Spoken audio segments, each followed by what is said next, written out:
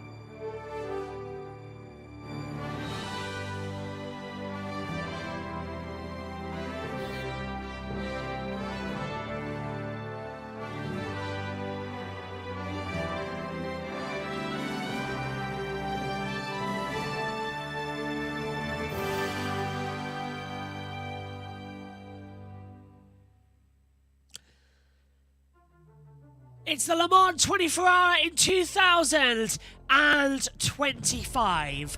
We are 8 hours down. We have 16 hours remaining for one of the greatest races on planet Earth.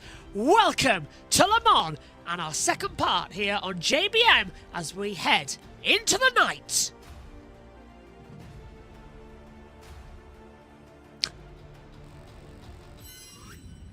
Hello everybody, and as JT says, who wants cake? It's time for the night shift.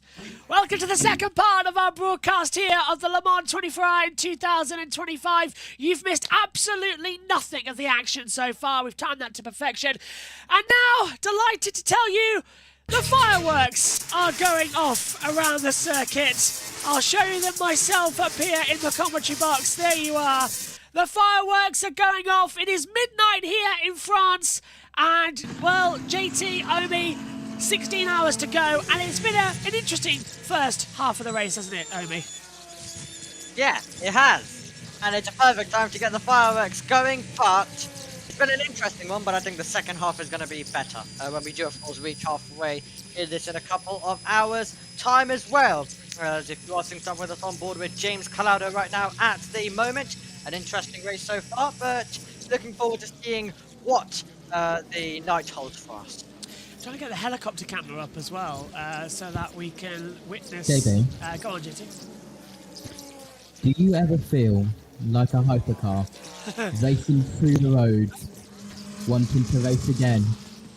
Tonight, Do you ever feel? the light, the let it shine. Yeah, this is going to get complicated as well, is it? I'm trying to get the pop out so that we can see. Here we go. Here's the fireworks from the helicopter camera.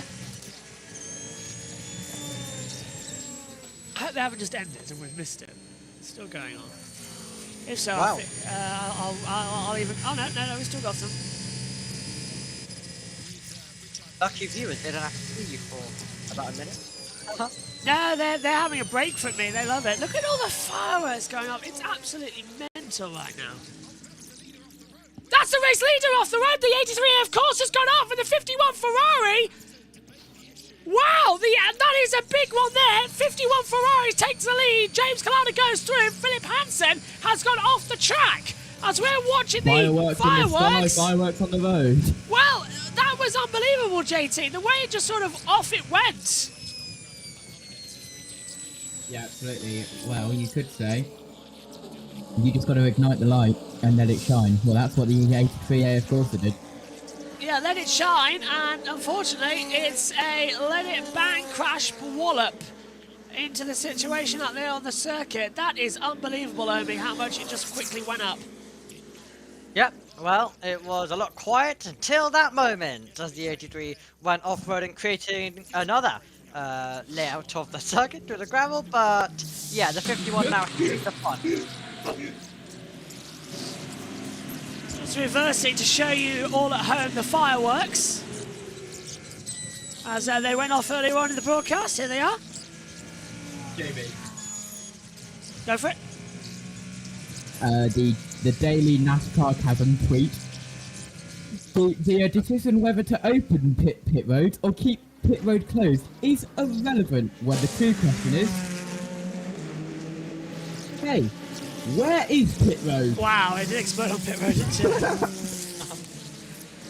Fireworks, everybody, enjoy. Lovely. Wasn't I supposed to answer a question about lightning around this circuit in terms of the cars? Yeah. Yeah. Well, I mean, it's kind of fun. I mean, for us up here in the commentary box, it's the night. We can't see anything. What on earth is going on? But that's the kind of way sometimes in the night it can be fun in terms of the way we're doing our own little thing. Absolutely losing it midnight, so it's kind of good to not be able to see what's going on to a full degree. But yeah, I'd say in the night the challenge is. The challenge remains the same, pretty much, with the lights and everything they've got going on. Still a bit more of a challenge. Sometimes you can be a little bit more. Your vision can be a little bit more bad compared to the normal conditions. But yeah, I feel like there's a little bit of challenge still there, but not as much. Working hard or hardly working?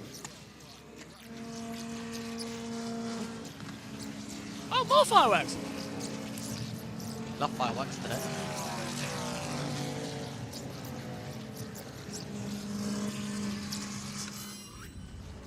There we go. Oh, so pretty. I know, very pretty fireworks. Massive distraction for the drivers, though. Yeah. Crashing straight into a wall, if I saw that.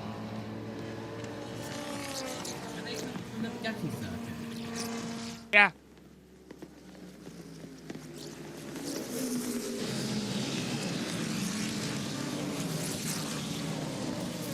Ah.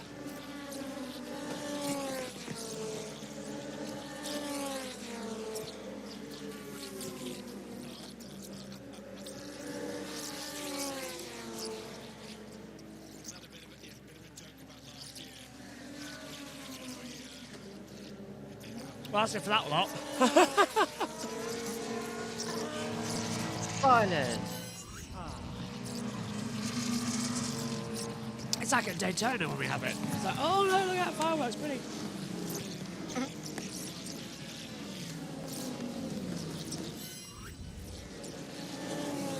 Still a few.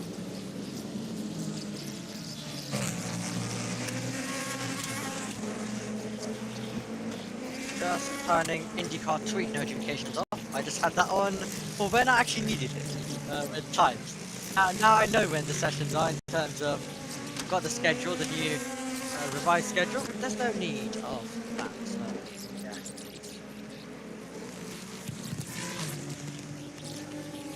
I love this time of the broadcast, I really do.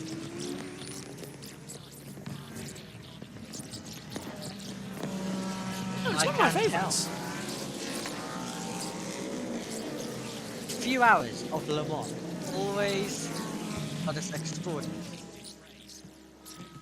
And we get properly into the night. Still slightly young in the night, so just getting in there. And then all hell breaks loose. As we mentioned on the last part, if there is any song recommendations, do let us know in the live Wow, chat. look at that! Look at the drone! The drone's making a car! Wow, how exciting. Sorry, I'm like a kid in a candy store, aren't I, right now? You are. Very excited. I've got it on the big screen as well, same as you are.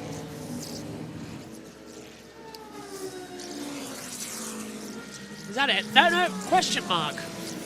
The Riddler! Riddle me this, Batman! It's quite good, actually. Now I just looks like something else. JT, I think it'll be nearly time for one of your hourly updates. It's giving me a look. How's that? No. Has it? I think it's finished. I think it's finished. Well, that was a jolly exciting one, wasn't it? The drone shows are continuing around here. But I think as well, guys, we'll back up to the comp cam. It's amazing how the drone camera's going to look like a wheel. since USRN have just asked for one, I'll do one duel. Right, okay, so hello everyone, welcome along. This is live duel live and across 3 places right now. USRN, JB Motorsports WEC stream, and JB Motorsports NASCAR stream. So at the moment, it might be a good idea if I actually get what the timing screens are. So thank you very much, Matthew, for throwing this on to me with no notice at all. But it's been calm, but we've had 3 wide for the lead in hypercar down to Indianapolis, and they didn't crash. We had a Porsche Penske. Was it Porsche Penske or was it Toyota? It was one of the two. I think it was Porsche. Toyota. Yes, it was the number 7. Going around a roundabout. That happened. The right way round a roundabout as well. As don't you just love the way that the Discovery Plus app is loaded, where you have to go to other stuff? Anyway, here is the leaderboard page, and I can tell you now once it loads. Yes, we are Riveting also content. TNT here, but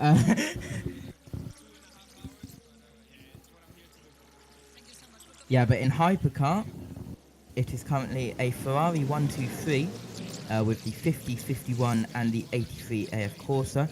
In LMP2, it is the 48, the 9 and the 43 with Pro-Am being led by the 199 Spike the Dragon, currently in 4th overall. Page 2 of the timing screen is currently GT3 leader is the 4016 WRT, not with Rossi behind the wheel at the moment, but will be behind the wheel later on, with the number 92 in 2nd, and 3rd, the Vista AF Corsa number 21. That was your hourly update across millions and millions of streams. Back to you, JB, and back to you, Matthew Owens. Well, that was weird. But thank you very much, JT. Omi, rescue me. What? Not a bad broadcast then so far, and not a bad atmosphere we're getting for this race. Yeah, not a bad one. Okay, so I'm gonna go back to vlogging and getting another clip. Jolly good. We'll try and retain our sanity with 16 hours to go of the race. I mean, you can watch me vlog, don't worry, my camera's still open. Oh, we'll get behind the scenes of him vlogging. He'll probably take it and put it into his vlog. For that, I'm going to go to battle screen. Still 15 hours and 45 minutes to go. Oh my word, it's such a long day. But 8 hours down. Ferrari, number 51 though, has the lead. We'll have to come into the pit lane shortly. And they are going to come in this lap, it looks like. So Collado's got 8% left. He's just coming through in the first half of the sector. So this will be a into the pits movement for him. And change up and change over and go again. Porsche number 5 will have to come in as well on this lap time by, because they're running out of energy too on the switchback. So a little bit of an ups-down movement, but we've seen differentials as Spati Boemi is now on pit out, so he's taken that lap time in for a minute. As I noticed as well, Omi's vlogging alongside, so hello, Omi's vlog, give him a wave. Now we've got a beam of light coming out from the centre of the circuit. Just noticing on our helicopter cameras, don't actually know why at the moment, but that drone show is impressive and has improved a lot since we first had it a couple of years ago. I'm back. Hello, how was your vlog? Going very well, was just making sure that I zoom in on you enough and all extra stuff over here. Yeah.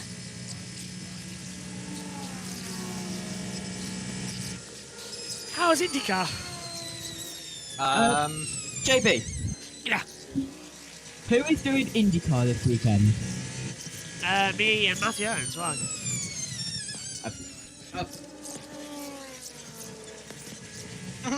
I don't know where he's come from with that, but I'm on it because JT's sleeping. Oh, hello! Hello. It's Fireworks City!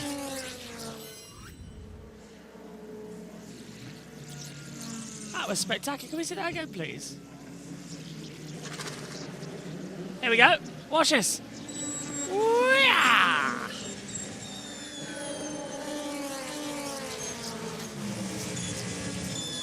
That's just really shooty gap we're regenerating. We've got a lovely drone show going on as well. So many cool things happening around the circuit. Oh, here we go. SOS, SOS. Nice flares out there. Oh, multicoloured. This has been going on now for 20 minutes. I mean, I'm all for a good fireworks show, but Daytonas are over in 5 minutes. This is taking me... into the pit lane comes the 51 Ferrari, so the 83 has retaken the lead. He'll hope to try and get an advantage now with being able to go 3 laps longer in the stint than the 51 Ferrari can.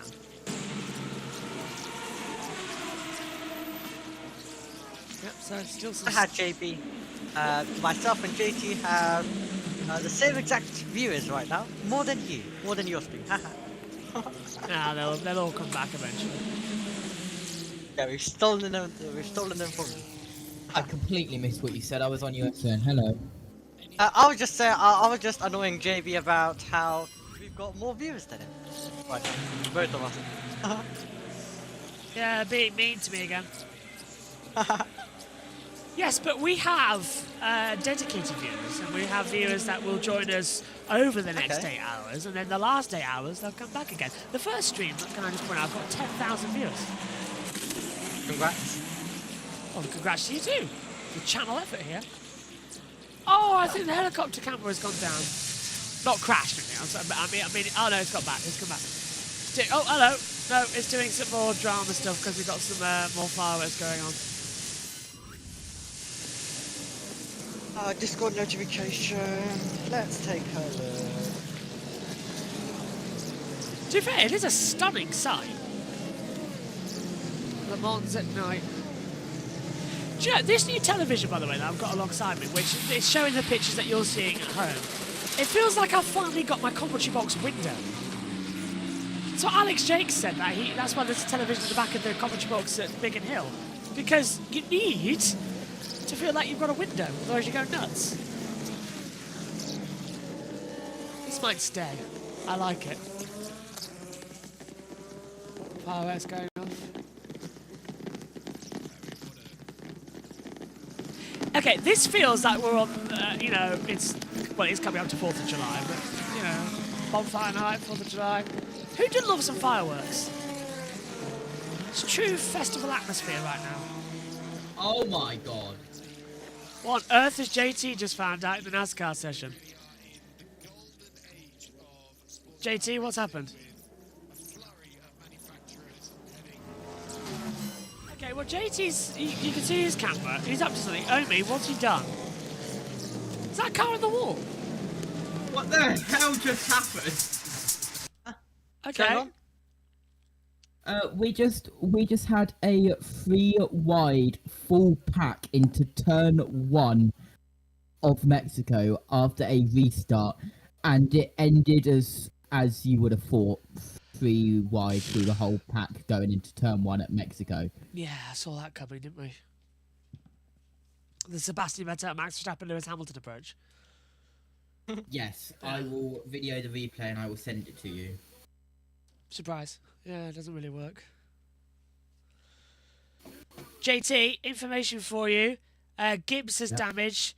Cavell has damage. Can you not tell I've got the TV bit? Well, we can actually see it, so you don't need to send a replay. I know, but you can't really see it that well. Daniel Suarez has the lead of that Xfinity race. Well, that's an interesting one in Mexico. I regret I won't commentate any of the Mexico racing this weekend in NASCAR because I am on the Canada call with Jake Sanson, LA Wilshire. Omi will probably be stepping in too. Are you going to sleep, Omi, or are you going to be in the pits? What? Canada tomorrow race. Are you sleeping? Or are you going to be in the pits? Do you think I'm going to be asleep when we have Russell Verstappen front row after what happened in Spain. Do you really think that's a good idea to be asleep during that time? So I take it you'll be in the pit lane then. Yeah. We have more fireworks going on right now. Exciting. Oh, fireworks. How long do they go on for? Like, do they just not stop? Like, what's going on? I think we've got it for the night. Keep on then. You join us now on the helicopter. Got the audio for full effect as well. Yeah. It's a bit choppy up here, Dave!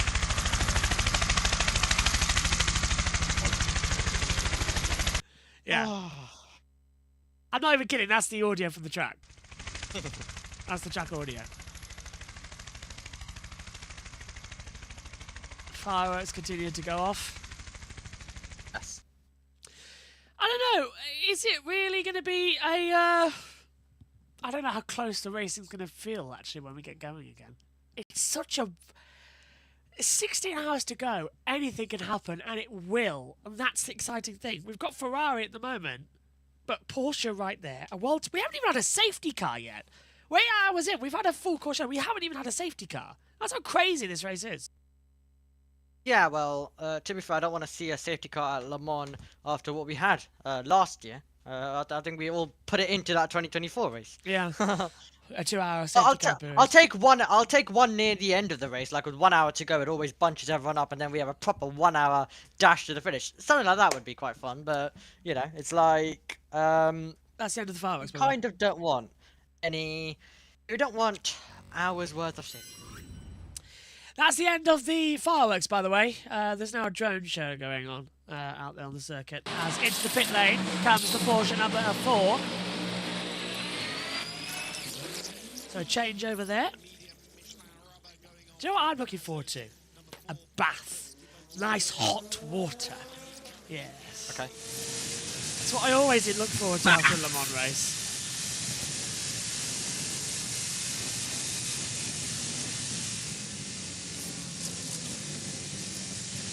Is the Oracle joining us for any Le Mans?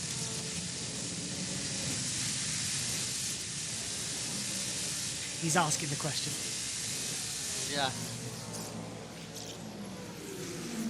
I could just bamboozle JT right now by going, JT, it's Sherby.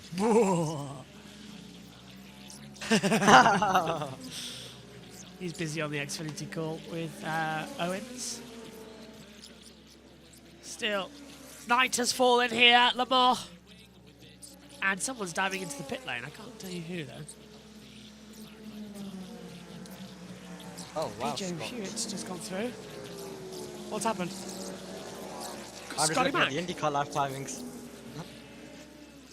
There's a lot Yeah, going we've on, got isn't there? onto the top. Yeah.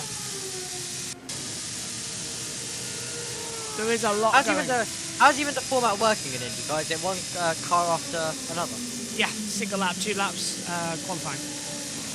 Yeah. I've just sort of got whatever this weekend with the IndyCar. It's gone so crazy thanks to the weather delays. If there was a weather delay tomorrow, I think I might cry. Legit. That's the worst thing to happen to me. It's green flag at 3 a.m. UK time. You don't get to go to bed until midnight. No! Jean-Marie Finot is down there, the Stellantis VP. The rack of the steering, and we are changing it. Okay, how long do you think before the car will be back out there? I didn't catch. How long before you think the car will be back out? Well, just a few minutes. What's your feeling so far about the race, about the pace? As the weather cools down, could it be better for you? We knew that we are not at the best we would like to be. It's the reason why we have chosen a long stint strategy. So we are saving energy to have longer stint and to have a less pit stop than other cars. So far for the 94, it's working well. Okay, thank you very much. Thank you.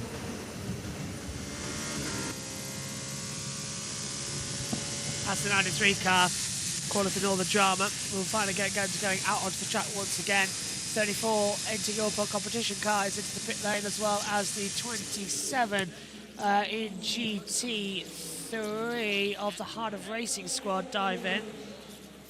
So a few changes going on there.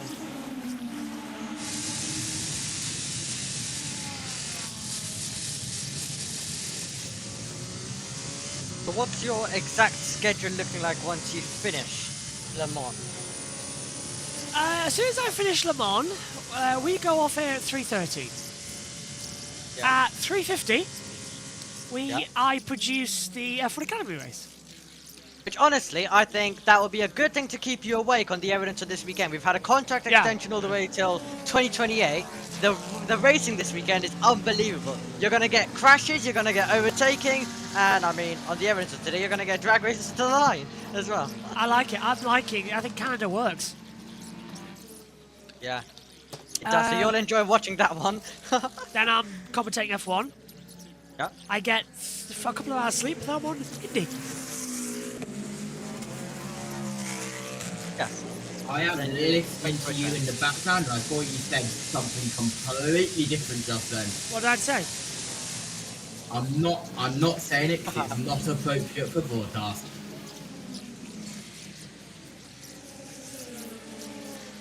Achoo! Bloody grass.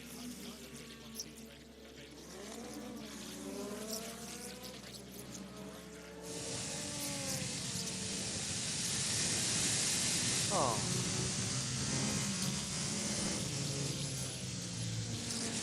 Hello, hay fever, my old friend.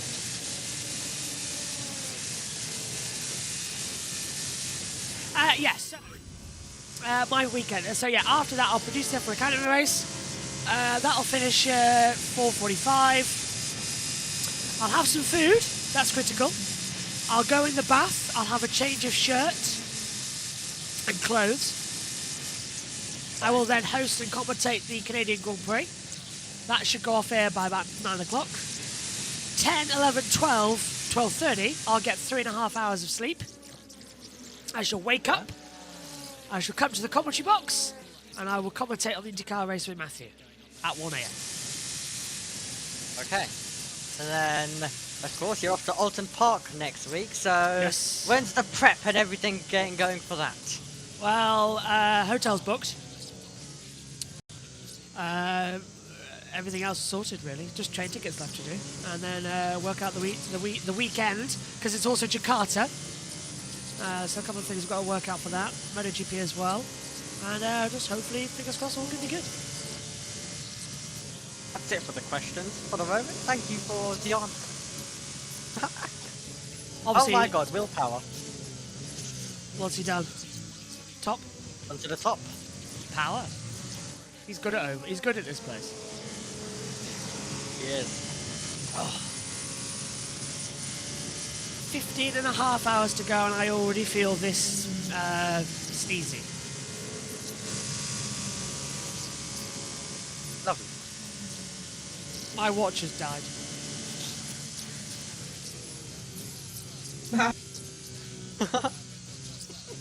All goes well, doesn't it? Oh, more fireworks! Helicopter camera, by the way, has given up on the fireworks. Not surprised, or it'll be literally there all night. Yeah. That's a replay. There's no. We're seeing a replay right now. 100%.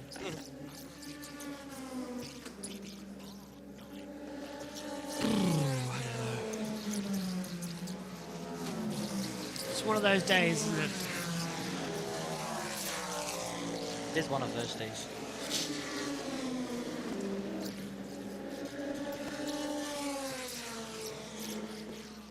We'll pop the video out so I can have my international feed open in the commentary box. Get in touch with us, use the hashtag JBMotorsports, and get in touch with us on the YouTube chat too. 15 hours to go. I feel this is the worst thing that could have happened to me, having a bit of hay fever, because it just drains you so quickly, and your nose just goes, and you're like, well, what do you do? So yeah. Oh, that is nice. This is my favourite time of the year as well, actually. This race. It's just beautiful. Right, are you ready? Lights out time. Oh my god, here we go.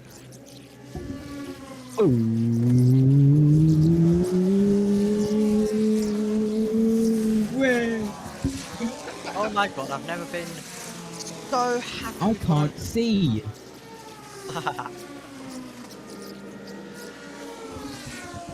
It's lights out and away we go.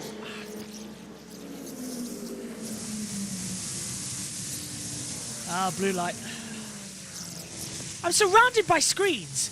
1, 2, 3, 4, 5, 6, 7. It is everywhere.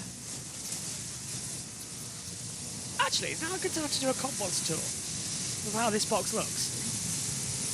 Oh my god, here we go. I'm disgusting you, Matthew Owen. Yeah, I saw you posted on your Instagram story, Eddie. I You've need to not watch been that. speaking Spanish that much. That's true. So, Check out JB Motorsports at Joshua Merchant 09 on Instagram. That's how the setup is.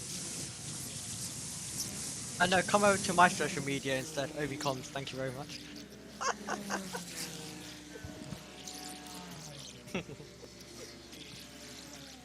It is weird, by the way, how you're becoming the sort of default commentator for the F1 series at the moment. why not?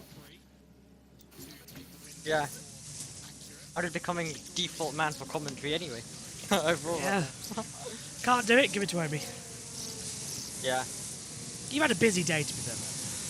You've done F1 Academy 2 races, 2 F1 sessions. Now you're here.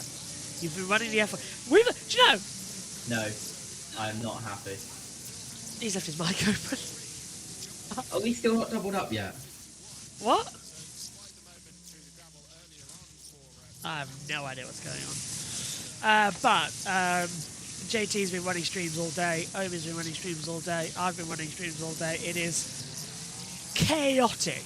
Special thanks to Megan, by the way, who woke up at 7:30 this morning to give me an extra 2 hours in bed because she covered the Superbike sessions this morning. Down to pit road quickly. The pace is pretty good, but the Ferraris are setting the very fast times. Yeah, we're trying to keep up. I mean, it's still fantastic to go out there and drive at night here. Just give that impression of speed, you know, it's higher, but we're certainly lacking a little bit of speed there compared to the Ferraris. The good thing is the car is handling well. You know, we made up some spots early in the race. We had some issue with the tires, so we got out of the sequence. I feel like we're now back in the race. We still got to catch up to those leaders, but at least we are running with the lead back. Okay, you're obviously doing incredibly well in IMSA, cleaning up. How do you run the car any differently here? Is there any changes between the way you race the car in the States and here at Le Mans?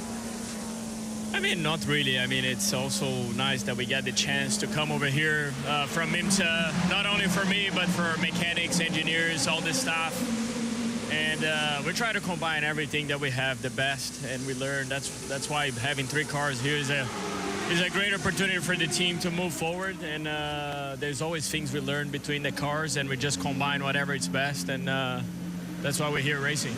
Yeah, you've got great teammates as well. Nick Tandy's pretty good here at night time, so you just hope he can put in a good few stints now. For sure. No doubt Nick is going to do a phenomenal job there.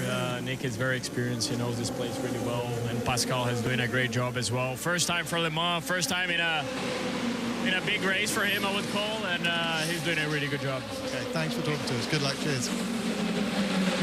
JT, if you haven't already, go over to Will Buxton, sorry, it's James Hinchcliffe's Instagram, because they're playing GoldenEye in the rain delays. N64 GoldenEye. Jealous I am very much. I do love a bit of GoldenEye with James Bond. Omi, did you stream qualifying, by the way? What? Now? Wasn't it like at 10:30? Or is it? Yeah. Or is it later? We had a rain delay, it's on now. Right now. Oh, is it? Yeah. Okay. Yeah. It's been going on for over an hour now. Oh, I'm just going to the Xfinity broadcast. Sorry, JT. I've gone into IndyCar broadcast now. Get me back to mine. There we go. A little bit later. Of course, has taken the lead of the race away from the 51 Ferrari. There's been an overtake because into the pit lane has now come Kevin Estre.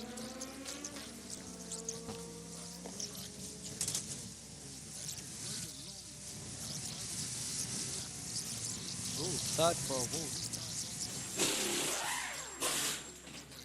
Here's the Toyota garage. I don't know. On board now with Sebastian Buemi in the number 8 Toyota. I just wish my nose would get into gear. Maybe Voldemort had the right idea. No nose.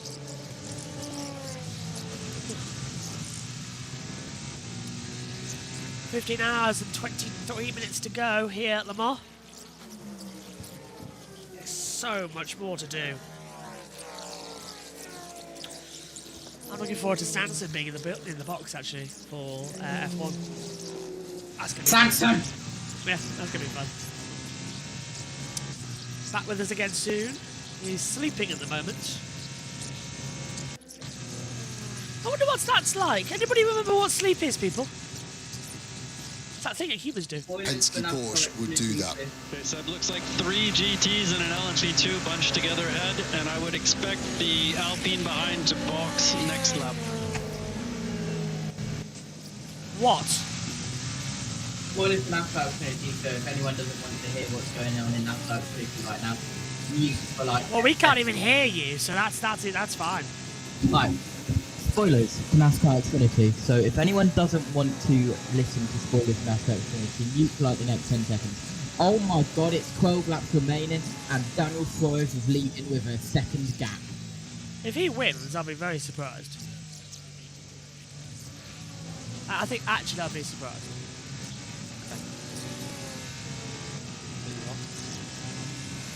Plus, it would be some last first and back up.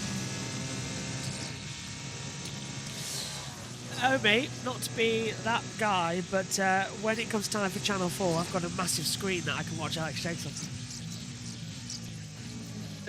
Well done. That's exactly what I want to hear. Yeah, I can't tell if the new television that's at the side is bigger than the one we will look at in the commentary box. I think it is, but I'm not changing it because this is perfect for what we do. This is perfect as a window. Gap. 2-second gap. It's gone up by a second in half the lap. Suarez is going to win a race. That's a surprise. On board with Buemi. 26 career wins in the World Endurance Championship. Here at Le Mans, he's won 4 times, 9 podiums. At Toyota, number 8 was so dominant in the early days of hypercar and the last few years of the old LMP1 category. There used to be LMP1H as well before it properly became hypercar, and it's become what it has today. And Toyota now no longer the only ones that would win. WEC has found itself again, and there's an interesting little battle of racing just flowing with it. Buemi's in 5th, Nicholas Nielsen in 4th. Go on. Where is everyone that's going to help? What do you mean, where's everyone going to help?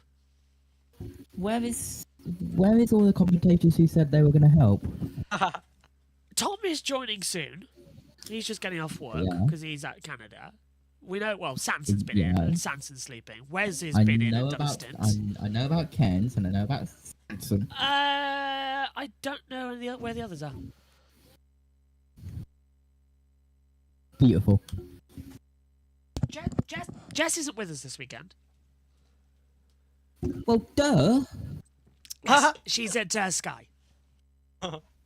Doing a professional job. Not this Muppet talking to you, but no. Jess is doing the interviews. Looked rather good, glamorous as well in her dress and outfit as well in the commentary today. When she posted on socials, I noticed a lot of it was all making us feel a bit left out. You know, all in shorts and just getting ready for Le Mans. All of these Muppets just... Oh, who's in the garage alongside his house? Joshua Birch. Tell you what, though, next time Jess is on a broadcast, she will just wear suits, and she gets caught out. It's like, well, we dress for the occasion, working with a TV star now. But yeah, I think George Morgan's there as well. So it's the full PSGL esports team. Amy, why aren't you there? Unfortunately, it wasn't asked, sadly. So yeah, the JB Motorsports forced me to be here instead. So Yeah. Yeah, I was on F1 Academy duties in F1, so yeah, I was stuck here, unfortunately. Yep, all three. LA Will Short joining us in the comms box tomorrow for her first F1 race. And Jake Sanson as well. And Megan will be with me as well. Go on. Should I maybe set my OBS up for World Superbikes after the Xfinity? Well, considering you have 8 AM call for warm-up, 9:50 for Super Bowl race, and 12:50 for the race 2, yes. Am I just world feeding it? You are. Oh my god, he turned up when we mentioned where everyone is. He's in a hotel, Hello? but he's here. Oh my god. Hang on a minute, I need to Oh get my god. I need to get the Tom Kens. hang on, where's the camera on? There we go. We're all on screen. He's there. Now introducing, it's the one and only, it's the Tom Kearns. Hello, Tom. How you doing, mate? Not so bad, thank you. Just finished my shift.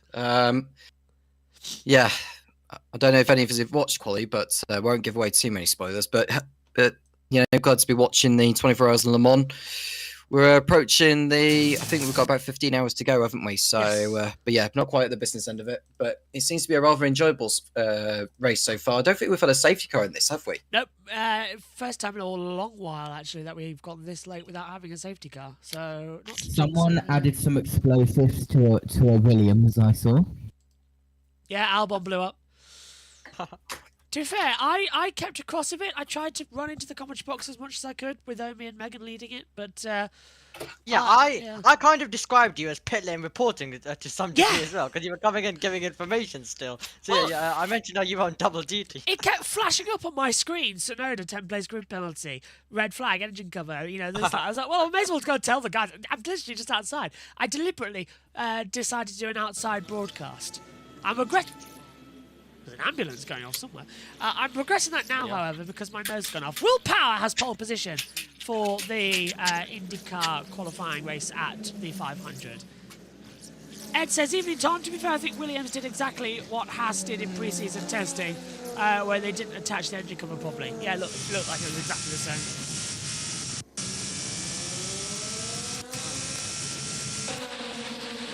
I'm going to play around here for a second, because I just want to know, is there enough room to put side by side here on the broadcast? No, there isn't. All right. Long way it is. Helicopter camera's fantastic, actually, here in the comms box. Yeah. I've got a window. When you think, Go on. yeah, and when you think of an endurance race like this and you are enjoying it, what better way to enjoy it than having a nice pizza to go with it? You and pizza. It's just like, to be fair, you were very kind. You let me have a couple of slices during the NASCAR race. That was very kind of you. I did. Yeah. He was very, to be honest, Tom Gans orders great pizza. That is some fantastic things to remember. I mean, if he eats pizza too much, then I would expect it if he eats it so much. No, it was stuffed crust and everything. It was fantastic. However, after 3 days together, he might want to kill me on the weekend. That'll be something. If we arrive on Sunday into Alton Park with black eyes, we'll know there's problems. Nah, it's going to be a lot of fun. LA and LA and Tom are going to be trackside at Alton Park. LA's working at Magic as well with a comms box. So that's going to be a lot of fun. On board with the number 8 Toyota, Sebastian Buemi. This is, by the way, the time of the night where we have no idea what's going on. Temperature. Radio. Okay, Seb, so the leader is lapping around 30.5 or 31.0. So we're losing a bit of ground to them. 43.6 is the gap. This Ferrari ahead of us is a bit slower. So I mentioned. Yeah, that is... We're trying to work out where it is because the numbers are different on our timing monitors. So that is Nicholas Nielsen in the 50 Ferrari, who is half a second ahead of Sebastian Buemi. So this is the battle we're looking at now with the headlights illuminating us as they come down towards Indianapolis and into Arnage as well. Well, I'm glad you chose pizza, Tom, because when we get to 2 AM as well... Oh my god, they've gone yellow in Mexico. Oh... Xfinity race not going too well then. Answering your thing as well, Josh. I mean, to be fair, there's not a lot of choices when you're in Biggin Hill. And Domino's is clearly the popular choice to go for. To be fair, as well, I'd agree with that. Domino's is I know it's got a lot of grease, but there's just nothing better than after having a really long day than sinking your teeth into a nice slice of pizza. It's a good safety net as well when you think of it. Yeah. You know what you're getting. You know what you're getting. The helicopter's coming to... I've never seen this. The helicopter's coming to land, and the camera's still on for the night shift. I've just seen on the side because I've got the on another monitor here. So it's landing next to the medical centre. So it's quite weird seeing it come in for this. Yeah, well, it's not allowed to fly at night, of course, the helicopter. So changeover it goes. That'll be back up when the sun rises later on. 15 hours to go. So yeah, go on then, Tom. What's it been like today?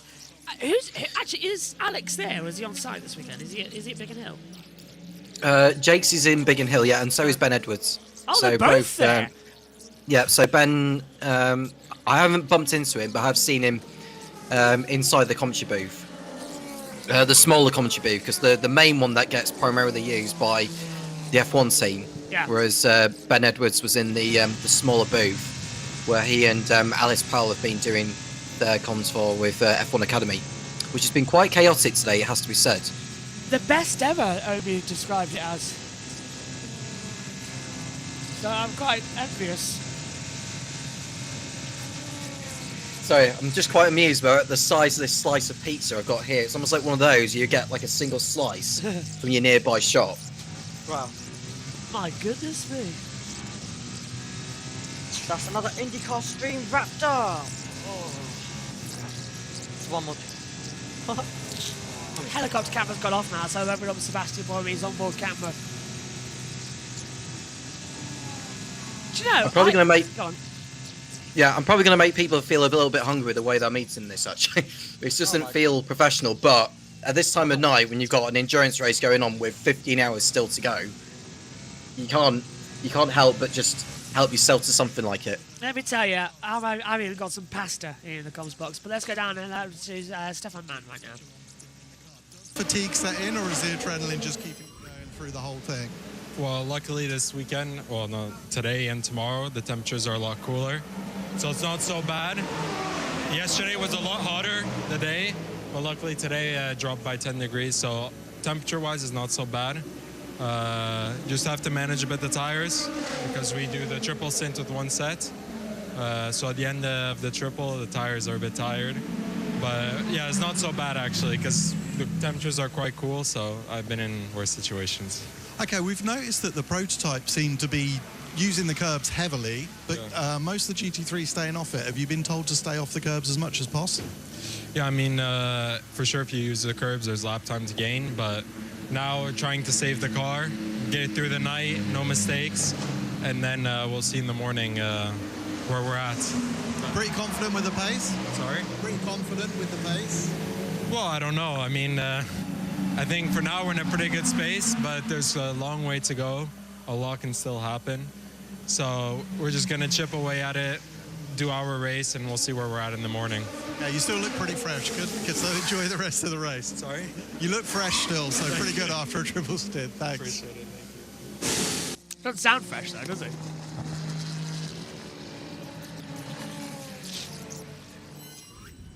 Ooh, into the pits comes the number 7 Toyota. Fuel stop. They've done a couple of tyres. I think it has to serve a penalty. There we go. It had to serve a penalty, of course. It was a 10-second stop go added to the time. So that's just added in. Light, actually, for 10 seconds time penalty in a 24-hour race. That's equivalent of literally just holding on to a child's arm and just saying, don't run yet, don't run yet. It doesn't really do anything when you let it run. As they fly in. That's the Porsche. Kevin Estre now taking over.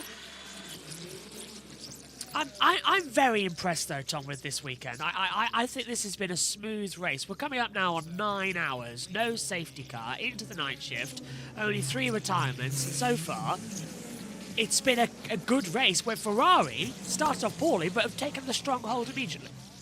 Yeah, I mean, we had the Cadillacs on the front row next to each other, didn't they? We had the, it was the HTJ entries when Will Stevens was the man on pole, and he's dropped down the order. Both Cadillacs have dropped down the order. If you look at where they are now, where are they in the order? They're 10th and 14th, a long way off. Shocking. Do you know how? Yeah. Do you know how many are still on the lead lap, Josh? I can tell you that. 5. No, 6. So trying to work out who's lapped because we get the timing screen. Harry Tinknell is the first lapped car. 143. So 19 on the lead lap right now. That's a lot still. 19. Yeah, 19. That is still quite a lot in hypercar on a lead lap. JT's got news.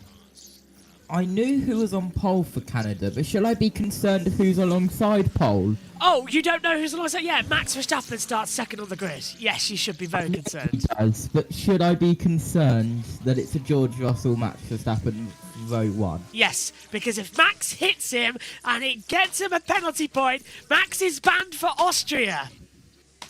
But Joshua Birch. Yes, if Joshua Turner. Max Verstappen and George Russell take each other out, who will be third? Fernando?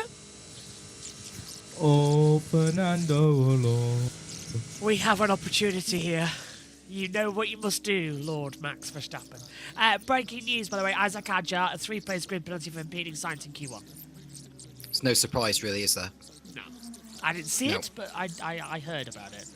Yeah, it was over at turn 6 where he clearly impeded Sainz, really. It's a shame for Williams because both of them were up there on Friday. They seem to have dropped back a little bit on the Saturday. But I think as far as tomorrow's concerned, I mean, the fact that Tsunoda's got that penalty as well as Hadjar, that promotes Colapinto up 2 positions. So he will start inside the top 10. He's going to have to be careful not to screw this up. He's got a golden opportunity here to prove that he is worth keeping around before that suspected 5 races go before Austria and to be replaced with Silverstone. So this is his last really gasp to go in. Another one. How bad is it for Yuki Tsunoda? 10 places again. He probably started for the pit lane again. He started for the pit lane more times this season than any other driver. I think this is his 4th time. He's only been with Red Bull for a couple of races.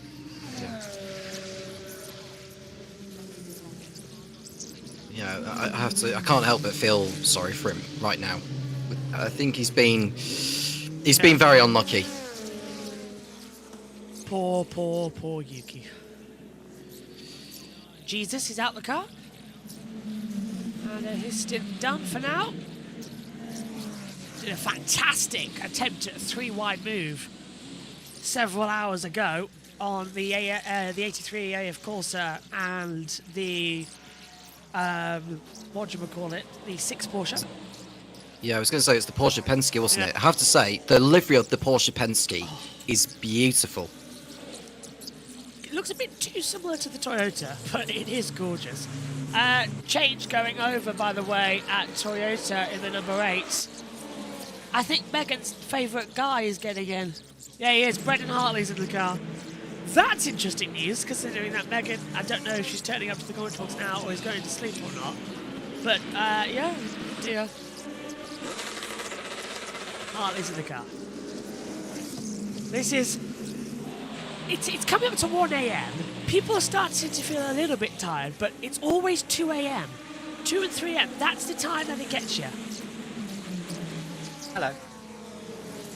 Hello, Evan. 50 years Corsa. We need to go back to medium with Antonio. We'll go back to medium, we think. Okay. So it looks like Antonio Giovinazzi is getting it back aboard.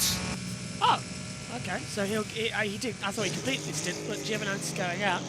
Hartley's onboard camera lighting up the side of my commentary box at the moment. I might just ask Megan to come to the commentary box for a moment. It'll be quite funny. Just to see if that curse is real. And it's still alive in 2025. It nearly happened, didn't it?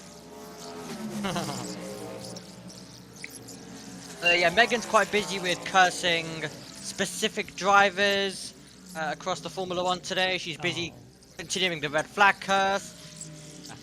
She's doing quite a... I mean, also, with what happened with Albon, that is fully Megan's fault for our conversations earlier. So yeah, that's completely her fault with her predictions. So yeah, blame Megan for that.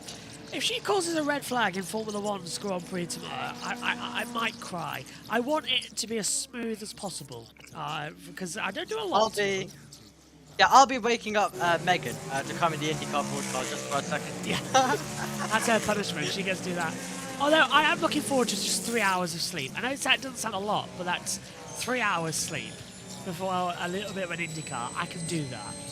Oh, Megan's here. Hello.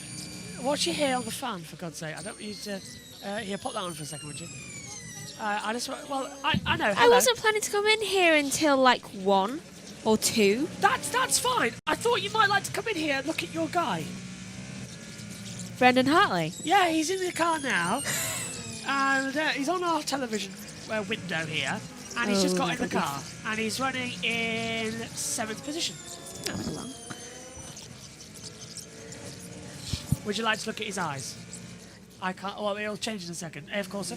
Box this lap. The car in front will box this lap. We stay out for 2 more laps. That's radio coming in as well to change over. But yeah, when you come in, could you bring a chair? Yeah. Good, because I'm not moving. When are you eating? I've had some pasta. What about that instant noodle thing? Oh, not yet. I've even got some crepe left. Oh. Anyway, there he is. There's Brendan Hartley. I'm on board. We just want to see if the curse works, to be fair. It takes a little bit longer for the curse to work. He's on new tyres, though. Aw. I wonder if he'll do well. Oh, new tyres here seem to be a death sentence as well. It's I know. It's a bit chilly as they fly through. But this is one of your favourite times, actually, the witching hours. It is. I always feel happiest at night time. Well, I love daytime, but also I'm not really that afraid of the dark. I spend most of my life in it. By choice, I don't like having the light on. The light's off in here. You liking that setup now? Yes. Do you like how we have a window now? I do. Kind of works. We keep it.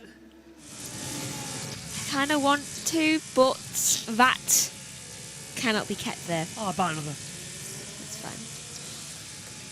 Well, see, he's behind Spike the Dragon at the moment, so I do apologise for dragging you here, and you were a bit late. Go on.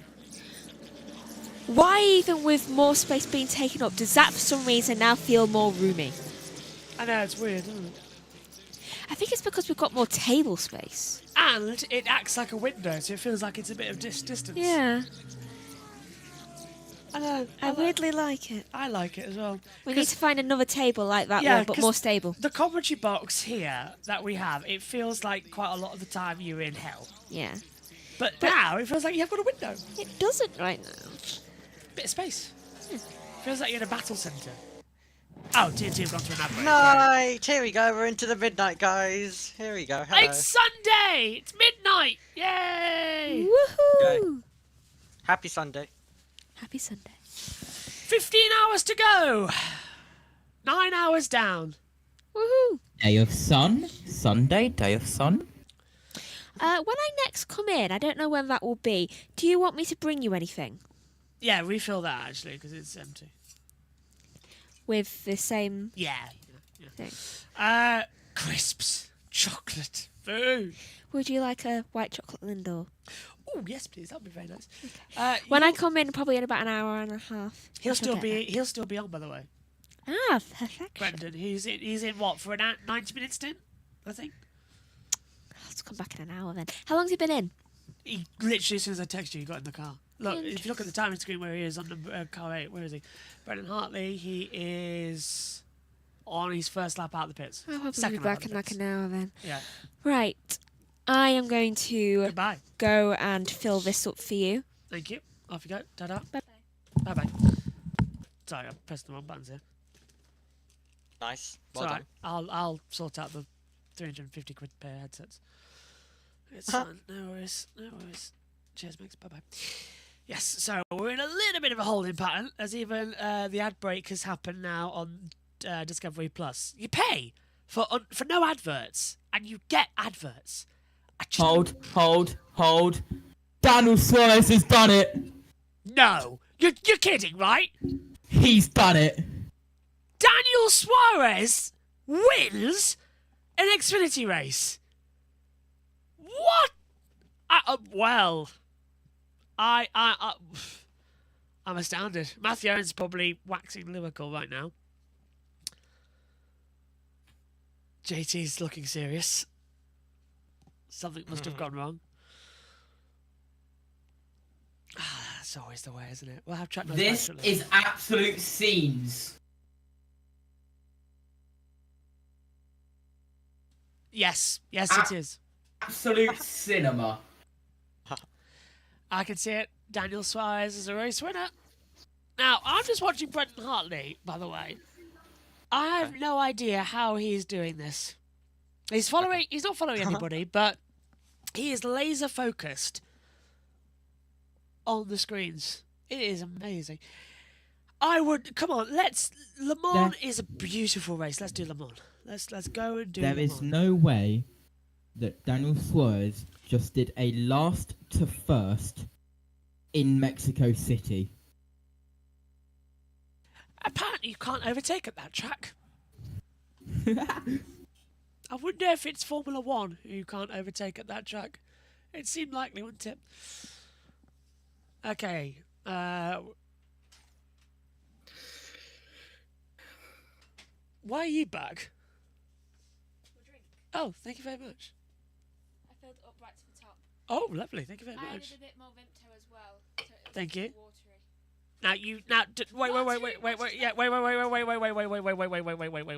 Wait. Before you disappear, Megan. I'm making the same mistake as I did before. Can you just explain to the dear viewers as TNT come back off break? I once almost killed Joshua. Well, one of the many times I've almost accidentally killed Joshua. By Vimto, because I was not aware before, because I never actually made Vimto myself. I was not aware that you had to put water in it, so I once gave Joshua just an entire glass, and it was a big glass, of just pure Vimto, without any water, because I was not aware. I thought it was a bit like Ribena, where you didn't have to add anything. You have to add stuff to Ribena. You do know that, don't you? Not those cartons we used to have when we were little at Nan's. No, not the cartons, but in anything I'm only else. going to drink out of the cartons, those little carton things. I've only ever done that. Yeah. Apart from when it's those bottles, then I don't add anything anyway. But...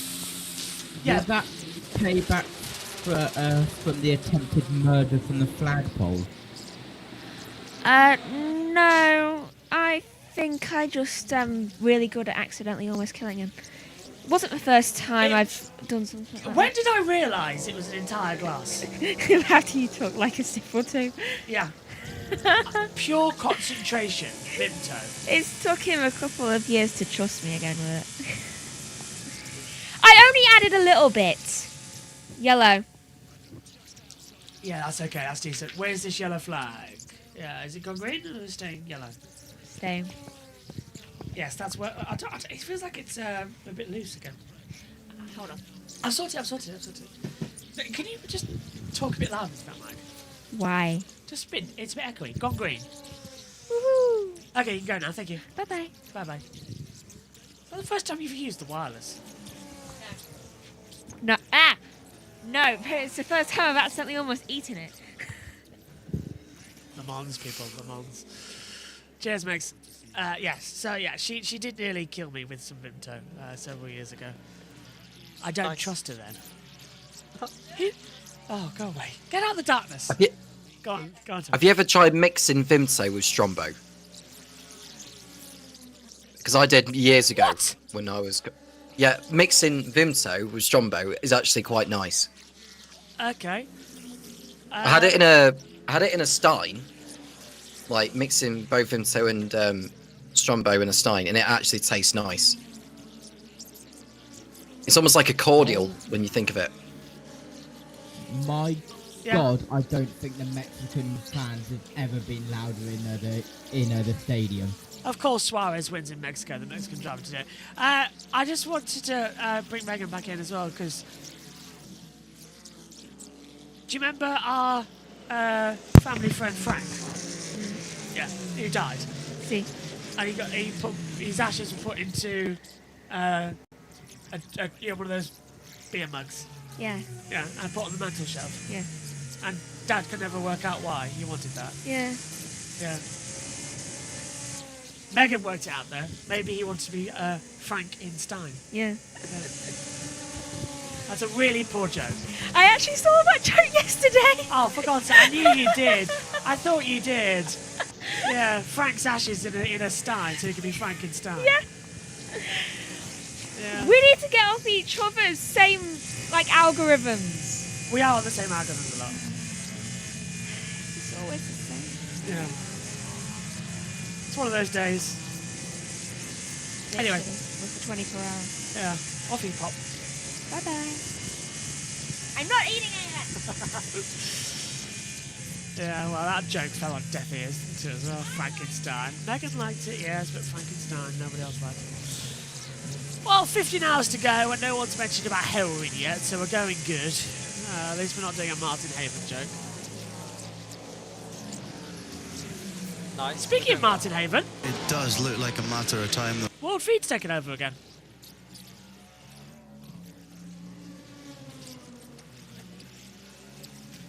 So since the ad break, World Feed's taken over. What's up, JT? JB. Yes, hello. The Flag Marshals of the World Facebook group. They've posted a selfie of all of the marshals on the post. Corner 12.5 today for the Montreal F1 Grand Prix, as known as part collection specialist for Williams. To be fair, go home with some pieces. You may as well. Take some, win some, lose some. What do you think, Tom? Who's got the best chance to win tomorrow? Russell or Verstappen? It's a different race compared to last year because obviously it was a wet one, which then became dry. Whereas tomorrow it's expected to be dry. Which is a complete role reversal. Yeah, well, I expect Verstappen to get his elbows out.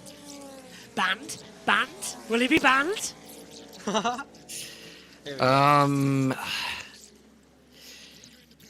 He'll have his own side to the story, but whether that be enough to convince the stewards, I don't know yet. But I think if there's one race where he won't want to be missing his Austria, really, given it is Red Bull's home race. But we did speak about who would replace Verstappen if he was to get a ban, which I'm confident that he will get a ban at some point. It's just a matter of where and when he'll get it. Silverstone. I reckon. Well, he's got to get through the next 2 races clean, Josh. Yeah, he won't get to Canada and he won't get to Austria. What's Omi doing? What the hell is happened to Omi? Omi's in the race. Yep. Here we go. Oh. Can you keep it on the track? I've just forgotten that it's manual gears. Yeah, your teammate's just past you. Brake, brake, brake, brake, brake, brake, brake, brake, brake, brake, brake, brake, brake, brake. Oh. He's also forgotten what the brakes are. I know. Why doesn't this thing have automatic, man? Oh. Keep pressing, having to go up through the gears. The 150 Ferrari AF course has gone late on its marks. It also shares a pit box with the 183 shares a pit box with the 83 Ferrari team. How little spaces we actually have in the garages here at the moment is unbelievable. TDS Racing box in from 12th. It's sort of a what-if situation for them today. They're not, I'd say, entirely 100% happy with it. I mean, what are you up to? What racing is that? What racing do you think it is? I'm not got a clue. Well, Is that supposed to be a virtual version of Le Mans? Well, obviously it's Le Mans. Yeah. JB. But what is it? The Oh! hypercars, Iron it looks like. Davis Martin at the wheel. And it's on a separate course. I can't hear you. Can you hear me? Your mic's muffled. It's like it's wrong way round. Sounds like a real problem. Nick's asking you, JT, who's your favourite driver? Hello, Nick. Sorry, say that again? Nick is asking you, JT, in particular, who's your favourite driver? What is going on with my mic? What, in general or just Le Mans? Let's say both. Well, it depends if we like the Brendan Hartley absolute thing that Megan has going on. Or Le Mans. If we're keeping it to the actual Le Mans, like WEC, or we're keeping it to Le Mans, so I think Nick Carlstead falling in Road to Le Mans is pretty cool. Sorry, but you are so muffled, it's unbelievably bad. We can barely hear you. That sounds like a you problem and a you problem only. That's better, go for it. Okay, so if we're keeping it in Le Mans only for WEC, yeah, Brendan Hartley, because it's just funny with Megan. Road to Le Mans, Nick Holstead, because touring cars. And then if we're keeping it outside, hold on. Get Tom's sorted as I'm well. going to say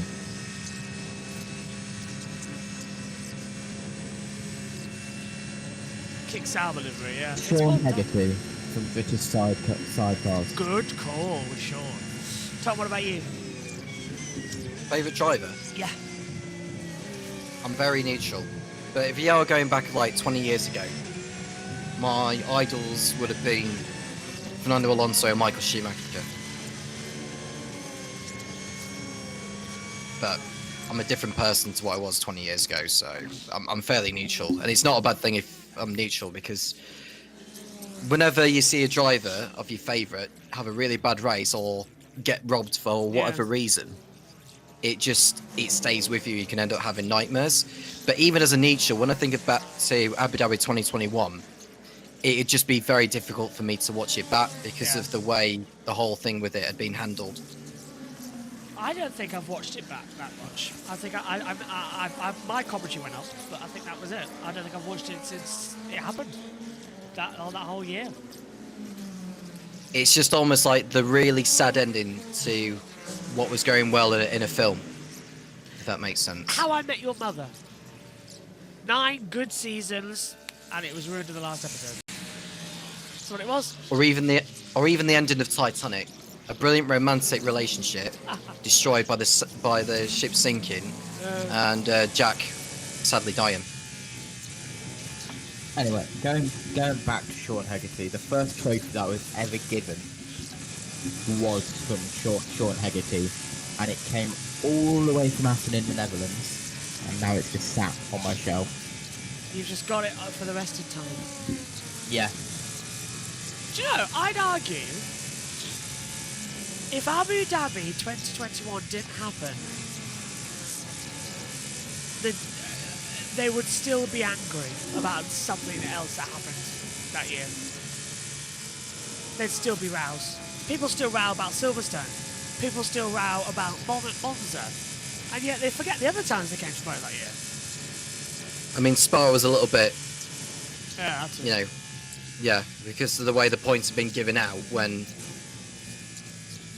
no one should have been getting any points at all from that. No, I'm with you, Matt. I think, is that Omi now on a set of course with a Formula 1 car of Max Verstappen at Le Mans in the dark? In the dark. He's got no front headlights to help him out, except the fact that he's got the artificial racing line That helps. to let him know when to accelerate and when to brake. Omi's just doesn't need headlights. He can see in the dark. He's eating too many carrots. Oh, he's off. Oh, that was a save from Omi's camera there. That was something. So, 14 hours and 43 minutes to go. Just a reminder that in around about 45 minutes, if he wakes up, Jake Sanson will be with us.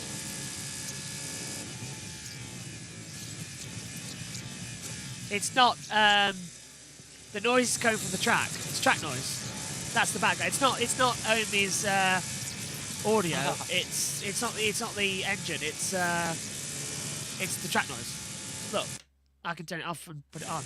It's the track noise. We're Yeah, on board F1 with cars Cadillac. don't sound like that, luckily. Yeah. We're on board with El Bamba at the moment. No worries at all, Nick. New to YouTube, pleasure to have you. Glad you're with us. Welcome.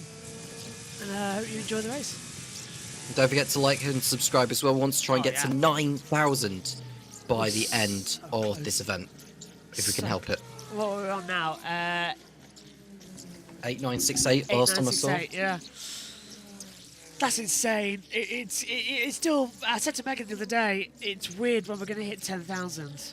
It really would be weird because then apparently it just boosts even quicker. The run from 1,000 to 2,000 was quick, and then it's been going up and up and up and up. But I think it's only been this year where every other series has started to gain the same traction as MotoGP. MotoGP's still up there, but every other series is now starting to get its own traction, its own volition. As into the pit lane has come the 12 Cadillac. That was on a stint, and the 331 Cadillacs in the pit lane. But it had 50... Okay, so 331, the V-Line Engineering, coming to the pit lane, had 51% of fuel left in its tank. Don't know why it's come in when it had another 6-7 laps to go. That's a weird one to go around. Ulterior stints still going to be managing. GTs are becoming here soon for their stints as well. LMP2 has actually got the longest of the entire field in terms of fuel mileage, which is weird. GTs tend to have a smaller fuel tank as well. They could go longer, but they don't, as stipulated by the rules. But LMP2 runs to different classifications as they're no longer part of the World Endurance Championship. It's Porsche. Okay, we now ride back with Ormanda.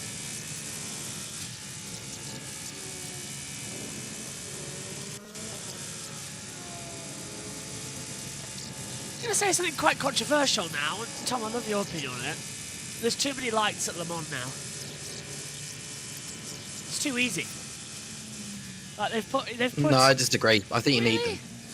I like pitch black. There's too many lights. The headlights are too good these days. It's no longer the risking everything in the middle of the night, going for a move and thinking who's there. It's why the best night race of the entire calendar, and I will die on this hill, 110%, is actually Silverstone. It's Silverstone. It has to be Silverstone. The 24 hours they have there. Brick car challenge. Because there's no lights at Silverstone at all. So it's completely different. El Bamba Radio. Find out what happens to him in a moment. So annoying to go to a break there. Which comes through. Nick wants to know, by the way. Nice to see you, nice. Ah, Brucey. Do love a bit of Bruce Forsyth as well. And you are... That's JT clearing the USRN team on the NASCAR Xfinity Series. Nick wants to know, Tom, who would win in a fight versus 100 gorillas? Would he win in a fight versus 100 here gorillas? we go. TikTok stuff coming to JB Motorsports. So what's the contest again? 100 gorillas and what? Would he win in a fight versus 100 gorillas? Would you win in a fight versus 100 gorillas? I don't think I'd even win a fight. No, with half no a chance. Gorilla. I wouldn't even beat one. I wouldn't even beat half a gorilla unless I threw it a bacon sandwich. Do gorillas eat bacon sandwiches? That's going to be something to find out before I'm pummeled. No, I wouldn't have a chance against a gorilla. I'd rather save my soul and just let it live in peace. Obviously, not be eaten by it. But Could you take on a cow? no. Well, to be fair, even if I did try, it would be cruel on the animal because cows are not there to be fought on. So, they're not there to be fought against because, you know, they could chase you, obviously. Yes, that's true. But no, I wouldn't even think about going into a fight against a cow because, you know, they're not wildlife creatures. You know, they do live on the farm. And they're great in a stir fry.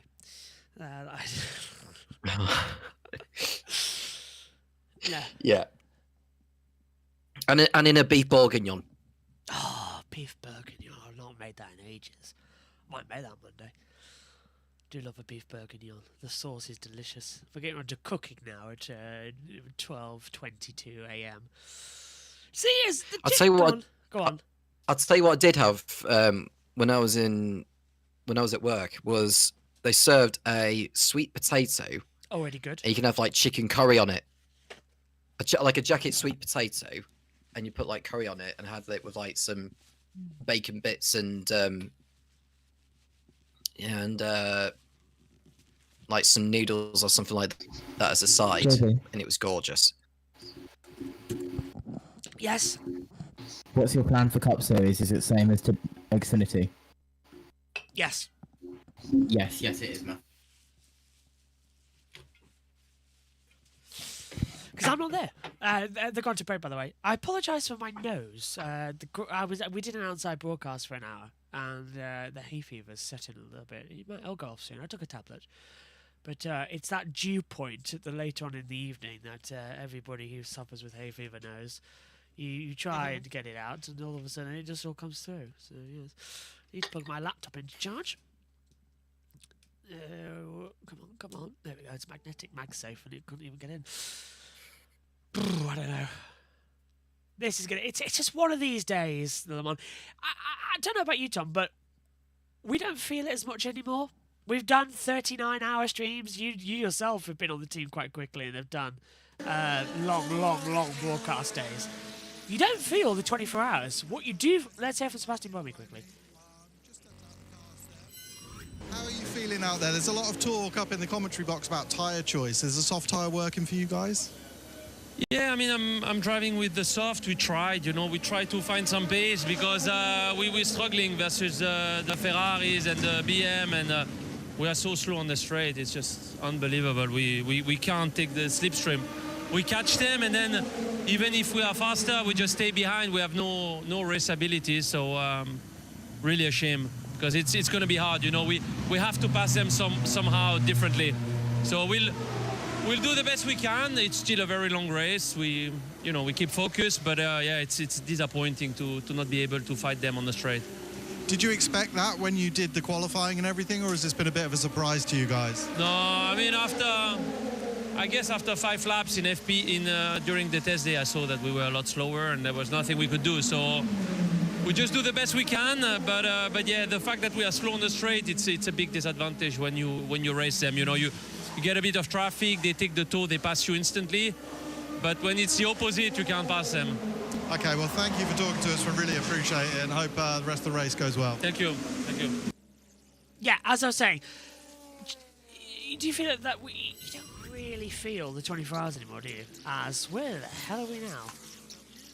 Looks like classic Monza. Yeah, I know that feeling. Yeah. Would they benefit from a longer version of Le Mans? I don't know if there's a possible... I don't know. Because it is a brilliant racetrack in itself, and... I personally do enjoy watching this every year. I really do. Yeah. Dom Smith had a good karting race with Tom yesterday, even if he did try to spin me out. I didn't try and spin me out. That's my friend and colleague.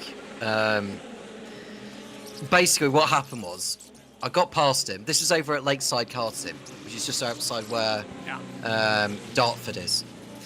And I passed him fairly, and then shut the door initially to stop him going by. Then I tried to take my line into the hairpin, and he just barged me out the way. And then just after the next corner, as I tried to get back through, I didn't notice that there was another cart behind me, which was also another friend and colleague of mine. But that was totally precipitated by Dom, who just barged me out the way to begin with. And he did get a warning flag from the marshal, which was totally justified. Oh dear. So, do we need race control? Do we need a touchscreen analysis, touchscreen to say, yeah, he did this, he did that. I'll get career Well, channel. believe it or not, I was lucky enough to get it on my phone. Well, got a. So I'll have to send you it, Josh. Yes, and I will get it on the touchscreen. Yeah, send it now. We'll put it on the stream. Okay. Yeah, actually, yeah, send it now. Where are you sending it? It's just over 2 gigabytes, so I'll have to send you it right, on, yeah, okay. on some form of transfer. So I'll do it. We need to get that sorted, and we'll see. It's not like we haven't got 14 and a half hours to, you know, analyse it like crazy. No, never. JT's back. Hello. Hello. Good Xfinity? Yeah, good Xfinity. I don't know what's been going on with my mic, like on this setup, because it, you know, in like the Windows settings where you have the. Oh, it's been going crazy. Yeah, it's been going up and down. It's currently staying still at 95, but I say one sentence and it's down to 13 and no one can hear me. So bizarre. Oh well, it's one of those update things with the auto lag. It just always gets to you. I have seen that we've got a couple more retirements because I've got the. I've got 3. What have you got? Still very good. Good. I need to find my Marco Doom. I have a red Sharpie this year. I feel very empowered. I feel like I'm crossing people off the Death Note. I also do have a red Sharpie, but I do not know where it's gone.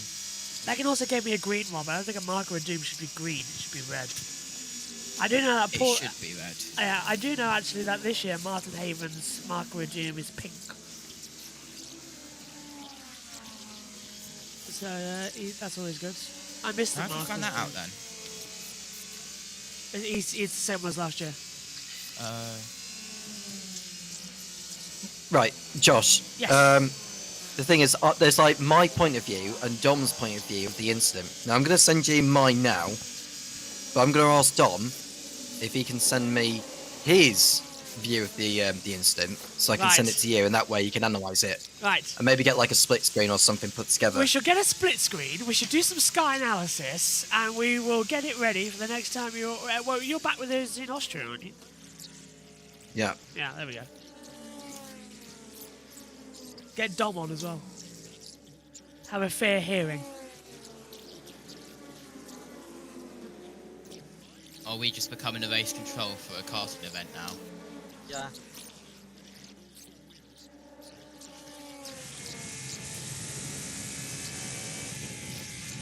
Three sneezes, 4 coming.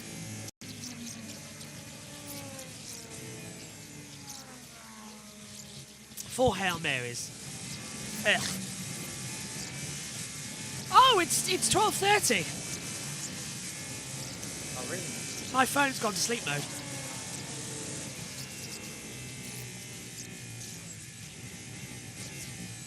One of these days, I really hate hay fever. Can't we run this race in January? That's Daytona. Oh, it'd be a lot more challenging, wouldn't it? It'd be a lot better, actually, because I wouldn't be sneezing so much. Well, people are more likely to get the winter flu and colds and sore throats, which wouldn't help, would it? No, that's a good point. I do apologise. Oh. Who cut? I said to her, don't cut the grass the day before. Ugh. Anybody who's in the chat, what souls hay fever? Is it a nice strong cup of tea? Or am I allowed chocolate? Ugh. I just have some soup or something like that, like an oxtail soup.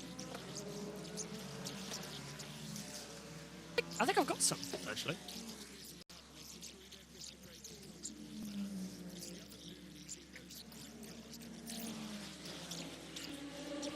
That's a 311 V-line into the pits and into the garage. Michelin just checking over some things. Tyre pressures, it looks like. We're not exactly 100% with that one. Amy's back. Hello, Amy. Okay, I'm a broadcaster again. I've retired from racing now. Oh, you've retired? Yeah. Sing your song. Then again, Omi, Yeah. in like half an hour when Sansa returns, we should definitely load up the BeamNG server. Yellow flag. Green flag. Never mind. Got excited for a second. Don't do that to me. Well, he went yellow.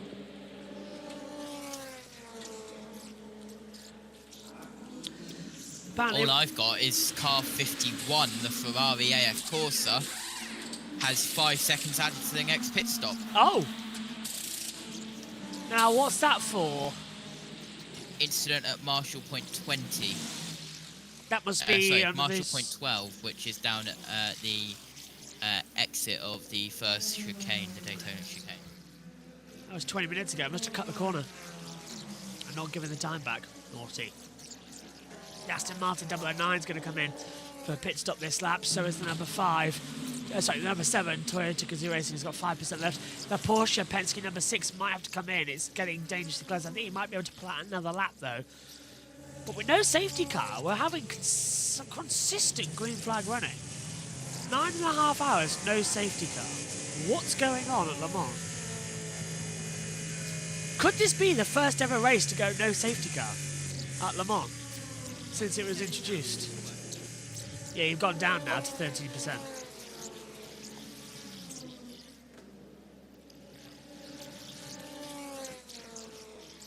Amy, is there a high lane practice session for IndyCar coming up anytime soon? There is. Lovely. About 40 minutes, I think. 14 or 40? 40. 40. Yes, JT, what? It's just giving us a precise time on when it's coming up. You'll give us a signal. Yes, Jake Sanson will be joining us again in around about 20 minutes. 25, But 20 I don't minutes. know what's going on with my mic, because it's showing, I've reset it now, but when you said it went back to 13, it was still showing it was on 97% for me, but it obviously wasn't. Oh, that's a bit odd. Would you all rather fight a Tom Can-sized duck or 100 duck-sized Tom Cans? Well, to be fair... Is that coming from who I think it is? Yes, yes it is, yes. Yeah, thought so, yeah. To be fair, 100-sized duck Tom Kanses would probably be a little bit easier, and we could make some fantastic pate. But one duck-sized Tom would be incredibly easy, and we then get Christmas dinner. Yeah. I mean, it saves yourself spending money on turkey. It probably tastes better than turkey, in all honesty. It's all that A pizza. Tom Cairns-sized duck is a pretty big duck. Exactly, and all the pizza as well. Think about it. It's stuffed crust as well. Lovely. But then if there's He's got his own bread sauce. Sized Tom Cairns, then you can just, and I apologise for saying this, Tom. You could literally just walk over. Is anybody else thinking, why are we talking about cannibalism at 12:30 on a Sunday morning? Is this just what Le Mans gives us these days? Martin Haven's right, where's the heroin? Forget the heroin.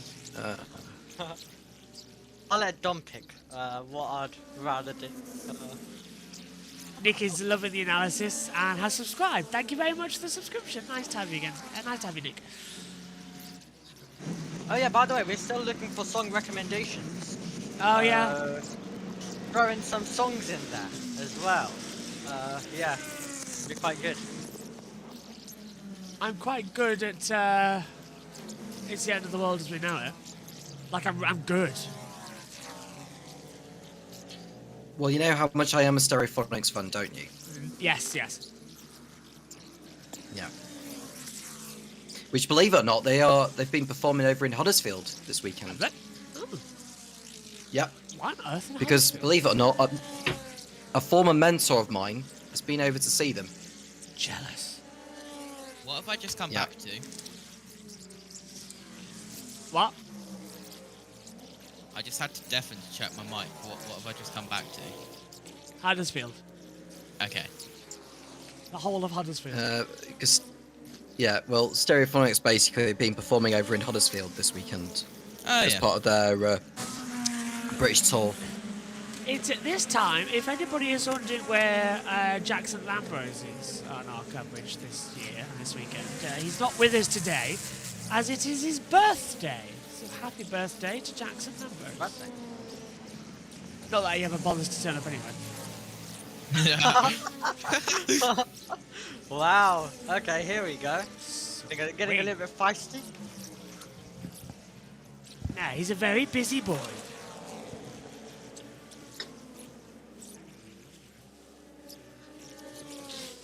Nah, he's a very busy boy. And when he does come in, it's a lot of fun. Tom from Logger to Commentator in one evening. Love to see it. Can we get a little recap of his commentary story? We have a little time. From Alex. You've got a lot of people coming in for you tonight. Are they in the same hotel as you? They can hear you. Well,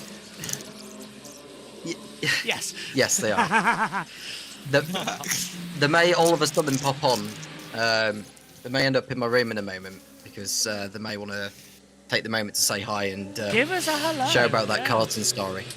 Well, we need to hear from everybody's defence. That's the thing as well. That is an important factor.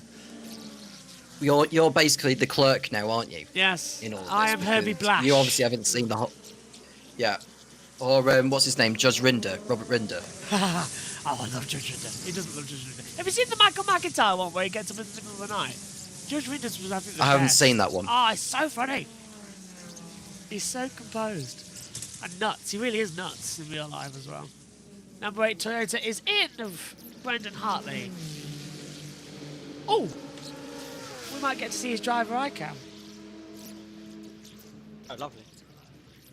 I'm gonna tell Megan. Oh, we do. Ah! Don't go out the pits.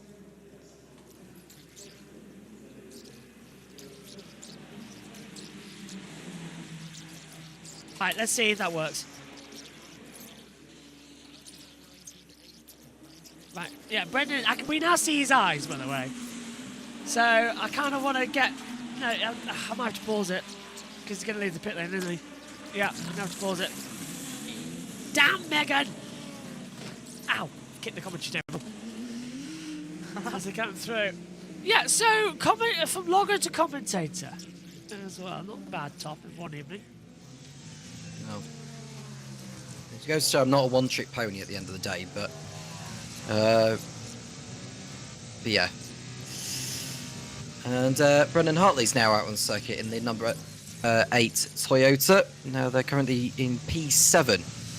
And was just waiting on the likes of the 2 Ferraris of the 50, the 51. They're currently 3rd and 4th to come into the pits very, very soon. Most likely within the next 3 laps, 4 at most. Out of interest, though, and I really do want to know, you've been commentating on half the races on and off between the two. TNT go to a break. So, is it getting weird not commentating on the races?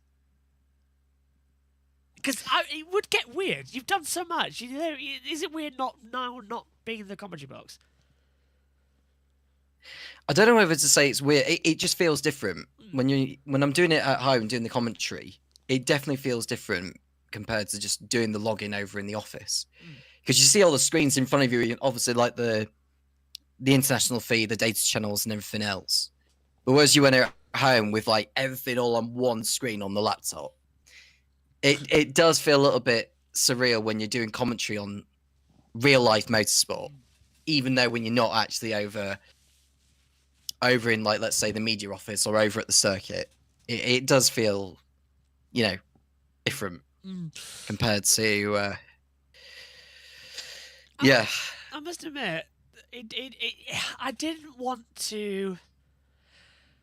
I don't like it. Was felt very weird earlier on when I was standing at the back of the commentary box, watching the end of qualifying 1 and 2, and I think I was there for the end of 3. I can't remember. And it's Megan and Omi in the commentary position, and I'm not there. And I was like, this is weird, but not weird. I didn't miss being in the hot seat of being in the commentary box. If it was a race, I'd be kicking and screaming. But I didn't feel as... I missed it as much, and that surprised me a little bit, actually. And then I went back and sat down. But if it was a race, I'd be kicking and screaming, I feel. Unless... Canada 2026 incoming. Yeah, it's going to be weird. And possibly Spain as well. I mean, that just shows you how crazy the schedule is, that you're going to miss 2. Well, I'll tell you what. I'll tell you another one, JT, that could be even more weird. Netherlands this year. I'm not going to be in this commentary box. I'm going to be at Donington with you lot. Oh, yeah. And I missed race 2 of touring cars to finish off the Dutch Grand Prix. So, yeah, that's going to be weird. Brief yellow at Marshall Point 16, but was instantly removed a second later.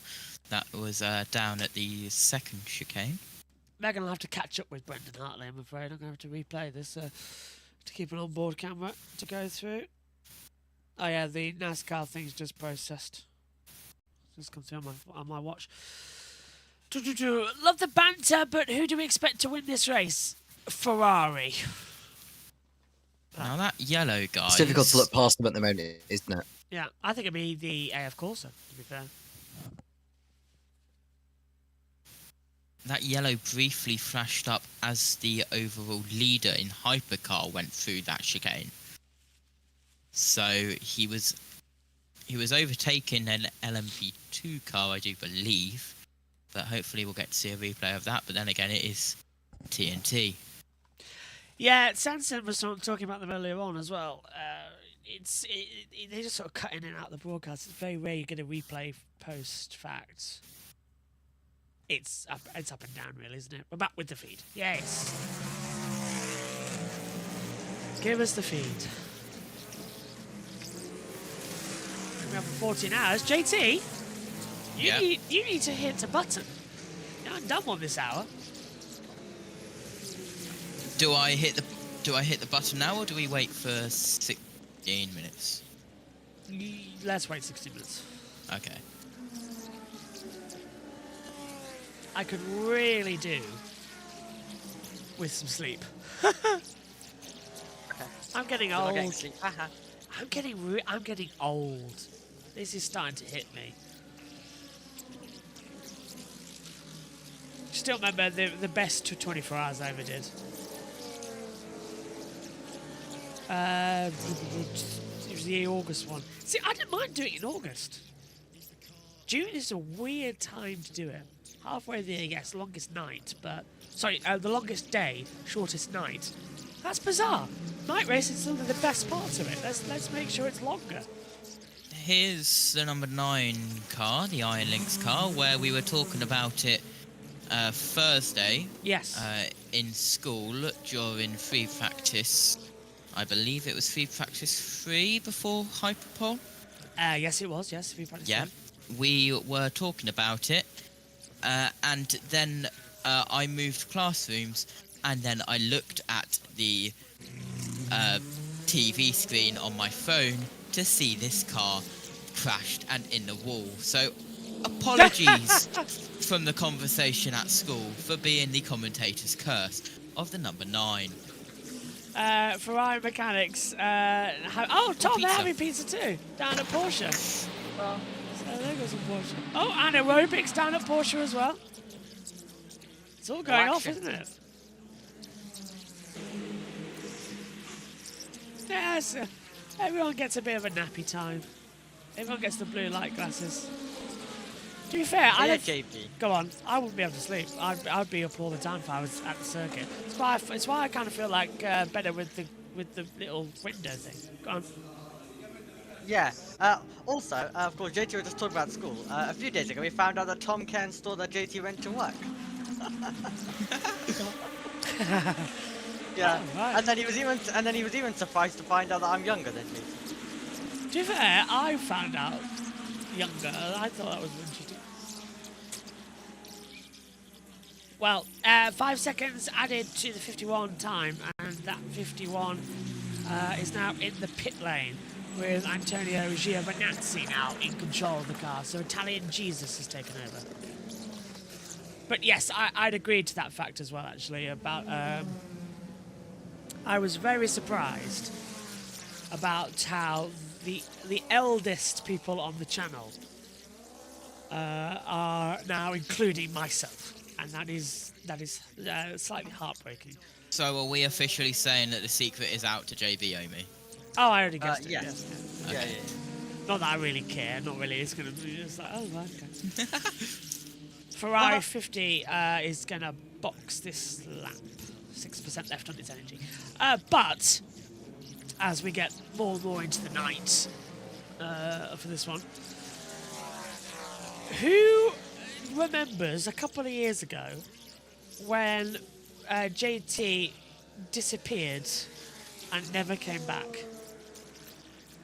Yes. And woke up when? Right, that thing.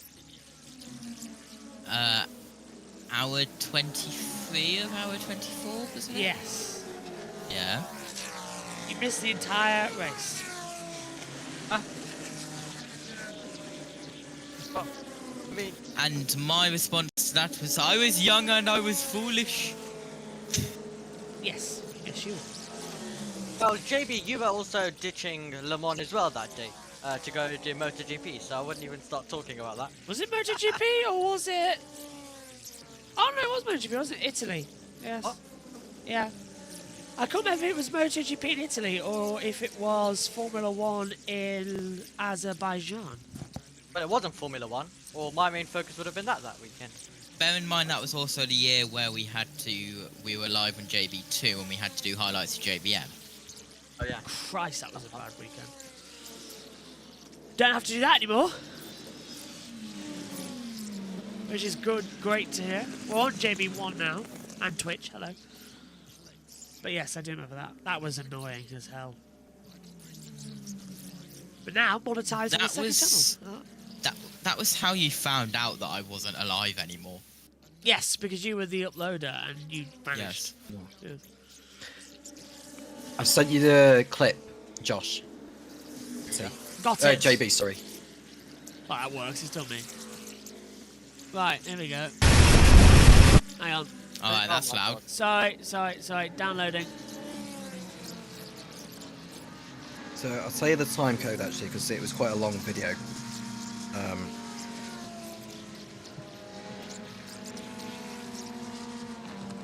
It'll be around about the minute mark, I think, JB. Okay, so 1 minute in.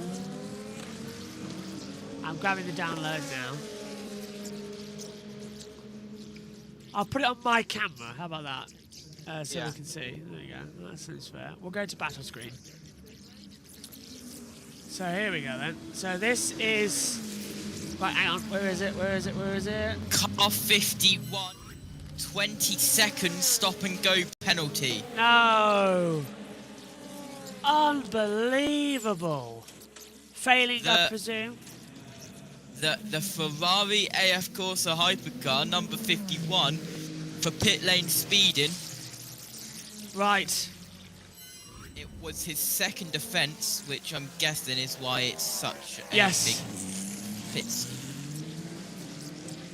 Right, let me share my screen. Alright. I don't know how. It's not letting me. Great. By sharing your screen. It's yeah, not, you share your screen. It's not letting me. Right, Dom Smith, if you are watching this now, make sure you send your version of the event, because I've sent mine in now. Right, here we go. I've got it. And we've got the slow-mo. Let's take a look at it. So you've drifted wide. There's a car in front of you. It is. You're four wide. Okay. 2 wide. Looks okay to me. Give him room. You haven't got off track. You're still there. You've cut the corner. That looks fine to me. Oh no! Oh, come on! Well, what a shame. Well, I don't think... Oh, okay.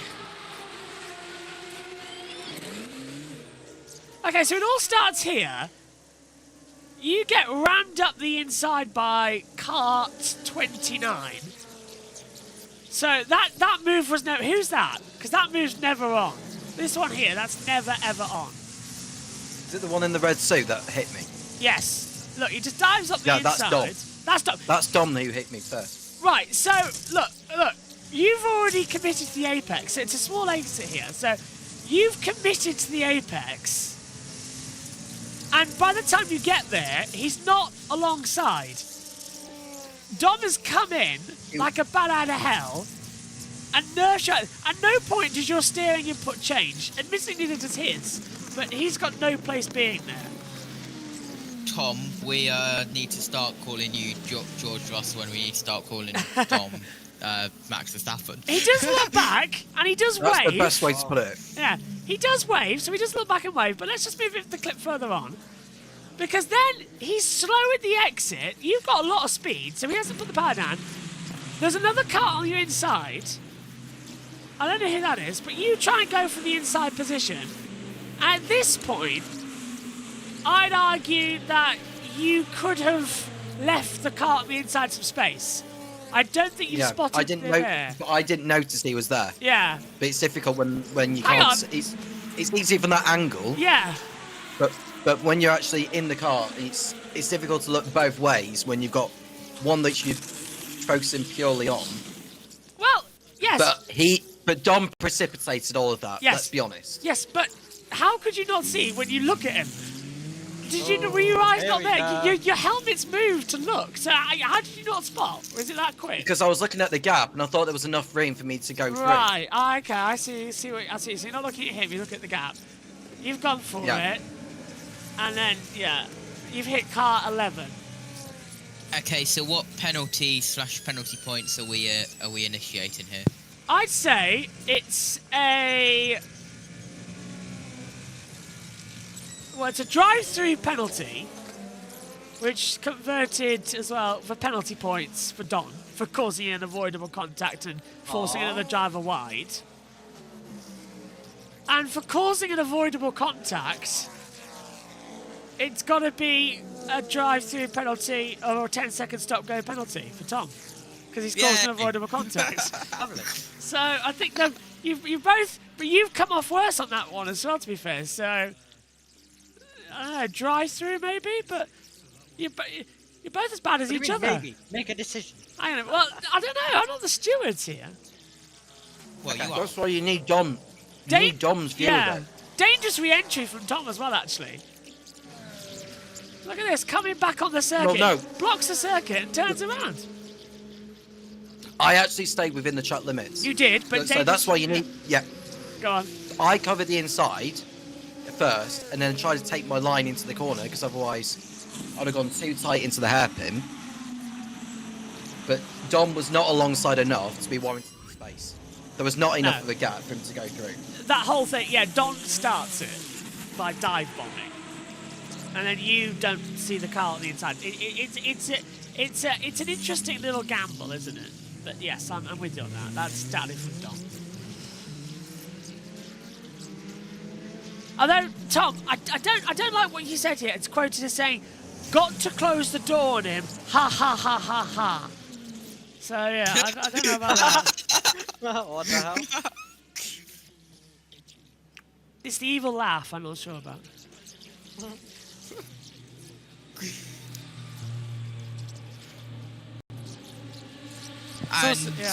Right, left again, and the right-hander. Nah, Tom, after that, has gone very quiet. No, it's just messaging someone. It's a drive-through penalty everybody gets 12 penalty points. You're banned for the next race. There you go. If anyone, it's Dom. Because he kickstarted the whole thing by. Look. Dick and Dom can keep fighting all day. It's fine. Yeah. To be fair, we need. I think I found out. Yeah, we need Don's angle quickly. Yeah, and then we can make a final decision. Yeah, I think I found out about Dom Smith in 2023. I think it was at the start of 2023, where basically, you know how we were supposed to have Alex Dix on the F1 highlights? Yeah. We got to Bahrain and quali, but he wasn't actually put on it. So I was immediately looking to contact people and be like, what on earth has gone wrong here? We were meant to have Alex Dix on the highlights, but the first session it wasn't. They was added for the race though, luckily. So I was like, okay, this is not what details we were given. Yes, I was too. Oh, hang on, that's the 9. Run off the track at the Ford chicane. So it gets up a little bit of dust. And that's the Iron Lynx Proton in LMP2, running in 3rd position. Not too bad. Yeah, who do we have to blame, by the way, for the highlights videos? Oh, yeah. That was way off the track. That was just drifting wide for the Proton. Did well not to get beached, actually.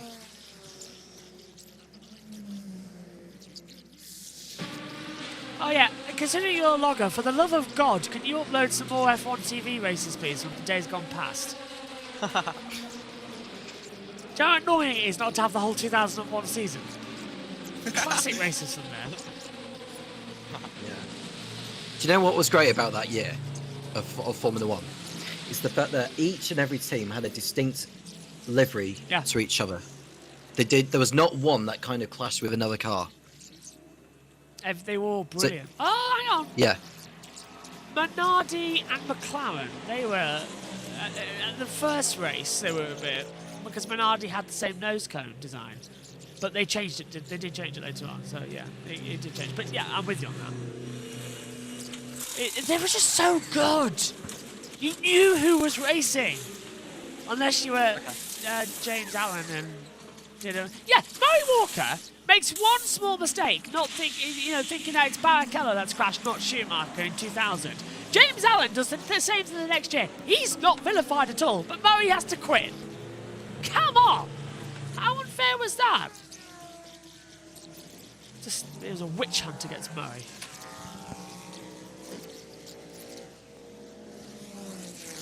I mean, there's always going to be a mistake at some point. I just find it comical that 2 years running there was a mistake of calling that it was Schumacher, not Barrichello. Considering that Barrichello started way down in 18th. Yeah, for Murray, yeah. But yeah. Even there's a fly in my drink. Even hang on a minute. Where's this commentary? 2001 German Grand Prix. Or 2000. No, You're talking about the... I'm on about 2001. Oh, the one with Luciano Berti? Yeah. What are you thinking of? James got it wrong. Here we go. Oh, it's not available. Yeah, that's right. Because Martin quickly had to correct him, didn't he, as Yeah. the incident was happening. Hang on, where is it? Here we go. Here we go. There we go. You know what happens next? Go! Great start by Montoya, but Ralf Schumacher's away well as also alongside him into the first corner, and one of the Ferraris has been left behind. It's Rubens Barrichello. No, it's Michael massive accident. Luciano Berti rolls it. Yeah, there you go. So, yeah. James can make that mistake, but Murray can't. It got to me. I mean, my only argument would be, Josh, is that Murray Walker was 77 when he did his last gig at Indianapolis. That's true, yeah. There's a wonderful documentary, if nobody's seen it, The Unmistakable Murray Walker. Go watch it. 14 hours to go here at Le Mans. We are 10 hours down. It's time for our hourly update. Over to JT. Live from the JB Motorsports Broadcast Center, this is the Le Mans 24 Hours Hourly Update. Yeah, absolutely. Hello, everyone. Well, time for another hourly update here, as we've just got news that car 101 has had 5 seconds added to their next pit stop for a pit stop infringement. That, of course, the 101 being the Cadillac WTR hypercar. Car 51, the Ferrari AF Corsa, has had an absolute nightmare of an hour. They got a 5 seconds added to their next pit stop for an incident at Marshall Point 12, and also a 20-second stop and go penalty for pit lane speed as well, so 25 seconds total in the past hour. Moving on to the classifications, hypercar, it's currently the number 6 Porsche Penske Motorsport with Kevin Estre leading, with the 83 AF Corsa with Robert Kubica driving that one, and the H Toyota Gazoo Racing of Hartley driving that car at the moment. Down in LMP2, it is the number 48, the 9 Iron Lynx, who had a little bit of an excursion down at the Dunlop Kane. Then also the Inter-Europol competition we've just completed is in third. Leader in Pro and is the 199 AOITF, down 6th in class. GT3, it is currently once again the Team WRT, not with Rossi driving that. Second is the 21 Vista of course, and third is the number 92 car. Reclassification. That was your 24 hours of Le Mans hourly update from the JB Motorsports Broadcast Center. The 24 hours of Le Mans weather update with JT, live from the JB Motorsports Weather Center. Yeah, well, as deep into the night we are here in Le Mans, air temperature has dropped by 1 full degree in the past 2 hours, from 19.3 degrees Celsius to 18.3 degrees Celsius. Track temp is cool as well, 23.3 degrees Celsius. That has gone down dramatically as well in the past hour. Wind speed is 5 kilometers per hour, the same from a couple of hours ago, still in the northeasterly east direction. Humidity has gone up to 66%, and that is your hourly and weather update from the 24 hours of Le Mans. To you guys. Cheers, JT. Nice to have that back after a while off as well. With let's talk of 3 minutes. That's not too bad actually. Yeah. 3 minutes every hour we'd have to talk. Oh, I don't know. Do you reckon we can do it? It's so easy these days to get these done. I mean, you don't get a choice, even if you didn't want to. That's true. You sort of locked in. I do make that case that you do really get locked into a commentary box. I was just happy to sit outside for an hour. It did get dark though, so that was a bit negative on my side. What is going on here? Stuff. Yes, they're playing a documentary again. Can we just get back to the TV action? Come on, please, give me TV action. Because it's getting quite interesting out there. We're just on board again with that 8 car on the side here. Because as long as Brendan Hartley's in the car, I want an eye on him. Because I know what Megan can do. And she's going to come to the box soon, so yeah.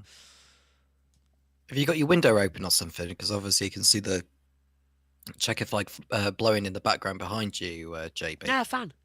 It's his Oh, biggest fan. is it the fan? Yeah. Oh, it's your biggest fan, is it? Quite literally. I would pick it up, but yeah, yes. I didn't want to die in this box today, so I thought let's just bring the fan in because it was so warm and it gave me a headache. Do you know another thing as well? When we were out karting over at Lakeside, it was something like 30 degrees. Jeez, and you had to wear fire suits? Yeah. Oh, man. Yeah, it was outdoor as well, so imagine. And one thing I will add as well from the experience we had was that I was in a different kart to begin with, and then the engine just died. Oh, so is that I don't know hard? whether it's because... Yeah, so as at the same complex, or the faster complex, where you have to apply the brake like for literally like a fraction of a second, like for a tenth of a second, and then apply the throttle. I don't notice the fact that I applied both the brake and accelerator at slightly the same time, which may be because when you do that, that burns the clutch. But you can't help it because obviously you want to go as quick as you can. Or whether it's just the fact that the engine overheated due to the heat, well, from the sun and the air and track temperatures. I'd go for the heat personally. These cars are designed, they're driven by amateurs, not for semi-professionals like ourselves. So I would say that. Yeah. Adam's here says happy Sunday, crew. I got the coffee fuel. Oh, thank you.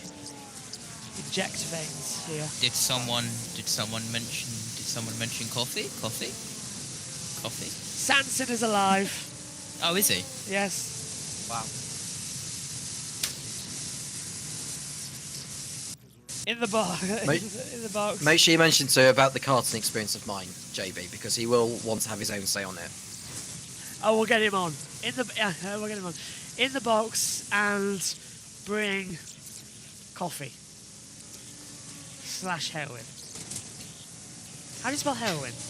And of course you had to add that. I think I've done. And by the way, folks, that is just a joke. Yes. That we don't endorse drugs like that. Got cocaine. It's a different story.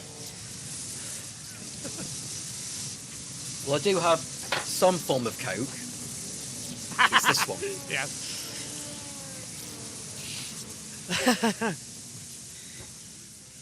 Of course. I'm sure they'll take it with a pinch of salt. Don't worry about it.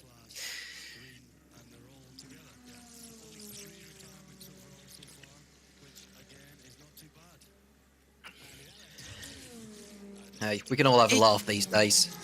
It isn't too bad, is it? I just overheard the world feed. Three retirements after this long of a stint, nearly 12 hours in a couple of hours. We've gone 11 hours and only three retirements. That's not bad for Le Mans, is it?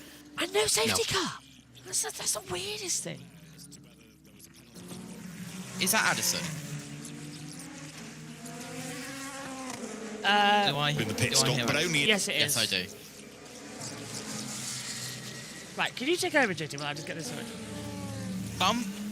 Bumping into Addison an hour after touring car Snetter qualifying ended at a completely different race circuit was the wildest thing ever. He just randomly just teleported from Snetterton to Mildenhall. But anyway, battle for 11th. It's currently the Iron Dames 85 Porsche and the 90 Porsche. That is going down the front stretch and into the first sector now. And we pick it up going round the first sector down to Tete Rouge. I'm just going to have to go to battle screen for a sec, because I'm going to share my monitor to Sanson. So that he can see who's in the car. There we go. I mean, I can share my time and monitor if you want, because it is a true nerd screen. As much as you can to share it. I think that's just... There we go. I think that's what we need to get him.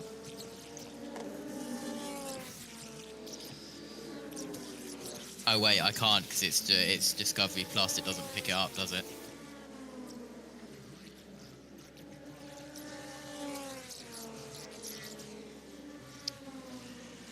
Celia Martin, remember the days when she was competing in the Jaguar I-Pace E trophy? Wow, that was... I can't remember how long ago that was now. It had been 5 years ago, at least.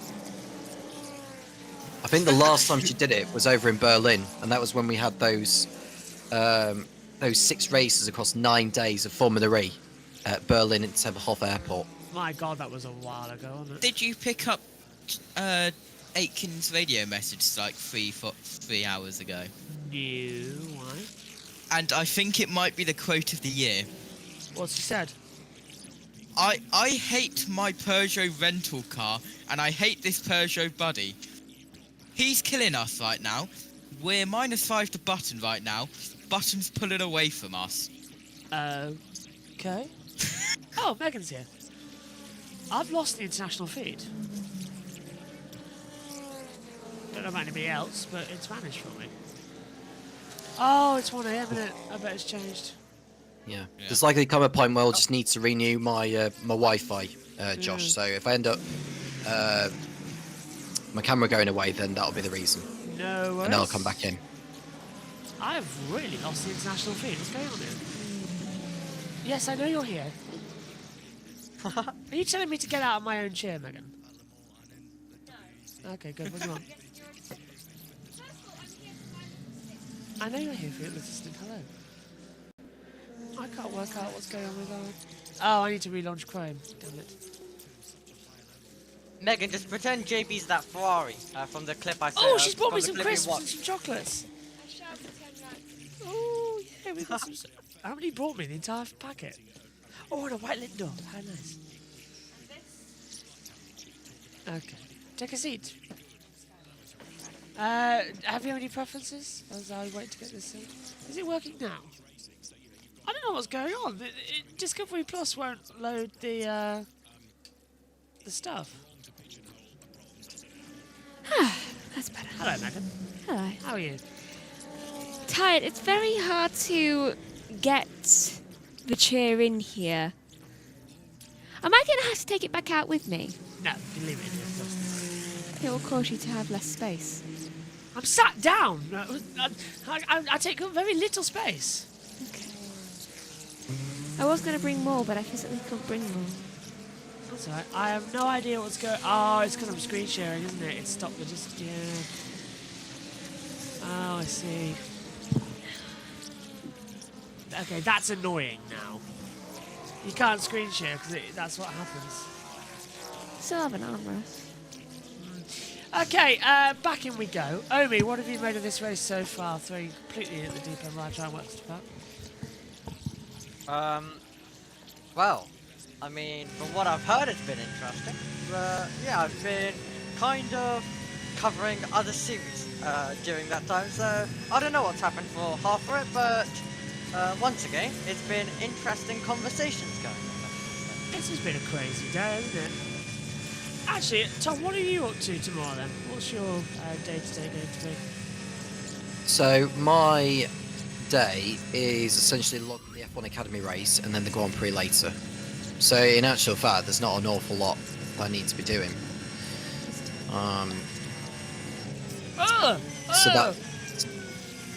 What? It's a Lindo. What do you expect from it? And melted below high heaven. What? It's warm out there. Oh my god. First of all, it's meant to have Oh, you do not understand, Lindo.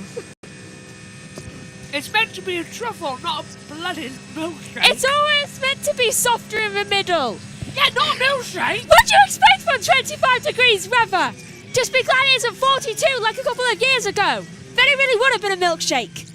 That popped, and then it went... Well, I had one this morning and it was fine. Sorry, I just couldn't help but laugh at that. Jeez. That was the worst thing I've ever eaten. Okay, That is a lie. Time to go into the JB Motorsports clip notes and go JB milkshake truffle with 13 hours and let's say 48 minutes to go. I was so looking forward to that, and then... Fine, I put the other one in the fridge. I popped it into my mouth, and it literally... You probably heard it on the mic, it went... And as soon as it happened, all the chocolate on the inside just melted. It was like liquid. It was like... How about I put the one other one in the fridge? I'm not going to have it anyway because I ain't the greatest lover of white chocolate. It's a bit too sickly for me. They're dark chocolate. Matt Morse down the street and says, why am I soft in the middle now? Why am I soft in the middle? Yes, Ed. That's literally it. That was... I'll put the other one in the fridge, then you can actually enjoy it. You can have it tomorrow when the race ends. It was nice. I just didn't expect the liquid. One does not eat a Lindor and expect a milkshake. Especially a white Lindor. Here, have one of the many toucans. They've been in the fridge. I put them back in the fridge because they were melting. Hallelujah! I do not like when toucans are out of the fridge. They melt way too quickly, just even on a normal cold day. Milk. I can put them in the fridge for you. No, because David will eat it. Nothing beats dairy milk caramel buttons. No, I agree with you yeah, there. They are so nice. They were They are the addictively good stuff. Yeah. I do like them. That over heroin. You've never tried heroin? No, it's Why just, are we linking everything back to that? It's Le Mans night shift. You have to do it. It's a law. Now, Ed, I could say, why call me JT when you can call me Al? Da, da, da, da. Da, da, da, da, da.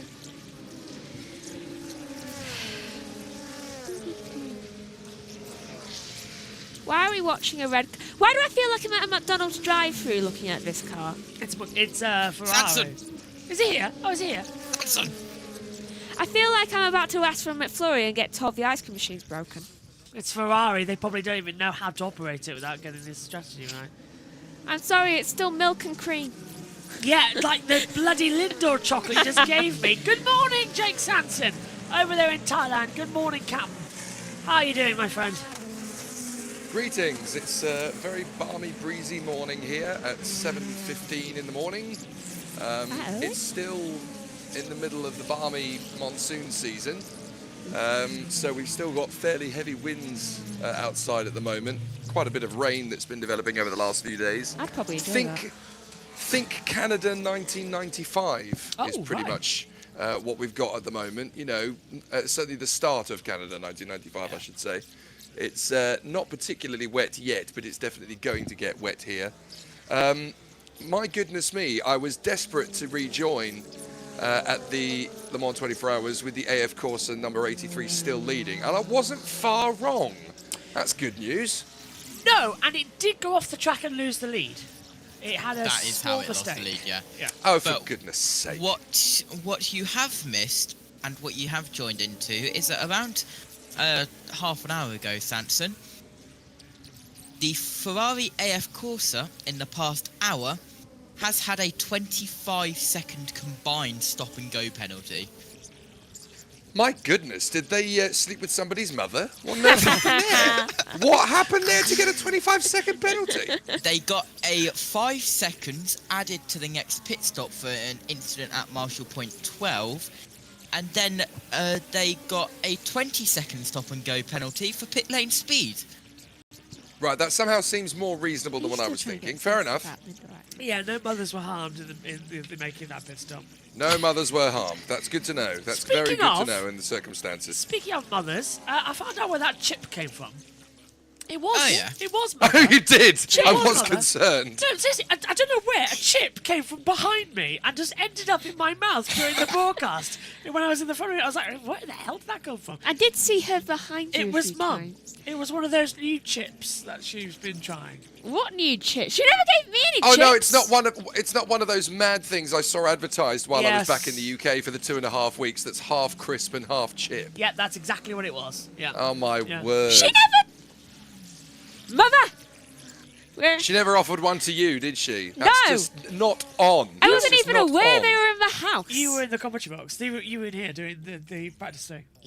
Yes. That is not the point. If you're going to invade one person's commentary box in the studio, then you need to invade them all. Yeah. I have no idea why she gave me it. She's our mother. No, but I'm now more alarmed about. She likes feeding people things. So do I. I think it's genetic at this point. That's weird because I've done. You more are watching cooking. a family at war. I've done more.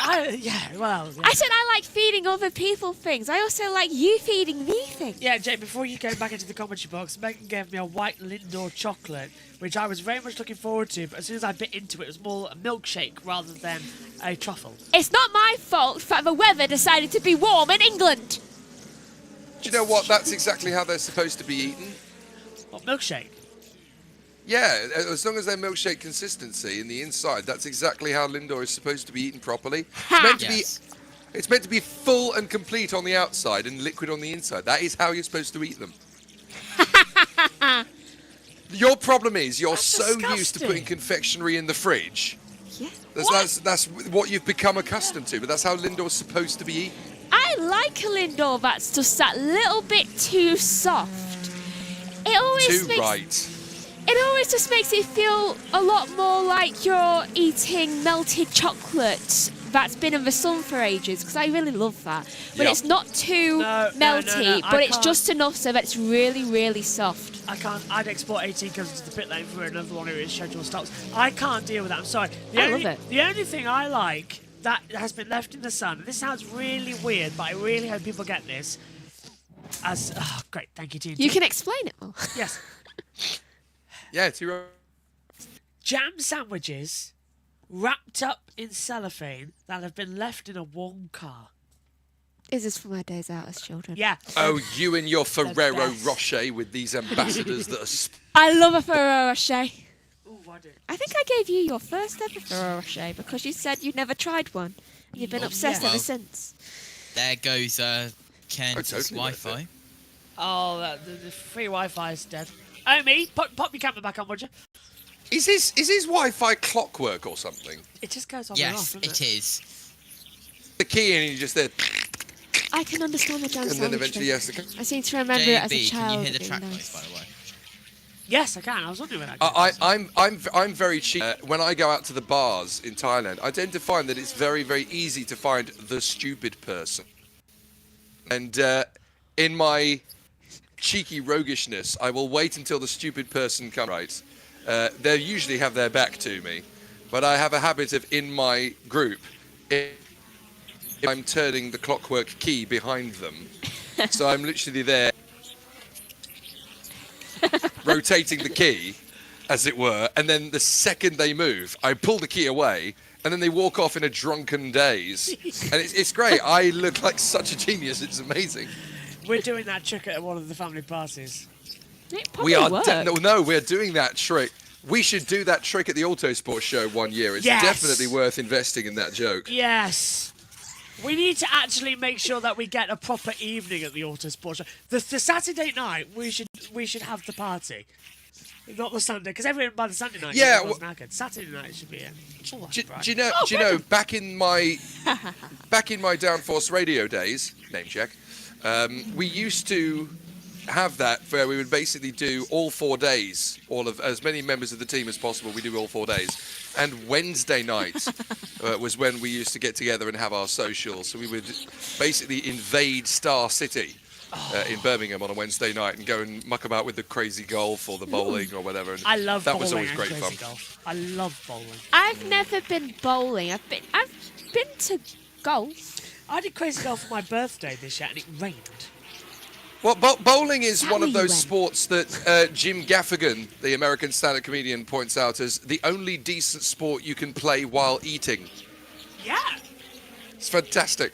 I mean, I don't know dance. No. It's like modern warfare. You can't play darts and eat.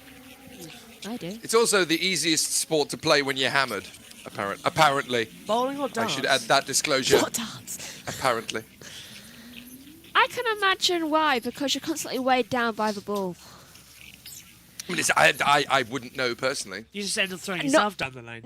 Neither would I, because I've never been bowling for some reason. Why have I never been bowling? I'll buy my own bowling shoes. I think why. That's why you've never been bowling, Megan. My OCD Most of the places I go to now don't ask me for bowling shoes. They let me do it on my own. Which is like, no, that's off-putting. I want to swap shoes. But apparently it's unhygienic nowadays, post-COVID. Yes, Hallelujah. Plus, you don't like putting your fingers into other people's holes. That sounds really weird at this time of the morning. You're going to move on quickly now. No. It's a bowling ball. That's better. Yeah. You're going to move on unbelievably quickly now, Josh. That's the most unbelievable foe to fall par into. I've never been bowling. I want to go bowling. You always used to go bowling, and I used to get Look, it jealous wasn't of my fault. This guy kept calling me and asking me if he wanted to go bowling. It's either that or I shot him, so I can't remember. You stopped going I'm bowling looking at very the suddenly, onboard. Josh. I'm looking at the onboard of Riberas, and there is nothing cooler to me than looking at the onboard from the 009 of the Aston Martin 4 race team. I'm sorry, the Heart of Racing acronym is genuinely one of the most joyous acronyms in motorsport nowadays. 4 being the name of the team is just the coolest thing, especially if you've got a 17-year-old daughter who is more obsessed with Marvel than is safe. It is quite cool to have that. Now, my 17-year-old daughter is absolutely married to Loki, and I use the word married completely correctly. You know, there is absolutely nothing that involves the Loki character that she is not absolutely obsessed with, and it turns out she doesn't even know that I'm broadcasting on this, so I'm perfectly safe to talk about this. She's absolutely married to Tom Hiddleston and everything he's ever been in. She's not also a Taylor Swift fan, is she? That could get awkward. Yeah. Oh, she is a Taylor Swift fan, which makes it even more interesting. Yeah, makes it even more interesting. The way that she kind of laments Tom Hiddleston's past relationship with Taylor Swift and how devastated he was afterwards. It's almost as if she's there to pick up the pieces for the second going. This is the 17-year-old angst we're talking about here. But no, I have literally sat through every single Tom Hiddleston project, every single one, from The Night Manager to his crack at the country and western movie. I can't remember what it's called. I think I know what you're talking about. It was very good. I'm just trying to remember what the name of the movie is now. That's really bad. It's ironic that I say this, but the best Western movie I think I've ever seen is actually A Million Ways to Die in the West. Seth MacFarlane. Oh no, it's not a Western movie. I should have pointed out it's not a Western movie. It's a country and Western movie. Very, very different. It's about the musician. I can't think of which one it is. Hank Williams. He's playing the role of Hank Williams. It's the movie called I Saw the Light, which was actually very, very good, to be fair. surprising people that could sing. Hugh Jackman and Tom Hiddleston. Oh, that's not Nice. that's not in the least bit surprising. Well, it is when you think about it from X-Men, and then all of a sudden he's doing everything on the stage. It's too vast. Oh, but if you know his background, then if you know his Hugh background, Jackman was yeah, there. JT's trying to distract us with facts. Oh, boring! It's the night shift! How controversial can I be if I respond to Adam's question in chat? Best female driver of all time in motorsports. How controversial can I be? Do not do if what I think. You do. If you If say I mention- you say her, I will fire you. I missed that. Sorry. What were you trying to do, JT? How controversial were you trying to be? Get fired. Best female driver of all time in motorsports. Danica. Jamie Chadwick. Jamie. No, Danica Patrick is not the greatest driver. She won one IndyCar race. I mean, Danica has accomplished 'Cause it probably the most significant result for a woman. Yes. I mean, yes, she was very, very talented, but her temper always got in the way of her doing better. Which was an asset, but it was also a hindrance, in my opinion. She made you know. John Hunt and Nemechek look normal. That's how Well, scary it was. she made far too many enemies, and you've got to have that balancing act. But in terms of her ability, it can't be questioned. Yeah. I think if you look at the percentages of everything, formula that she was competing in, era of formula in which she was competing in, and what she actually accomplished during that, it's very hard to overlook Michelle Mouton. Oh, good call. I think Michelle Wes has said Mouton that might as be well. I think Michelle Mouton might be the greatest of all time. I'm trying to think of one that would eclipse that. It is difficult, isn't it? It is. I mean, how influential was Janet Guthrie to the world of female motorsport competition? She is just about the most significant global female presence in motorsport for changing attitudes. She was right up there. Sabine Schmitz. Yeah, in terms of like raw ability, she's definitely one of the greatest. It's difficult. Would she have been better than Michelle Mouton had she been given a similar platform? Because that's the thing. Sabina Schmitz was incredibly talented, but never got the chance to have the platform to really show it. I think I'm fairly sure the highest ever race seat she was ever given was in the World Touring Car Championship, and they had no preparation time for her in that car. I mean, she knew the Nordschleife like the back of her hand, but that car was a handful of a car to go racing in. So I don't know, I don't think we really got to see the best of Sabina Schmitz in race trim. I'm with you on that, and it's a shame that we didn't, because she was so good for all the talents. Nick has said, Wes has agreed with you, by the way. It's obviously Michelle Mouton. Nick said, who's watched the F1 Academy, the Netflix series?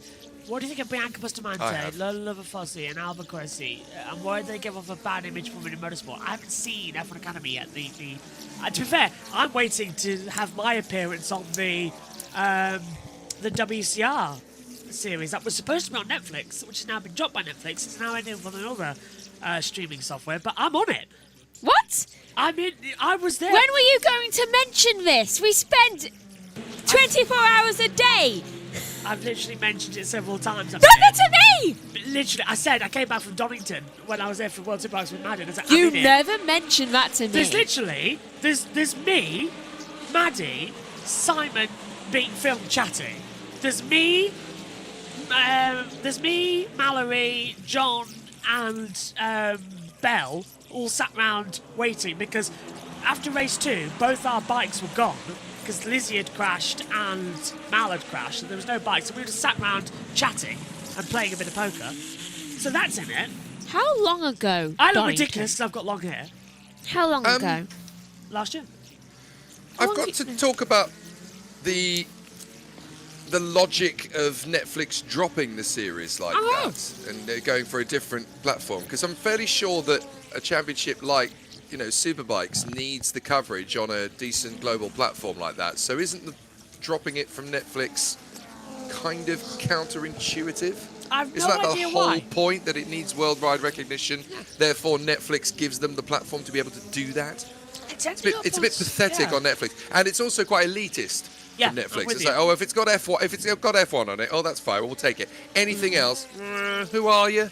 Who are you? Really? I've no idea what. And yet the a bit documentaries pansy-ish. they put on that. It's not on Prime. It's on some other Pucker, maybe. I don't know. It's I mean, everywhere. it's not as if Netflix doesn't have space for it. Yeah. Yeah, they keep getting rid of things. It's I mean, endless. it's when you consider that the only forms of motor racing that you can have on Netflix now, in any respect, are Formula One and NASCAR. It's like, hello, there is an IndyCar series, there is World Superbikes, there is MotoGP. There's all these phenomenal forms of, where's the WEC series? Oh, it's tucked away in some, far regard. I don't even know where it is. It's forgotten. And I'm fairly sure the Formula E one is on its own website or something, or on YouTube or whatever. It's like, To be fair, do you not think that Netflix could be the heroes of the hour under these circumstances? I think Formula E got put on Prime, if I remember right, as well. I don't know. It can change. Do you not think that 98% of people in the United Kingdom have got Prime purely for free delivery and not for its television service? Yeah.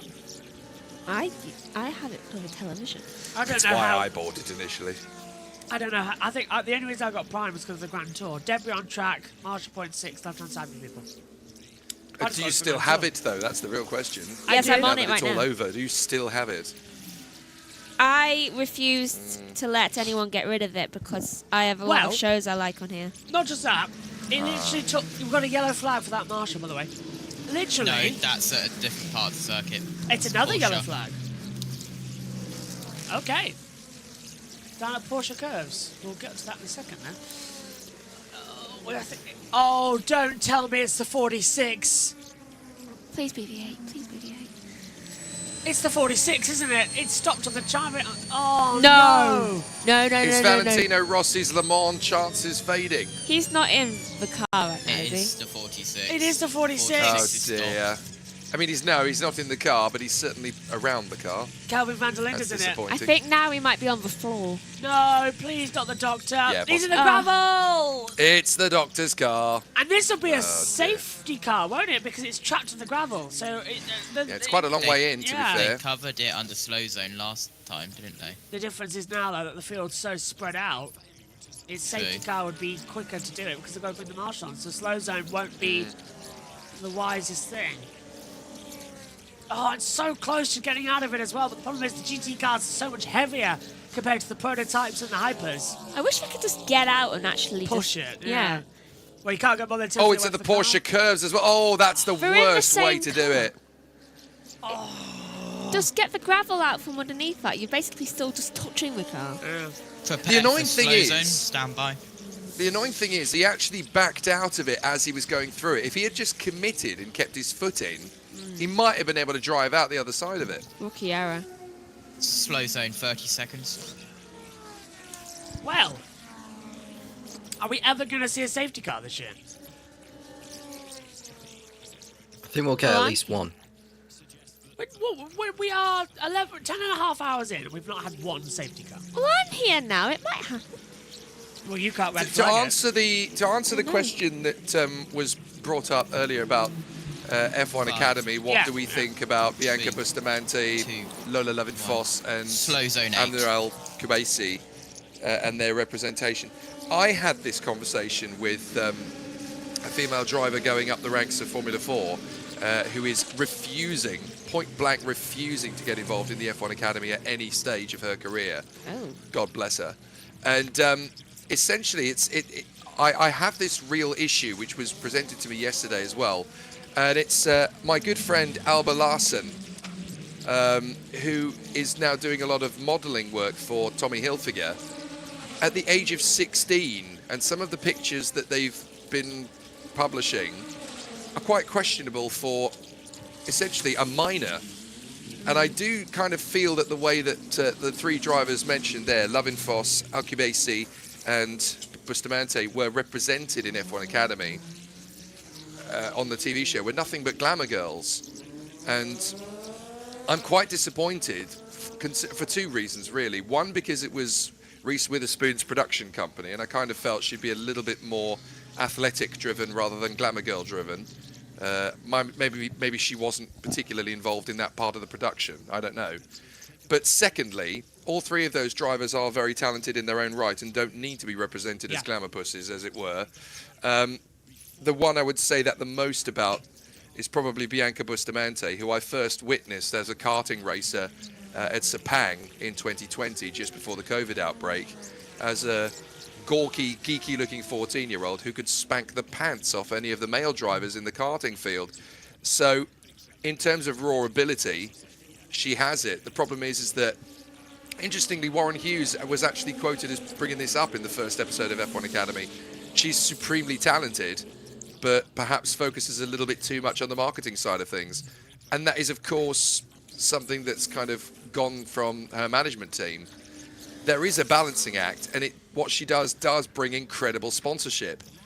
But if you spend too much time on that, you're not going to spend as much time on the actual stuff needed to go racing.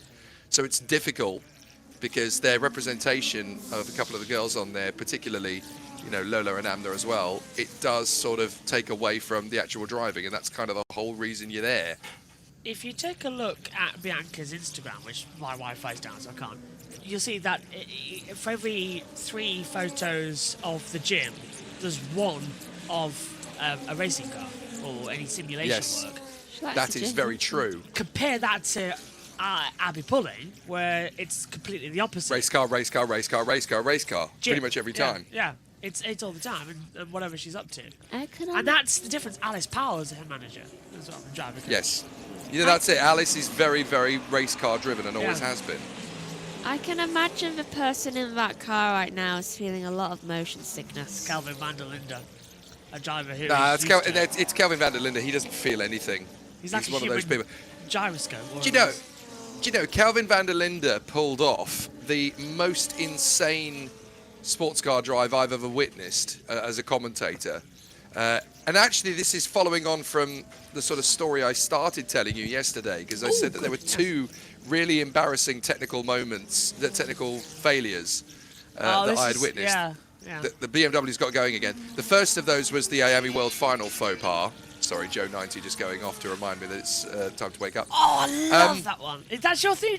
The Joe 90 theme is your alarm clock. The Joe 90 theme tune is now my alarm clock. That's how I wake up in the mornings. It's fantastic, isn't it? I'm not changing mine to that. No, but why not? Every time your alarm goes off, everyone's miserable. If you make it Joe 90, it'd be fantastic.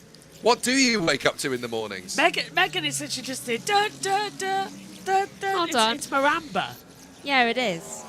But does it work? No, it wakes everybody else up but her. I don't know why you all think this. I do wake up. It's just I can't be bothered to go across the room, and I do have the mental strength to just ignore it. I'm awake. I just ignore it. So, yeah, ow. She's actually hit me. Shots have been fired. Shots have been fired. I'm down, sorry. down. But you are worse. Why am I worse? You just are. Well, hang on. I'm sorry to do this, but my alarms, I'll show this to the camera. I have so many alarms, it's not funny. 12:20, 12:25, 12:35. You used to know. We should point 45. out, all of us, how much we are loving this war. It's like, look at my alarms. I'll hold them up to my screen. Yeah, you need one for like every 5 minutes. 4, 3. I have one every like 15. 1. Oh, it's green flag, green flag. That's more than I used to have for my Super GT wake-up calls when I was living in the UK. I have an alarm every 5 minutes when I need to wake up. I set an alarm 20 fair minutes before I need, and there's one every 5. That's reasonable. I have 6:30 for whenever I'm at uni. And everybody wakes up to that one. Yeah, including me. Including me. After can I just point out? I get to bed at 4. I go to bed sometimes at 4:30 a.m. after a long broadcast, and the first thing I hear about 2 hours later is either 1, Mum running a bath, or 2, Megan's sodding alarm. I'm sorry, but that would have been over a year ago, given It that. still bugs me to this day because it still happens. I went on Wednesdays and Thursdays that uni year, and then I have 7 a.m., which is a normal time to get up. 7:30, 8, 8:30, 8:45, and then I'm always up at 9. Yeah, but Meanwhile, in the bunker, shots fired and the chemical warfare has been extinguished. 7 a.m. is a reasonable time to get up if you are a cockerel. Sanson's awake at 7 o'clock. I don't all... Outside, civilizations have been born, magnified and died. The apocalypse has become upon us. We but are inside, in a bunker, I do wake up at a reasonable time. I do. It's just you. I use the 7 a.m. one to tell me when it's 7 a.m. I don't use it to wake up. I get up at 8 a.m. Then buy a bedside clock, for God's sake. How am I meant to wake up to know? How am I meant to wake up to know that it's 7 o'clock and it's like, oh, I have that much amount of time? Tom and JT, do you not think you're at a really awkward dinner party right about now? I can say that, yeah.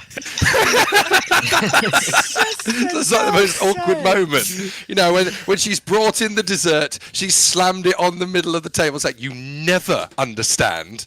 Weird thing is, we actually had this conversation the other day about alarms, and he thinks I'm weird that I use it as telling the time. Like, he doesn't understand. You're there that stood in the foyer. You're there stood with the coats. You've got your keys juggling in between your hands, kind of going, we should really go now. It's got beyond the after eights welcome stage. You got to get out now. I'm just going to put my shoes back on. I'm used to it. It's just classic JB Motorsports. I'm just going to put my shoes back on now. This is getting awkward. Wait until she brings up the whiskey in the ramen. Why do you do whiskey that? in the ramen is whiskey in the ramen is compulsory in Thailand. That's kind of how most people drink whiskey here. Yeah, but still, when he put whiskey in something before, granted it also had a lot of honey in it, though I got ill. I like whiskey, but not with my chicken. The last time I did that, I did honey roasted chicken, and I misquoted the recipe book. It was supposed to be 6 teaspoons of honey, not 6 tablespoons of honey. So that is why you had a slight overdose. This is the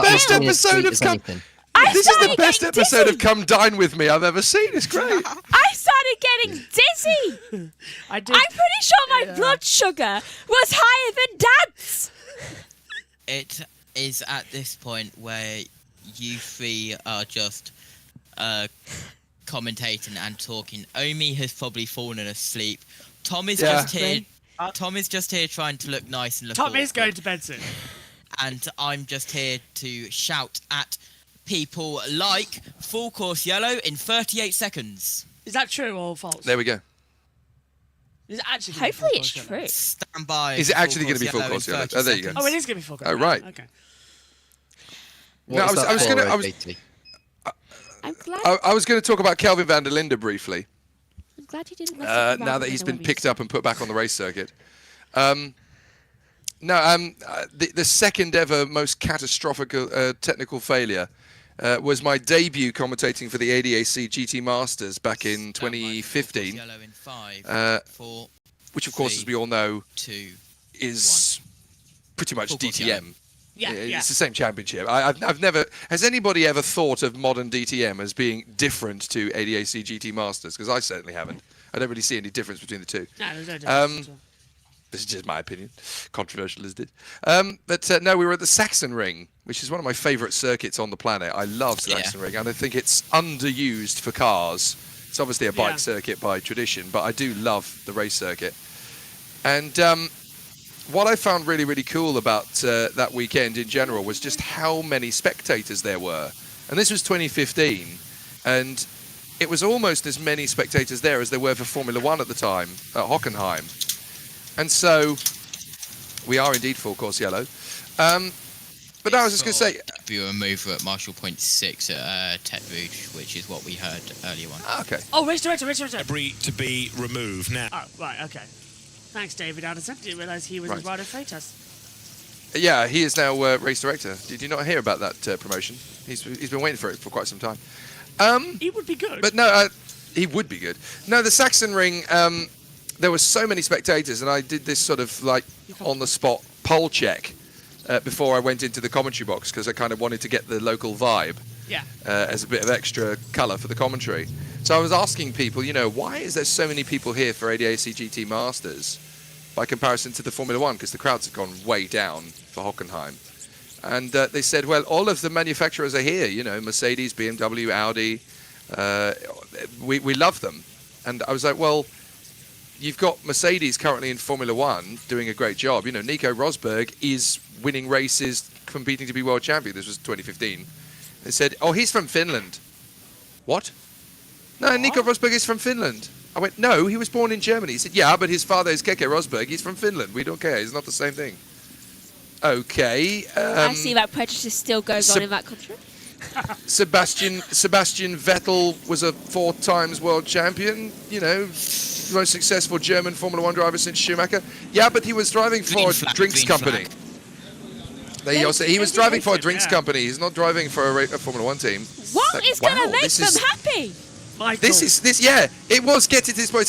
You're not satisfied with anything post Schumacher, are you? No. They say, yeah, Schumacher's the greatest. That's it. I say, okay, well, what about Mercedes? They are currently dominating Formula One. They are in Brackley. Oh well, no, forget it. You're never gonna be satisfied, are you? Is it? So yeah, it was clearly, you know, the German Formula One fan base were only Schumacher focused. That's it. They weren't really bothered about anything else. Not even the German team. Not even another German driver. Mad. Schumacher in Switzerland. Yeah. Yeah, it's like Ferrari in Italy. You know, they do not care about Italian drivers. They only care about Ferrari. And it's the same in Germany. They do not care about other German drivers or German teams. They are only interested in Michael Schumacher. That's it. So I don't know what galvanizes Germany to get them back into Formula One again. But that's kind of why there isn't a German Grand Prix now. You know, they just are not bothered. When you consider how much talent they've had over the last 20 years. They've had Vettel, they've had Rosberg, they've had Hülkenberg. And they just do not care. And as long as their name is Schumacher, they're only interested in the Schumacher family. That's it. So when Mick Schumacher came back, there was a slight, interest again. But as soon as he went off the grid, that's it, yeah, gone. So they're not interested. That was fascinating. Anyway, this technical failure. I'm in the box. We're getting ready for the rolling start in ADAC GT Masters. And it's only a 1-hour race, so it's quite critical that you're there for all 60 minutes of it. They come out of the final turn to go up the crest at the Sachsenring for the rolling start. And it's at that moment that my commentary box decides to basically implode in upon itself. Oh, no. There was a spark from one of the corners, and the monitor went down. And thank goodness that my producer was actually sat next to me at the time, rather than me being in the booth on my own, because he watched it happen. I could see the whites in his eyes suddenly, you know, massively. This has never happened before. What the hell do we do? And, you know, chaos ensues as he desperately tries to get some power back. 4 minutes, by the way, folks. 4 minutes I was without pictures. And, of course, it's the rolling start, the start of the race, and I'm live. So up over the top of the crest they come, the green flag drops, and they start the race. And it's a GT Masters race, so it's going to be exciting. And I've got no pictures, so I can't see anything. And I also don't have a timing screen because that had gone down as well. So I'm literally there in the booth at Sachsenring, live for ADAC GT Masters, and I can't see anything. And it's like, well, what do you talk about? Because the microphone was on a different system, as these things usually are.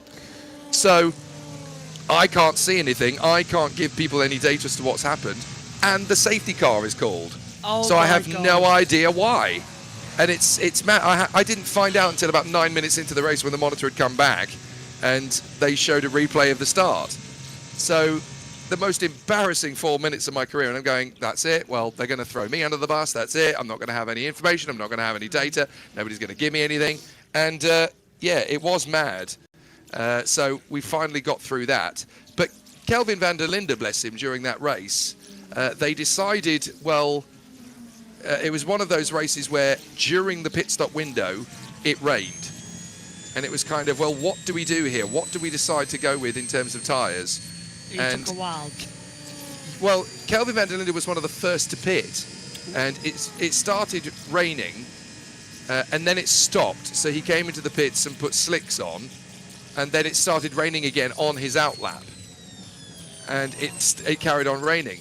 And yet he somehow still won the race, while everybody else was on wet tyres. He's on a binder. Genuinely the craziest drive I've ever seen. It was better than Barrichello Hockenheim 2000 in the sense that he's on slick tyres while everybody else was on wets, and still passed everybody, took the lead, won the race and drove away. He's the GT driver who I feel the rules do not apply to him. The laws of physics do not apply to him.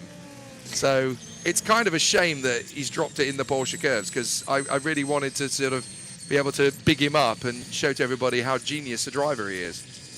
He's back in the garage at the moment. Right. Tom, It's a shame. do you need to leave to go to bed? I can go in about 5 minutes. Okay, cool. We'll be having JT's... The question is, will another word in 5 minutes, or will he just be sat at the end of the table awkwardly? I have no idea what I'm about, because I'm about to turn to Megan on Sanson's story and remind her of the time that she nearly blew up my commentary box. It almost killed me. Twice. You mean It the time almost that your killed me oven twice. blew up your house? That wasn't me. That was Mum. Yeah, we had to get the fire brigade out, actually. Also, I feel like I should clarify Joshua was actually a really good cook. So. Thank you for that. Yeah. I Well, feel like I should Tom, clarify I that wanted from to a know. chicken story with the I wanted to know from Tom, what's the moment of the last 6 hours or so that I've missed that would have been cool for me to see? That was actually a decent moment of the race. I don't know if it was decent, but I did see Paul di Resta crush his Peugeot at either the Porsche or the karting curve. What, It ripped again? off the rear end of the bodywork. Maybe not in the last 6 hours. Oh, but within the first couple. the same moment. Yeah, the same incident. The 99's off. Oh. Oh no! Has that been? Has it been quite drab since then? Then. You've not missed really a lot. Oh wow. So it's very tame. Le Mans 24 hours for a change. Double yellow at the chicane. Car 99, I believe, is off the circuit. Where's that? Oh, that's the Proton Porsche. Race director. We're on the track right now, and effective that may... And nothing going on. We've gone through that marshal point. I can't see anything.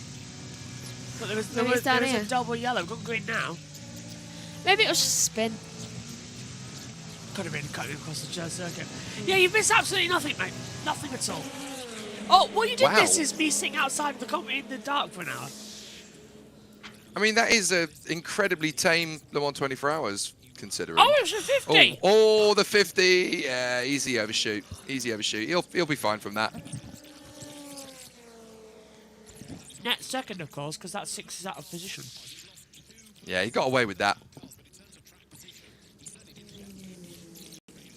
Busy pit lane. Love a busy pit lane at Le Mans. There's nothing, from experience, there is nothing like being in the pit lane at 2 o'clock in the morning I was about to and ask. witnessing the mad scrambles and the chaos of the engineers. It's such a vibe.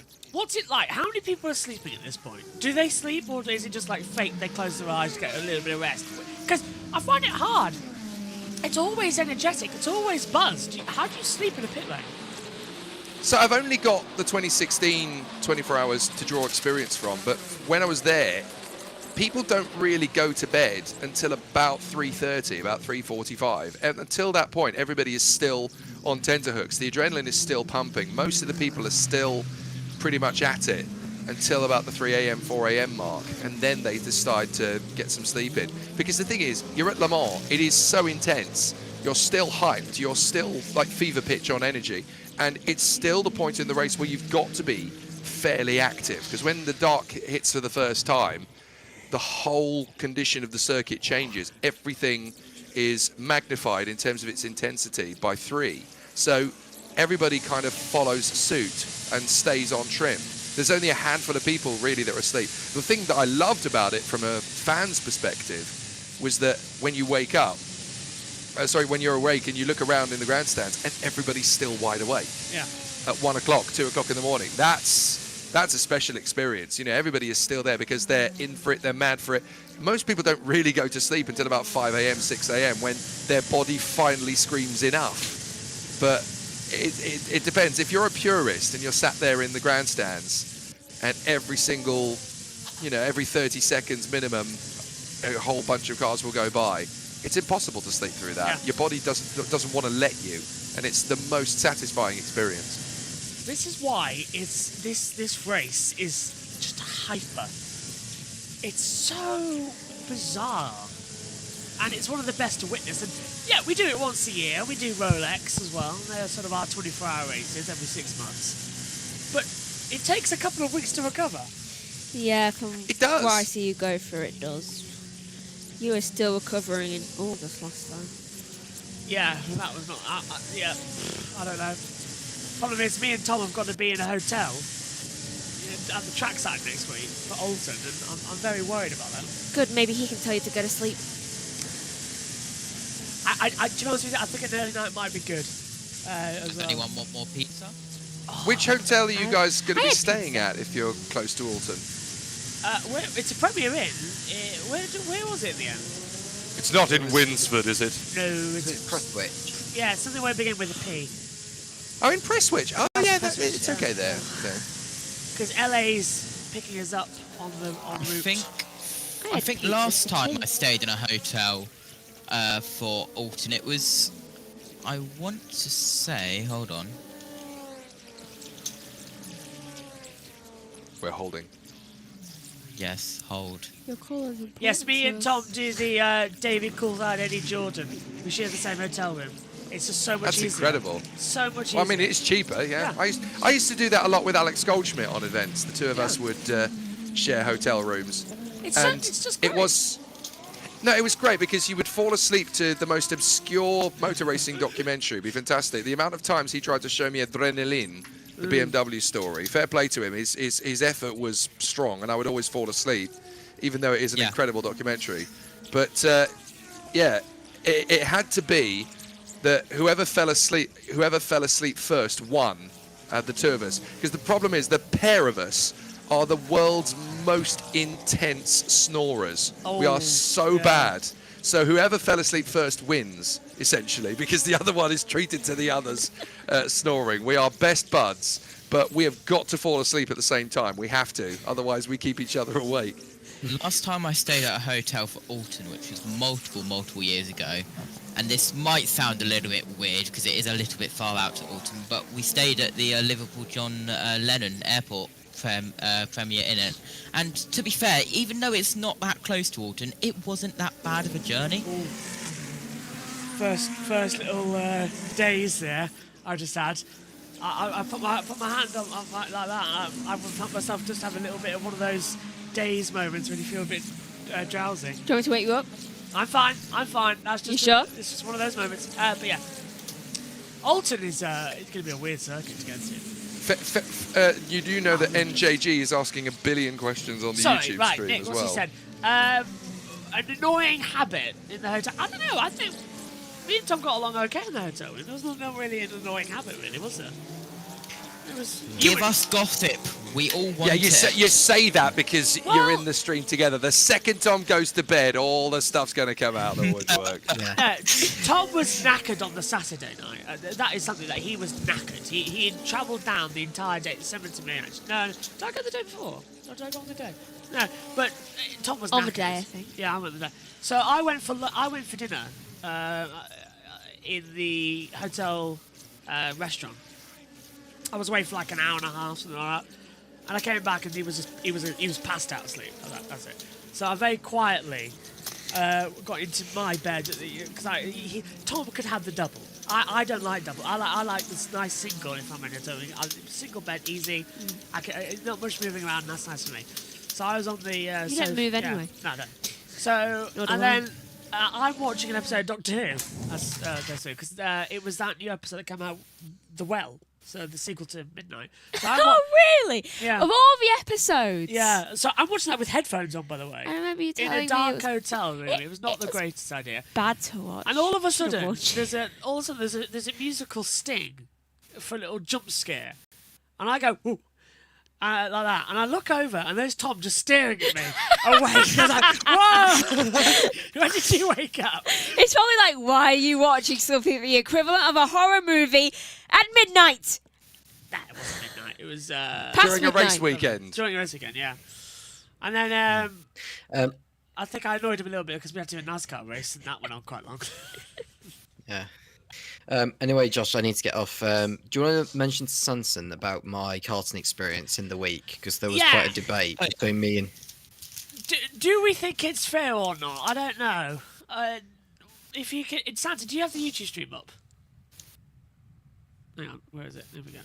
If you have the YouTube stream up, we'll play it again. If it wants to behave and not go into full screen. And then after these shenanigans, we shall do the hourly update. Don't worry, everyone. Yes. Right. If you can see the stream, Jake, I will put us on battle screen. Take another look at it. It's on 1 minute in, isn't it? Right. So here we go. I can see the stream. Right, here we go. So this is Tom's karting, where him and Dom were in a little bit of a row between each other. So he's gone wide. He's in a battle. There's Don just ahead of him. And you skip through. Great moves, Tom, I must say.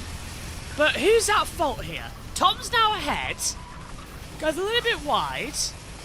But then Don's going to send it on the inside line. Force him out the way. He gives a little wave. And then Tom goes for a gap and spins himself out. That's difficult. That's difficult to read. That's tricky. Do you want it again? I'll play it again. Yeah, that's difficult. It's the little hand gesture here from Don. I think, okay. But I don't like this bit as well, because you claim that you didn't see the guy alongside you, and yet you visibly look at him. I think that might secure it. Yeah, and you go for the gap. It does look like there was enough room to do that. Yeah, I don't know. It's the fact that you say you didn't see him, but you visibly look at him. So I don't know how quick your mind works, but you visibly see him. Maybe he was looking at the tyres. It's Where difficult is to look that? at it. It's like lakeside karting. That's why I didn't recognise the circuit. Okay. 90% convinced that it was just murder, but whatever. That's tricky to gauge. Well, I don't know. With the opening thing, I would have gone all out war, so I think I'm on Tom's side of this. Oh, okay. Of course you would be on. Yeah. I gave a 10-second time penalty to each of them.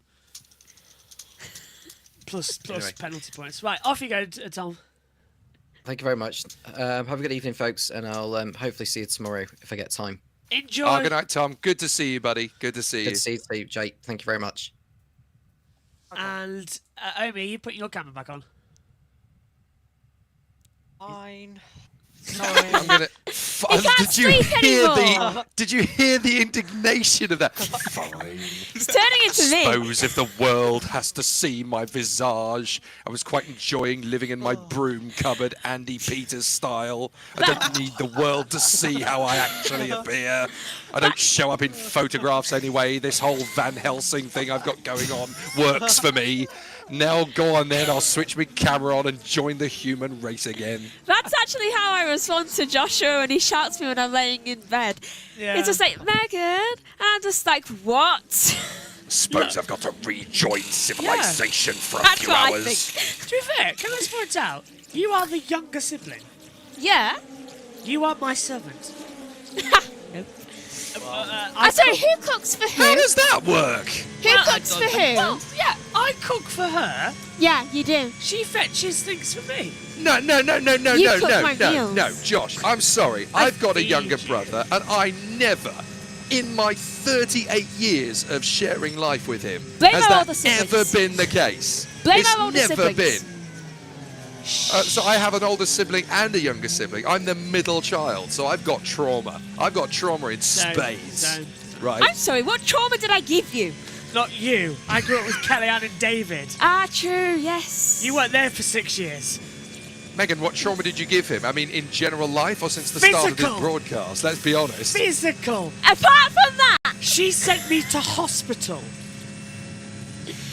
Oh, that's I impressive, don't fair play. know my own strength. I never have. And I was 8, okay? 2 broken ribs and a possible hemothorax that led to a hospitalisation trip. I was 8. I've always been weirdly strong. It still hurts now. You have permanently damaged my left side, so my right side.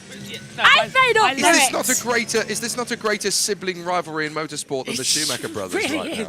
now? My left side of my chest here is permanently damaged on the muscles. Permanently, thanks to you. Well, I have an ankle that plays up. That didn't do that. That was you falling over in the Can I be that playground. Be that guy, JT, for goodness sake. Right, take us to the hourly update while I, beat her up. Yeah, Oh my god. While you salt your Live wounds. from the JB Motorsports Broadcast Center, this is the Le Mans 24 Hours Hourly Update. There's a lot to get through, so let's do it. Kelvin van der Linde in car 46 is in the gravel at Porsche curves in, caused a slow zone and had to be lifted out of the gravel trap, but continued and is still in pit lane.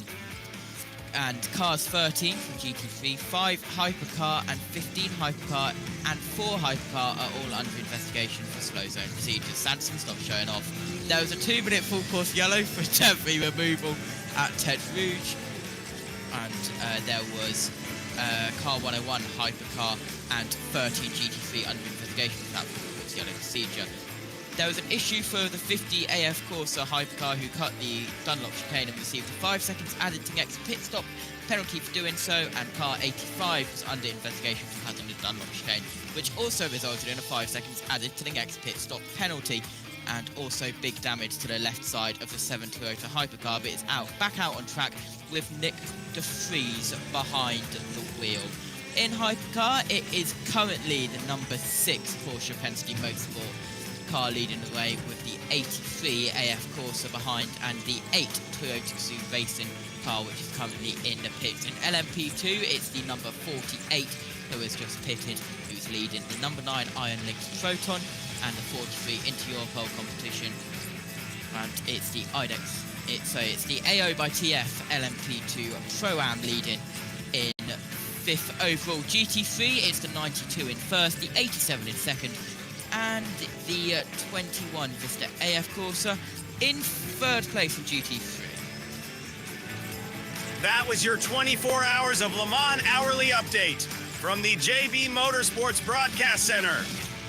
The 24 Hours of Le Mans Weather Update with JT, live from the JB Motorsports Weather Center. Track temperature down once again by 0.6 degrees of Celsius, down to 22.7 degrees. Air temperature down once more, 16.9 degrees Celsius, as we are getting further on into the night. Wind speed up 2 kilometers per hour to 7 kilometers per hour. Humidity up once again as we enter throughout the night. 1% is the humidity, and the wind is still at a northeasterly direction. Back to you guys for some more chaos, no doubt.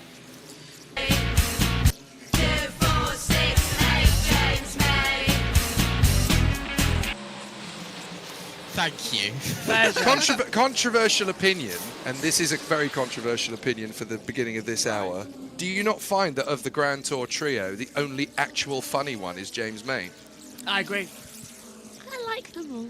No. I like them all to a May's certain funny. extent. Well, apart from Jeremy. But if you actually count the number of times that they make each other corpse, 9 times out of 10, James May is the instigator. It He just usually is. May's ideas. To be fair, the funniest one he did, I still laugh at this today, it makes me chuckle. Do you remember when Hammond rolled his Nova into the ditch at Shelsley Wash? And James just turns around and says, if Constable had been alive, he'd have painted that, and he called it the Hey Wayne. I was like, yes. That's genius. Absolute genius, that. That was a very packed hourly update, by the way. It was. Yeah, we had a lot. Could you tell that I rushed the classification of the top 3 to the end? A little bit. I thought we were going to extend it a little bit. I have a favourite. It's more of an action from what James May has done. It's from when they were in Top Gear days and they were testing out on those like police car things and trying to catch each other. Oh, that's the same episode, And he was just sitting there for hours. And then just drove away.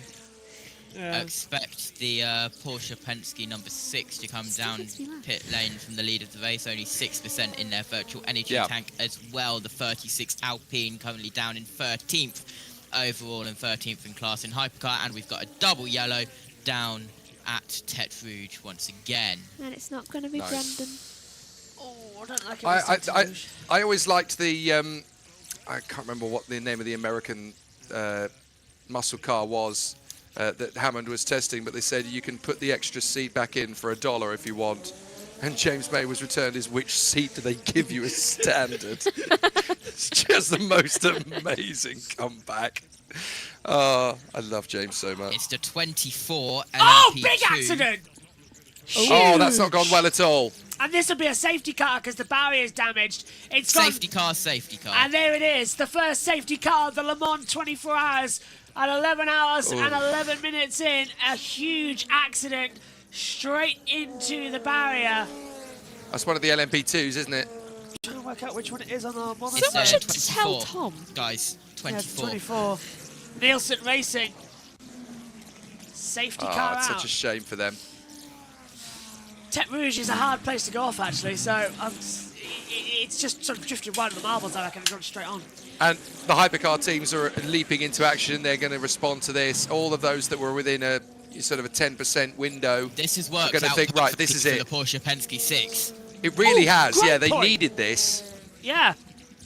My mic's was a bit like that. Yeah, great point, because Julian Anlau, so Julian Goudon's in as well. has taken this as well, who was below 10%. Oh, he's okay. He's That's thank great. goodness for that. That was a very, very nasty hit at a very fast corner, going into a very nasty pinch point of a barrier. But he's moving. That is really, really a big relief. How many are out now? 4. That's our first from LMP2. They've all been so far from GT3s. Ooh. Well, this will be a To be fair, that's a lot of retirements, even for this point of the race, isn't it? Yeah, 4. Yeah, United Orders. Oh, hello. Several drivers caught now. There's 3 safety car lines. Yep. And they've been held in the pit lane. Looks like they're going to change over at Ferrari in the main squad as well. So driver changes coming in. So this will be a lengthy safety car because that tyre barrier will need pulling out and repairing. I'd say at least 40 minutes. Yeah, Omi, I'd say should I go so. and get the joke book that I mentioned earlier? Oh yeah. Wait, Omi, Get that interaction. Yep. this is the perfect time to initiate what we mentioned earlier on. Oh no, Yeah. Omi told me about this. Open it up, Omi. Oh, it's not the one that we discussed earlier, Megan. Unfortunately, we've not had any recommendations coming. That doesn't sound good, does it?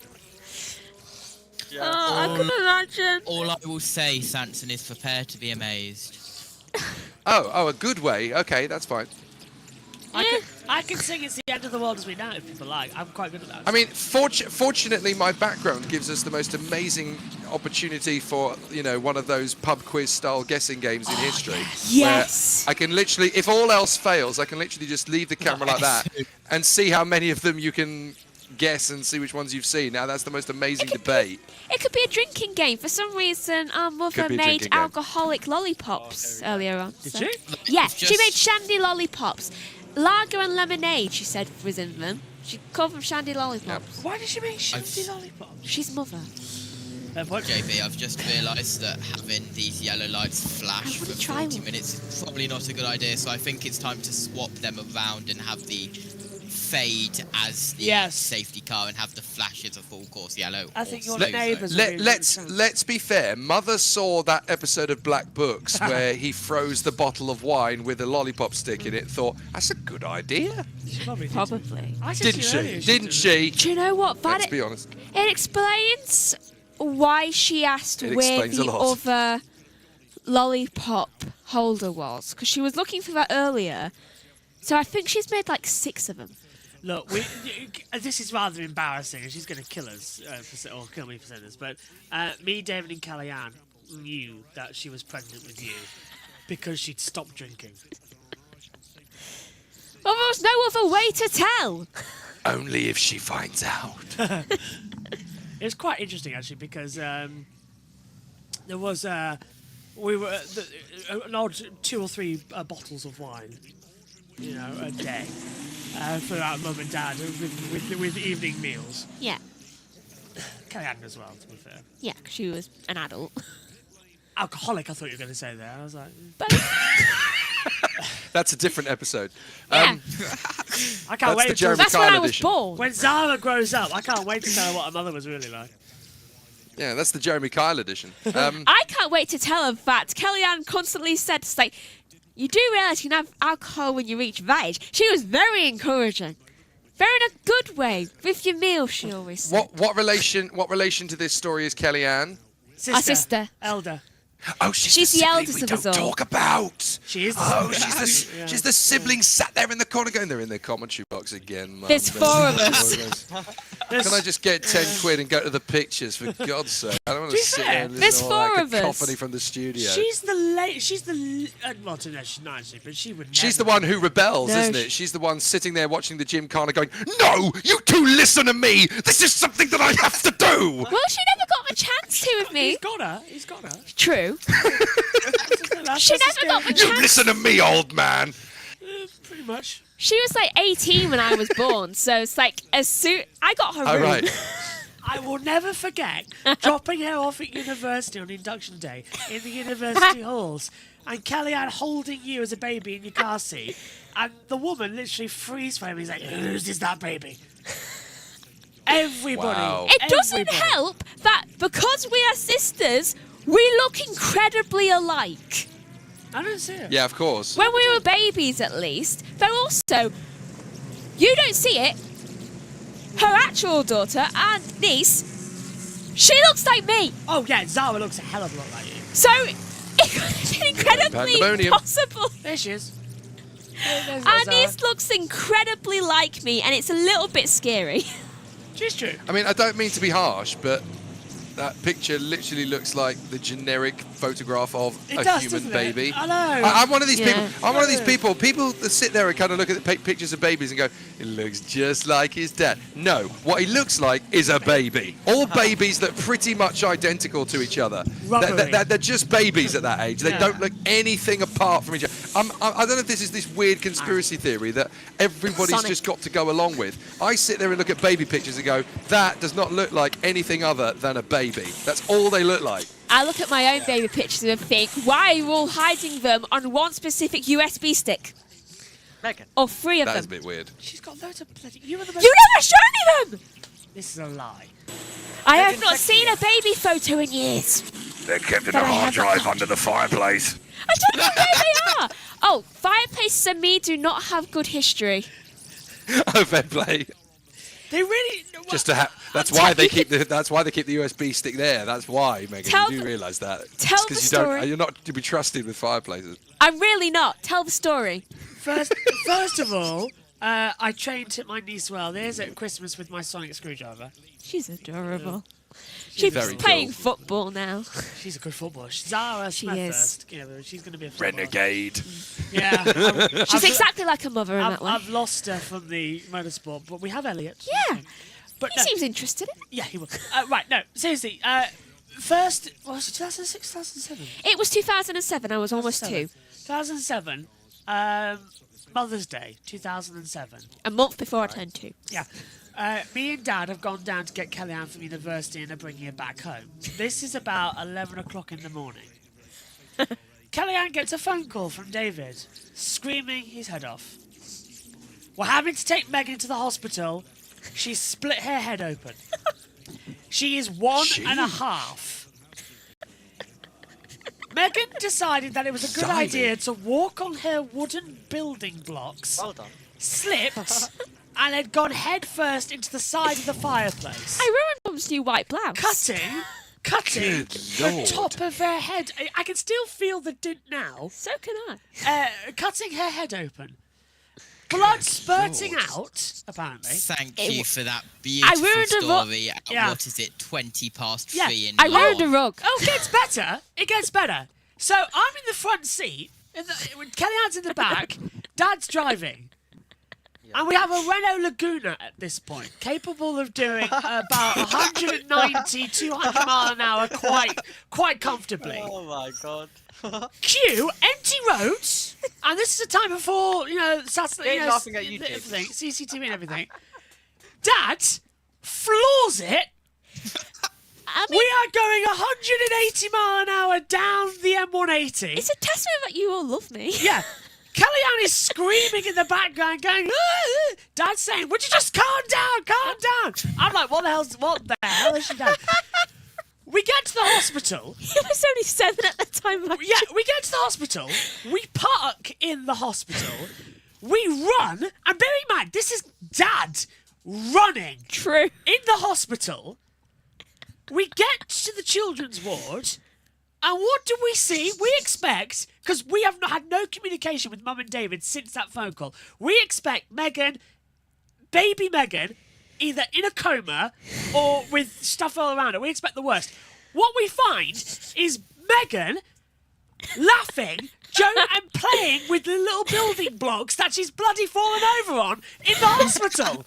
Perfectly fine. I recover quickly. And then I go in the room when she's having her head glued, just to make sure she's Is it human. really, I really remember bad that. Is it really bad that my takeaway from your telling of that story is the moment where you talked about your dad running as if it was like the first time in 17 decades? It probably was. It was. In the same note as, well, the only other time he's ever run is 1996 when Gareth Southgate missed. And it's like, to be fair. that was my only takeaway, really, from the enormity of that. I don't think Dad ever ran before after his heart attack. Get in the server now. Yeah, that because- is an order, not a request. The time before that Wow. would have been when you were born. Actually, I do remember Dad running once before. Where? I can't remember something. I remember Dad running once before. We're telling cool stories now. This is brilliant. But But you, bloody hell, you were. do you know, I actually remember that. Like, playing with all the things. That was my abiding memory of that experience. Just getting to play with things. I was so disappointed when I had to leave the toys. Yeah, to get your head glued together again. Yeah, I would just happily stay there. It's still I was busy. I I can don't notice this red dripping thing at the side of my eyes. That's like- Ribena as far as I'm concerned. I want to play with my building blocks. Yeah, just leave that. I want to play. She also has a permanent scar just below her eye, where she decided You were a child after my own heart, Megan. It takes very little to get me away from my Lego build these days. It's fantastic because there's a scar just below her eye here, where she decided it was good. This was when she was 3. Yeah. She decided it was a good idea to Double the amount of time later. to cut her fringe because it was getting in her eyes. I didn't like fringes. I stop you, and I still get the blame for that scar. No, I see the sense in that. If something irritates me, I have to go to it. If I've got like a little flap of skin on the end of my fingernail, I think, do you know what? That's irritating me. I'm going to rip it until it goes right up to my armpit. I just didn't want to bother anyone else. Yeah. Yeah, that's fair enough. People were busy. I totally get that. I totally get that. Still got the blame though because I found you with the scissors. Did you literally use the line, she was like that when I got here? I did. I did. Good lad. To be fair, I did shout Mum as well. I was like, Mum! Fantastic. Megan's got scissors! Like that when I got here. She was like that when I got here. In fairness to me, how did 3-year-old me get them? Cute more blood. Can I just point out as well? That is I was wonderful. very accident prone. Accident prone. Have we even got to the part where we had to spend 3 hours in A&E because you've dislocated and broke your ankle? No, I almost tore my ligament in That's the one. half. She did a James Hunt. Oh look, fans have collapsed. It's the annual collapsing. Yeah, it is that time of the night. That I was going to when go I back was to I was going to go back to a Nick Johnson Golding question because there were about 12 of them, but since he's directed one directly at me, he said, "Why do you live in Thailand?" Almost as if it's accusatory. Why do you live in Thailand, Jake? What is the secret? Hello. Yes, why do you live in Thailand, Jake? Well, both. I know. I had about 5 different options. To be fair, this is an interesting one to people explain. I did have I looked at locations for my October emigration. It's weird. I am an immigrant. Although, of course, in Thailand, they call me a phalang, because that's the word for someone who's not from Thailand. Oh, hello. But yes, to answer the question in intensity, why do I live in Thailand? I basically got 2 really, really cool job offers, pretty much identically timed. One was from Kinex, which is a karting promotion in Singapore. And the other one was from Top Speed, which is the racing promotions team that looks after Lamborghini Super Trofeo Asia, Chinese GT, the Formula Regional and Formula 4 for the Middle East, as well as Southeast Asia. There's a lot of cool stuff happening, and it was all kind of at the same time, and do you want to come and work with us? And I still have my Motorsport TV agreement that allows me to commentate on Super Formula and Super GT, and I still had my gig with Porsche Carrera Cup Brazil, and I can do those from wherever in the world. And I thought, well, I'm getting all these offers in Asia, and a lot more people want me to come on board. So I just kind of went, yeah, I was looking at house pricing, I was looking at the daily price of food, and the sort of the daily lifestyle choice and the weather, and I looked at the tax for the different countries, and I thought, no, this is stupid. I'm living in the United Kingdom, where 86% of the days are overcast and miserable, where the daylight is skewed. I'm sorry, it is skewed in the summertime. Who on earth is accepting the idea of the sun coming up at 4 and setting at 10 when it's grey all the time and thinking that that's okay? It's not okay, people. You can go for better. You can accept better into your life. I don't know how the Norwegians cope. Anyway, in Thailand, the sun comes up at 7 and sets at 7, pretty much all year round. The tax in the United Kingdom has become insane. If you're a self-employed business operative, as I have been now for 14 years, it's anywhere between 30 and 40%, depending on how good a year you're having. So you're actually punished for having a better year. I'm sorry, where is that okay? If you have a better year financially, you are punished higher by the tax office. So basically, I may as well just be stuck in Briscoe Formula 1 for the entirety of my career and not earn any money, as far as the UK is concerned. Yeah, exactly. I did, yeah. I just woke up JT for you. But then in Thailand, the income tax is 7%. Who wouldn't go for that? If you have the opportunity, who wouldn't go for that? The weather is better, the food is better, the taxation is better, the living costs and expenses are better, and I get to shake hands with friendly people from different countries every single day and live like a prince. So why wouldn't you do that? It's literally that logical. Why wouldn't you do that? So that's the answer. Why be the Fresh Prince of Bel-Air when you can be the Fresh Prince of Pattaya? Exactly. The Fresh Prince of Pattaya is such a cool thing. I want to make that show now.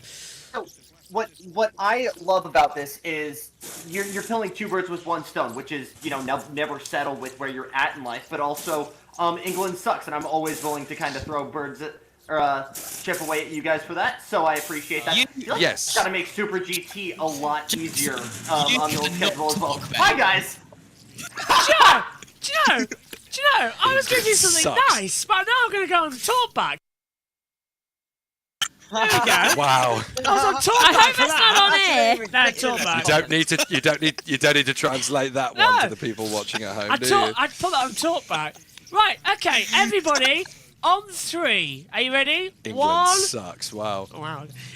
Everybody, on 3. Ready? 1, 2, 3. Happy birthday to you.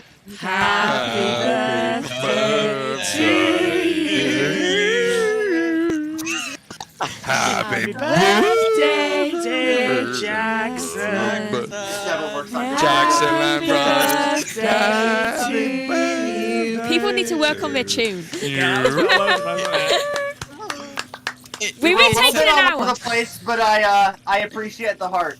Thank you guys. I gave you the 6 whiskey rendition. I was in perfect tune. That is what happened, and I apologise dearly to the viewers who had to listen to that. Yeah. Because singing from probably lag. Jackson's in America. Yes. Sanson is in Thailand. JB's in East England. Oh right, yeah. I'm in southwest England. Yeah, hell was right. What are you on about? Omi's just Free continental person in Omi is in the ether. Omi has not quite figured out where he is. He's on another dimensional plane. Searching for joke books. We have a joke book now. Do Thank we? you, Oh, Omi. fantastic. What's it? Joshua Birch's autobiography? No. Oh, I see. It's my dating. Is it my black book? Is it my dating history? No, but weirdly, the book of it is actually black. Oh my god. Oh, well, to be fair, yeah. Oh, we got the joke book Megan, out. you That's requested good. it, so I had to send it over to you, Megan. Merci. Anyway, I could go for the squeaky clean 1990s Jeremy Clarkson joke. Ooh, go on. It is squeaky clean, but it's only for motoring enthusiasts. So I'm in the right room. Yes. So essentially, the World Symposium of the Automobiles are meeting, trying to figure out how to make safer motor cars and do things correctly with the EU and all the rest of it. And the guy from Mercedes stands up and proposes, well, we have developed what we are calling the cat test. What we do is we take a car off the line at random, we put the cat inside, we close all of the doors, all of the windows, all of the vents, and we wait 1 hour. And if when we come back the cat is dead, then we consider that we have built the car sufficiently. So there's a bit of a pause. Opposite Australia. And the guy from Jaguar stands up and says, well, we have a similar cat test at our factory in Coventry. We take a car off the line at random, we put a cat inside, we close all the doors, all the windows, all the vents. We're slightly less thorough than our colleagues in Germany. We wait 24 hours, and if when we come back the cat is dead, then we consider that we've built the car correctly.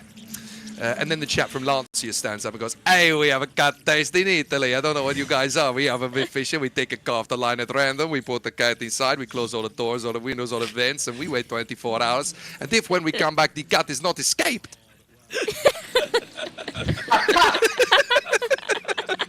It's one of my favourite car gags. That's just such a great joke. I love it. Oh, the especially if you've ever driven a Lancia, which I have. And it's like, yeah, fair play, fair play. We did have a Lancia, yeah. Before No. If it's a Lancia Ypsilon, that does not count as owning a Lancia. No, it was a proper Lancia. That's a Chrysler with a dress on. Yes, it is. Yes, it is. It was a proper Lancia. I've got a good joke. The best. Go for actually, it. The Why is it just a picture of me? Come on, work hard. No. All self-burn, those are right. Sanson. That was a proper sibling burn, that was. On These are himself. the big boy Visp F1s that we're going to be racing. Beautiful, yes. A man walking down the street sees another man with a very big dog. One man says to the other, does your dog bite? The man replies, no, my dog doesn't. The man pats the dog and gets his hand bitten off. I thought you said your dog didn't bite, said the injured man. It's not That's my not my dog. dog, replied the other. Somebody's been watching the Pink Panther Strikes Again. Telegraph. That was the best line in that whole movie, that. I thought you said your dog did not bite. That is not my dog. It's the best line in that film, seriously. I love the Pink Panther Strikes Again. It's been a good set of months for Samson in the movie world, just because we've got another Spaceballs coming out. We've got well, in the works. We've got new Naked Gun with Leslie. That's so good. With Liam Neeson. Do you know what? Liam I Neeson, was yes. I was not on board with that idea until I saw the trailer, and then I thought, do you know what? I'm Yeah, so okay, here I'm for in. it. I'm in. so I'm in amped. for this. I'm in. I told my mother, actually, that they're remaking Naked Gun, and she went, why? And I went, well, you know who they've cast in the lead? She went, well, I was like, Liam Neeson, and she went, what?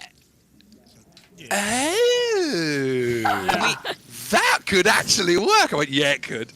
Can we address the elephant in the room right now? I'm not that fat, am I?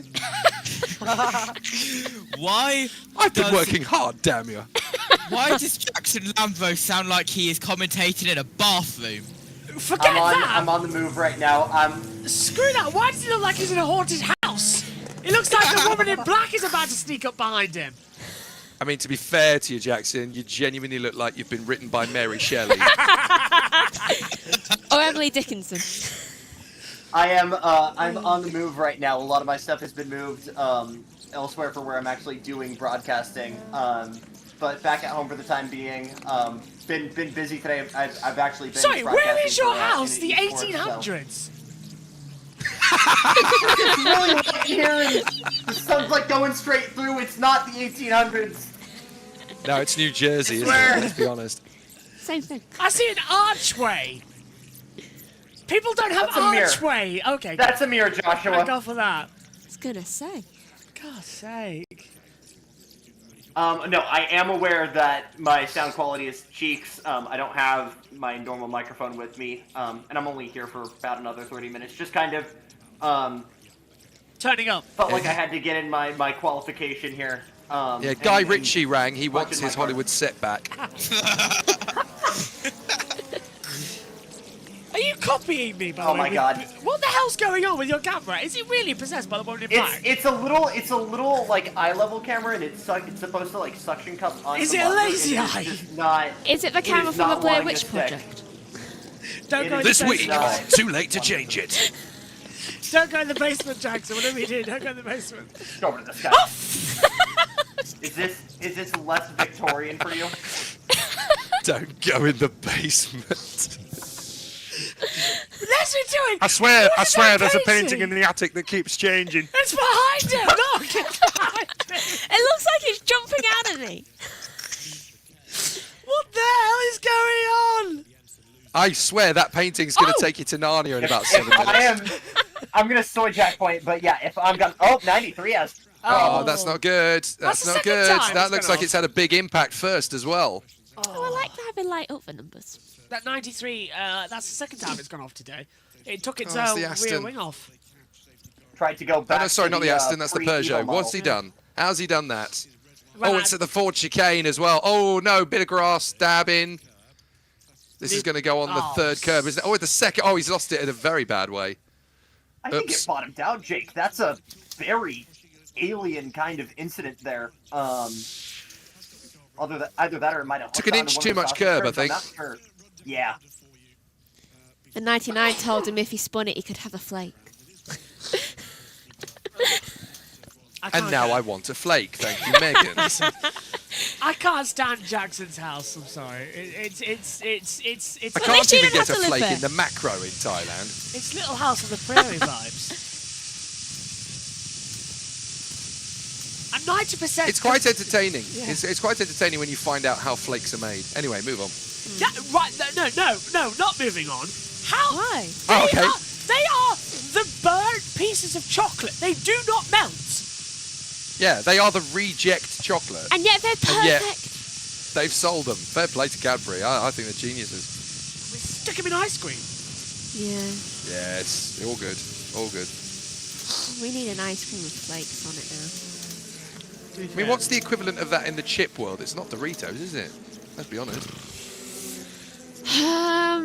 What am I looking up to make this comparison?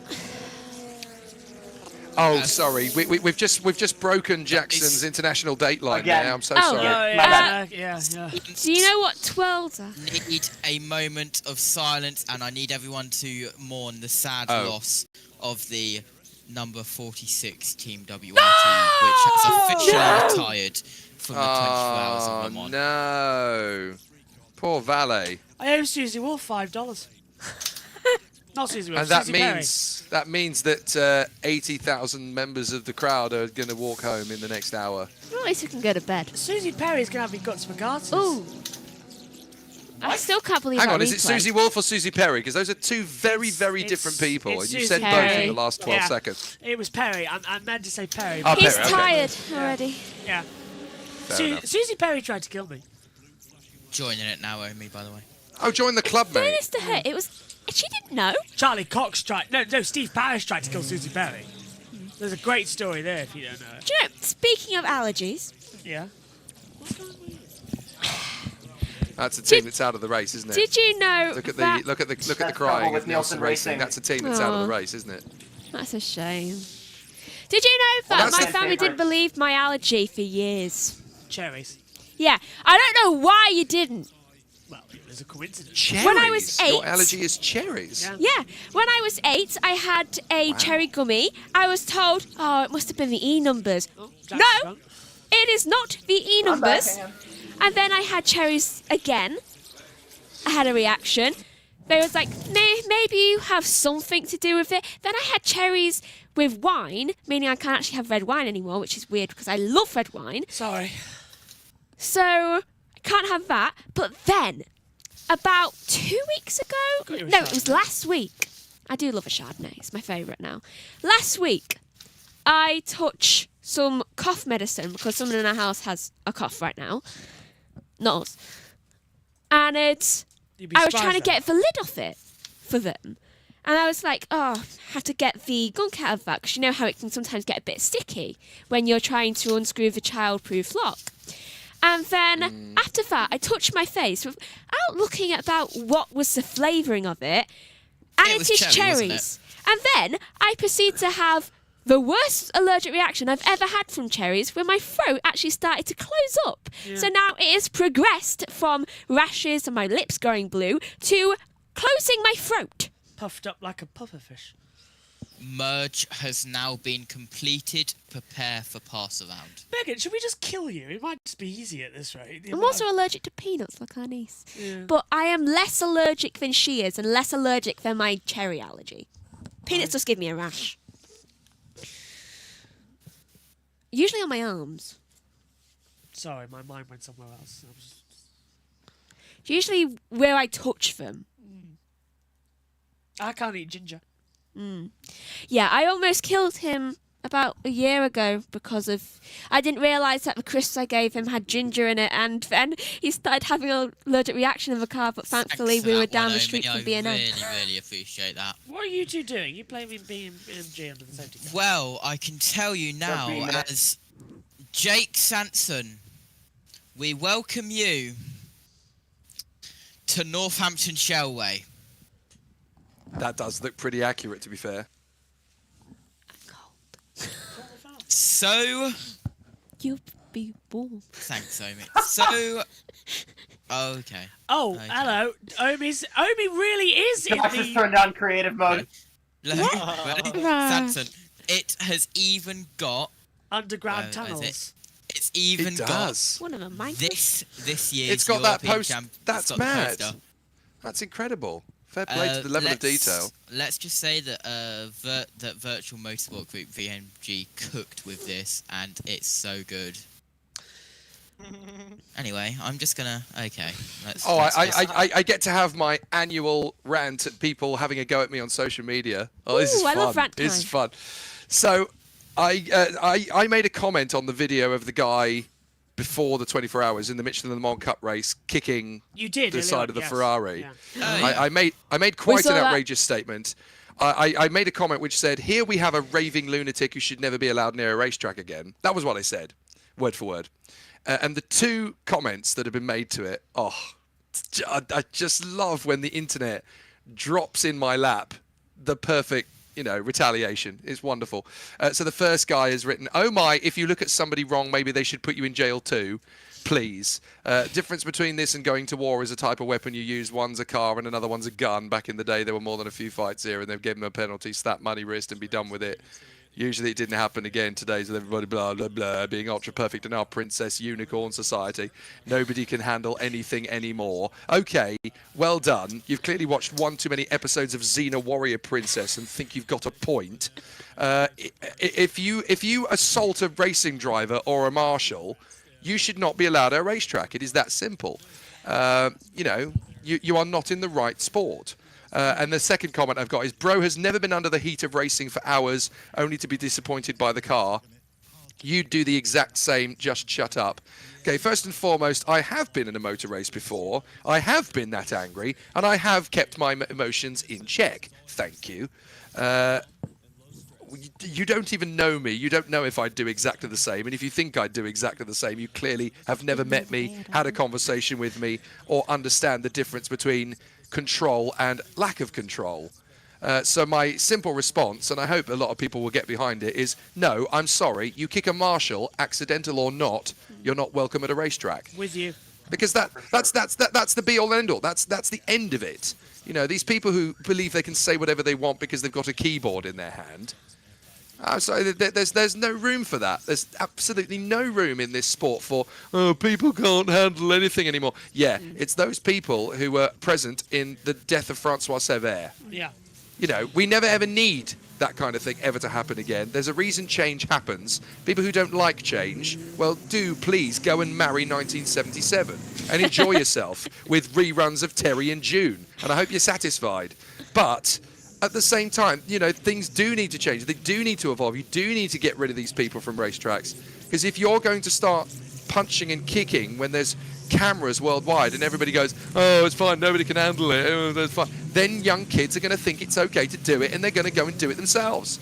I'm sorry, you do need to make an example of these people. You do. And that's the end of it. If you don't like it, do please go and take up American football. Ontario. Then you can go kick whoever you like. No, never mind. Or NASCAR, yeah. Some of the stuff I've seen in NASCAR recently, Yeah. it is mad that that's still allowed to go on in modern motorsport. It's mad. And they go, well, that's just the way it is in NASCAR. And that's the way it is in hell, They are their own I'm sure as well. subculture of motor racing, and it's just very much been a part of... Yeah. I don't want to say American sports and culture, but for sure that neck of the woods in terms of, American culture. I mean, what's the television channel in America, Jackson? You'll know this better than I do. What's the television channel in America that shows the sort of the Chili Bowl style of racing? I can't think of what that channel is at the moment. Flow Racing. Flow Racing, yeah. Some of the I subscribe to Flow Racing because some of it's entertaining, but some of the stuff I see on Flow Racing, and they're like, "Oh, that's just the way it is." I'm like, "Are you joking?" Oh no, especially the grassroots stuff at like North Wilkesboro. No, absolutely. Are you joking? I mean, I've seen wars conducted with more grace and candor. It's just insane that that's allowed to go on in 2025, some of that stuff. I can't tell if it's raining or not. It's very misty. I'm being bullied It's them all, neither can I. right now. Can I ask what the context to the reason why that guy kicked the marshal? There was a collision at the start and he was one of the two cars involved. It's literally that. That's all it was. There was a collision, two cars were involved, and one of them got angry about it. It's not like he called his mother a sainted hellhound, or, the other guy didn't sleep with his wife, Paul Newman style, in winning, or anything like that. It was a racing accident at the first corner. On the plus side, Ferrari's sales are going to go up for riot shields in Los Angeles. That's so true. I mean, do you not think the side door of a Ferrari 293 is pretty decent against onslaughts?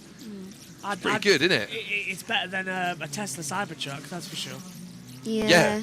I mean, a bit hot. I'm starting to think like the side door of a Ferrari 293 should definitely be used at the next Liverpool FC celebration thing. Be great, wouldn't it? I'll Stop say all this. these riots. I think racing like American football is in the advantage in terms of keeping things relatively tame, just because it is really, really hard to throw a punch at somebody when there's, 2 inches of either metal or carbon fiber over their head, right? That's not doing anything good for the hand. That's just because you lot are pussies. And I can say that because of past watershed. We don't use helmets. We are past watershed. Yeah.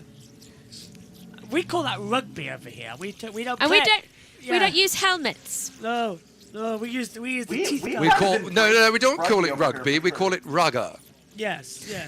Nan used to love watching rugby. But then Australia's got their own thing apparently in their neck of the woods with footy. Sorry, we don't mention the Australians.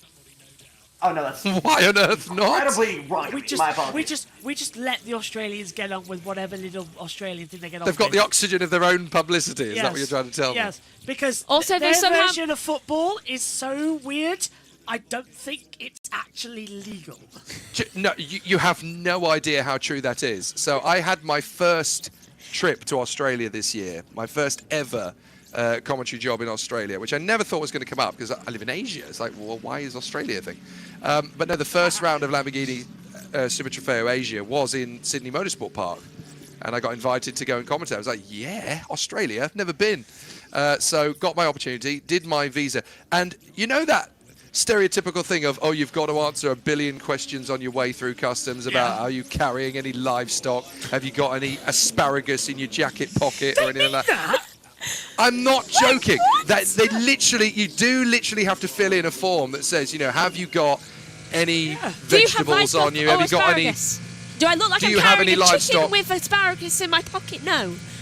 Have you got any bees or beekeeping equipment? And they ask all sorts of random questions. I'll put my hive away. So protective. They confiscated Rachel's lunch. It was was she carrying bees? No, it was a salad, and inside it was things that you weren't allowed to bring into the country. Asparagus included. The paperwork to get into Australia is insane. It was harder to get a visa for China, but I never filled out more paperwork than I did to get into Australia. Very, very strange. Kind of makes me want to throw an asparagus at Well, Australia. got to Australia, and we are in the bar on Saturday night after the first race. And guess what's on the television? Australian rules football. And they kind of looked at me, or the Australian in the crew kind of said, oh, you'll like this, it's football. And I sat there for 6 minutes, staring at the screen with my mouth wide open, because I genuinely didn't understand what was going on. I didn't understand the rules if it was football. I didn't understand the rules if it was rugby. I didn't understand the rules if it was the sequel to Remember the Titans. I couldn't figure out what the hell was going on. Confusion. Nothing does happen, by the way. I think we're going back to racing here, guys. Yeah, they're coming in, so we're We going are indeed. Hey, racing. Finally! If you want weird... Well, if you want violent sports, Sri Lankan dodgeball. Sri Lankan dodgeball. No, you're not Noemi wrong. was telling you're me not about wrong. it. Do Because... they just use bowling balls, or? No, okay. There's 2 teams. There's one on this side, one on that. Can I go back to you in a second while I Yeah. just call this restart? Because they're coming through finally. For the Hold on, second... does Sanson not know dodgeball? Yeah, he also knows dodgeball. For the second time today, we are racing with 12 hours to go here at Le Mans. We are restarted. 5 closing through as well. And Safis trying to work out who it is in the... I think that was Pascal Verline getting ahead. Yeah. And Alex Lynn in the 12's got ahead of Shadow Mantle into the 20. So moves going on in the middle of the hypercar class. But we are back to green flag running. Right. Okay. What is Sri Lanka? It is a mix between basically... Sorry. Omi, have you done IndyCar practice? Ending right now. Cheers. Go. It's a mix between... And I said this to Noemi, my best friend. I was just like, is it a mix between dodgeball and catch of a flag? And she said, yeah, kinda. And it's basically, there's one ball in the middle. And you've all got to set off and try and get to this one ball in the middle, and then you've got to head back to your team.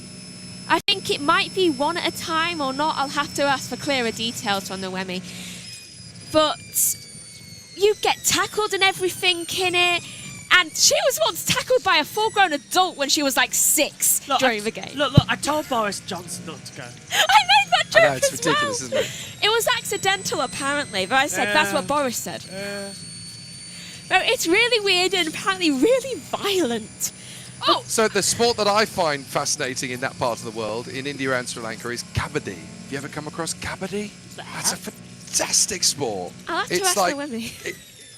well, kabaddi is kind of like the lost equivalent of rugby and wrestling. It's kind of somewhere in the middle of that. It's very, very fascinating to watch as an episode. And they play it indoors just to make it more extreme. Oh, jeez. So it's a hard floor that you end up tackling with. I think these guys literally have a screw loose. It's wonderful to watch. That Very cool would sport. be painful. Hello. Which one's That's this? a different BMW with smoke coming out of it. I'll have to ask Noemi whether she's ever played that, because Noemi, she was born in Italy. She lives here. But her parents were originally born in Sri Lanka, so she's like visited there, and it's like her family are very well spread out. Like her grandparents live in like France or something. That is. I've got to say, it's the Bend Team WRT, so it's the other WRT. They're not That's having a good day. very short. Yeah, it's a very short GT3 race for them, isn't it? Yeah. I haven't even made it But to no, of all the countries I've been to, the maddest one to go to as a motorsport commentator was Sri Lanka. Because I went at the end of November, beginning of December, and I was there to kind of assist a young driver in Euroformula Open called Ivan David on his sponsorship push. Yeah. So anybody who knows Ivan and how well he's doing in Euroformula Open this year, good turn. But he is, they do dub him the Sri Lankan Schumacher. That's how they know him back home. And he is a very talented driver. But because all of his career up to that point had been in karting or Spanish F4, oh my goodness. everyone in Sri Lanka, whoa, that was a good one. That was a corker. Everyone in Sri Lanka. Everyone in Sri Lanka obviously knew of Ivan David, but as a consequence of me commentating on him, they also knew me. So it's weird. So we have this fantastic open evening for Ivan David. Everybody knows who Ivan David is, but everybody knows who I am. That's weird. And that was it was really, really strange. I have never ever been considered a celebrity anywhere in the world, not even in my own country. And I get to Sri Lanka, and I'm not joking. For the 4 days I was there, I was literally given red carpet treatment. Like the Minister for Sport in Sri Lanka, lovely, lovely chap, got chatting that night, and he said, look, anything you want over the next 3 days, we'll do it. We'll set up. And I've heard that from people before, and be like, oh, yeah, no worries. But I'm not kidding, right? The next day at my hotel, a car is driven up with a guide and a chauffeur, and it's like, anywhere you want to go, we'll take you. And you're not staying at this hotel tonight, you're staying at my country club hotel in the middle of Kandy in the Sri Lanka countryside. And I'm not kidding, it's like a golf resort, right? And the suite they give me is the suite they gave to Nelson Mandela. What on earth is my life right now? What's going on? So when I go back to Sri Lanka, I am literally like, you know, keys to the city of Colombo. It's weird. They all know who I am over there, and that's how I got treated by the Minister I'll of have to ask Sport. Naomi's parents. I hate to say this. Well, yeah. But why don't you move there? Well, it was a consideration. It genuinely was a consideration. I'm considering retiring to Sri Lanka. You know, if I like finish my Asian tour properly, and all I ever want to do with the rest of my career, I've got enough money to survive, and all I want to do is like motorsport TV. If there's a chance to set up like a Sri Lankan version of Top Gear, I'd go for that. I would go and do that. Great and food then as well. just motorsport TV commentary and nothing else. Just do the remote stuff. I look forward to hearing about 30 years' time. Dictator Jake Sanson of Sri Lanka tortures millions. Lord Sanson of everywhere. Came to power because he had Nelson Mandela's suite and wanted it I back. know. Lord Sanson of anywhere. Watching good battle between, I believe that's one of the Cadillacs here, as Alessandro Pierre Guidi jams it into the second chicane. It's Ferrari on Ferrari crime as we have a yellow flag out. Pierre Guidi gets the move done into the Mulsanne corner, so the 51 will lead now over the 50. I believe. Which one? 101 has stopped, I believe. Oh, the WRT Cadillac. Oh, not again. Yes. Obviously, they didn't have Or enough WTR, information. I should say. Get it? 101. I should have put these on Oh, the yeah, wall. I got you. I can't. It happened again. It's funny, you know that. Oh, yeah, it's reversed backwards behind the marshal post. Good night, Vienna. No. I'm starting to understand major. why the journalists were saying, do you know what, Cadillac's never going to win the Le Mans 24. How did he get behind? That's I mean, the Taylor this and team- Albuquerque. It seemed like the perfect combo. It's the first time the Taylor brothers have shared a race car in over 5 years. It was supposed to be a star-studded lineup from their dad, Wayne Taylor, to really bring the heat and kind of help support, you know, the HTJ programs, but also kind of have their own crack at it.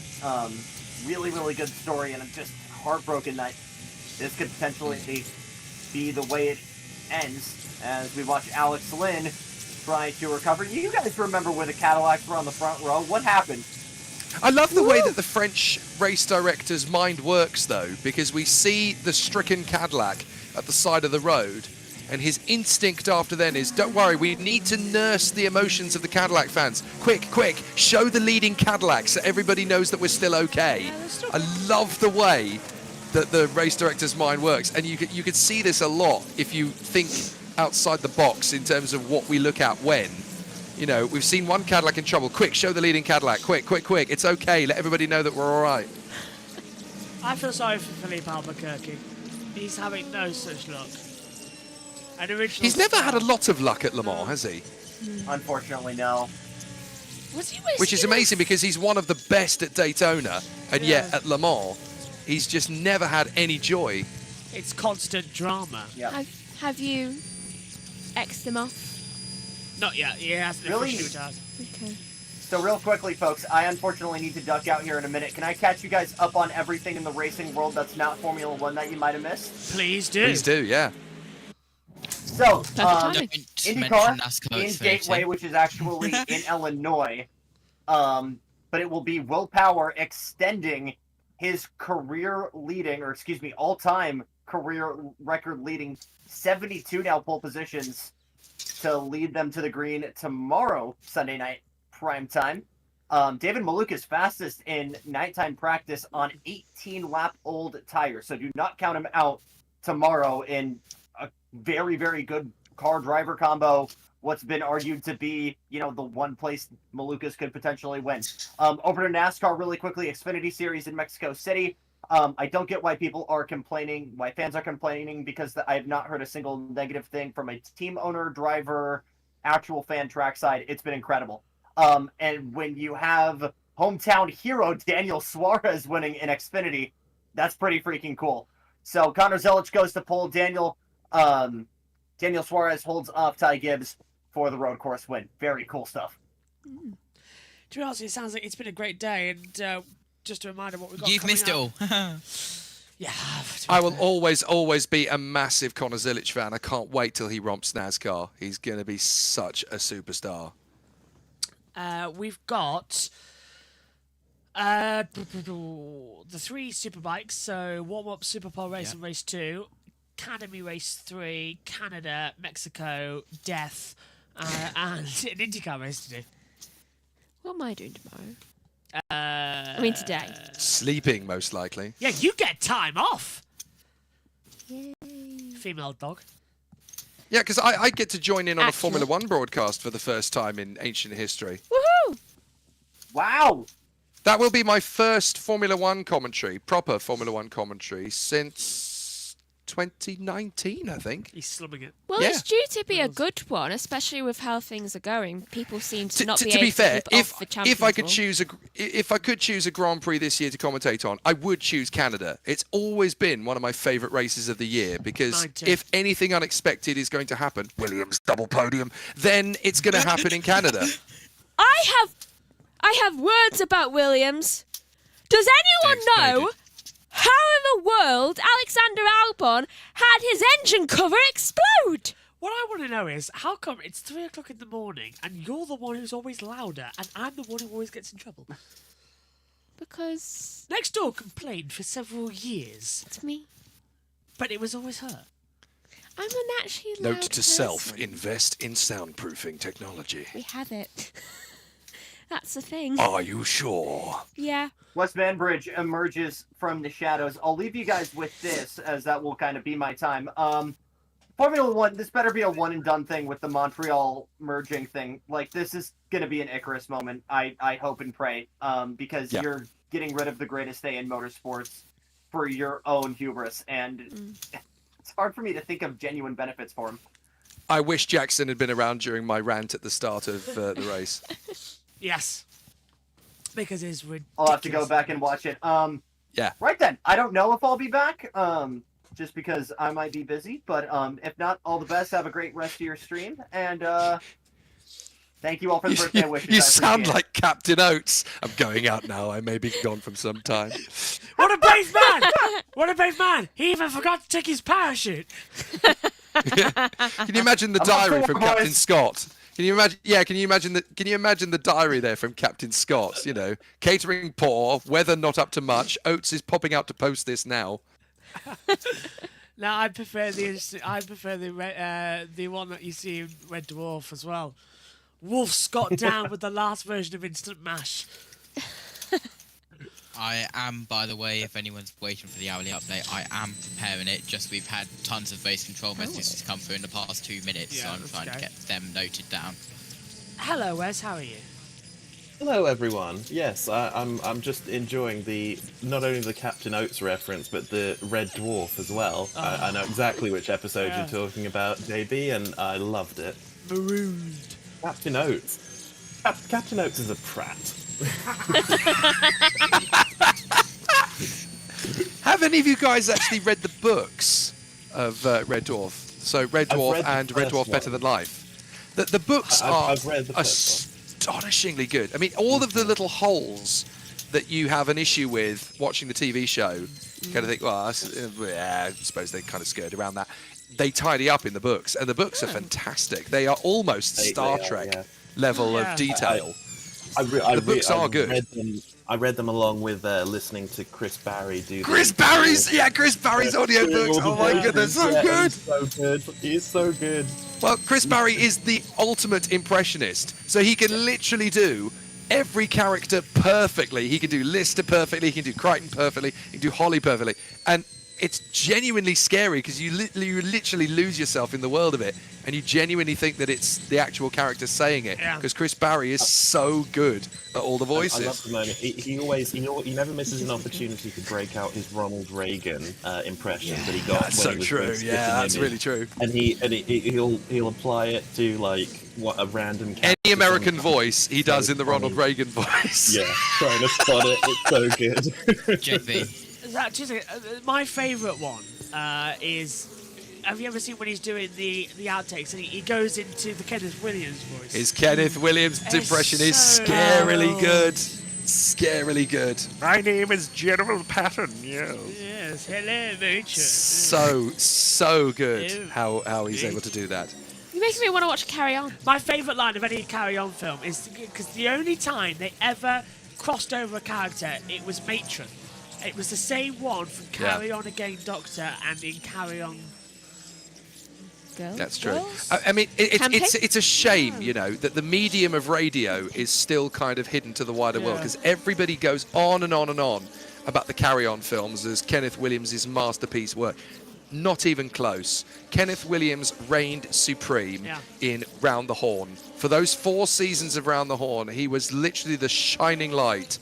There was even one episode of that show where he literally brought the show to a standstill, all scripted, of course.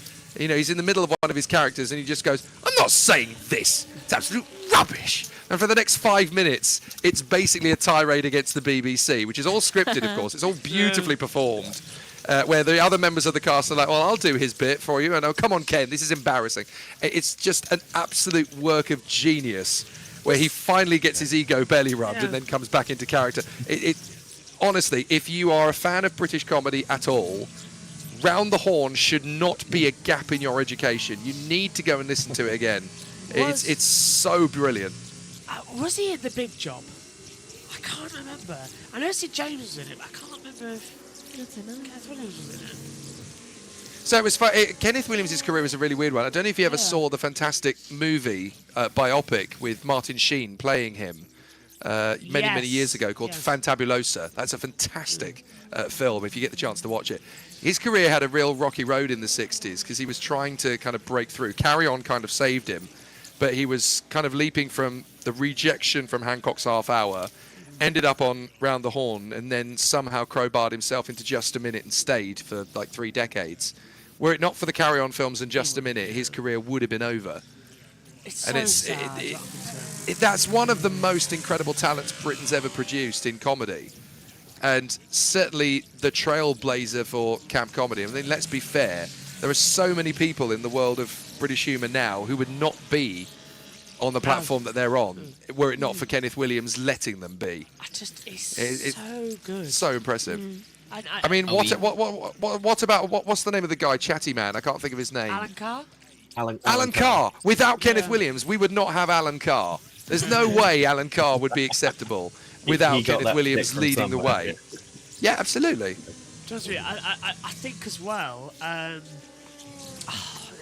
just so many as well, especially A Low A Low. I love A Low A Low. The fact that A Low A Low is loved by Sebastian Vettel is a reason why I like Sebastian Vettel. So true. I even did a joke earlier when I came in giving Joshua this. I said, "Here you are, General." Yeah. Because of that whole... I mean, if anybody... this whole kind of attitude of this might offend somebody. If Sebastian Vettel, a German, finds A Low A Low funny, stop it. Just let the comedy be the comedy. This is the thing I find irritating about modern culture. The way that people are like, oh, you can't watch this because it might offend somebody. We have a trick for that. It's called a remote control. Yeah. You can change the channel. You can go to something else. That you don't. If you're offended, that's perfectly fine. You're allowed to be offended, but change the channel. Don't get it shut down. Change the channel. We've got 150,000 channels for you to choose from. If you don't like it, change the channel. Shut up. Go and do something else. I've got something that I don't know if you would know this, but I hope you do and don't at the same time. Do you know why Gruber? Was it Gruber? Which one? The little one who disappeared halfway through the Clop! Yeah, Clop. Do you know why he says Clop? Do you know why? I don't know the reason for Don't know the it, reason. no. Would you like to know the reason? the actor is Jewish and refused to say Ah. Hitler. Yeah. So they So he came said up with Klopp, which is ditto. Klopp. Yeah. So that Interesting. and it's come so as a clever. It's fantastic. But yeah, It's that's all. it's very clever because he's basically saving time by saying Kler instead Yeah. of Heil Hitler. And it is one of the funniest catchphrases in the whole show. It is just beautifully, the timing of it every time is beautiful. What was the captain's name? The Herr Flick. Italian. No, the Oh no, sorry, he's the Gestapo, isn't he? Yeah. The I shall look captain's up. name is hourly update. In a minute. Oh no, what was his name? It was the Italian bloke. In a minute, it's 11 minutes Captain Bertorelli. Captain Half Bertorelli. the point, the Yes. biggest hourly update with over half a page long. I know. Oh, And but it's- do you Take not the see? opportunity to Google it, Josh. No, I just remembered it. Do you not see, JT? If we kill him with the pill and the till by mixing it with the drug and the jug, you need not light the candle with the handle and the gutter from the chateau. That was amazing, that, to be fair. Simple plots are always the best. Hold on, the one who said Klopp, it wasn't Gruber, No. but No, that was the one who was secretly gay. yeah. Do you know, I on my last trip to the Elevator music waiting for the hourly update. For God's sake. Right, no, you crack on. I'm going to go and get my thing that I need to show you that we need to play over the internet at some point. Yes. Bear with me. Right, JT, you can have your hourly update as well. It's the longest one. It's half a page long, so buckle in, folks. It's going to be a long one. Live from the JB Motorsports Broadcast Center, this is the Le Mans 24 Hours Hourly Update. And a lot of penalties at that. Car 4 for Porsche Penske Motorsport and Car 5 for Porsche Penske Motorsport, both in Hypercar, and Car 13 AWA Racing GT3. They all got a drive-through for a slow zone procedure. Car 101 Cadillac WTR car from Hypercar, if they were to return, got a drive-through penalty. Car 57 Kessel Racing GT3, they got a drive-through penalty for pit lane speed. Car 15 BMW M Team WRT, no further action for slow zone procedure. Car 13 AWA Racing GT3, no further action for full course yellow procedure, but Car 13 AWA Racing GT3 is currently under investigation for a tech infringement for the stint energy. Big incident for the 24 Nielsen Racing in LMP2 at Ted Rouge, taking it out of the race, causing the first safety car due to substantial barrier damage, and a spin under safety car for the 93 Peugeot Hypercar at the Ford chicane. The 46 Team WRT GT3 has officially retired, and the 31 the Ben Team WRT in the pits with smoke coming from the car, and the 101 Cadillac WTR retired to behind the barrier at the Michelin chicane, and Car 15 under review, not respecting race director's instructions at pit exit. Currently in Hypercar, it is Porsche Penske Motorsport leading the way with the number 6. Then it's the 8 Toyota Gazoo Racing with the 83 AF Corsa in third. LMP2, it's the 48 Panis Racing, the iLinks Photon in second, the number 9, and the Interior Pole Competition in 43. In third, leader AO by TF LMP2 Pro-Am. Then it is in GT3 the 92, 78, and 21. That was your 24 hours of Le Mans Hourly Update from the JB Motorsports Broadcast Center. The 24 Hours of Le Mans Weather Update with JT, live from the JB Motorsports Weather Center. And we can have a calm weather update now, because there's not a lot of information to get through. 22.1 degrees Celsius is still the track temperature, air temp still 15.9 degrees Celsius, wind speed has died straight down to 3 kilometers per hour, humidity up again to 76%, and this time it is a northeast direction wind, not a northeasterly east. Oh my god, that was a large hourly update. You alright, JB? Eating. And it was Have gearing.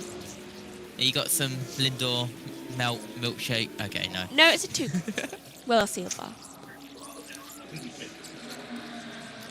It's basically the equivalent of a penguin, but we prefer these ones instead of a penguin. Is it like a Lidl or Audi knockoff? Aldi. They're better. Like with Jaffa cakes. My personal preference. The Aldi do even better. I think I might leave soon simply because it is getting late. It'll be light soon. Exactly. And you know me, I can't sleep in the light. Yeah, I should probably go now. It'll start getting light in around 15 minutes, Megan, so you better go to bed. Yeah, but like when the sun's at a certain point, then I can't sleep. Our Well, sister actually- also has this. Actually, it's not light in France yet, so if it's not light in France, it's not light here. Yeah. Because that's an hour ahead. Yeah. So, it's like, I can't sleep when the sun's up. If I've already been asleep, then yeah, I can go back to sleep pretty quickly. But if I'm getting to sleep, I won't. Can't sleep, clown will eat me. Can't sleep, clown will eat me. It was gearing. It was gearing. Although, my personal favourite, of course, is the police officer. British comedies, yes! So it is the classic British comedies DVD board game. Yeah, so what I tend to do when I go back to the UK is I collect DVD board games. The reason I collect DVD board games is because they are the best thing to play with my kids and my friends over the internet. Because essentially you put your external hard drive into the computer and you share your screen and all manner of hilarity can ensue. And on my trip to Whittam in Essex, this time with my brother, I stumbled upon the classic British comedies DVD board game, which I had no idea existed. And I saw the fact that there is Last of the Summer Wine, One Foot in the Grave, Dad's Army, Are You Being Served, Open All Hours, Heidi High, Yes Prime Minister, and Hello Hello on the cover, and thought, yeah, there's no way I'm not owning that game. 2491. The fact I know a phone number of a fictional house and not... 4291. 4291. 4291, that's it. 4291. Where the bloody hell have you come from? Bugger off! Do you know, have keeping up I was so annoyed because I got the lead in the school play one year. I was an innkeeper. And I had one of my lines was literally... I had the lead, it was the lead, the innkeeper. The lead, one of the lines was, I don't believe it. And I no innkeeper has ever been the lead in any play I did! I in got it! British comedy He generally was. I got the lead in the nativity. Oh, wow, okay. I was so happy. It's weird. In the nativity, somehow, Jesus wasn't the star. Neither was Mary or Joseph. No, I was, and I bloody owned it, let me tell you. In fairness, you were the one who got to tell them yes or no. Was your school play scriptwriter Norwegian by any chance? I think actually they were at one point. This year from Primary School Productions. I tell we got it on film. In her story, The Innkeeper's Malay. Hey, I tell you what, I'm still in contact with my wife. My first wife. Your on-stage wife. Yeah. Just point that out. Yes. I weirdly remember one of your school plays. I remember a lot of greenery around for some reason. I don't know why. No, that's when I killed the sheriff of Nottingham. Yes! It was Robin Hood. Yes. Robin Hood. Yeah. I remember that when I was a baby. I was thinking, it's like... I played Will Scarlet because I was the only one, A, with the bow and arrow, B, with the guitar, and C, I was the only one who actually went to Robin Hood. So, I remember my lead in my school play in year 11 being way more tense and dramatic than it needed to be because I was cast in the lead and the female lead was my first girlfriend. Oh, that really would be a dramatic thing. Yeah. So it was a fun 3 months of working very closely with the girl that I still had a massive crush on and, you know, probably always will. And the tension was fun. And there was to be a kissing scene. And we both kind of discussed it and went, well, look, for the art of the play, we have to do this. And we should do it. And it's like, well, you know, How convenient. don't have any feelings. I'm like, don't have any feelings? That's like asking any organism to not consume oxygen. Stop it, woman. You're toying with me and you can't help it. My 15-year-old angst. Oh, we've all been there. I played a witch in... So my 15-year-old When I was angst 11. has been dramatised and turned into television. It's called Skins. Oh dear. When I was in year 11, not year 11, you got me doing it now. When I was 11, in year 6, we did this leaders assembly, and it was like Shakespeare Rocks, I think the name was. I recorded it and I recorded it and flogged it to all the parents. It was quite fun. Yeah, for some reason you became like this, like here's a copy of the school play, here's a copy of the school play, because they kind of went off school plays for some reason. Yeah, and I was the only one who actually thought to bring a video recorder. Yeah, and I played a witch. For God's sake. Another great Hammond joke, by the way. You really do have to go around every single parent before you take the video camera out the boot. Yeah, just like, do you want a copy? I should have gone to your sports day, to be fair. Did you have to do the laugh, Megan? Did you have to do like the classic lip cackle? No, I just had to go. I just had to say something. I don't even remember the lines. I'm sure I've got the script somewhere, actually. That was Richard Hammond's finest moment on Top Gear when he came up with that. You need to go to your own school play, to be honest. That was the funniest line he ever came up with on Top Gear. Funny thing Have is, your own kids. Yeah. everyone else. They played on that later on. Do you remember in the Grand Tour because he actually got arrested? Do you remember they played on that again? Everyone else had to wear a wig. You hated. You didn't do it. Yeah, I didn't do it because they said, "Oh, here's a wig." I was just like, "Look at me. My hair, if I brush it, will go frizzy. I look like a witch then anyway. I'm fine. When I don't brush it, I don't look like a witch. Don't." But I refused to do that. And I think they were already pretty annoyed at me because I wouldn't allow them to put the face paint on me. They would say, "Face paint time." I was just like, "Look at my allergy list. Face paint is clearly there. Last time you did not listen to me. Listen now." Because they made me have an allergic reaction when I was, 8, 9? 8. Yeah. That was a long night. Yeah. I literally sweated off the face paint. And it was green. Why did we have you again? Can we get that? Is anybody else looking for the fire escape? I was. And Mum and Dad had me because I wanted a 4th child. 3:30 a.m. and she's still this active. I know. When I get tired, I get hyperactive. Canada's going to be fun. It's like my body Bring it works back in to reverse. the comedy. Yes, go on.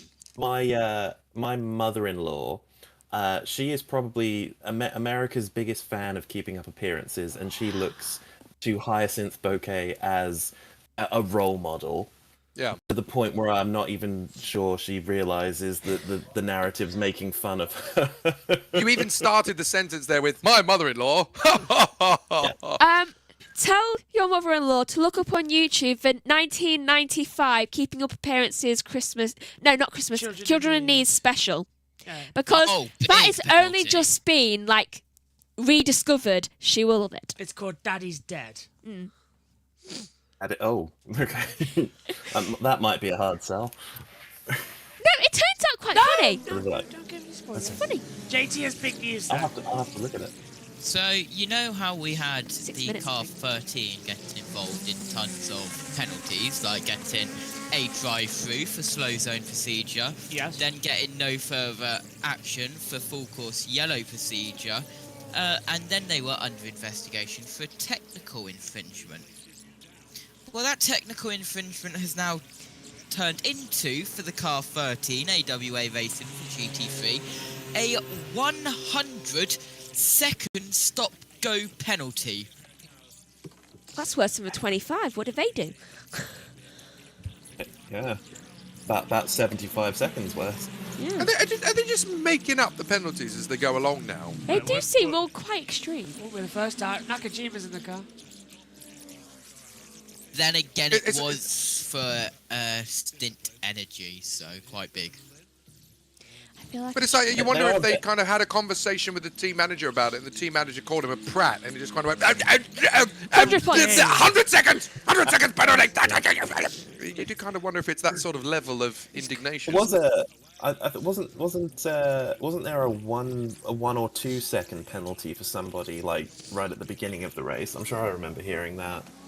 Yes, there was a couple of seconds. Something minor. Yeah. It does seem very arbitrary, doesn't it? Should I go to bed? Probably so. You're annoying, but... Yeah, but when your sister is asking you if you should go to bed, there's only one response to that, really, isn't there? No. Good point. No. Yes, and take your years of traumatic experience with you. Get out. That just makes me want to stay. Get out. No. To be fair, you could just stay. because I don't end up falling asleep. Should I stay or should I go now? there's a downside. No, right. I tell you what though, Heidi High has got one of the. We're all waiting for the memeable moment when you do fall asleep. Yeah, to Megan. be fair, JT's there. He's poised. We've never He's seen ready. you collapse before on stream. This could be a first. I don't feel tired. No. I just want to know if I should go to sleep from You future wait me's until sake. 4:47, then it's going to hit you, and it's Yeah. going to hit you like a car bomb. It's going Oh. to be fantastic. No, I can do. I can do 24 hours. You've never done a 24-hour. Okay. Would you like to Everybody remember? thinks they can do a 24-hour Yeah. with no preparation. Would you- I thought I could do a 24-hour No. with no preparation. Because he's just remembered something. Yeah, to be fair. What do I do? Yeah, you leave all your assignments to the last bloody moment. And then I do the research, but I write it up at the last moment. I've once spent 42 hours awake. Yeah, to be fair, you might be fine. I am perfectly capable of spending 24 hours awake. Yes? I got the last-minute cram thing in GCSE down to an art. Yeah. And I still came away with A's and B's in my exam. I'm the most did hated too. man in my year. Everybody hated me. It's like, you leave all your revision till the last bloody second, and you still come away with A's and B's. We hate you. Yeah. I got A's and B's too. Hate you too, Megan. I worked out last year that the science papers in 2020 were the same topics as the science papers in 2022, and last year it was 2024, so my first science paper was the same as 2022 and 2020. So I'd worked out that the papers were on a 2-year rotation, and then I got ahead of everyone. Seriously. I think we did a similar Essentially, thing. Until science works out that planet Earth is made of semolina, the exams are going to be the same every 2 years, you know, until science changes. And science isn't going to change in the next 4 decades. So just ask an old person, what were your questions for your exam? They'll be the same questions. I think ours was about every 3 years. Now give Megan the eyes. Kind of the equivalent of going to a What? casino and learning how to count cards. But you know they're going to come round again. Yeah. Who's That's not driving what the I number did. 8 right now? Nakajima, isn't it? Yeah. Okay, good, it's not Harlan. No, No, he It's was in quite at the simple. start. In Oh, no, science it's- exams, you're going to learn about physics you'll never use. Hang In on. English, you're going to learn about Shakespeare, which you'll never Love watch Shakespeare. again. I And do. in mathematics, you're going to learn about algebra, which you will never use in your day-to-day life. If you're It's- asking somebody yeah. for directions, and the guy who answers you says, okay, say that X is the windmill. Here's a map. Oh, here's shut a line. up, I'll figure it ask out for somebody yourself. else.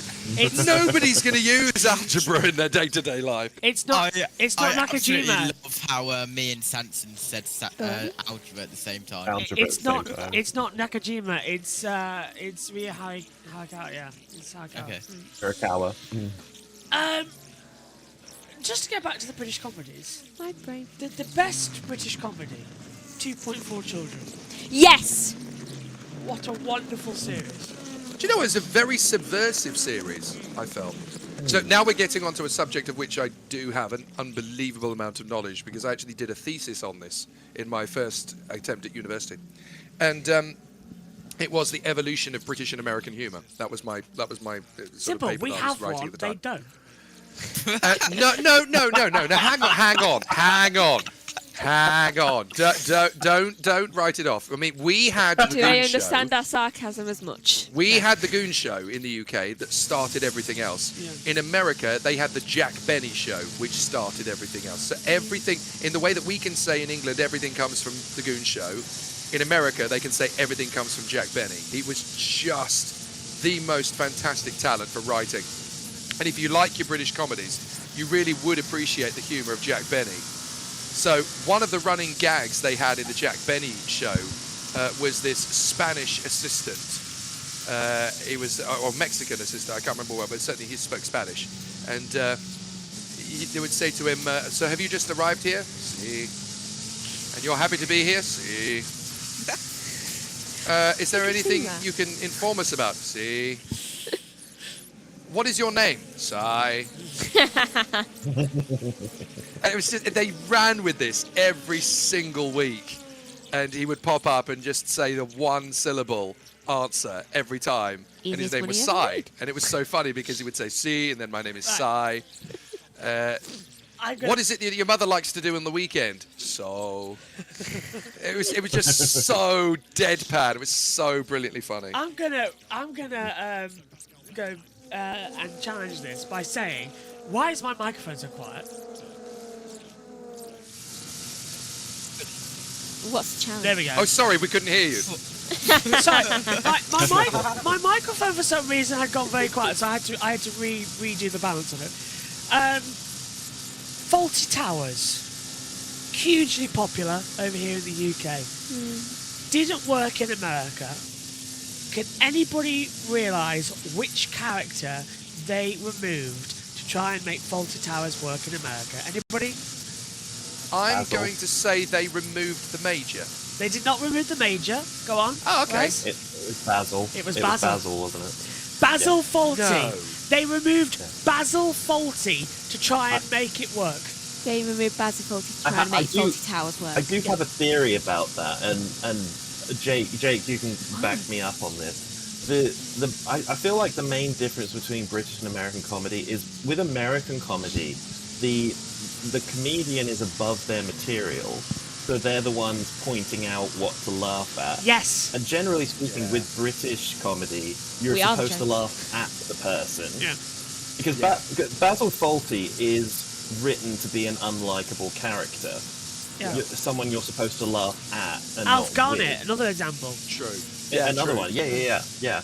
And you just with the typical sort of American sitcom, it's someone like take Seinfeld or someone like that. Jerry Seinfeld, yeah. It's him pointing out things that people do that are stupid. Great example You're not- as well. you're- Everybody loves Raymond. You know, Yes. Ray Romano. Yeah. Yeah. He's almost breaking down the fourth wall in every gag and looking at the audience to go, "See, this is stupid. You should be laughing at this." It's ridiculous. And it's patronising. That's what I say. Kevin James, King of Hearts, Yeah. another great example. We've all got to agree on this one. The best comedic moment in all of history for British comedy has to be The Chandelier. It's up there. It's has definitely to up be. there It with the is, Chandelier. Because I always felt the funnier Only Fools and Horses moment though was Del Batman and falling Robin? through the bar. Oh no, that too actually. That is hilarious. Del falling through the bar. Yeah. There's nothing quite as Right. side-splitting as that, and you know it's coming. Make me get the dog. No, You know it's coming, and it's still funny. I'm going to agree with you there. I'm going to say that's the best moment. Actually, there's a couple. But I'll get on to Just Good Friends later. And just his response afterwards, you know, drink up, Trig, we're leaving. Do you know why? Are you going to try for them birds? No, you're cramping my style, mate. We all got proved. Everybody said for years, didn't they? Oh, that joke, it's funny the first time you watch it and it's never funny again. Everyone can No, say it always is. Always is. Do you remember when it came back in 2016 for the Sport Relief special? And we had David Beckham do it. You know, he was there and he was leaning against and he signed that kid's football. And then you just see it in the background. One of the guys pushed the thing he was leaning against away. And he goes back and he leans and he just does the fall over. And you all knew it was coming and yet you still laughed your head off because it was so funny. And that's So it. while have we're one of those speaking about things? British comedy, I live in Thailand, and honestly, it is the maddest thing when you go out to the bars at night, and you've got 3 sets of televisions on the big screen. You've got some music videos blaring on one of them. You've got some form of sport going on, and then there's this weird television in the corner that plays Mr. Bean on a loop. It's literally every episode on a loop. And it's like you're thinking, this isn't just something that happens in the sports bars. This isn't just something that happens in like the expat bars. It happens in the strip clubs. I mean, they're genuinely like, they'll have Mr. Bean on the television in the go-go bars. And you're thinking, how is anyone supposed to get an exciting moment in the same room as Rowan Atkinson? That is not a normal thing. I just have this image. How is of a anybody person- supposed to have a crisis while the man is wearing that suit? Tell you what, just Rowan have this Atkinson, image if of he a ever goes in there, it's going to feel awkward. I know. I just have this image of a man getting a lap dance, looking over at the television screen with Rowan Atkinson going. Yeah. Well, that's it. You know, it's there's no scientific explanation for how this is okay and acceptable. There isn't Why even is that many everything Mr. Bean as well? episodes, is there? There's only like a dozen. About 13. Well, Mr. right? Bean is universally loved all across Southeast Asia. It's insane. You know, Mr. Bean is still funny to the Asian culture now. It's funny. I'm reasonably well travelled, and when you go to places like Hungary and the Czech Republic and whatever, Mr. Bean is still big. It's still huge now. It's like the #1 comedy program there. In Malaysia, you can buy a cuddly version of Mr. Bean's teddy bear. You can buy that as a toy. I don't think they were even on sale in the UK.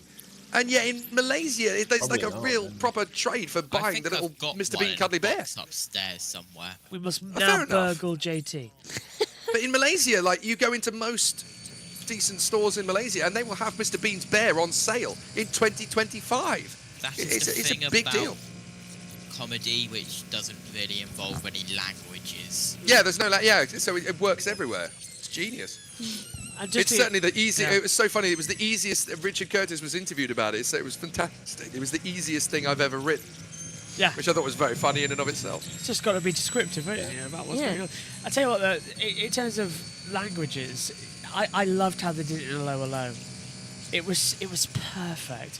The fact that it was the different accents that told you Yeah. they were speaking in different languages. That's just genius. Perfect. Like the Germans speaking French, but then speaking German, and you can tell that they're speaking the different languages to Renee and to everything. Yeah, it's like, well, what's the name of the spy? Listen carefully. I will say this only once. I can't remember her name.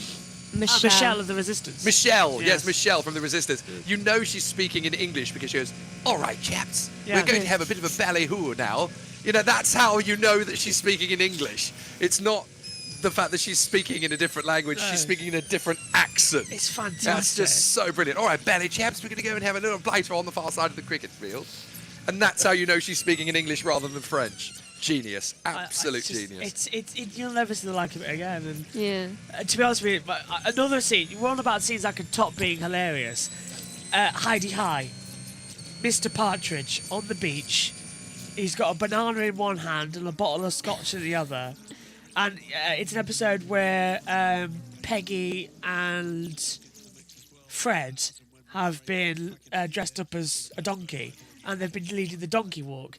And basically, they've got tired from walking, so they've got on the donkey, still dressed as a donkey. So so all you've got basically is what just went off. Your TV picks. All right, I'll get back. Television's gone. Yeah, I can't see the race anymore. Right, the thing we haven't spoken about in 45 minutes. I'll get that in a minute. How to Finish know with that Partridge. Samson is just casually in Thailand, just with chopsticks in hand and everything? So basically, what happens is that Mr. Partridge then looks up from eating the banana, and he's seeing the real donkey being ridden by the fake donkey, and it's just going along on the top of the beach coastal line, and it's this brilliant scene where he looks between the banana and he looks between the scotch, and he throws the banana behind him and downs the scotch. And it's like, that is the best line you can do because it's believable. Just like, yep, the banana's a problem. Yep, out goes the banana. I am management. Oh, Gladys. Love Mr. Gladys. Barberstock, who had your job last year. I am management. Sylvia with her Ruth hands in the Maddox, she's pockets. just as well. fantastic. I still love... Joe, Sue Pollard is hilarious. Sue Pollard. Is it Sue Pollard? Yeah, Sue Yes. Pollard. Yeah. Peggy. Right, I'll go put the TV pictures back on. You can In get I yourself go. a drink while you're at it. So You need this another drink. This is where Should I go in at the same JB time? Why not? leaves us to talk amongst ourselves, and we could say anything about him, and he would never know. Hello, He Megan. would. That's true, yes. Hello. Right, Megan, this is your moment. You've got 90 seconds. Give us the dirt. No, I'm just kidding. Yeah. Does he really like us, brother? What? Wait, I generally didn't hear what. How does he really behave as a brother? Basically how he acts now. Except he cooks for me. You know what? He was right to leave me in here because there's an ad break. Hey. Yeah. Oh, yeah, fantastic. Great timing. He He times his... Television goes off, it comes back, and it's an ad break. Yeah. Well, 11 hours and 20 minutes left on the clock, and we are... Shed and buried. Is there anything they won't do with cars now? Drive them, apparently. I have the most fantastic classic car story, which again is one of those. It's one of those weird things that you do not expect to happen in your life at any point. One of those weird Jake Sanson stories. Yeah. Oh yeah, it is definitely one of those weird Jake Sanson stories. I genuinely don't know how these things happen. I wish I had some kind of explanation and understand for how these kind of things happen, because it's the kind of thing that would only happen to me. I think that's how I think I've understood these things. It would only happen to me, Governor. It would only happen to me, Governor. But no, I'm at the Silverstone Classic one year, and my first proper mate, my first proper friend in motor racing that I would consider A-list celebrity, right? The first person I think, this is, I am not worthy of this guy's friendship. That's how I kind of see it. The very first week I ended up doing motor racing reporting. I was at Alton Park for a test day. And driving around in the Chevron GT3 that day is Anthony Reid. Now, for me, that's motor racing royalty, right? Anthony Reid is motor racing royalty. British touring car legend. And I spot him in the pits having a cup of tea with his mechanics and everything. And I'm young-eyed. I'm 25, I think, at that time. So I'm still very, very young. And I say to myself, look, I'm never going to meet this guy again.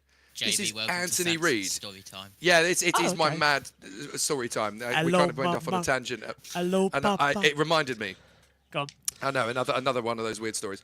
And I end up wandering over thinking, when am I ever going to get the chance to say hello to Anthony Reid again? I didn't think my career would last longer than about 2 years. So I wandered up to him and I did that whole, hello, you don't know me, I'm a new commentator in the industry, I just wanted to come and say hello. Now, any racing driver's response at that point would be, oh, thanks very much. And you walk off. And Who are you? Yeah, exactly. Not Anthony Reid. Anthony Reid's different. So he hears somebody coming along and saying hello to him, and he goes, oh, well, thank you very much. It's very kind of me. Would you like a cup of tea? What? What? Tea? Doesn't even know who I am. And I'm not kidding. We have been firm friends ever since. We have been pals, proper mates ever since. Every time he's going to Goodwood, every time he's going to the Grand Prix, every time he's going to the Classic, he will always send me a message. You coming? Do you want to come in? Literally without fail. What a guy. Lovely guy. I'm so glad that's not where I thought that story was going to go. but it leads to the next story. I was telling you about classic cars. So I'm at the Classic one year, and Anthony messages me, are you here? I said, yes, I am. So, oh, come. So off we go to the middle of the infield where the motorhomes are all parked. And he's proper buzzing and excited in a way that only Anthony Reid gets. Anthony Reid is a 12-year-old trapped inside a motor racing legend's body. He is that enthusiastic for everything. He's just such a lovely Guy. I'll tell you another Anthony Reid story later, because we're past the watershed. But no, the Classic one, he says, you'll never guess who's in the next motorhome to me. I'm like, oh really? He said, yeah. And he knocks on the door of the motorhome and says, Brian, can you come out? I'm like, Brian? I don't know anybody called Brian. What are you on about? Brian? I'm thinking, is it Brian Redman, maybe? I'm trying to think, who else might it be? And out steps Brian Johnson, lead singer, AC/DC. Yeah. And it's like, oh my God. Literally, it's like, oh, this is royalty. Proper royalty. Wow. He said, Brian, I want to introduce you to Jake Sanson. He's going to be the next Murray Walker. I was like, shut up, Anthony. And he shakes my hand. I said, how you doing, fella? You're right. I'm like, oh, hello, Brian. And we end up having a proper bacon sandwich each in conversation over a cup of tea and everything. And he turns to me, he's like, you got any classics yourself, like? And I'm like, no, I haven't. I really want eventually to have a Beetle. I really want a proper Beetle. And I want it done like Herbie, because that's my dream car. Still is. And he says, hold on a minute. And he runs up into the motorhome, Brian Johnson, and he comes back with a business card. And he says, this is my mate Teddy. He's in London. He's the expert in UK on Beetles and Beetle maintenance. He's got the love bug in his garage. Go along, go and find him and tell him that Brian Johnson sent you. It's like, bloody hellfire. Okay. Amazing. So I've got the expert of beetle maintenance in the UK, his business card, and I can literally go and say, by the way, my friend Brian Johnson sent me along to come and have a chat with you. He's like, wow. Okay, that's proper cool. That's mental. Makes you feel just like, Only the kind of thing that would happen to me. Only the kind of thing, you know. That's just Are mad. you going? yes, because you I told am me going. it's light. Oh, you're going? Yes. Oh, you're going? Join Goodbye, going. Megan. Goodbye, Bye. He insulted you one too many times. Just had a bedtime story. Just had a bedtime It is story. light. Too mean for too long. How the hell, by the way, has the UK got light before Le Mans? I don't know. How it works. But they got dark first. Because you're, That's it's how because it you're works. too close to the Arctic Circle. This is the rant I was having earlier on. I know, but they got dark first, but we get a shorter night than them do. That's I not don't like fair. that. Let me go to France. Would you like to know how astrophysics works? I Not at 3:48 in the morning. Explain Not to him at 3:45 in later. the morning. Yeah, Anyway, fair enough. Saturday. Bye, Megan. Bye, Megan. Alright, bye, when that Megan. motorhome door opened, were you starstruck? Were you starstruck or thunderstruck? Oh, both. Hey. Absolutely both. Very nice, JT. That was absolutely both. I've also seen your shirt, Wes.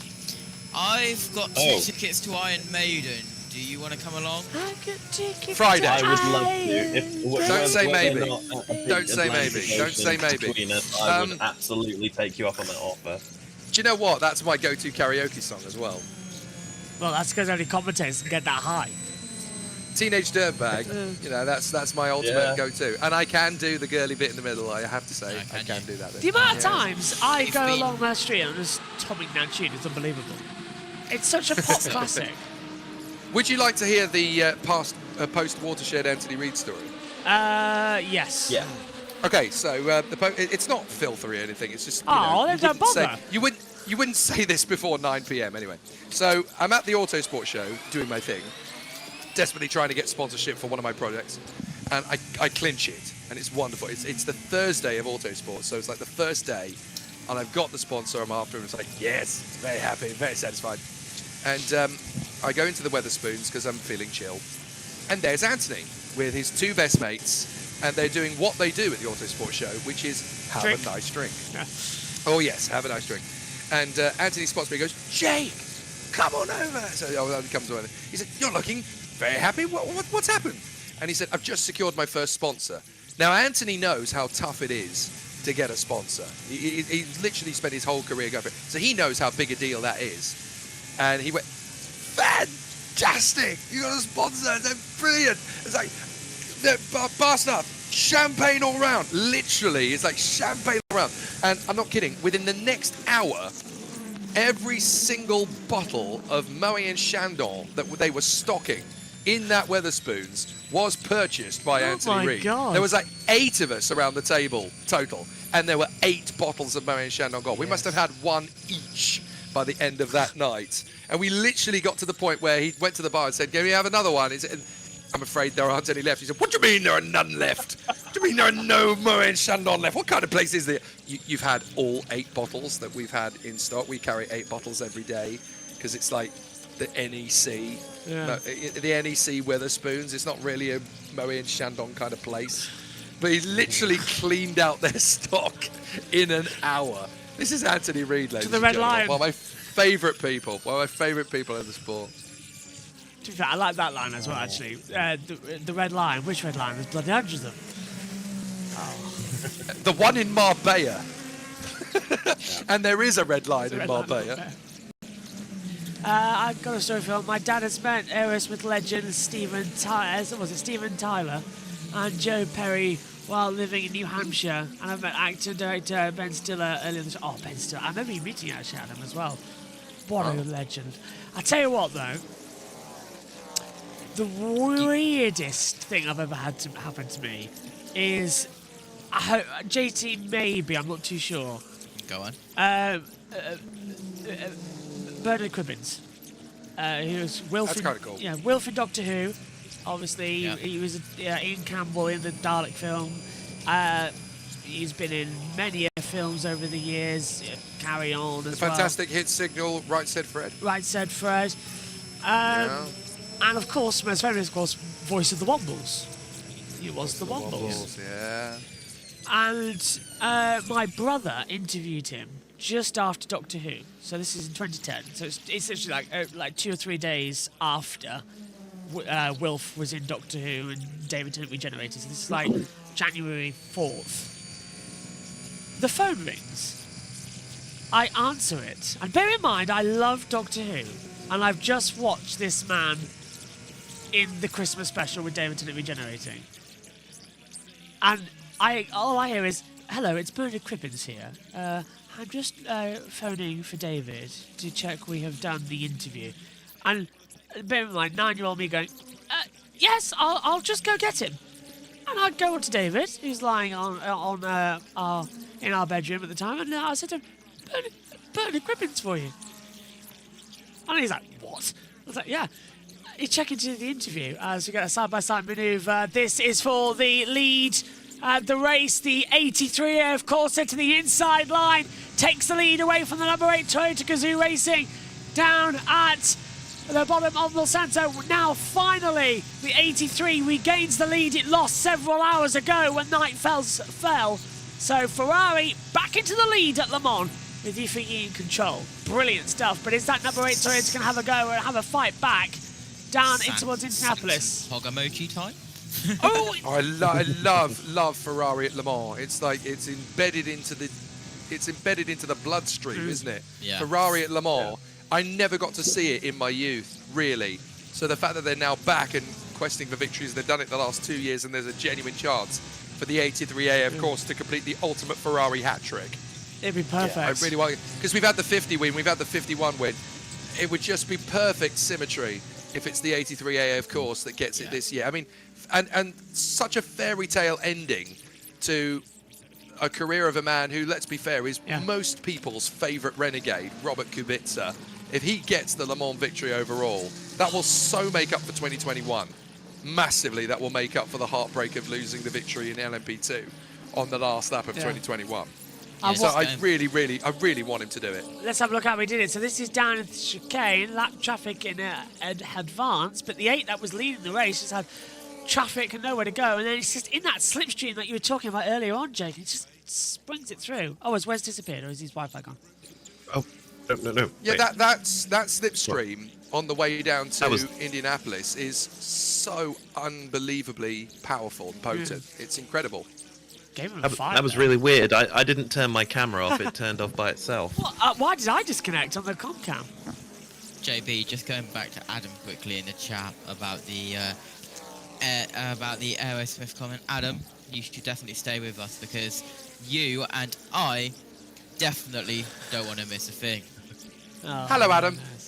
Very nice, very nice. Dream on. To round out my point then about Bernard Cribbins, yes, it was very weird to have him on the phone and talking to him. And I can still hear his voice. He's not the he's not how he sounds in real life. He was, sadly, he's passed away now, but very much upper class and very British. Oh yeah. Yeah, it was weird. Yeah. JT, this is starting to sound. His Bernard Cribbins' possession is starting to sound a little bit of young lust, if you ask me. Oh, I love that man. I'm not sure. When he appeared, I know he died, but when he that one little scene he did in Doctor Who when he came back, and he was there when David Tennant Custom Tote came back, I was like, wow, he's back. It was great, but yeah. You were like those nutters in the cinema during a Marvel scene, weren't you? Yeah. When when Robert Downey Jr. acquires the gauntlet and everybody in the cinema loses their proverbial droppings. Tell you what, though. Oh, come on. That surprise regeneration. So everyone knew it was coming, but I was pleasantly surprised that we actually had a regeneration that nobody saw coming. We needed that. So I've been out of the Doctor Who loop for a long time. So when I kind of saw that regeneration from Ncuti Gatwa into who it has currently been, I'm not going to spoil anything for anybody who hasn't seen it yet. I had to be so careful around my mother, you wouldn't believe. But yeah, I'm kind of at the stage now with that regeneration is they better have a damn fine explanation for it, and they've got several months to come up with that explanation. So fair play, you've dropped a bombshell. You'd better have a damn good explanation for it, otherwise I will stop watching. It's that simple.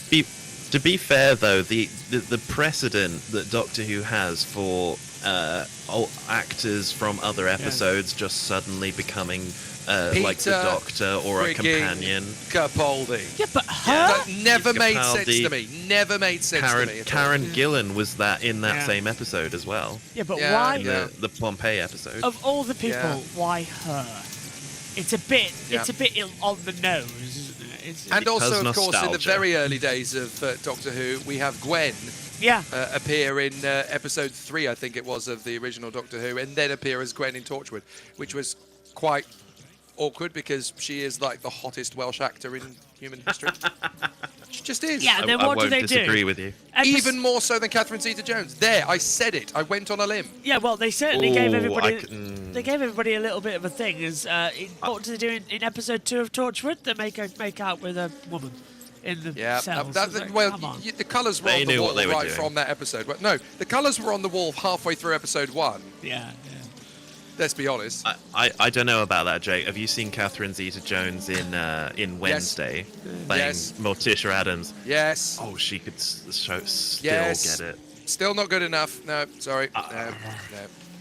I can't. I need a lady who's real, who actually exists, not one that's been crafted together in a body shop somewhere. Oh. And yet I live in Thailand. I was going to say, of all the places you choose to live. Yet I live in Thailand. Yes, I know. I know where that was sent as. Plastic City, isn't it? Over there. Shares in Silicon do go up on a daily basis. So we've got Ferrari leading overall. Have we got them leading in LMGT3 yet? Let's have a look, sis. No, it's still. Oh no, wait. Porsche. Yes, they are second. leading. They're second. Oh, are they 1 and 2? I've got Porsche on my screen. I was just gonna say I've got Porsche. Yeah, I've got Porsche on mine. Yeah, it is Porsche. Well, to be fair, I think I've worked out how that regeneration has worked out. It's not the Doctor. They didn't say introducing this person as the Doctor. They just said and introducing because it's not the Doctor. It's another. True. It's you right. If you remember what this person did in 2005. We've got 3 Doctors now, technically, haven't we? Do you remember what they did to the TARDIS console to get back to the Doctor? And then what did Shooty Gatwood's Doctor do to the TARDIS console? Put all the regeneration into the TARDIS console. And then during the regeneration, they showed the TARDIS console. It's not the Doctor. It's that thing that person... No, it's not the TARDIS. It's the thing that person became. Our viewing figures just went down. Okay. They just went down. They just went down. Yeah. They just went down. Our viewing figures just went down. Let's get back, quick. Quick! Daleks. There you go. But that's it. They'll bring back up again. I miss the Daleks. I do. It's such a shame that Shooty Gatwa never got Daleks or Cybermen. That's true. I feel like he's been robbed. Don't care about I Cybermen. miss human-killing terrorists.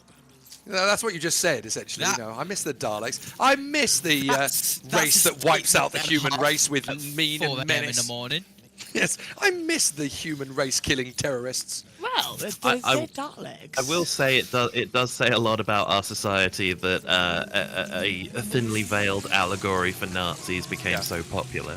I know, it's mad, isn't it? It's like what did Nazi leave us behind for posterity? 2 brilliant things: the Volkswagen Beetle and Fanta. Fair play to them. Yeah, I always say that, to be fair. At least they had 2 good ideas. NASA. And the NASA space program, because... Oh, well, yeah, true, actually. Then. At least they had 3 good ideas. I'm not going to go there. It's 4 o'clock in the morning. Only 3. I mean, admittedly, only 3, but, fair enough. Their final one wasn't so good. Autobahn. No, their latter stages of their thinking weren't fantastic, let's be honest. Okay, maybe they had 4 good ideas. But he was a mad Grand Prix racing fan, so Right, guys, hang on. I've got an idea here. It's like that scene with what's his face, Lee Mack, where he goes, stop all war, apart from the World War II and all that. Is that just change all our stands to kill? Yes. What's that brilliant Bart Simpson line? There are no good wars, with the following exception: the American Revolution, World War II, and the Star Wars trilogy. It's just fair play. Fair play. Oh yeah, let's be fair. Then they ruined it with the sequel trilogy. So bad. So bad. Time for an hourly update. 13 Time for an ad break as well. Yeah, thank God for that. 13 down, 11 to go. We're getting through there. Well, we're up to 15. JT, go for it. I mean, yeah, you kind of threw that on Oh, me. hang on, it's the top of the hour. You're the one who bugs me about saying it. Well, for once, it was on time, so you caught me out. Oh, right. Live from the JB Motorsports Broadcast Center. This is the Le Mans 24 Hours Hourly Update. I was going to try and sort something funny out for Sanson, but he's just disappeared. Multi Car break. 15, BMW, M-Team, WRT, Hypercar, no further investigation for not respecting race director's instructions. Car 8, Toyota Hypercar, under investigation for a pit stop. That turned out to be no further action. Then it was Car 23, United Autosports LMP2, under investigation for a pit stop infringement. Car 13 had an absolutely massive 100-second stop go penalty for technical infringement. Car 21 for AF Corsa GT3, no further action for exiting the pit lane under the same safety car. First in hypercar is Ferrari back on top with the AF Corsa number 83. Then it's number 8 Toyota Racing and the 51 Ferrari AF Corsa. Down in LMP2 is the Inter-Europol competition 43 in first. Second in class and first in Pro-Am LMP2 is the 199AO by TF. Then it's the IDEX Sport number 28 in third place. GT3, it's the number 92 leading but has currently pitted. The 21 Vista AF Corsa will be promoted to the lead, hopefully. Yes, he will. And TF Sport also in the pits in third place. Vista AF Corsa, Ferrari to the lead in GT3. Retired is your 24 Nielsen Racing LMP2, 46 Team WRT GT3, 60 Iron Links GT3, 88 Photon Competition GT3, 95 United Autosports GT3, and the 101 Cadillac WTR officially retired, which becomes the first hypercar to retire, and now at least one car from each class has retired. That was your 24 Hours of Le Mans Hourly Update from the JB Motorsports Broadcast Center. The 24 Hours of Le Mans Weather Update with JT, live from the JB Motorsports Weather Center. Temperatures down once again. Air temperature 16.1 degrees Celsius. Track temperature 21.8 degrees Celsius. Wind speed down once again to 1 kilometers per hour only. And now wind speed has changed once again to a southeast direction. This time humidity 77%. And if I say so myself, that was perfectly timed. Nicely done as well. Well done. Right. I will continue on what I was working on for Sanson for Lovely. next.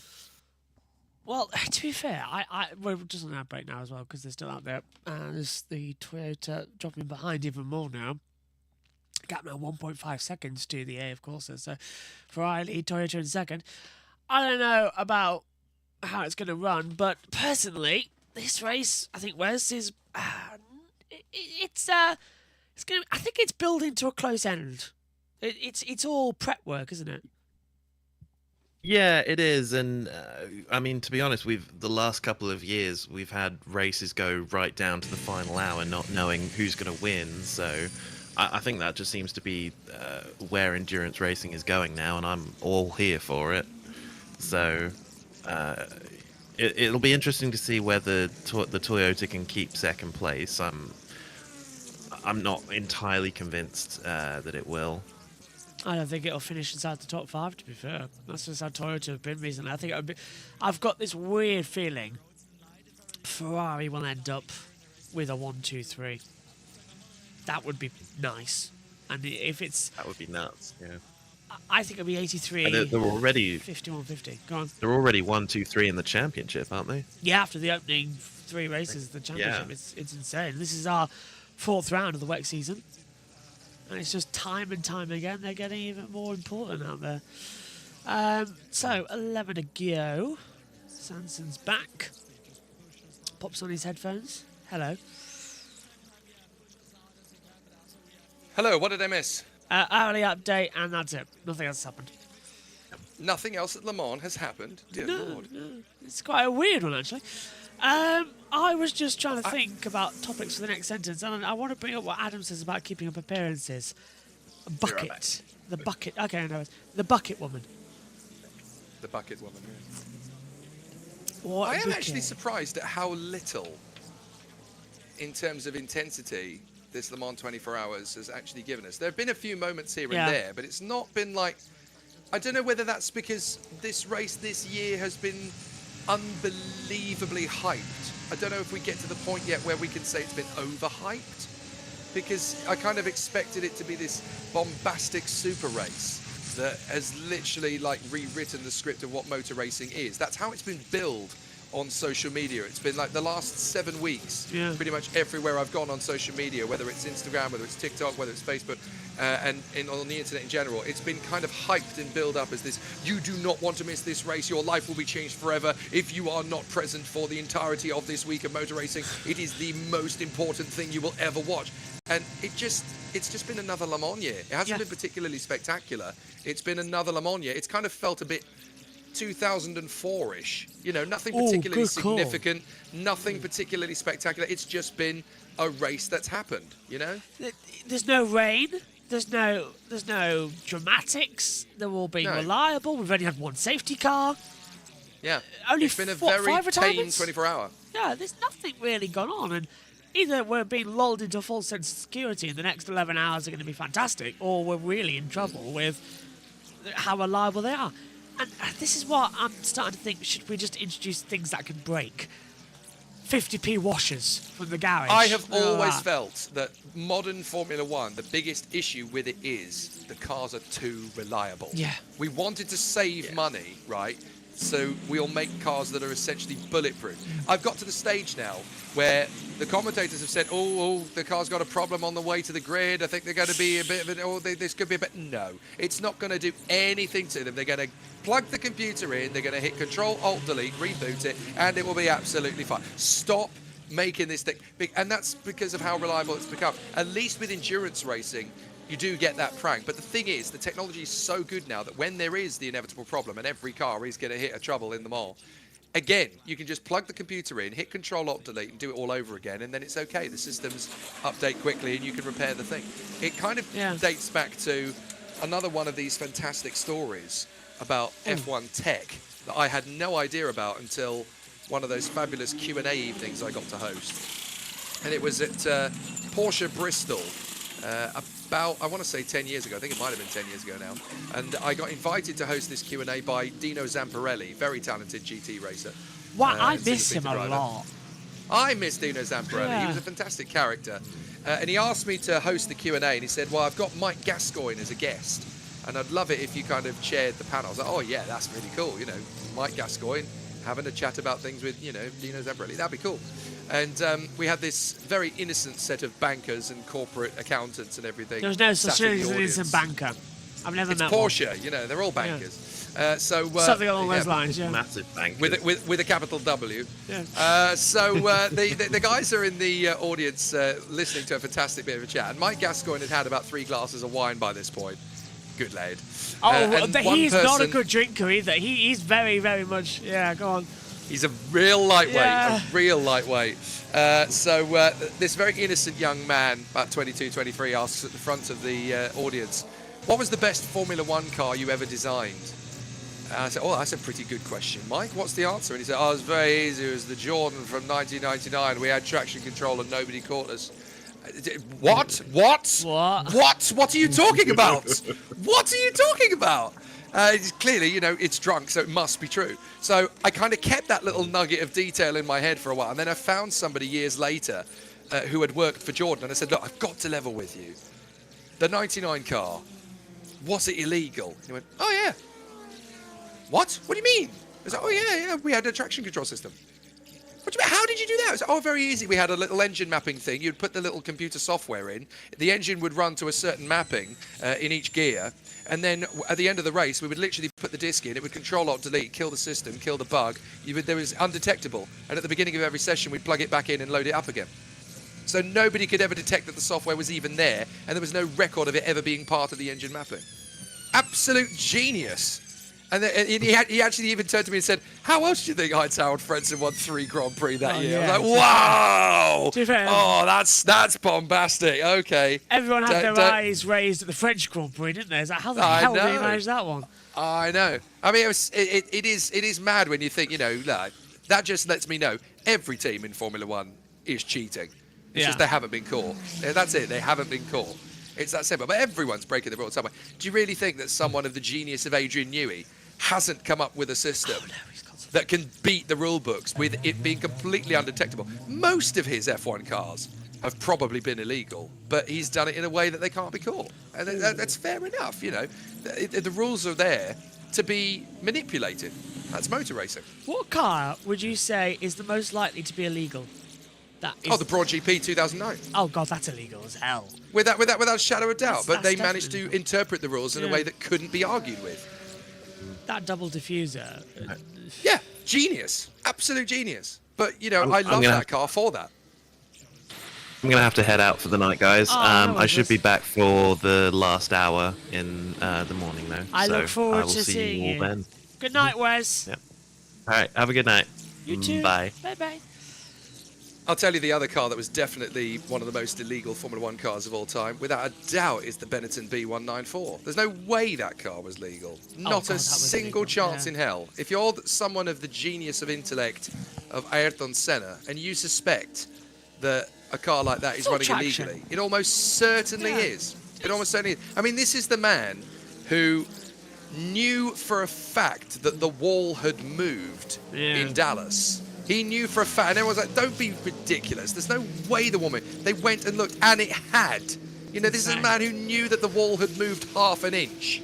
If you genuinely think he didn't know, and wasn't speaking from authority that the Benetton had traction control or not, then, you're daydreaming. The man knew. The man knew. It's why I don't believe the crash. Oh, really? I don't believe that the crash was driver error. Everyone said, because even Oh, no, I don't believe it was driver error. No way. And I don't No believe way. the crash even that's. I don't know what happened, but I never have looked at that crash and gone, there's something else there. It's not driver error, something's dodgy. and it's not just the car failing. There's something I think else. it's a combination of. I think it's a combination of the tyre pressures were too low Yeah. on the restart in What if I come back to you, ridiculously by the way? dangerous territories. Senna's crash. That's where we are. Okay. Yeah, That's where you've wandered back in. that safety car was too slow. It was the wrong thing Yes, to do. wrong type of safety car for a start. And I would definitely think the tyres, because they couldn't handle the load. Well, it's like when not the early 1994 season is something I've done a massive amount of research into. Actually, again, I did a college project on early F1 1994, which was great fun.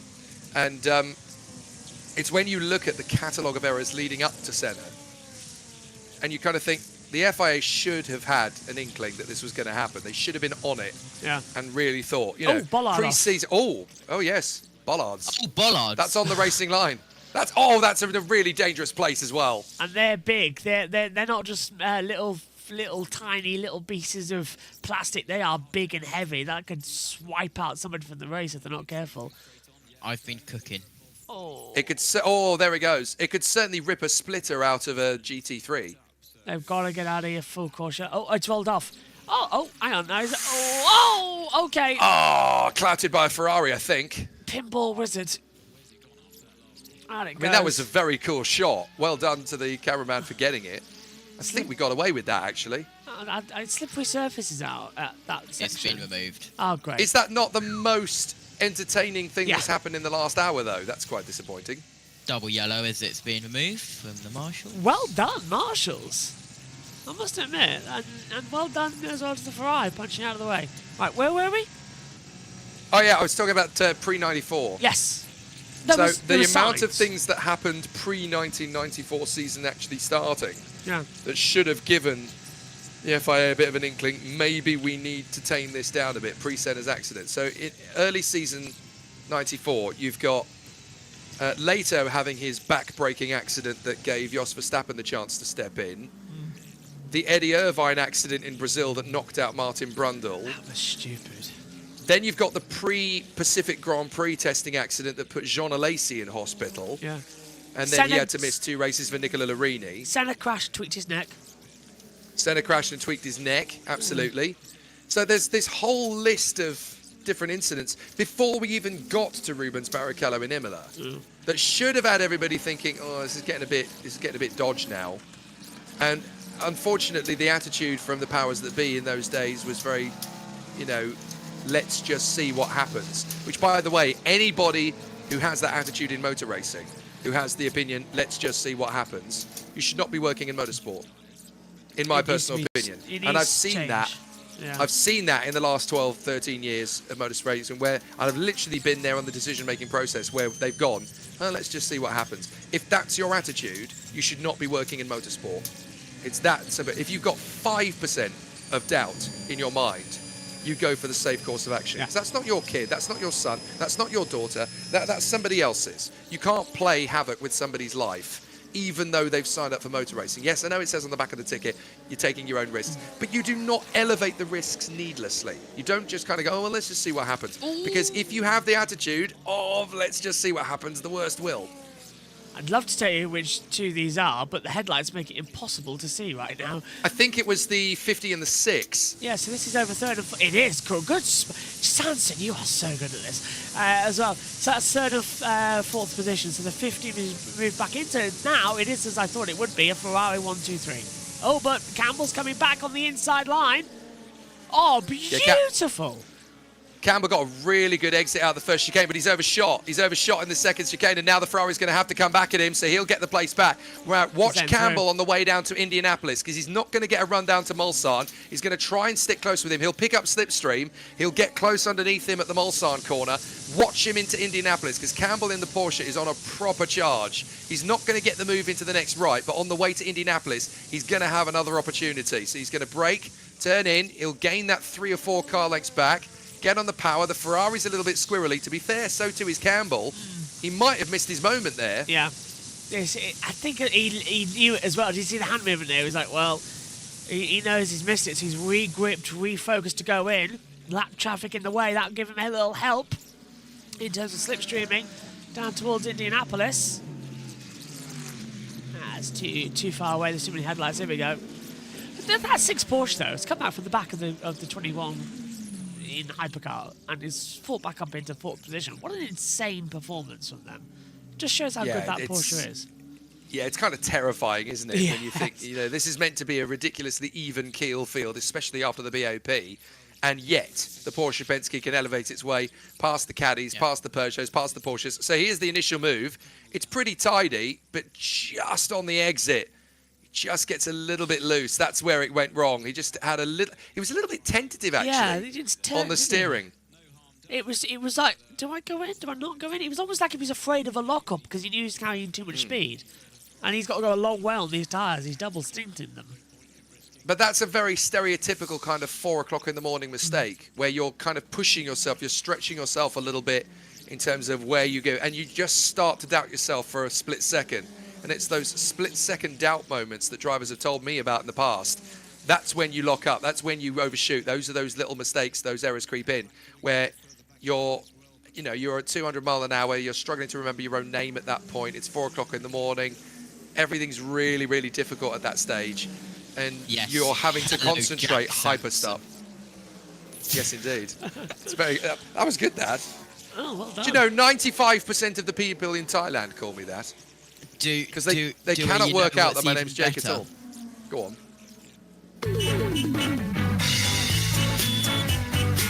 I've been driving in my car, listening to Jake Sanson. That's worrying. How much of your life did you give to that moment? 10 minutes. Oh, it's only 10 minutes. Okay, I don't feel like you wasted half an hour then. That's fair enough. Jeez, jokes galore at 4 o'clock in the morning. Oh, it's one of those. This is a weird one. This is a really weird 24 hours. It is. It doesn't feel real.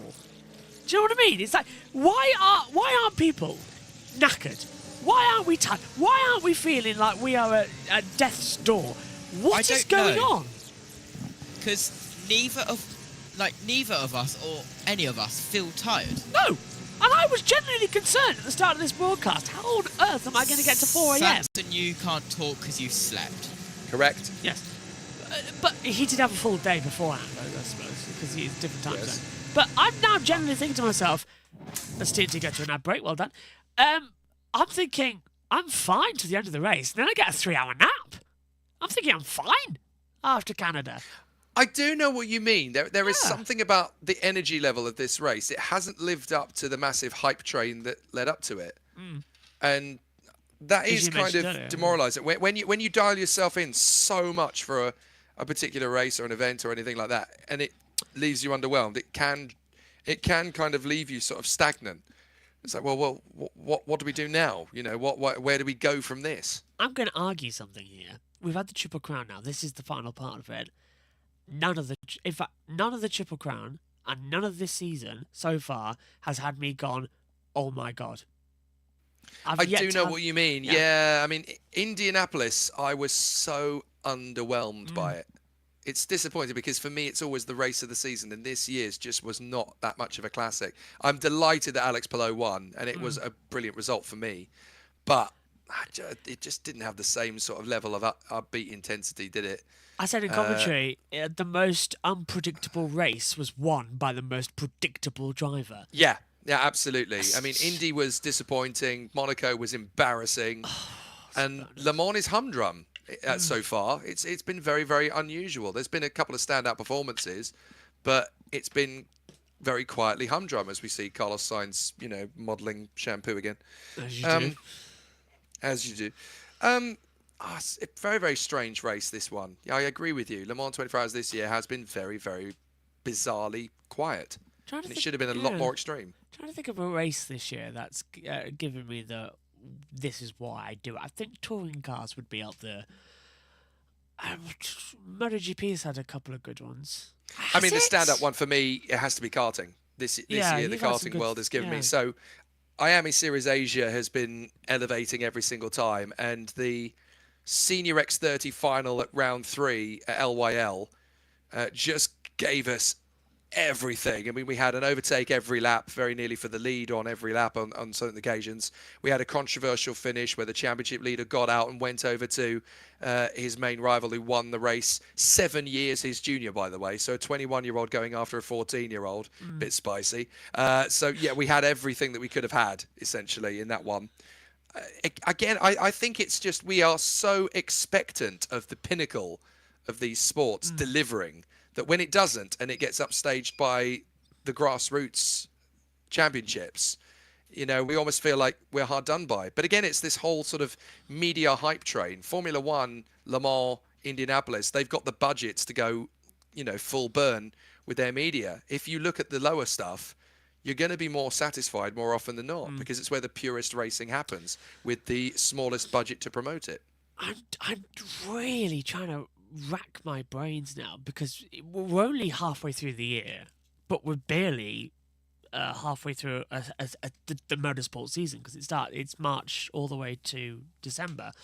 So I'm really trying to think because that BMW as well not looking 100% good to head back out of the circuit anytime soon.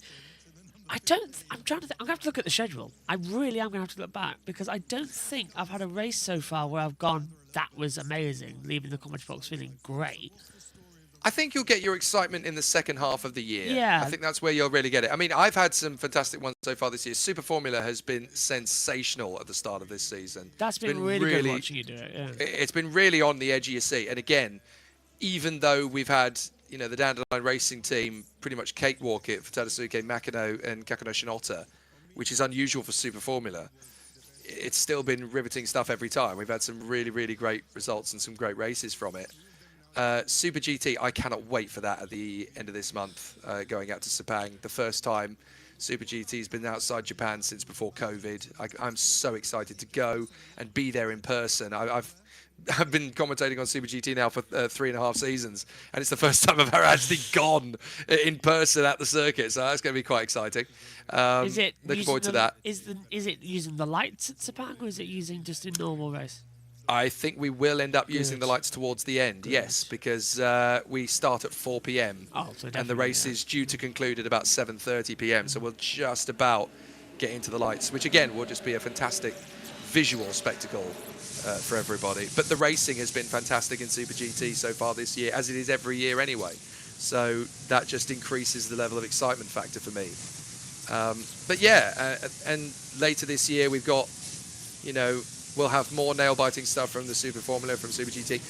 Porsche Carrera Brazil has been great fun. You know, it's been the most exciting Carrera Cup from around the world. That moment where we had that massive barrel roll in qualifying. Oh my goodness, yes. From one of Heverton Cardoso, you know, that's gone viral, and I wasn't expecting that to go viral at all. It was a bit, yeah, it was a bit. What didn't make social media, interestingly, was that he did it again in Interlagos during the qualifying session. We had a red flag for another car. You didn't see that one, no. They've tried to cover it up wherever possible, but there was a red flag. A guy crashed at turn 1. They threw the red flags out, and on his way into the pits, he was basically going so fast on his way into the pits under red flags that he lost the back end of the car and spewed into the barrier on the far side on the main straight. And so the officials stepped in and go, look, you had a massive accident at the start of the year. You've had a stupid accident now. We're not letting you race. So they didn't. They stopped him from racing. Probably the best idea, to be fair. It was to keep everybody else safe, essentially. Hello as well. Adam says, by the way, that we should do the Bathurst 1000 or 12 hour soon. One of the two. Oh, get in, yes. Yeah. I want to do Bathurst so much, and that would be on the second I want to channel. do Bathurst. Not much drama, really, to be honest, Sean. Hello, Sean. Nice to see you. Joe Samiego is here, Grid Network, big boss. Good evening from Portland. Good evening, Joe. Hope you're enjoying this one. And how's the race going, says Travis? Underwhelming. Question, Josh Birch. Yes, hello. What are your Olympic machinations? As in, when Los Angeles comes around in 2028. Right, are we considering it? Yes, and we're even considering Winter Olympics. Perfect. Yeah. That's my next ambition as a commentator. Yeah. That's what I want to do next. I want to do the 5 rings. I really love the curling. So I wanted to do curling for a while. It's everywhere. Literally every 4 years, people become curling experts. They do. It's mad, isn't it? It's because funny. it's the only Olympic sport we're any good at, other than the luge, which is very easy for us because it's sliding down the hill on a tea tray, which we're all amazingly good British. at. We do it for a hobby. Exactly. Yeah. We do that on Friday night after the pubs have shut. Yes. What do you want about? Yeah, we are covering it. Yeah.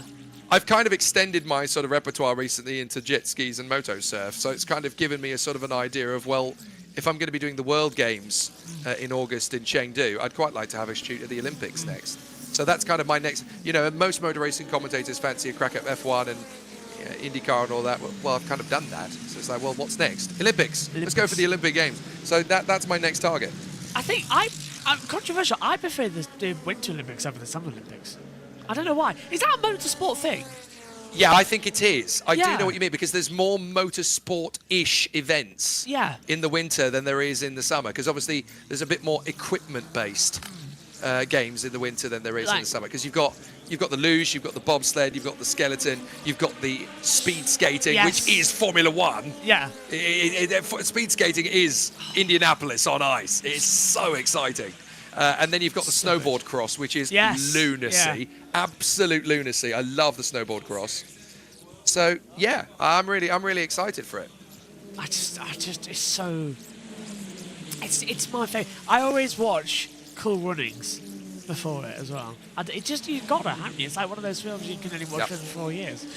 My two favourite Olympic films of all time. One is Cool Runnings for the winter. For the summer, it's The Flying Scotsman.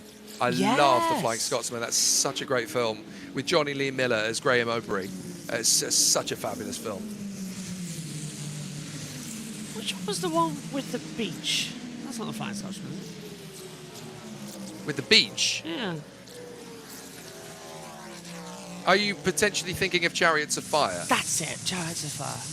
Yeah. Chariots of Fire. That's the 1926 Olympics or something like that, I think. But no, Graham O'Brien's Olympic story. He's the cyclist who built his bike from washing machine components. Fantastic. You know, what a legend to come up with something completely outside the box.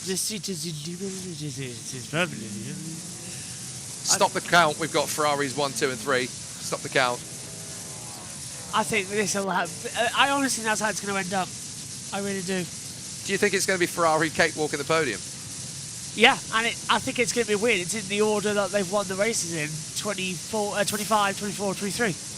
That is true. I just, if I could choose a car to win Le Mans, I want it to be the AF Course 83 so badly. I want Roberts really, really want this. I want really Roberts want to be this to driving it when the flag goes out. I think that would be the Well, yeah. culmination of his career. I mean, for so many reasons. I mean, for the fact that it will be the first Chinese driver ever to win Le Mans outright. And Yifei is one of the most underrated racers on the planet right now. I would actually say he's probably a little bit better than Zhou Guanyu. Massively better than Zhou Guanyu. You've got the fairy tale of Kubica taking the victory at Le Mans overall. You've got young Phil Hansen, who's basically been under the radar for so long in motor racing. For him to get, you know, it would be the fairy tale for me. It's my favourite driver combo of this year. Hansen, Ye, and Kubica. I really, really want them to get it done. They have the ability. Samson, you should definitely check your Insta DMs. Oh dear, he's done it. Oh dear, what have I done now? What did I do now? Oh, my back. Must I deck. add that you must watch it with sound on? I deck 28 is getting back in the Right. race after being out for a while. Right, he's having to mute. Oh, my back. It's impossible to stand for 24 hours, but yes. What have you done, JT? He's been editing. Oh, God. Oh, dear. He has been editing. Let me send it to you, JB. I heard a little bit of it. I'm scared to look. My television just asked me, am I still here? Are you still here? Do you not find that ridiculously patronising when you're watching Netflix? Yes. And you've been on episode 3 of what you're on, you're going into the 4th episode and it goes, are you still watching this? It's like, how dare you criticise my choices in life? Yes, I'm here binge watching this series. I've waited 15 years to finally get into Breaking Bad because everybody's told me it's the greatest television show in history. Don't you tell me when I can and can't watch something. I think I'm ruining my life. I think I'm still on Dad. episode 3 of... I think I'm still on episode 3 of Breaking Bad. Yeah, fair enough. I haven't actually Is got Omi that far still into it. alive, by the way? I don't know, he might have done a U from 2 years ago and just fallen asleep. I'm eating food. See, thank this you is very what I much. was telling you about earlier. is it? These pictures, this is what I was telling you about earlier. People do not fall asleep at Le Mans until about 4:30, 4:45. It's now, Yeah. what, 5:30 in the morning? Yeah. And that's when people really start to lose the train of thought because the adrenaline's still pumping until about 1 a.m. And then you finally get what I like to call the crash countdown. It kind of hits you at about 2 a.m., 3 a.m. And then you finally realise that you're dead on your feet and you have to go to sleep. It is a very, very strange experience, nighttime at Le Mans, because as soon as it goes dark, it's like you get another kick of energy. Yes. And then at midnight, you get another one. So it's like at the moment it goes dark, you get a kick of energy. Then at midnight, again, you get one. And then it takes you till about 1:30, 2 o'clock for it to really start to hit what you're doing, and it takes a long time. There are a few 24-hour races I've worked at where they've actually told me you can go to bed now and come back in the morning, which I hate. Yeah. With an absolute passion, I hate. Because there's nothing more disorientating on commentating on a race, then going away in the middle of it, and coming back. Going to sleep, and then coming back, and you've missed so much that has happened, other than Le Mans 2024 or 2025, obviously. Nothing's happened. The last 2 years. The last 2 years, nothing has happened when I've gone to bed. What did you just do on this broadcast? I know, I've just ruined the Le Mans 24 hours. I just ruined the Le Mans 24 hours. I went to bed, came back, and nothing happened. I'm so sorry, I've ruined the Le Mans 24 hours for everybody. Anyway, JB, look at DMs. My Wi-Fi is about as good as my, Don't go there. No, I tried. It's quite funny. It's quite funny. You kind of started that a bit like Nitro in Down Periscope. Radio's working like a Swiss car. It's a fabulous line now because there are no Swiss cars. If you don't count Saubers, there are no Swiss cars. But all I've got from you is 3 hours ago when you sent me your Instagram story. That's it. It's on Discord. Oh, right, okay. Well, you didn't tell me Wait, that. you could have told him that. You could have told him where to look for it. It's quite a significant disappointment looking at the order behind the top three, isn't it? I mean, you've got the Porsche Penske that started dead last. You've got the Toyota Gazoo number 8 that's been limping for a fair while. Yeah. and then the Cadillac Jota that everybody wrote off, even though they eclipsed the front row of the grid. So it's this Ferrari domination thing. It really does need to come to a halt in 2026, doesn't it? Do you know? I'm getting the sense we're back in the 1960s. Well, it's funny. And Sean Tan has pointed this out on the YouTube stream. I've noted as well. It's amazing, isn't it, that they've owned and dominated WEC at Le Mans for the last 3 years, and yet in Formula One, their heads are still in the sand. It's mad, isn't it? And I really didn't like what I saw being put out by the two big bosses at Ferrari. Basically, the smear campaign against Frederick Vasseur in the media on That Thursday. is shocking. Yeah, that is absolutely shocking and travesty. He has turned the team into a likable force again. Yeah. The only problem I have with Fred Vasseur is that, and I have shared this in other forums, and I don't know again whether this is an unpopular opinion or not, but I'm good at unpopular opinions, so why not? I think he's too nice. Yeah, I agree. To be the Ferrari team principal. He's a fabulous, fabulous chap, is Fred Vasseur. He's very likeable. He puts a great team together. But again, I mean, this is post-watershed. I don't know if I can say this or not. But in the top of the Formula One teams, you need a real bastard. That's who you need to run a Grand Prix team. You need a Briatore, a Horner, a Williams, a Wolf. You need a guy who will literally call the shots where their word is law, and if you disagree, you can walk out the door and take your money with you. I'm going to start this conversation again. You're going to start this conversation again? Owan. Owan. Yes. Is he racing this year? I haven't seen him yet. Our favourite driver. That was great last year when I got to call him. Who is your favourite driver? Owan, you mispronounce. I mispronounce it. It's the same as what you said. I don't want to say it. Bar Steward. Oh, I see. Yes. Oh, no. Yes. Got to put the French accent on it. Daytona, when we went in this whole conversation about how you were pronouncing it wrong, and Sanson was just saying it right, just all the time. Oh, you mean Owan Bata? Yes. Yes. Yes. But there so you go. much fun just to call him a bastard. I mean, yeah, it totally is. I mean, obviously, you know. It's how it's said. It's British. It is the hyacinth bouquet and hyacinth bucket argument, isn't it? Yeah. It's spelt a different way. I do wonder if they've kind of looked at his surname and gone, oh, we can cover that up with a French accent. Yeah, we can. He's French. Yeah. We can cover this up. We can make the S and the D silent. It's got a sense of watershed censorship, doesn't it? It has got a sense of watershed, yes. To be fair, if it is censorship, then it's not really doing much good, is it? It's in the same category of name, though, as Will Power, which I always thought, no, come on, that's a cartoon character in the Michel Vaillant books. That's not a real racing driver, is it? Every time I still go, what on earth is going on? His name is Will Power. Come on, stop it. Stop being childish and tell us what his real name is. No, his real name is Will Power. Really? My goodness me, they loved bullying him at school. Good lad. I always get a chuckle. Oh, another ad break. I always get a chuckle from Scott Dixon. Don't know why. What is worse, Will Power or Stingray Rob? Oh, Will Power's worse. Stingray Rob is cool. Yeah. Which is not. I mean, let's be honest. Will Power sounds like the kind of kid who, you know, really didn't have, you know, a decent time in secondary school. Stingray Rob sounds like the guy who's propping up the bar. In a Las Vegas dive. And, you know, oh, who's that in the corner? And that's Stingray Rob. He's been here since 1998, and he hasn't stopped drinking liquor in all that time. You know, he just sounds like the cool guy in the back of the bar who keeps nudging the jukebox for the latest Hank Williams LP, you know, which was 1953. Got a yellow flag as I've been hurt my hand. Yellow flag's out.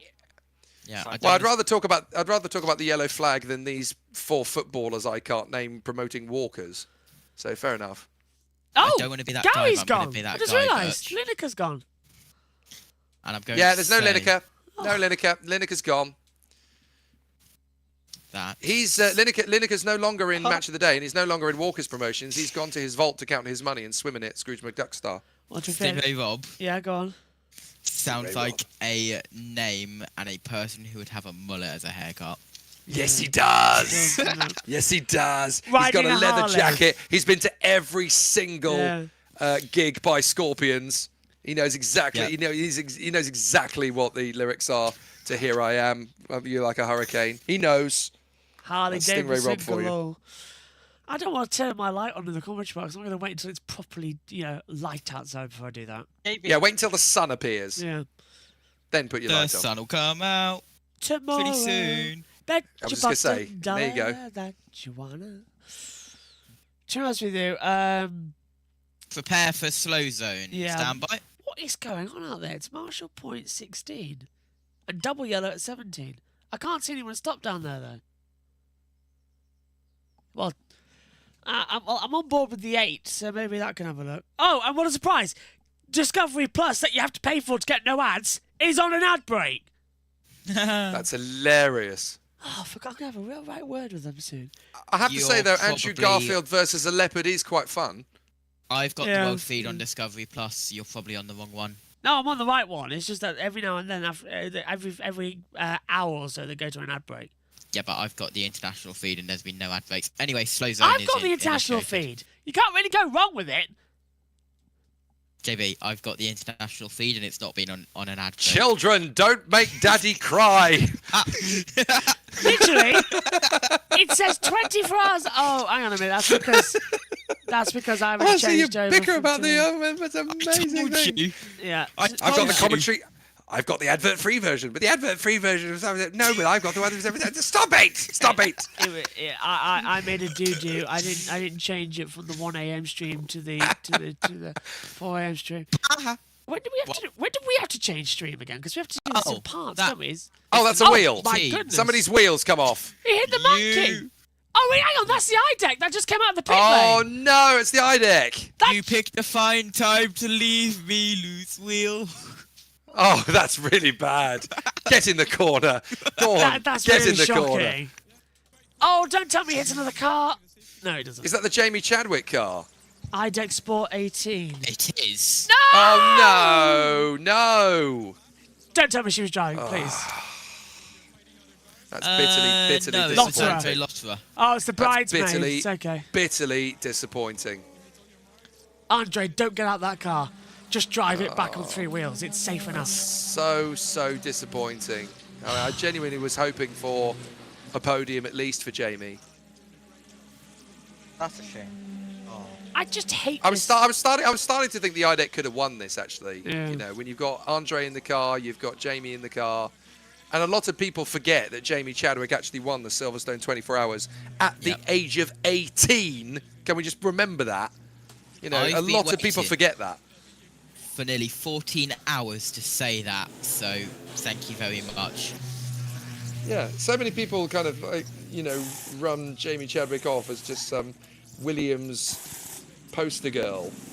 And let's just remember very, very avidly Here's the replay. She taught Chris Hoy how to drive, essentially. On the world feed, which was when you were on an ad break, JB, haha. And just pulled off to the left-hand side, and there is the wheel just in the middle of the road, which is probably why we've got a slow zone off the racing line. My sleep deprivation. Did they just come out of a pit stop, or is Yeah. that actually sheared? It's literally on the outlap. Oh, Okay, so stinks. the wheel is upright in the middle of the gravel trap down at the Michelin chicane. Good. Look at the eyes of Andre Lotterer, though. That's when you have an incident like that at 5 a.m. Your eyes suddenly go on stalks. You're kind of like, your adrenaline's pumping, you're kicking in. You don't really get to see that in quite the same sort of intensity. His wife hates me. Here's what I saw, JB, on your TV picture. Oh, never mind. Yeah, I saw it. His wife hates me. Silverstone 2018. What, Andre Lotterer's wife? Yeah, Silverstone 2018. Me and him have a really good conversation for like 10 minutes live on air, and his wife's standing there holding the baby. I was like, I should probably let you go now. The look. I have a feeling she might be used to it by now. Yeah, but it's usually 3 questions. That's it, 2 at the max, and we just kept chatting because we were just enjoying each other's company. He was the loveliest man to interview at Formula E, and he genuinely took an interest in it at the time. This was 2016. He's a nice guy, Andre. I like him. Unfortunately, it was the bridesmaid. Had more second-place finishes than anybody else in Formula E history. Always missed out. True. You've done Formula E. You're still doing Formula E this year. No, I actually finished my Formula E tenure at the beginning of the year. I was doing the replay bits and pieces for Team Radio. And when I moved to Asia, I said, I'll finish the season. And, you know, I'll move on to something else. And they changed their system after January to a sort of a text-based one. And they got another person in to learn it. For a round I couldn't do, and then they just kind of decided to stick with that person, which makes a lot of sense actually. You know, Did you not see Sanson's Instagram post, JB? Wow. I follow so many people. Not paying attention to Jake Sanson. Wow. I probably did, and I can't remember. Do you know how many... I mean, the thing is, JT sounds a slightly bit stalkish. Yeah. Slightly stalkery. I mean, it's the other thing I find about social media. Slightly stalkery. Yeah. You remember all these. I mean, it took me hours to put that security camera up in his room last night. I know. I was wondering what that was. It didn't look like a Lego car to me. Nothing. Just go back to sleep. Just let it's an air freshener. It's an air freshener. Yeah. Honest. But yeah, it made a lot of sense. It made a lot of sense to kind of go with the guy they got. The only thing that I genuinely I'm regretful is that I didn't get to spend another few weekends with Charlie Butler Henderson, who was my colleague, and I had so much fun working with CBH. It was just genuinely a huge laugh, and we were kind of like the two rogue members of the team who were, he's a racing driver essentially, and I'm a motorsport commentator, and we were not doing sort of normal jobs for our job, and kind of like we weren't really the outsiders, but we were kind of like the rogue renegades who kind of looked at all the sort of the important television production manager speak, and kind of we're sat there giggling away for most of it because we're two little naughty schoolboys locked in the radio cupboard, and it was genuinely good fun. I had such a huge laugh working with Charlie. I hadn't seen him in about 8 years, and so to then get to work once every 4 weeks with him, he was a fantastic chap. And it's all ancient history now, and we all know what actually happened in the outcome. But at the time, it was kind of fun to have the sort of rumour mill coming from Charlie, because Charlie, one of the jobs that Charlie gets to do is he's the tour guide at the Red Bull factory in Milton Keynes. So he does the tours for Red Bull Formula One for the fans who want to go on a tour of the factory, which is kind of cool. And he tells me that during the leaving of Adrian Newey, there was obviously a massive rumbling about him going to Ferrari, and it was almost a guarantee he was going to Ferrari, which is really hilarious that he went and joined Aston Martin. Out of the blue. But everybody was kind of expecting him to go to Ferrari, which was really funny when you then consider that he witnessed Adrian Newey come to work after he had decided he was going to depart. He came to work at the Red Bull factory, probably still part of Red Bull Technologies, working on the Red Bull hypercar. But he pulled up in a brand new bright red Ferrari Roma and parked it in the Red Bull car park. It's like, this man does not live by rules. This man does not live by protocol. He's Adrian Newey. He can do what he wants. And it's just kind of, yeah, okay, fair enough. That's quite funny. And this is right in the height of, is Adrian Newey going to Ferrari? And he pulls up in a brand new Ferrari Roma. I mean, love it. The entire thing was this, is the fact is that the relationship between him and Christian broke down. And it broke, of course it did. Yeah. I mean, when have you ever seen Adrian Newey in the heart of a scandal? Never. You've never seen it. No. You've never seen it. And yet with Christian Horner doing this whole, did he text them, did he not? It's just not something that Adrian wants to be involved in. And I totally understand why. That's not his bag. The only time I've seen my mother actively reading gossip files, it was like, we all got the email. Me and Omi, in the middle of practice, got the email and we're reading the articles like on air. It was like, my goodness me. The alleged Did you get the email? I got the email, yeah. I got the email. Wow, I never got the email. Wow. Check your inbox. I never got the email. I never got the email. It pinged and I was like, what's this? And I was like, oh. And everybody was tagged. Yeah, and people in the live chat were shouting at us for being on our phones. Yeah, it was like, major breaking news story here. We've got leaks here, and a boring practice 2 session at a circuit that we've tested at, and everybody knows what's going to happen. Give us 5 minutes to read the basis of this email that's dropped in our laps. Wow, I never got that email, to be fair. Did you see the alleged files at least? No, I never saw them. Right, I'm sending them to you. Never. Wow. He's going to send them to me. Fantastic. Avoid picture 78. Okay, fair enough. I will avoid picture 78. Because this is the thing. When you haven't seen the She's very files, specific, Joshua. well, when you haven't seen the files, you don't know just how believable it all is. You can only go off the fact that, well, I suppose he's celebrity enough to be scandalous based on the fact that he's married to a Spice Girl. So interesting. Mind you, I have to say, if oh, hang on, that's a car smoking. That's a car smoking and going slowly. That must be the initial replay of the... Oh, no, that's a different incident. Oh, this is That's under something yellow. else. That's under yellow. Oh, no, that is the tyre. That's the BMW. Oh, it is it is the wheel tire. Oh, goodness me. How close did the 15 get to that? Sanson DMs. Discord. WhatsApp. Right, I'm going to be absent for a while then, by the look of it. Stand by for green flag in 5, 4, 3, 2, 1. Green flag, green flag. Let me just... One thing I did think about with all of this was I don't think it's over. It's not 78. Which one is it? 71 isn't great.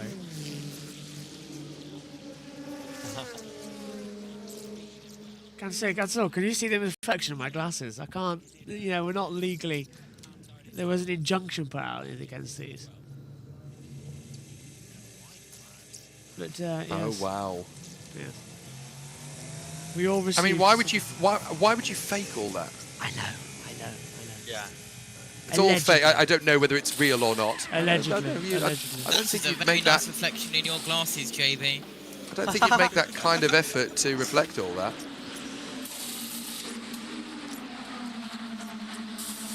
Wow, this is fascinating. I can't believe you never got the email.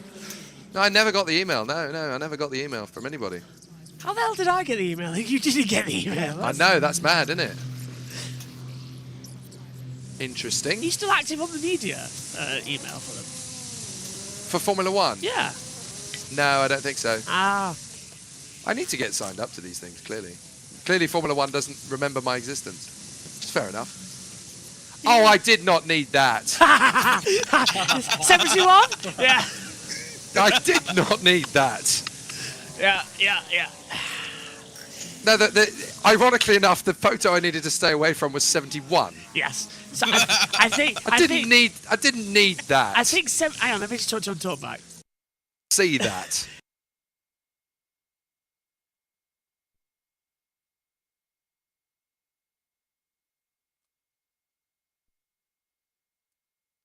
Yes. Why is that even a thing? It's a pie, isn't it? It is a pie, and it's a very badly photographed. It's a very bad photograph of a pie. It's like that fabulous Bill Bailey routine. Yes. Who photographs kebabs? Yes. Somebody's taken these, and actually, it's pretty bloody good. Yeah, that's a really amateur photograph of a pie. I wouldn't eat that. I can't believe I've never seen that Google Drive before. There we go. Okay. I have a feeling that's not over, I have a feeling that's going to come back in some way. That will resurface, that story. Midway through 2026, that will resurface. It was file 76. File 76?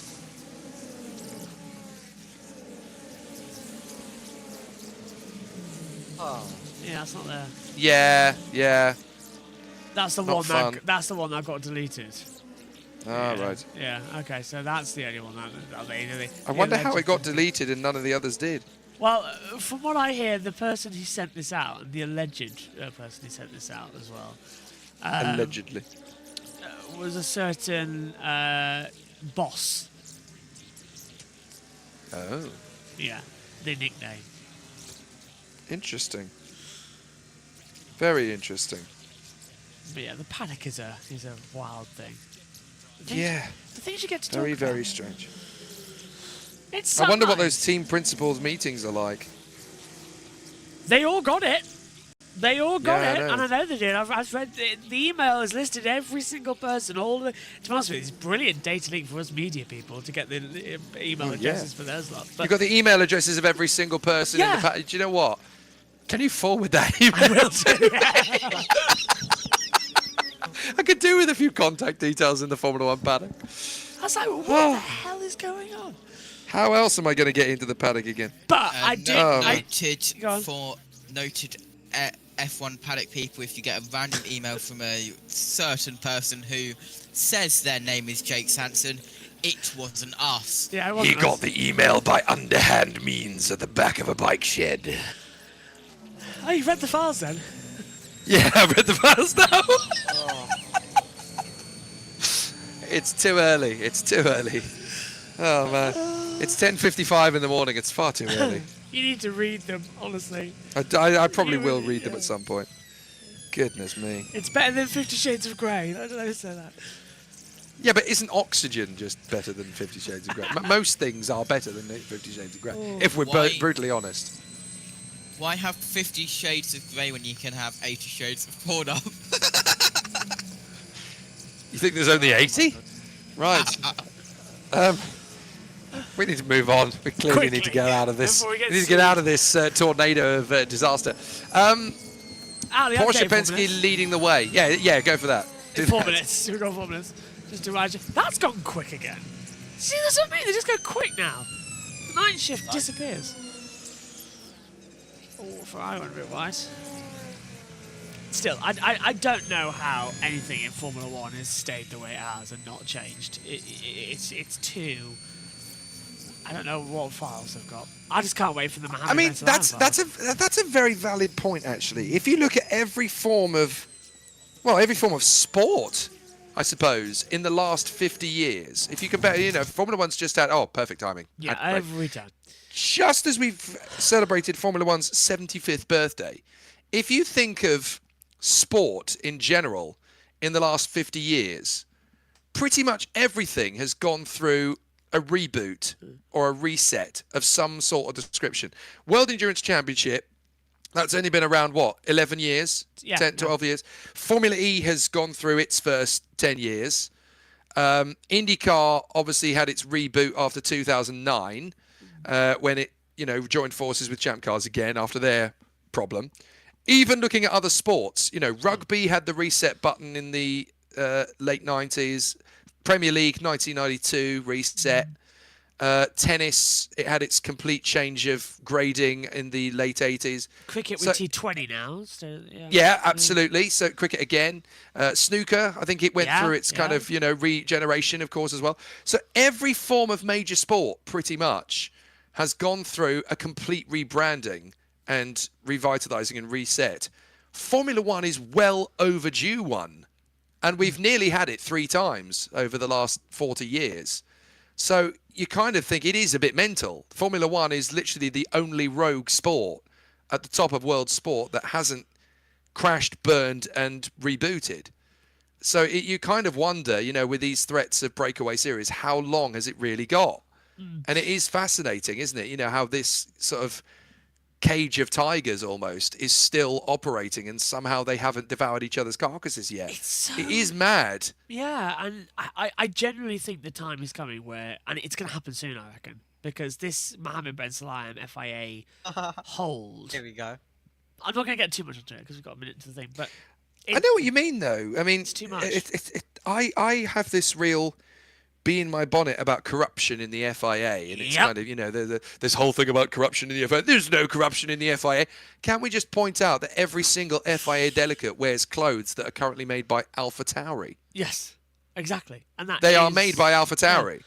So if you genuinely think there's no bias towards Red Bull within the FIA, just look at the clothes they wear. It's literally that simple. If that's the kind of commercial deal they've got rumbling, how do you think that everything else isn't related? It is mental. It's loading up, but there was a fantastic quote from Mohammed Ben Sulayem, our FIA dictator, and I will go that far. Honestly, that man needs to be removed from office immediately. Where is it? It was at the FIA meeting. Here it is. 3.5 years ago, you entrusted me with this federation, not just to uphold its values, but to grow our influence and to protect our rich heritage. Today, I stand before you with pride in how far we've come, how motivational for the work ahead, and unwavering commitment to the future we'll build together. I'm sorry, but was any of that true? He doesn't read the comments, does he? No, he doesn't. Everybody wants him gone because of how much, and everybody also. I spoke to Dave. Well, I can't really say this on thingy actually, so I can't. I'll have to stop what I'm saying. Right, you'll have to talk back it. Yes, I'll take that back. Fair enough. I overheard some things from a certain gentleman. Right. Who was not allowed to vote and was going for the FIA presidency, who's had it blocked before he even began. Yeah, that's the thing. I mean, they've already talked about blocking. I mean, it's funny. We've got a president of the United States blocking votes in sort of, the right to reply. And we've got the same thing in the FIA. It's like, hello, surely democracy is, ancient history to some, but it's not to the rest of us. I'm a fan of democracy. I think it's worked over the years. It's had its negatives, but it's had a lot more positives, actually. Thank you, Emperor Palpatine. Thank you. Driver change going on at Porsche. That's Matt Campbell getting out, and presumably. So be it, Joshua. I've got a microphone, and I'm afraid to use it. I've got a button which presses the hourly update stinger, and I'm not afraid to use it. Oh, do it! You're closer to the time than you've ever been. Go for it. I've got the level. Live from the JB Motorsports Broadcast Center, this is the Le Mans 24 Hours Hourly Update. JB, shut up. Under 10 hours to go in Le Mans in France, and we have had a bit of action, not as much action. Brief double yellow at the Daytona chicane for a bollard. Oh, my bollard on the racing line, which was run over by a Ferrari, which got it out of the way and allowed Marcus to safely remove it after the cars had passed. Car 23 for United Autosports LMP2, no further action for a pit stop infringement. JB nearly falls over in the commentary box.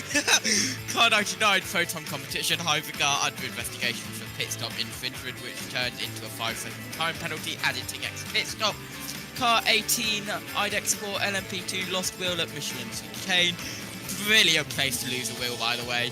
Michelin, well done. Which caused 2 slow zones at zone 4 and 5. The car was covered to behind the barrier, and car 199 AO by TF. LMP2 and 63 Iron Lynx GT3 under investigation for slow zone procedure, and car 25 Algarve Pro Racing LMP2 under investigation for pit stop infringement. In hypercar, it is AF Corset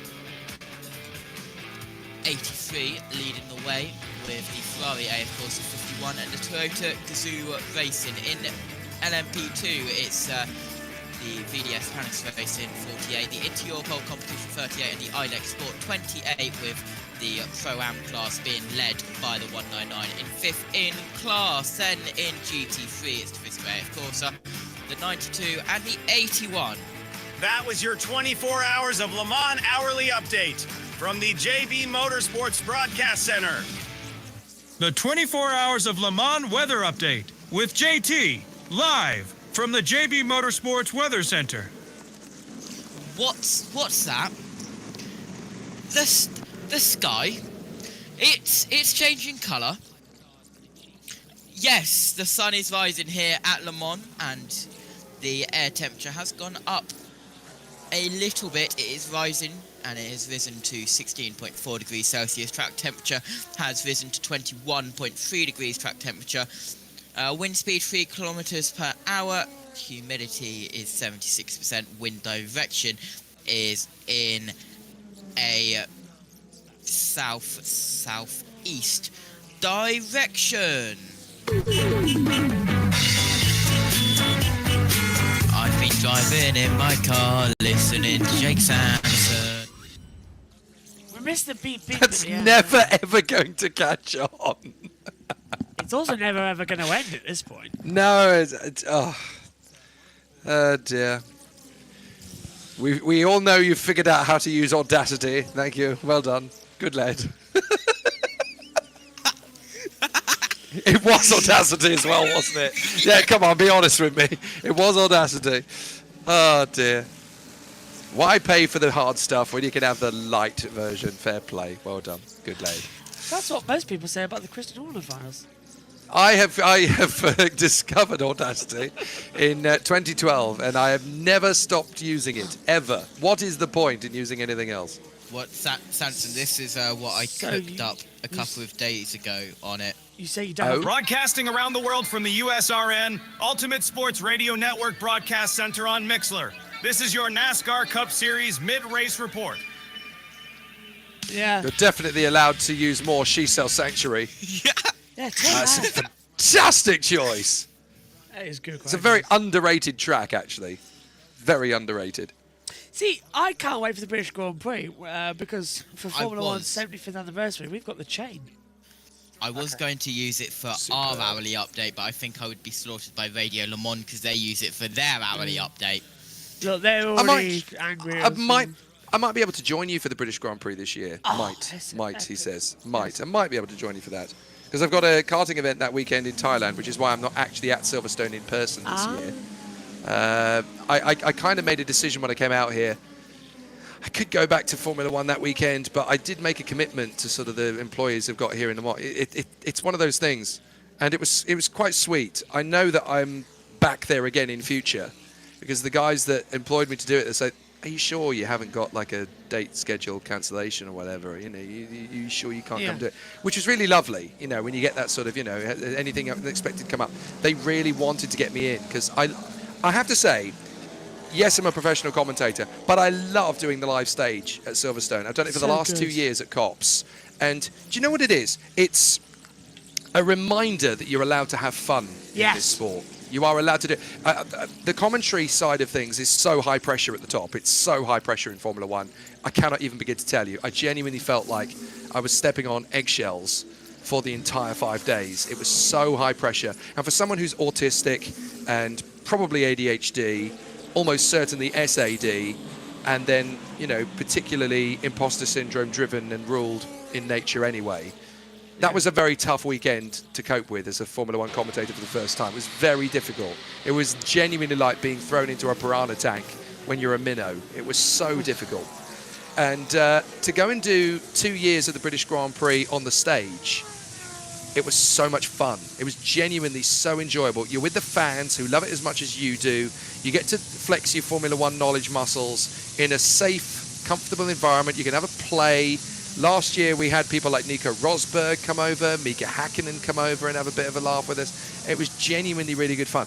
And I have this knack of being able to say the one sentence that's going to get a racing driver on my side for the rest of eternity. And we had this whole Mika Hakkinen line lined up. And it was so funny because we had Christian Hugill come over to our stage to host the talk with Mika, because apparently I'm not famous enough. And that's the way it works in Formula One. Get the famous guy in, that's fine. So I didn't get the chance to interview Mika. But when he came over, I said, "Hi Mika, how you doing? How's Ella getting on?" Yeah. Now that's my opening gambit to Mika. And immediately Mika stops everything that he's doing and looks at me. He's like, "Oh, thank you very much for asking. Yeah, no, she's doing really, really good." And literally, they're trying to brief Mika with Christian at Formula One. This is how but he wants to talk to me. He wants to talk to me about how Ella's getting on. So that was kind of lovely, you know. You know how to get to if you know how to get to the heartstrings of a racing driver, that's it. That's how you're going to be. It's like years ago when Formula E had Jacques Villeneuve making his debut. I knew exactly how to get to Jacques Villeneuve's heart straight away. Before we interviewed him, I said to him, "Hi Jacques, how you doing? Are you writing anymore? Like the music? Are you writing any more music?" Do you know what? I'm actually starting to think about it again. That's really cool. Nobody's ever asked me that. And it's like, well, you know, I as a musician myself, as a guitarist myself, who writes music, I do understand why Jacques did it. And it's that completion, whether you like the album or not. And I do love the album. Whether you like the album or not, I understand where he's come from, and that was how I got into his universe. So now when we talk about music. Yeah. And you've got to get to these people in their universe. And that's the thing, it's finding out their passions and their things, because you can just talk to them daily, but that's not a friendship, that's not a connection, and that's not something that you can then build on and say. It's something like if you get to know them as a person, they see you as a person, and you can then talk to them when they've had a rubbish day or a good day, and you can ask the hard questions and ask the good questions, and you can be sad with them, and you can be happy with them, and you can be critical of them, and they know it's nothing personal, and that's what you need to do. I think the only driver I'm able to do that with at the moment is Tom Ingram, and that's because... Yeah, Tom's wonderful. Tom's great. Oh, and off goes that 99 again. Yeah, that didn't work well with the caddy, did it? Second time that's happened. He didn't get beached though this time down there. So that's a bit better. But off it goes with the Michelin tyres, the new Michelin tyres, for getting a bit of a scraping in. But yeah, that was a big dive as well. Look at that. Oh, and there's a kiss. It's just ridiculous. It's as you said, it's the early morning mistakes. That's just, just as simple as. But me and Tom Ingram spoke to him once when he got out of the car at the end of one of the test days, and then he didn't get back in the car for an hour or two, and me and him were just crossing each other in the paddock several times, walking past each other, and it got to be a joke where we would start saying to each other, "Are you following me or am I following you?" And it was so just relaxed that when I saw him a week later, he had pole position. And I went up to him as well, and he was filming his YouTube series. And I stood behind, and I was waiting out a shot, and he turned around and saw me, and he stopped talking to me, and he said, "Right, how's it going?" They'd say, "What are you doing?" I said, "Well, hang on, how's you? You've got pole position. Do you think you can get it off pole?" He said, "Yeah, but watch out for the BMWs. They've got a fast start." And I thought, okay, I'll look out for that. And then, sure enough, it was we delayed for hours. So everyone got soaked, and the media centre smelled like wet dog. But as soon as we got to the start, I looked, he was on pole, and then there was BMW starting in third at Turkington. I thought, I won't watch Ingram, I'll watch the BMW. And sure enough, woof, off the line, Turkington straight into the lead of the race with that BMW launch. I was like, Christ, he knows what he's on about, doesn't he? And I went to him after the race, because Ingram won it in the end. And I said, well done, first race of the win, first race of the season. Oh, that BMW really is fast. He says, I know, it took off like a rocket. I didn't expect it. I was turning to the inside, and all of a sudden, Tinker comes right alongside me, and there's checks on my front end bonnet. I was like, perfect, got it. And then ever since then, I've been able to joke with him. And then he had 222 at the race this year at Donington, and he had champagne sprayed on him the last time. And he said, GT, you might remember this. So I'm off for a Big Mac and a beer. And I said, yeah, add a shower to that because you smell. Because he was full of sweat and champagne. What the hell did I just come back into? when I told Tinker he needed a shower because he smelled. Ah, yeah, remember? What was his response? Oh, cheers, mate. I've got a fantastic and very real interview somewhere on my iPhone, I think, with Jason Plato that was pretty cool. In, I think, maybe his last season in British Touring Cars. It was his last season or his last season but one. Old baked potato. And that was a pretty cool, very candid, as it always was with JP, very candid interview. I always really enjoyed talking to him because he would always tell it like it was, which I love it when a racing driver has absolutely no fear. They'll just say what they think, and for me, it always makes my job a little bit more entertaining.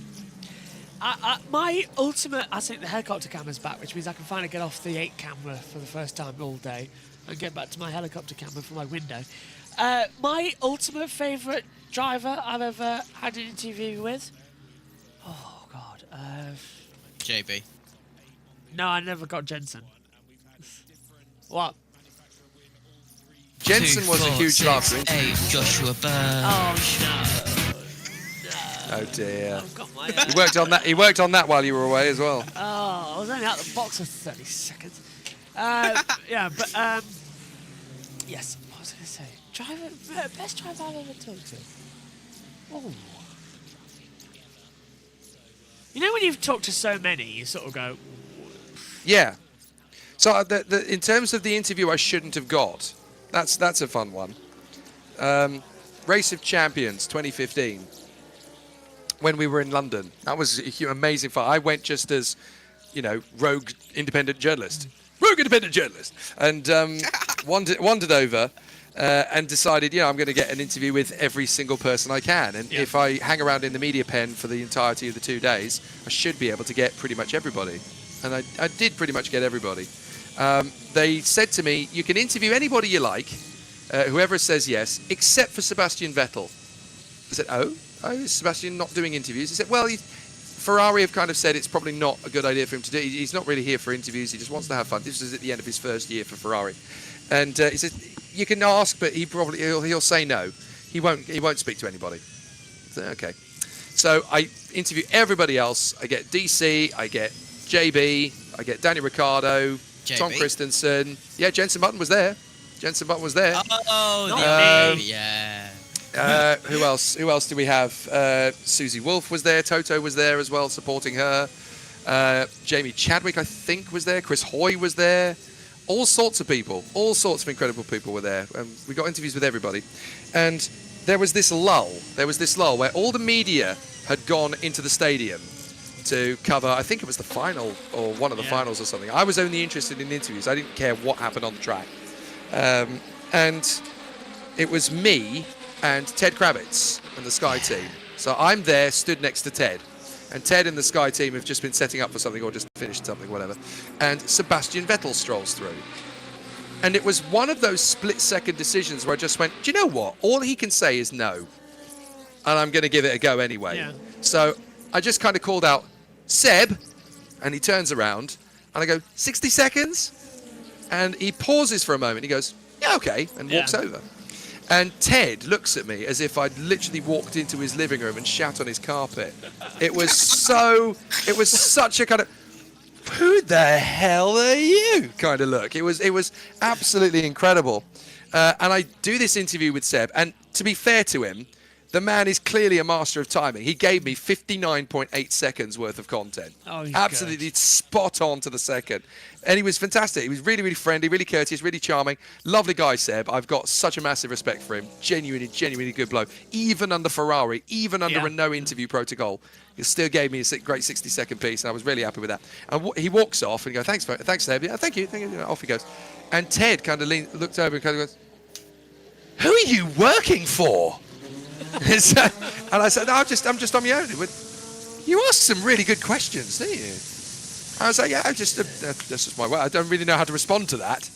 And Ted kind of looked and said, oh, okay. I got into Ted Kravitz's head because I was not expected to do. Oh, not Proton again, same place. How that's a. Has he locked up and then had to reverse it back? Because that looked like it was just stopped. Unless he's really misjudged the braking zone. These are just the mistakes you get at what is now 6:17 a.m. on a French morning on a motorway service network. That's bizarre. That's my Indian Racing League stablemate Neil Jani. Oh God, it is Jani, isn't it? Oh well, it's Neil Jani.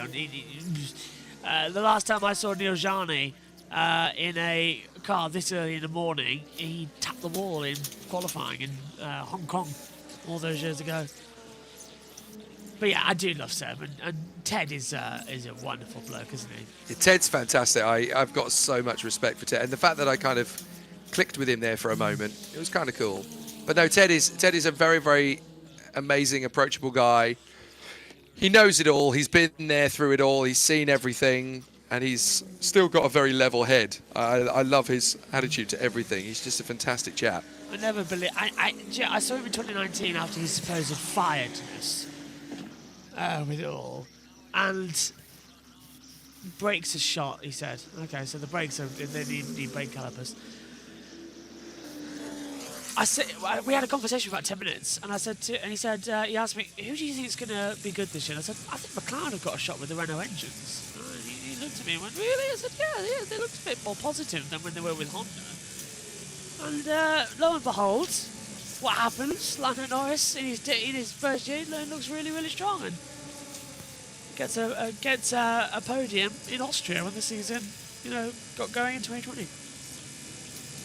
So close. COVID really screwed everything up.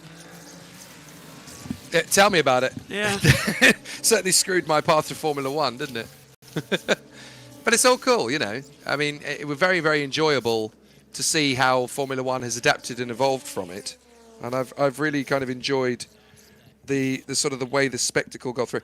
Isn't it disappointing though that the opportunity that COVID created to explode sim racing And now I've spoken to a lot of people about sim racing in general, and they've told me that the kind of line that I've had from people in multiple different locations around the world, incidentally, is that the kind of quote they've given me is kind of sim racing's dead. It Like, does what? feel it, Are you yeah. joking? Are you joking? It's 2025. The technology has never been more advanced, and yet there is kind of this implosion of the sport. It is kind of mad how it's kind of died the death in the last 18 months. It's because either EA don't give enough thing for the F1 esports, or for God's sake, what is it with these upgrades?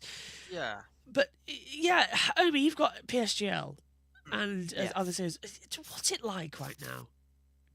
So, I mean, I feel like the Le Mans Ultimate game is going quite well, and it's being properly released now as well. I feel like that could be great, and of course the Santa Corsa iRacing, that I feel like is still doing quite well. But yeah, with the F1 games, I feel like we've got a good game this year. But, for example, PSG, that's basically the peak of it. That's the top of the top league racing as well. I've been a part of it, and I mean, we had confirmation. I was told a few days ago that we're not doing any more social races before the season due to driving standards. And I mean, I went and looked at a clip, and we had a driver going a lap down to take the race leader out. So for God's sake. it's Was that the one at Miami? yeah, it was in Miami. Yeah. So Was we that have- Franz Hermann? He's I'm in so our- sorry, I couldn't resist. I'm sorry. He's in our Discord chat, you know. My roguish Yeah. nature, my roguish nature, I couldn't resist. It was just in the section between before that really annoying chicane under the bridge, wasn't it? Yeah. Yeah. But it was a whole lap of build-up as well. So I went to the whole stream and I watched it, and it was a whole lap. He completely slowed down and was defending, banging wheels, and then it eventually got to that contact. So it's quite disappointing. And for the league to entirely have to stop social races due to it as well, I think it shows how it's not just that moment. There's just been loads of incidents. So yeah, the F1 game side I feel like struggling a little bit, but it is great to see, and especially after the sim racing events as well. The ending of it with the title contenders making contact and everything boiling over then. It's quite interesting with what's happening with the F1 game, but I feel like we still have some good sectors that are absolutely doing very, very well, and I'm hoping the F1 games can also get back to that level. I hope they do as well, because it's just good racing. It's good fun, and that's what sports need to be. I personally feel that the F175 event missed a trick. You've got all the F1 drivers there, present. Race That's them. the moment to give them an F1 esports race. Yeah, they didn't do it. That's the moment to organise, and you didn't do it. I mean, you've got an F1 game there that's perfect for marketing. It's crying out for more F1 drivers to do that kind of thing. You've gathered them there together, put it in the contract. You're going to do an F1 esports race. That's when you get. That's when you kind of line these things up. This is my difficulty. The marketing for F1 at the moment is fantastic.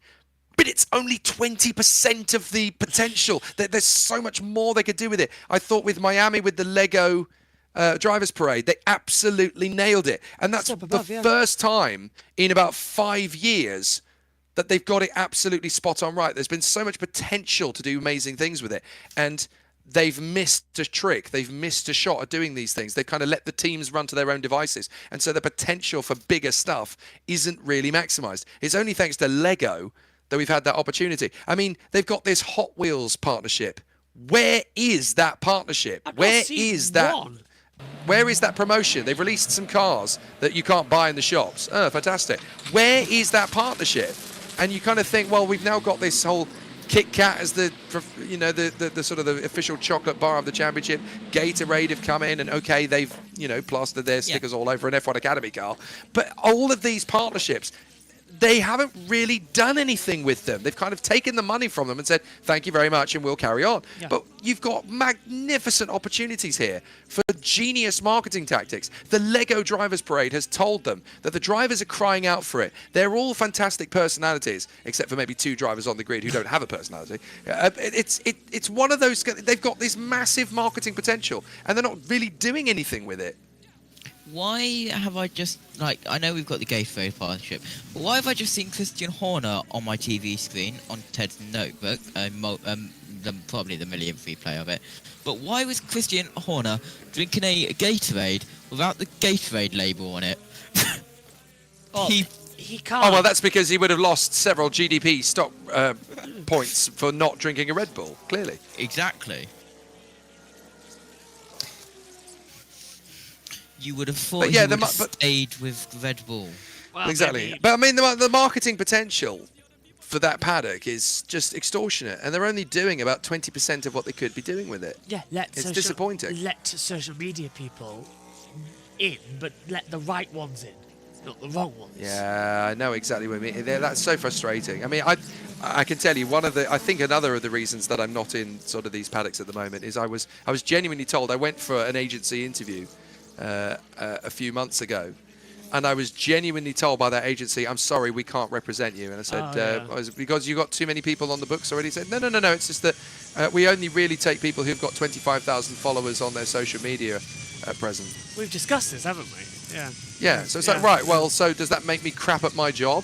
It's ridiculous. You know, because I haven't sold my soul to Instagram. I don't post a photo every 17 seconds. That means I'm crap at my job. And I actually told them that. You know, I've clearly been able to do, you know, Formula 1 races, IndyCar, Le Mans, Formula E without an agent. So I'm clearly relatively good at being able to build my own brand. I'm asking you to give me a little bit of a support. The marketing and financial potential is endless. And because I haven't got enough Instagram followers who don't really follow what I do, but are trying to join me because I'm apparently a social trend, JB, you know, I'm clearly not good at my job. It's ridiculous.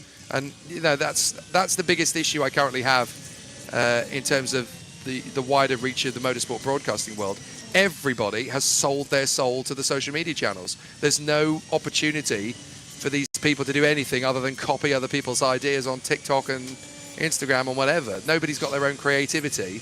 Yeah. The Lego thing is just about the best thing Formula One's ever done in the last 5 years from a marketing standpoint. So I get really annoyed that people have copied my idea. Does that mean Yes. Jake Sanson doing TikTok dances in the Big 25 to gain more followers? I mean, I've not really done the dancing thing. I do the sort of lip syncing along to funny video clips. That's the thing I've started doing a bit more. But no, I'm probably going to be lazy from now on. I'm just going to post commentary clips and hope that sort of, you know, reminds people of what I can actually do. Be lazy. You're going to pull an Omi then? Yeah. You I will do pull that an a Omi. lot. It works though. It does work. You know, it does work. Thing is, I can't be bothered. It's like, Yeah, I know what you mean. It's like it's a lot of work. It is. And you're promoting yourself. It's funny. This is one of the reasons I moved to Asia, right? This is one of the reasons because in Europe, particularly in Great Britain, but in Europe in general, unless you drink in the right bar, unless you go golfing at the right golf club, unless your uncle knows somebody who knows somebody who knows somebody, you're part of a boys' network, you know. And if you're not in that network, then good luck to you, because you're going to be knocking on that door of somebody. Oh, but I've already coattailed that job for the certain person. He drinks with my friends, you know, Batman.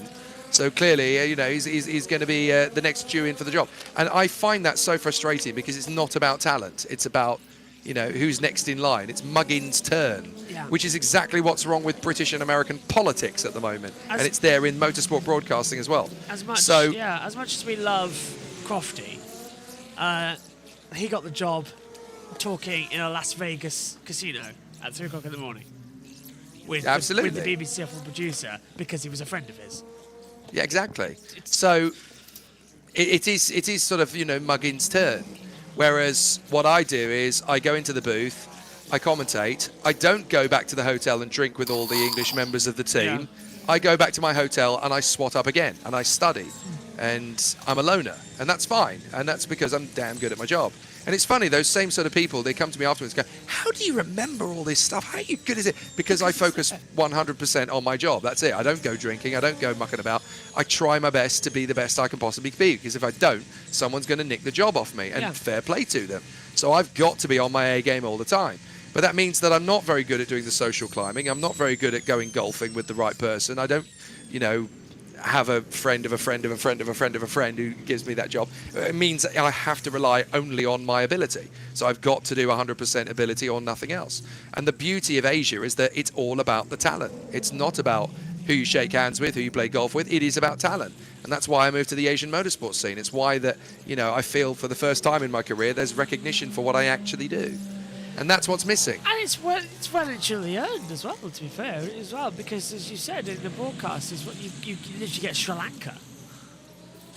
Well, you're there when you're a broadcaster, when you're a commentator at the sort of the top level. You are there to tell the story to people who don't have the opportunity to tell it. Yeah. And there's a massive amount of responsibility. And if you get it wrong, as I have found on Reddit to my cause, you'll be crucified. And it is interesting how, you have to deal with that all the time. You have to kind of go through that. But at the same time, I feel it's a great test. It's a real challenge. It gives you an opportunity to, go about things in a very different manner, in a very different way. You are tested. You are put into a very different, pool of existence. It is tough, but it was always going to be tough. It's always supposed to be tough. You're supposed to be stretching your limits and testing your ability. And you've got two choices. You either sink or you swim. And I'm of the opinion that, you've got to deliver your best. Otherwise, someone else will come and get it off you. And it's the best thing. It's just so good. I mean, this is a different style of broadcast than of Formula 1, where in WEC, it's very much a test match special style of commentary, a cricket style. So you can react to the moments as they happen, but you're filling 95% of the time. Whereas in Formula 1, you're filling 5% of the time, because there's always something going on.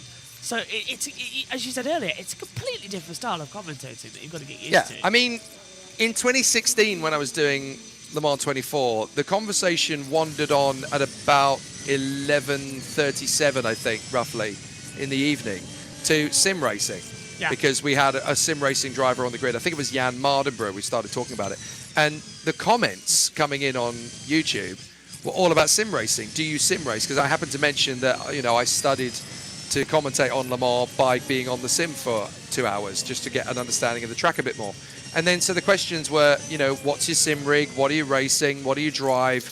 All of that kind of thing. And that's where the conversation was going. And we were told, steer away from this. We've got to focus on the race. I'm like, well, at the same time, you've got to give the fans what they want. Yeah. Engagement is such an important part of what we do. I always try wherever possible when I'm commentating. I've got YouTube open. I've got the comments open, and I try and respond wherever possible to the people making the comments. Because at the end of the day, without those people, I don't get paid. It's that simple. I don't get a paycheck if these people aren't going to watch the sport. I'm not going to get employed. I'm not going to get a paycheck. So these guys are the reason I'm eating and I've got a roof over my head. It's that simple. You've got to boil these things down to their barest roots. I'm with you on that 100%, and even more so with YouTube as well, and Twitch and social media. It becomes that more important, and it's more. I don't know how to describe it. I don't see it as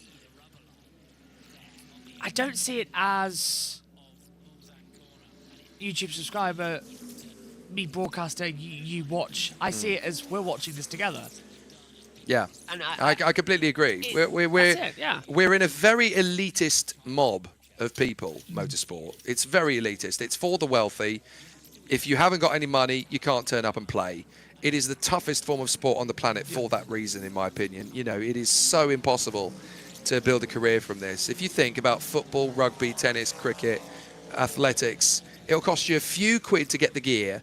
You can start training, you can start playing, and then eventually you can go along to a club with reasonable membership fees and kind of work your way up through that. And then the pressure is not on you until you make the first team at sort of 16, 17, 18. You can do all your hard work and all your mistakes behind closed doors. Look at how impossible it is to succeed in motorsport nowadays. If you even want to compete and show up, you've got to have a few grand in your pocket to buy the helmet, the suit, the boots, the Nomex, the gloves, the insurance, which a lot of people forget about, the car itself, the testing days, the tyres, the fuel, everything. It's an impossible stream of money that you've got to put into the sport. To even get on the grid, you've got to invest more than a life savings. Just to even get on the starting grid, that's an insane quantity of money to invest in what is essentially a hobby until someone comes along and gives you a professional contract. And then, on top of that, to make it marketable for the sponsors to put the money in, it's all got to be televised. And nowadays, it's got to be live streamed, not pre-recorded and pre-production. Everything's got to be live streamed, so it's got to be live on YouTube, which means that these 8-year-old kids, 9-year-old kids in karting are being live streamed for their sport, for everyone on YouTube to see from the age of 8 or 9. And all those mistakes and all those spins and all those crashes and all that pressure and all that tension and adrenaline is on view for the world to see. And the world is a judgmental, fickle place on the internet. They look at these people and judge them before they even really understand the context of it, when any others would have that sort of irate, you know, fury and whatever at the age of 8, 9, 10, 11, whatever. And then they're expected to be able to find the money from that when the stream isn't professionally run because of the lack of budget, so it doesn't look very good. There's no sponsorship revenue to generate from that. There's too much pressure so the kids make mistakes, and people only want to back winners. But these kids are all learning. They're all, you know, it's an impossible cycle. There is no tougher sport on the planet to get into, to build a career from, to build a staying power in, than it is in motorsport. Every other type of sport is easy to get into and to sustain by comparison. This is the biggest, toughest, roughest, most ruthless form of sport on the planet. And that was the leader in the Ferrari running wide to get out of the way of one of the hypercars. Mr. F, of course, coming out of pit lane, that was. Also, car 007 must fix rear right lighting next pit stop, and we've got a yellow at Marshall Point 16. Oh, great. Now what have we got down there? Nothing stopped in the driver track as far as I can tell. That's good news. It might just be debris flashing on the monitor. But yeah, I agree with you. It's such a... It's a wacky series. Oh no, it's the Iron Dames car. Oh no, Don't be not what we needed. Yeah. It's Rail Frey. She just got in a car as well. She just took over from Sarah Bovey. Oh, don't I give it wonder too if much that rest. needed some assistance, you know. Yeah. Don't give it too many I wonder revs. if I'm not so sure that was driver error. I think she may have been aided to the scene of that. Because it's backwards and sideways, so you don't get Yeah, like it is. that much. Well, not on that part of the course, from what You're I can right, tell. That yeah. looks like it's the... Is that the edge of the Porsche curves? Let's have a look. No, it's not. It's the first chicane. Oh, don't tell me she's gonna. Oh. That's... Was there a nudge? Yeah, yes. There was. There was a Alpine. nudge. There was a spinning Alpine as well. I thought there was a little assistance for that. There you go, up the inside. Yeah. Yeah, see, Rail Frey is not the kind of driver who would bin it there. Alpine spins to avoid it. That's good There you go. reaction from the Alpine, but you're right. Was that the 87 spinning her out? It was one of the Yes, it Lexuses was. for certain. Yeah, I think it was the 87. So, team, yeah. Yeah, it's difficult because I know of Rail Frey. That's not the kind of mistake you'll make at that particular point on the course, unless you're assisted there. Rotten camera angle, Steve, first of all, because when we saw it first, I even had the TNT team go, oh, same as us, because it looked like something had snapped like a suspension, and then the 87 goes by. Stand by for full course yellow in Wow. 20 seconds. That's a surprise, not a slow zone. She's beached. That's the thing. She's Yeah. beached, and it's quite a high intense part of the course. Ooh, she was just nearly out there. She got reverse gear. So full course yellow's coming out. That's TNT. 3, 2, 1. Full course yellow. Full course yellow. Right, there's a chance here for several teams to take advantage of this. Most notably as well would be the GT3 squad, who are just about to enter their pit stop window. Further towards the end of the race. Let's just go ahead and that team radio again come through. Just trying to have a look and see. So the full course... Marshall's not even prepared. Excuse me. Excuse me, I couldn't get the meat book quick enough. Now the full course yellow comes out. Supermarket's open, chaps. Is that the Carrefour? Yeah, just on the main straight. Just noticed it's open. They're lining up. I do find, you know, the sort of the outer perimeter and the inner perimeter of Le Mans a fascinating place. Anthony Reid has told me stories about that over the years. It's like you would have no clue as to what goes on in the infield at Le Mans over the course of the night. It's so big, you know, you can't regulate everything. And it's quite interesting, some of the stuff that goes on at Le Mans in the nighttime.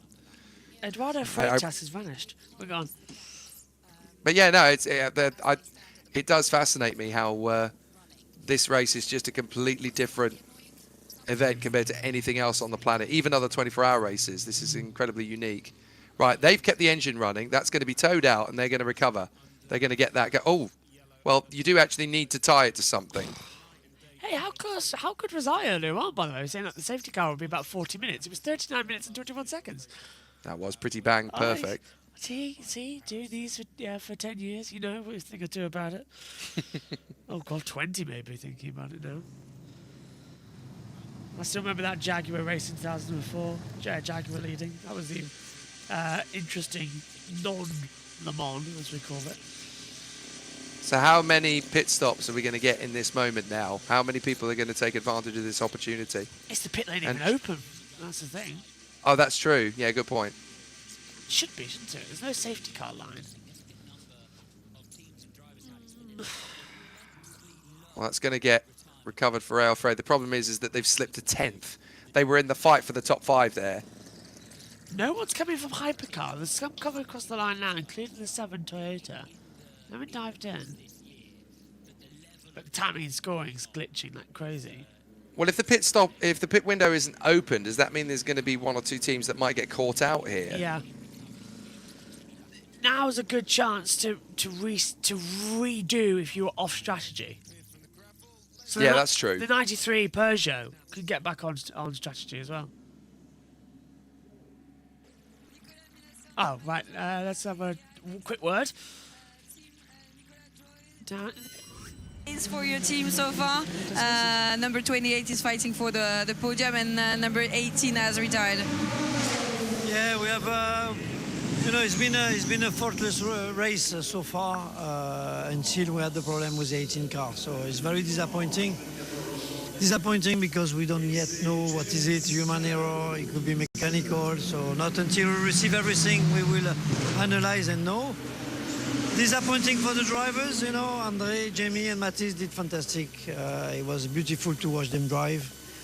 Beautiful to see the team functioning like this. But Le Mans, you know, is a hard game, and there's plenty of hour left on the clock. And the 28 car is there, right there in the mix. So we're going to concentrate on that now. Turn the page. You have to, even if it's painful, and push forward and give it a shot.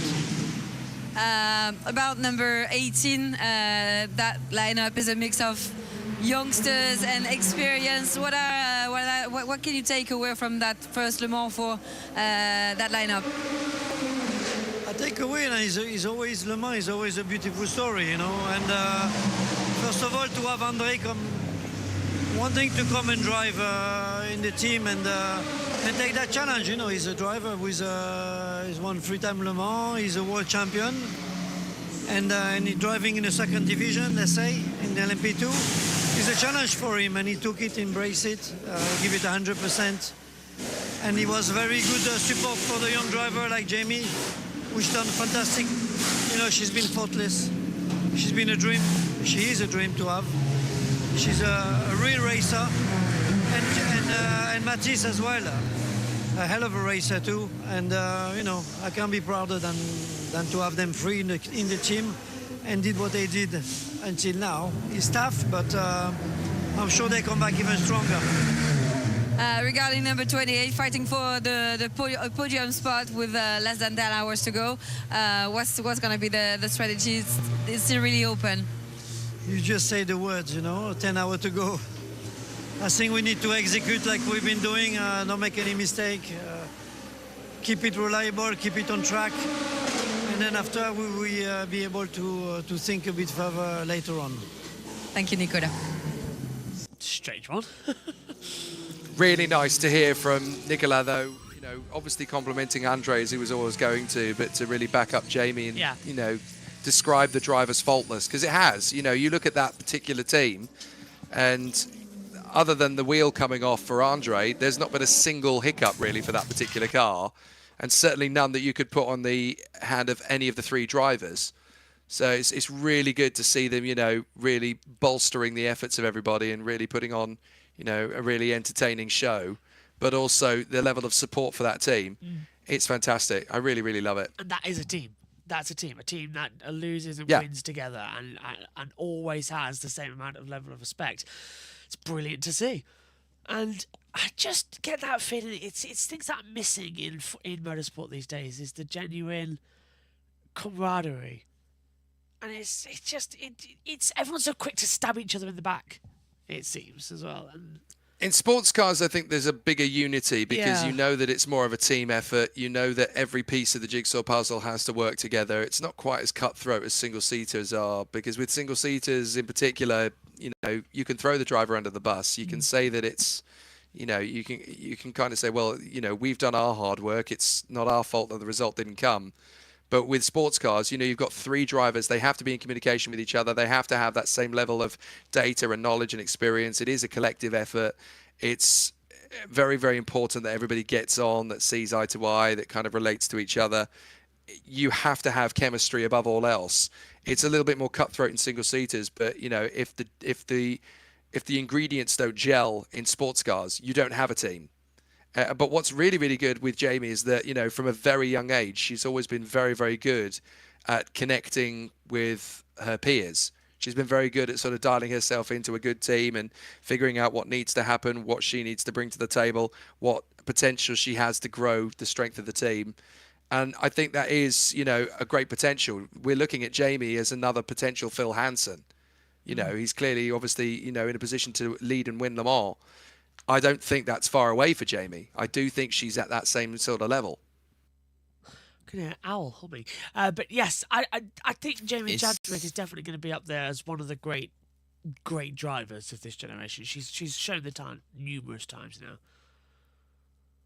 You can't win a 24-hour race at Silverstone at 18, whether you're a boy or a girl, if you are not seriously, seriously talented, because all it takes is for your stint to go wrong and the pressure to end up on you, and you make the mistakes as a teenager for the whole race to go awry. And if you're 18 and you can hold the strength of the team during your stints and be the quickest driver out there for the majority of that, by the way, you know, she did an absolutely fantastic job. And I think a lot of that has been forgotten in ancient history. But, you know, you can't win a 24-hour sports car race at 18 and not be world elite. Is it a bad time to mention that car is just officially retired if you haven't mentioned it already? That's disappointing. Kind of knew it would, to be fair. So how many officially? Oh my god, need to update the marker at Doom. We got. Okay, so in Hypercar JB. Hang on, let me just press the audio button for when they come back. Go on, go for it. Hypercar. Hypercar 101.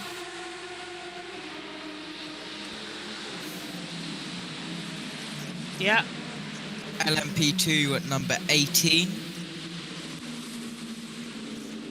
Yeah. And 24. Yeah. And then GT3 is the 31 and 46. Huh? 31's officially out. Okay, yeah, out. Yeah. 31, 46, both the team WRTs. Shame, go on. The 60 Iron Lynx. Yeah.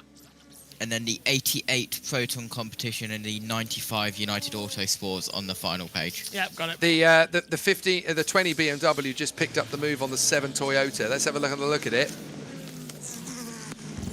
Beautiful for this time of the morning, round the outside, in towards Indianapolis. Pure pace. That took some guts around the outside of Indianapolis, didn't it? Oh, a little bit of traffic. The 7's trying to get through. That's Mike Conway at the wheel. Trying to clutch up on the BMW, as you said. But the Mustang's in the way. It's the worst time to catch a bit of traffic is through the Porsche curves, because you lose all momentum, you lose all rhythm. Both of them got held up, but the 20 BMW was able to scamper away from that fairly quickly. But again, are we really surprised that Robin Freins has got the sort of the wherewithal to make that sort of banzai maneuver around the outside at Indianapolis? He's always one of the bravest late breakers in Formula E. And if you give him an opportunity for a move like that, he's not going to ask for a second invitation. One of the Formula E drivers that everybody always keeps an eye on in a new generational change if he can be running for a world championship. And certainly as well, when we started Gen 9 and he broke both his wrists, that's not the best start. It was really disappointing to him. I think Mark was in the commentary box with us at the time, and he was telling us about how unfortunate it was, and then the same with Sam Bird as well with McLaren. Do you know what? This is a weird statistic, but this is the first time I've seen Jenson Buttons on board in a sports car since his Super GT days. That's been a long time, hasn't it? the incident between I mean, cars for me it is. 85 and 87 is now under investigation. I think we saw it once in the night, and he had a drink.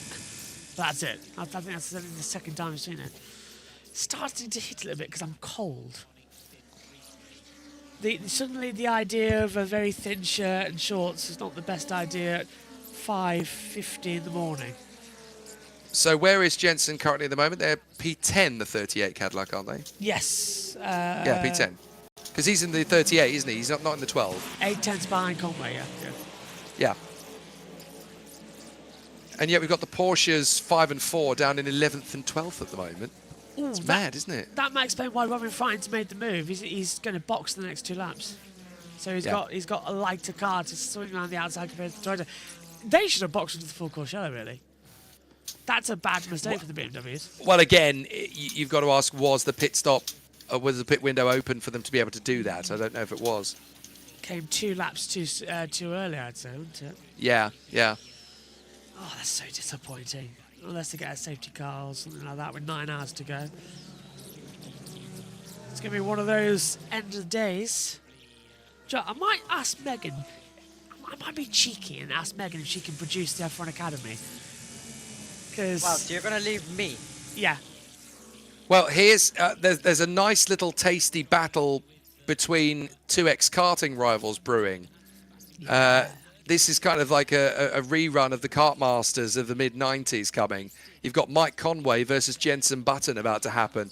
That's proper for if you're a karting fanatic and you're into the old school Formula 100 days, pre-Lewis Hamilton in karting. You're about to see 2 of the best, Conway and Button, go at it. That'll be so cool when that kicks on. I've got an answer for you. The best driver I've ever interviewed as well, Kamui Kobayashi. Yeah, I can believe that. Yeah. Literally, 2018 Silverstone. I go for Mike Conway, his birthday is, and he's just got back from the steward's office and he's been disqualified from the race. We don't know that at the time. He knows he's under investigation and will be disqualified. So I have a word with him, and he's happy. He's feeling a bit down, obviously, but he's put a smile on his face. And then Kamui Kobayashi's just got the same news, and he's absolutely jumping up and down as that Ferrari dealt with the McLaren and sister Ferrari quite clearly, didn't it? But, it's Nicholas Nielsen again, isn't it? It's Magic Nielsen as well. Nicholas should be, it should be a magician's name. How could you tell?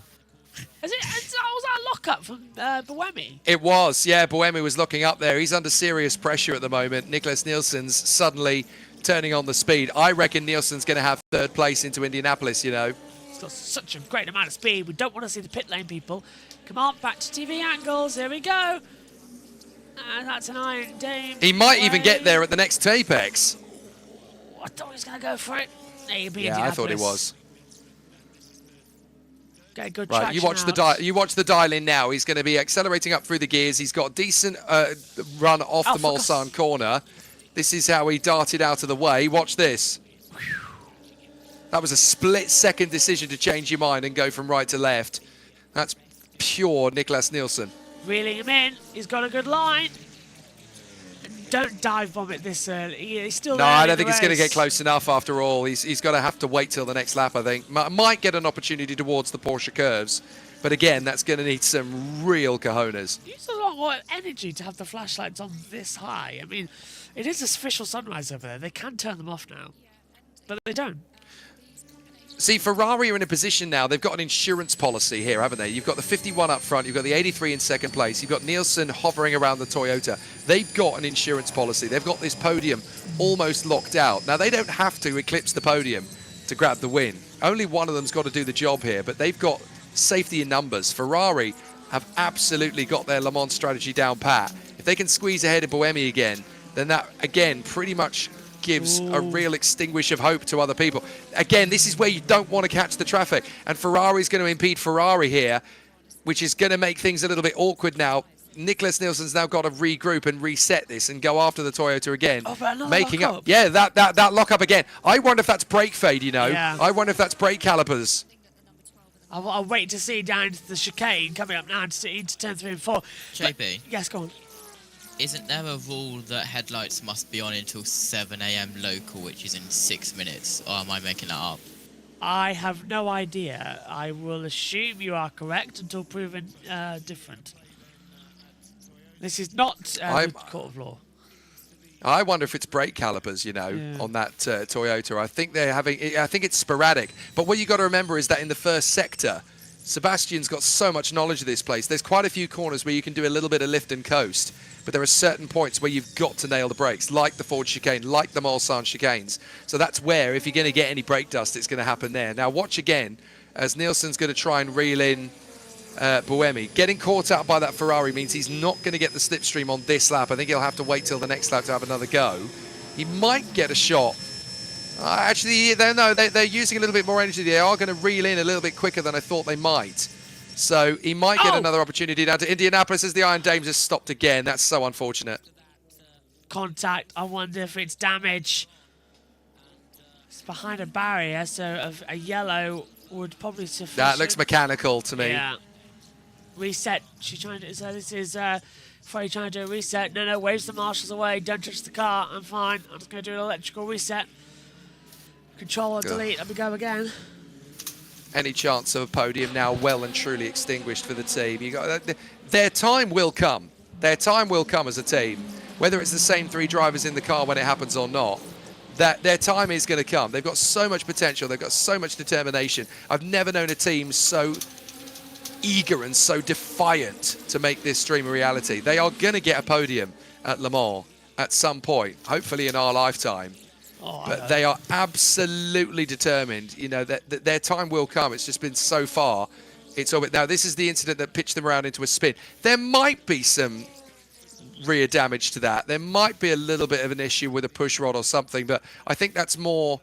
I think that's more the internals. Yeah, I think that's more the internals. It's either electrical or it's engine or maybe fuel pump or something. I think. Yeah, look at the way it pulled out. It came out of the turn. There was no power. I wonder if it cooked itself being idle for so long after doing 24-hour race. That's possible. Yeah, that's possible. So just a quick off-on reset. You're good to go again. Not chugging away on fumes. Phil Hansen going after James Collado. Here we go. This is for the lead. This is going to be quite fun. I would so love the AF Corsa Ferrari to get this. Because, you know, the main team has won everything. They've won everything. They've won the World Endurance Championship, I think, now, haven't they? Yeah. They've not won the... No, they've not... Yeah, they did win the championship title. They won Le Mans twice.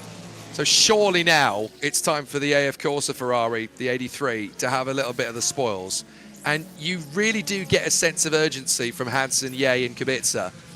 I would love to see them do it. It just has fairy tale written all over it. Every dog has its day, and this team has been owed it several times over. These drivers have been owed it several times over. Oh, I can't even turn it on.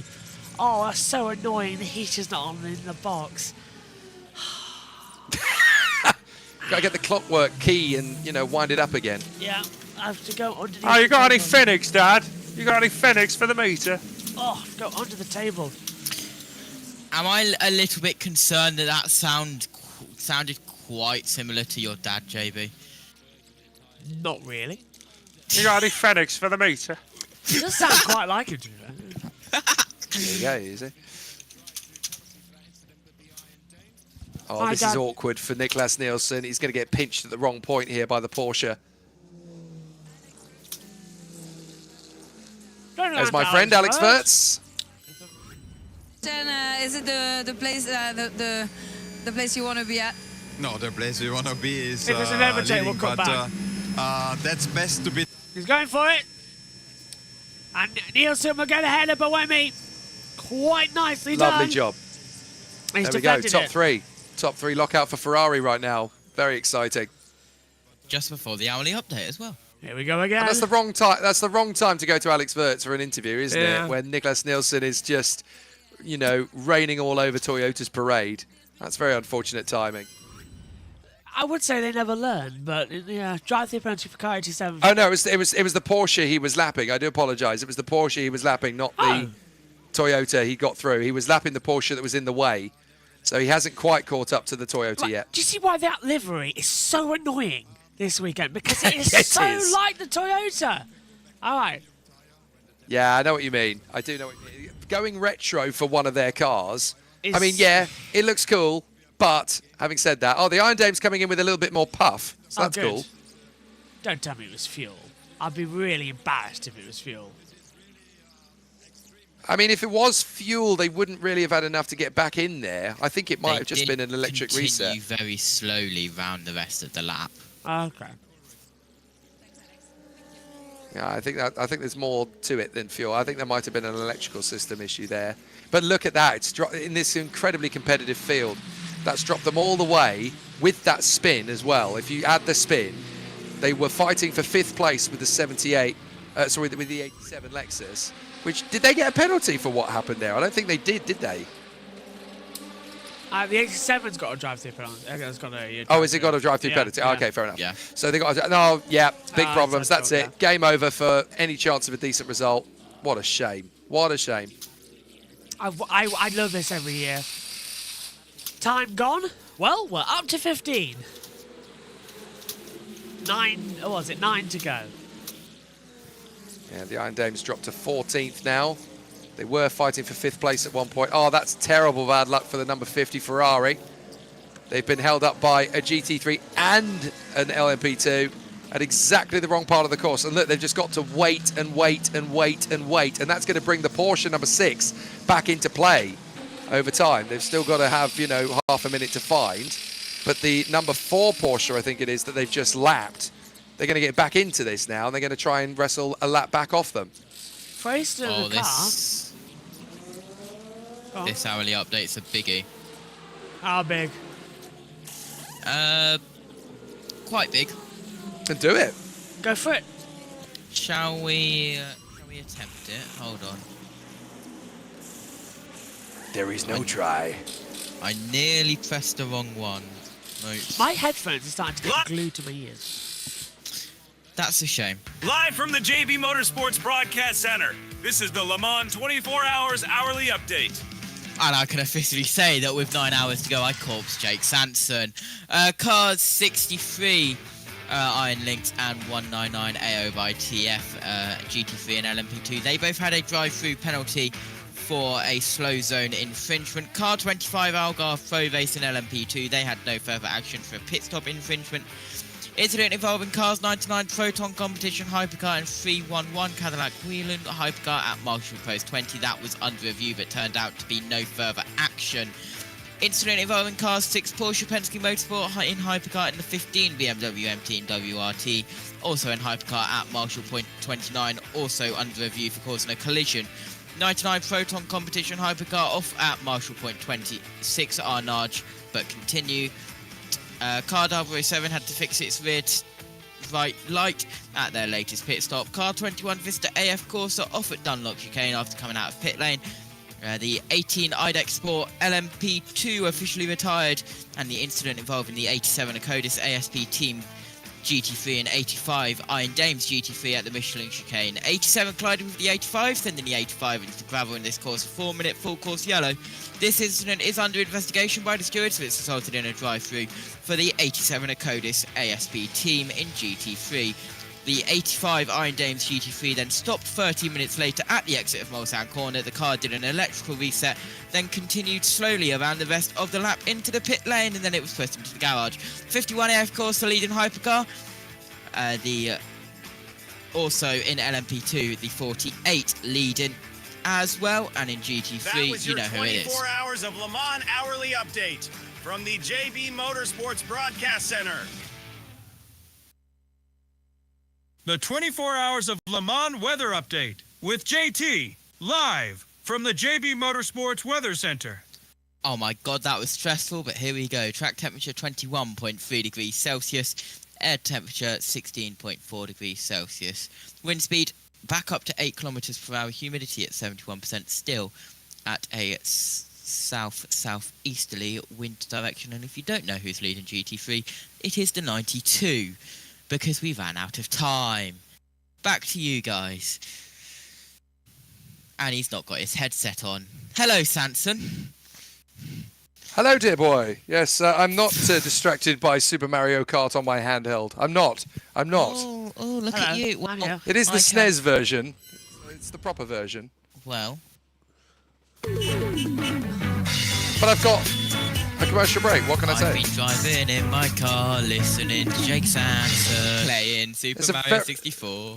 Yeah, there's a very high risk of an accident if you're going to carry on doing that. Got to be careful with these things. If you're driving in the car listening to me while playing Nintendo, you're going to laugh so much you're going to collide with something.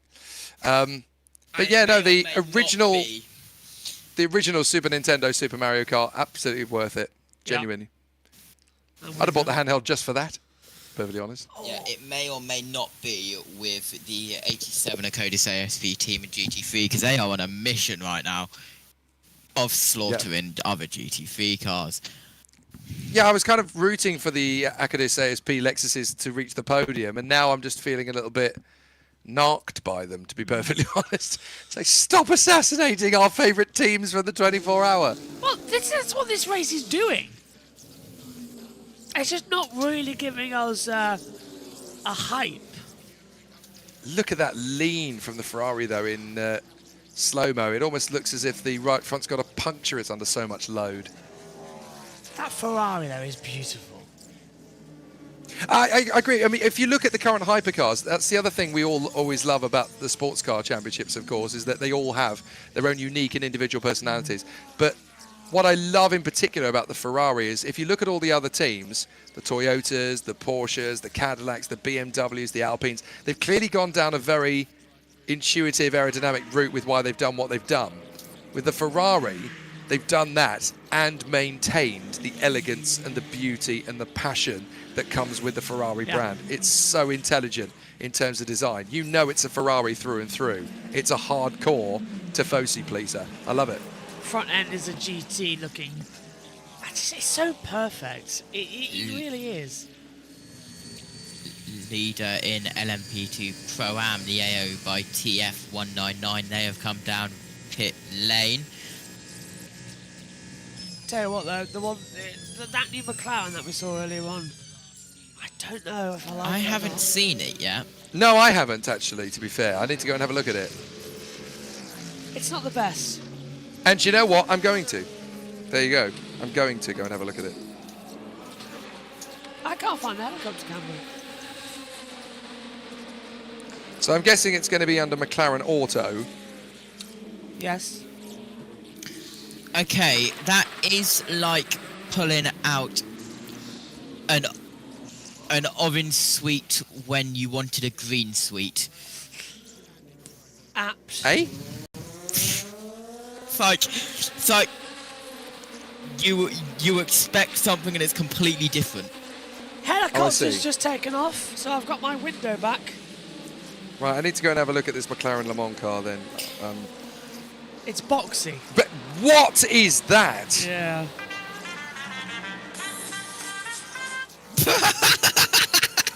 What is that? Yeah, that's the right music for that. What is that?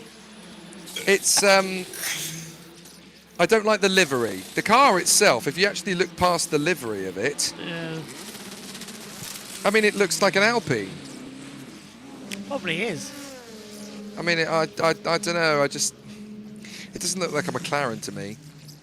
They need to Do you know what I work mean? on it It doesn't have any identity. It's kind of just a generic hypercar. I haven't really seen anything that staples. Do you know, when you look at the Aston Martin, that says Aston Martin. When you look at the Ferrari, it says Ferrari. When you look at the Porsche, it says Porsche. With that McLaren, I don't really get that whole sort of vibe that's come out of Woking. No. I don't really get it. Do you know what it does look it's come out of? Gran Turismo. Yeah, I hear you. I hear you. It does kind of have this whole sort of Gran Turismo vision vibe about it. Yeah. I'm still one of these people. I was at the Sepang 12 Hours earlier this year and got to see the Bugatti Bolide in race spec in action.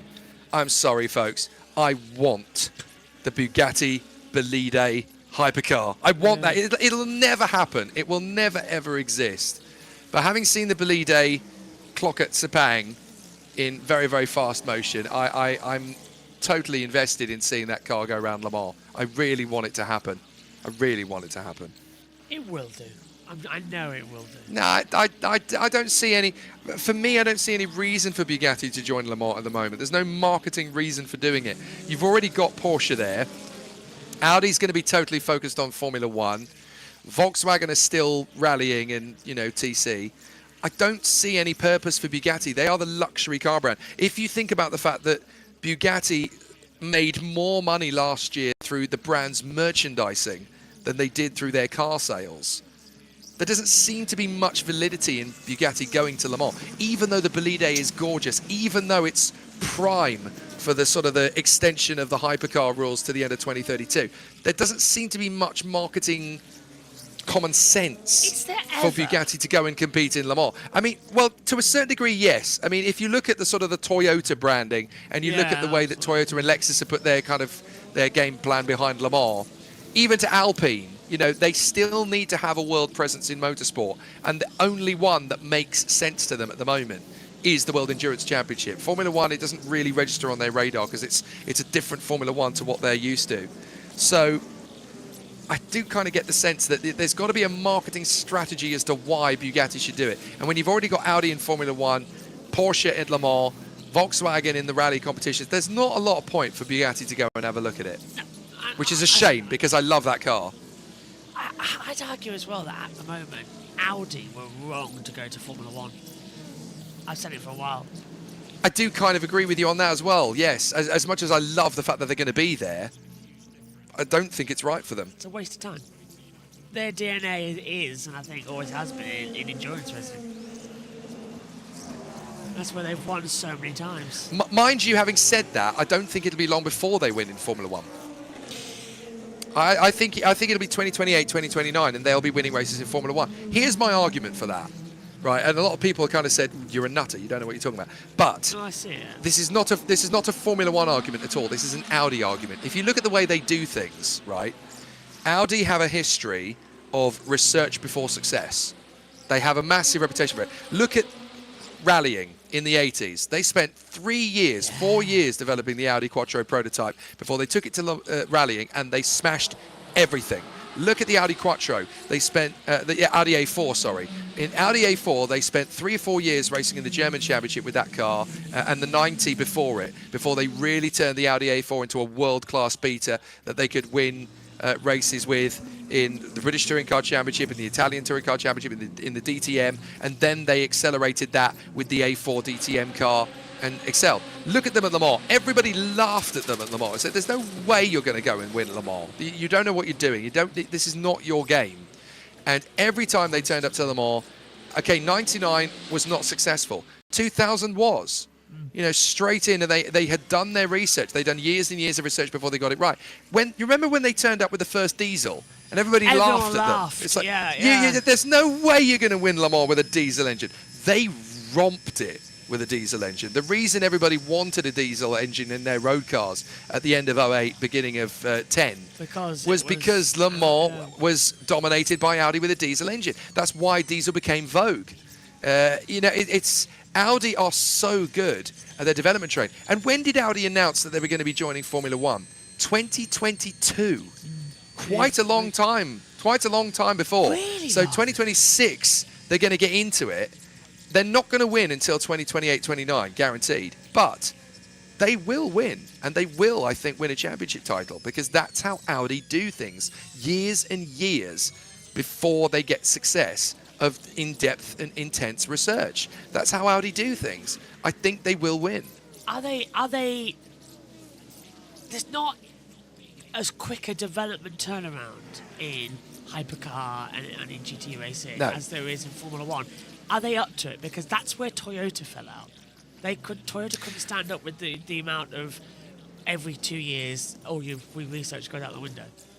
For me, it's going to come down to Audi's second team principle. That's where it's all going to come down to. Because honestly, I'm not sure Mattia Binotto's the right man for the job, in my personal opinion. I just don't think he's going to have the staying power to make Audi winners. He should be the chief technical officer. No, I completely agree. So whoever Audi's second team principal is going to be, I think that will rest on. Is it Jonathan? Well, no, you've got Jonathan Wheatley, who's going to be there as part of the program. Yeah. But I think it's whoever replaces Mattia Binotto. That's going to be key to, you know, how Audi does in Formula One. You know, they were so strong for such a long time in Le Mans. They've now got to have someone of that same sort of ilk leading the ship in Formula One. And I just don't think Mattia Binotto is going to be as aggressive enough a character. I would almost argue a better appointment for Audi's sojourn into Formula One would have been someone along the lines of Cyril Abitboul. I think he would have been better. Yeah. I think he would have been a better choice to take Audi into Formula One the first time going. Myself now is linked to a new team anyway, but he would have been another Yeah. safe bet. What about Eric Yeah. Boulier? I don't know. I'm not sure Boulier's really had the success map to kind of, you know, put him on the... You need to have Pitched for someone who knows how to Ferrari. win, Yeah. as well as to know how to lose. And that's the thing. You need to have someone who's been to the top of the mountain and who has climbed up there from the bottom. Ideally, Audi needs a Ross Brawn. Yes. I was But just thinking that. is there a Ross Brawn available on the market? That's the problem. I don't think there is at the moment. Ideally, it's James Vowles. It's a very good point, actually. In what he has done with Williams in the last 2 years has been giant killing. If you think that their facilities and the resources were about 20 years out of date, he told us when he got there. Designing And he's the turned them car- into a team that's now sniffing at podiums. I mean, that's yeah. astonishing. Designing the car on Excel spreadsheet. Yeah, it is quite astonishing, isn't it? I mean, what they've been able to achieve in such a short space of time. If you think the rate of Williams' development in Formula One, they could be world champions in 2027. They really, really could. They don't even care about this year. No, they've literally said at the start of the year, we're writing off 25. We're going with what we've got, and we're figuring out to, you know, make the best of it. We'll use this year as experimentation, and then we'll come good in 26. But they're they this could be world good. champions in 27. Yeah, they're this good already. It's Yeah. shocking me. And Carlos has had a down season, in my opinion. Alex Albon, he's proving to us all why he is a top-tier driver again. What a performance. Over 40 Why Red points. Bull should never have let him go. Yeah, well, they were mean. They were mean. They sacked him to get Perez in, and then that's backfired on them again. Yeah, it has. I mean, it is fascinating how, you know, Williams are the one team on the Formula One grid that doesn't have a single hater. If you look through the Grand Prix grid, there are teams on that grid that people actively hate. There are teams on that grid that are actively under the radar and not really get anything. But Williams, there's not a single Formula One fan I've ever spoken to in my entire 39 years who don't love Williams. They just love them, you know, whether they're their favourite team or not. But everyone's got a warm place in their heart for Williams. Right, check this out. We've got Phil Hansen gunning for the lead on James Collado, and this is going to happen on the next lap, and they're on fumes. So, oh, hang on, no, the 83 is going to pit this lap because they're on 1%. So they're going to try and leapfrog the 51. They've got to. They've got to leapfrog the Ferrari now in the pit stops. Let's see if this is going to happen. And this will be minimal. This will be a minimal return. Look how close they are to them. This is going to be one lapped car in the traffic. This is going to be one slip of the wheel gun, whatever it is. But that Ferrari's coming in. Here he goes. So this could be a lead change in the pit stop rotation. I really think it could be. This is a good stop for the A3. Got another lap there for the 51 GT. Race control, I think, knew that I was bored and I had nothing to do, because look at the race control message that's just popped up. My God. But Buemi, Ticknell, DeResta, Hansen, Collado under investigation for yellow flag procedure.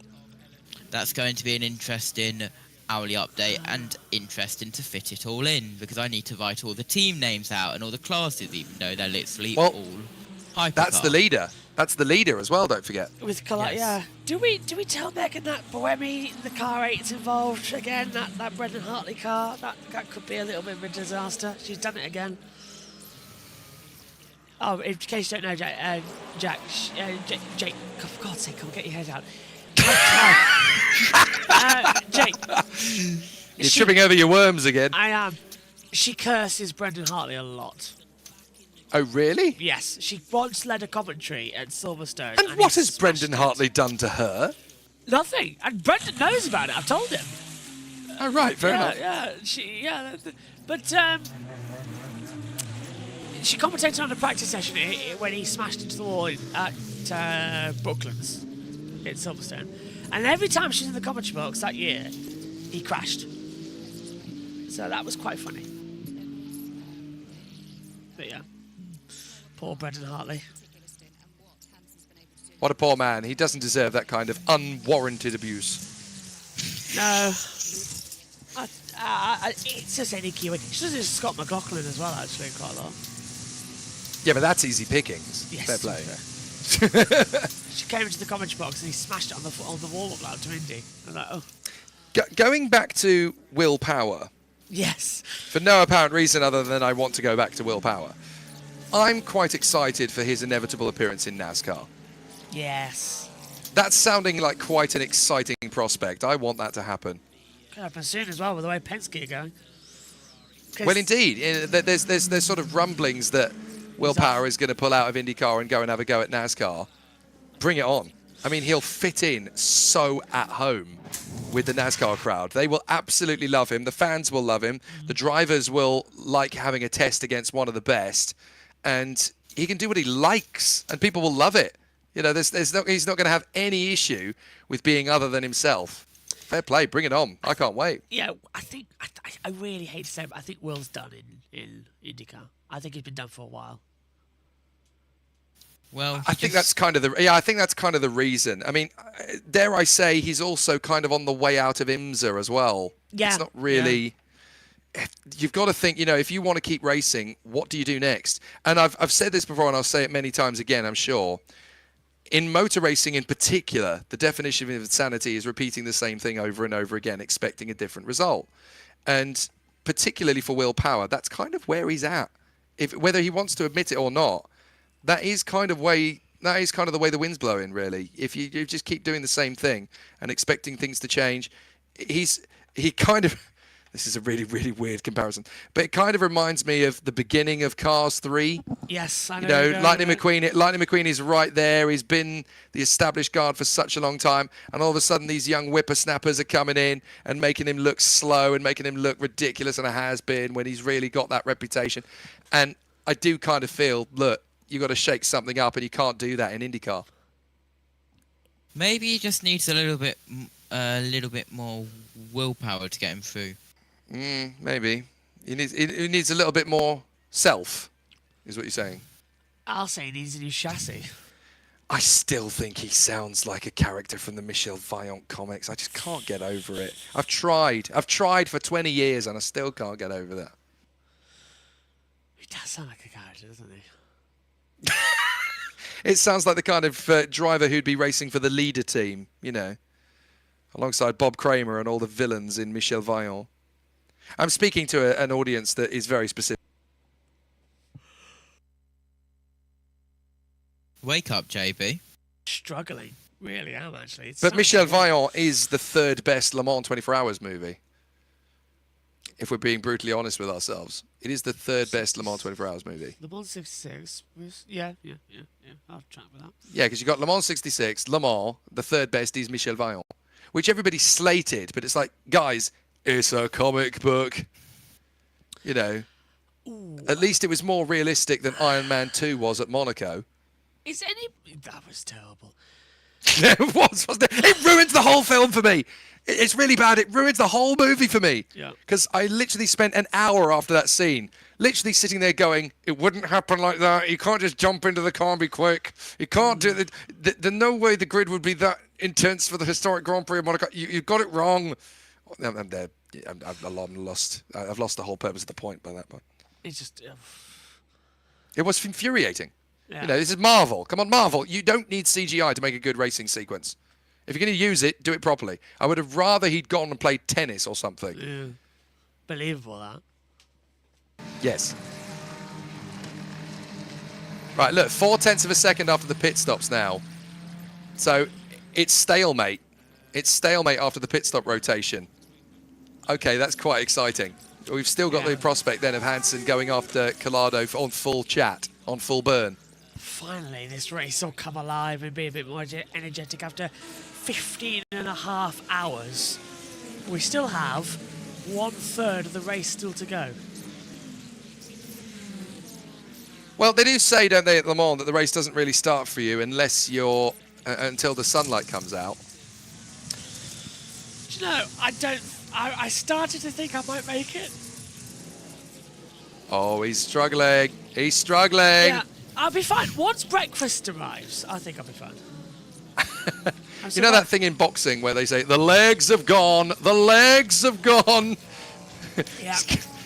You can see him, he's teetering on the edge. The voice I know, is trust me, I've been there so many times. By about 10 o'clock in the morning at Spa 24, I was an absolute rolling wreck. I was struggling to make sense. I was embarrassed that I might not be making sense anymore.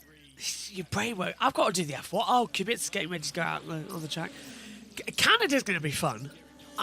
This could be really interesting because I'm not going to get a chance to have a nap. I'm trying to think if I can have a nap. I thought Megan was given F1 Academy, or are you not doing that anymore? I'm trying to work out if it's possible, but my brain is not working. So we finished 3:30. That's 4:30, 5:30. That's a 2-hour nap, if it's doable. Yeah, 2-hour nap. Do the race.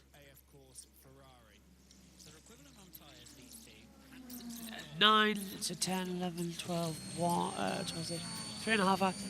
So I get 5.5 hours nap. Okay, it might be doable if Megan can do Academy. Yeah, okay. So I've just got to get... But I am asking and I'm requesting now, please, as soon as all the cars are past the checkered flag, please let me have a nap before NASCAR, thank you. Which series? Cup. No, which series when the flag comes out of what? WEC. Oh, gotcha. What time is... I'm trying to figure out what I can and can't help with. What time is NASCAR? Oh, NASCAR's not us. Oh, I see. Oh, is that the 51? Oh, sorry, that's a replay. Yeah. Oh, don't do that to me. Don't do that.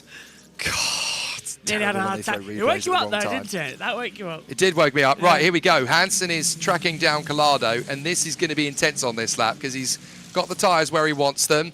He's got very little traffic up ahead. I mean, this is where Hansen, where Hansen's really going to be on it. This is where a little bit of pride is at stake here. He really wants to make this happen. NASCAR's on exactly the same time as Canada. Oh, well, I've got to choose one or the other. Yeah. I think we'll go with the Grand Prix. Yeah. I'll go with it. I've already said I'll do Grand Prix. NASCAR's got US around, so Matthew Owens and... Is it Back in a tick. Oh, I'll be back in a tick. Won't be long. No Apologies. No worries. Off you pub. it's all three of them. Oh, it's all three? Yep. It's rare for a Mexico race. So Robert Kubit's going to head out there on the circuit shortly. Oh, my ear's gone. Right. Thank you for that information. It's vital. Oh, really? Everybody must get breakfast soon. Breakfast will cheer us up. It'll make us feel human. Well, I'm only human. Oh, okay. Right. Megan might hate me. I don't care. I hope she does. If she can take that, then I can get a little bit of sleep. Well, I'm going to be doing F1 Academy on no sleep. You'll be doing F1 on a few hours of sleep. So if I do good at F1 Academy, you have no excuses for F1. So I'll be making sure that I am DMing you every single mistake you make, okay? Well, yes, I will give it my all. 110%. Boy. But I get 2 hours sleep. Okay, and I get 0 hours sleep before F1 Academy. So... Well, you could nap. I could, but what's the point of napping now when you've already done most of the night in Le Mans? Napping and get ready for the end bits? I don't know. No.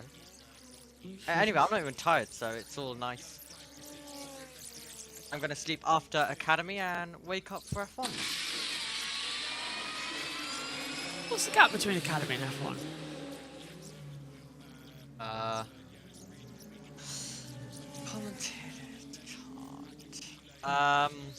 So Academy ends 4:45. F1 pre-show is at 6. I don't need you for that. So literally an hour. I don't need you for that. You get 2 hours, Omi, same as me. Come in at 6:45. Okay, I will come in at 6:45. Get same as me, 2 hours sleep. And anyway, I wasn't even planning on joining you for the pre-show, so haha. Oh, perfect. There you go, 2 hours sleep. That means JT will have 2 hours sleep as well, so we all get 2 hours before we have to do other stuff. No, I get 3 hours. All right, well, he gets 3 hours. That's good, that's good, that's good. Or 4 hours, 3.5. And then in between, end of F1, say F1 ends at 9. Oh, please, no, let's have a red flag so JB can't sleep. Oh. And that's 10, 11, 12, 30, 5, 12, 45. That's 3 hours, 45 minutes sleep. Oh, IndyCar, please have a red flag as well. Oh god, no. If IndyCar's a red flag, I'm gonna go nuts. Let's delay the IndyCar by a few hours. Shut up! And then red flag it while it's going on as well. It'll be quite fun. Somebody would get shot. Who would be that someone? You. Megan? Oh, right. Alright, JB, calm down. That came off very villainous, didn't it? I quite like that. Just a reminder, in half an hour, we will change to our final stream of the day, part 3. Okay. And that will be with 8 hours remaining. We're nearly there. We are so nearly there. Graveyard shift's been good. So you have to still survive the remaining of this race as well. Harder than it looks, especially with the voices going to go. That looks quite easy, to be fair. Tell you what's the worst thing is my socks. Right, okay. Thanks for that info. There it is, because you wear the shoes all day and my Okay. feet, you know, the eczema hurts. Right, okay. I've just got some slippers on, that's it. Oh, you're not in a garage Okay. with a stone floor. Well, really? I didn't know I'm not in a Bloody garage. 8 hours 28. Into your pole competition only getting quite good.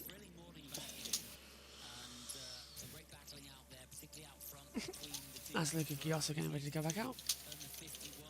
I miss Luca, don't you, in Formula 2? Back in the day. Yeah. Back in my day. Yeah. I miss lots of those drivers, but it's great to see that they've advanced into other professional careers, and we're getting the new crop of talent making their way through. Okay, well, I'm just going to let you waffle by yourself, JB, because I'm going to go create a TikTok. Okay, Bye-bye. thank you very much for waffling. At least there's one good thing. JT's ready for the superbike action today. I mean, I could be, or I could not be.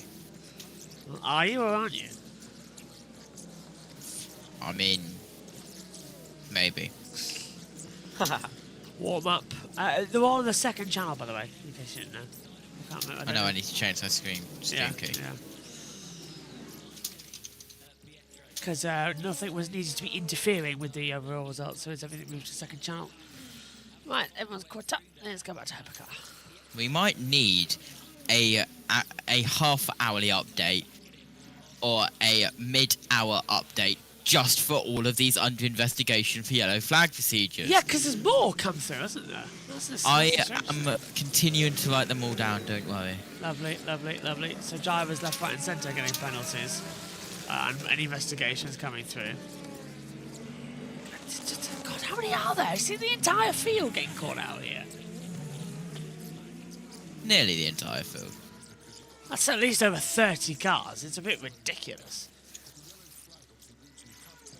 So that, yeah, I can hear TNT talking about it now as well. So it's definitely a situation that's growing with impatient. Pit stop time, the number 6. Porsche Penske with Kevin Estre gets out of the car and he will change over. That's going to be, is that to Louis Van Thorst or is that going to be to Matt Campbell? I can't quite tell from the TV angle we see at the moment. This isn't live, whatever this is.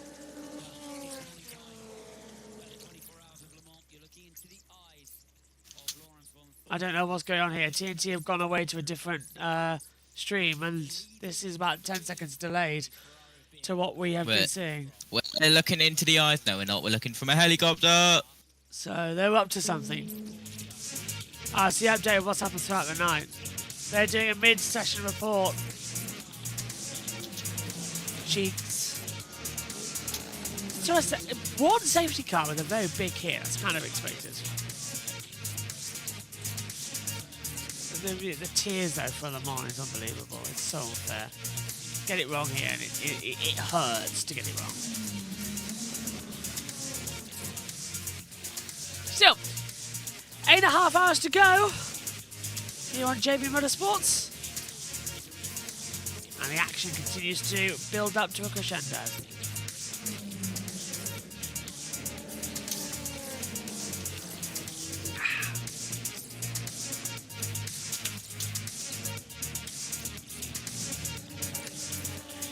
I don't know why we're hearing this music. We want to see the racing action. I'm having to... Oh, here we go. Brilliant. Because I was relying on my other television monitor to tell me the racing stats as we see it. Ferrari, 51.83.50. That's the running order. But that might change shortly. This is the 51 Ferrari with the 4 Porsche behind and the 83. So that 4 Porsche just come out of the pit lane. It's out of position. Apparently, the 85 is back out on track. Oh! Did we mark that as out? Did we mark that as out? No, it's Iron Dames. I didn't. Great, so the Iron Dames. Oh, Jake's back. Okay. I am indeed back, yes. Apologies for the disappearance. Many different things all happening at once. No worries. I've gone native. Like half the field What is that, rice? being under investigation.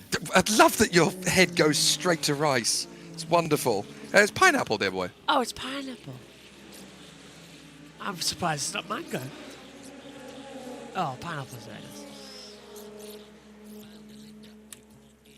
Oh, do you know, what I would really love right now is some strawberries. Oh. Shall we do a mid-hour report for this absolute mess? Yes, because it's getting mental. Okay, let me Is set it? up. How much have I missed? Well, You'll see. JT will catch you up.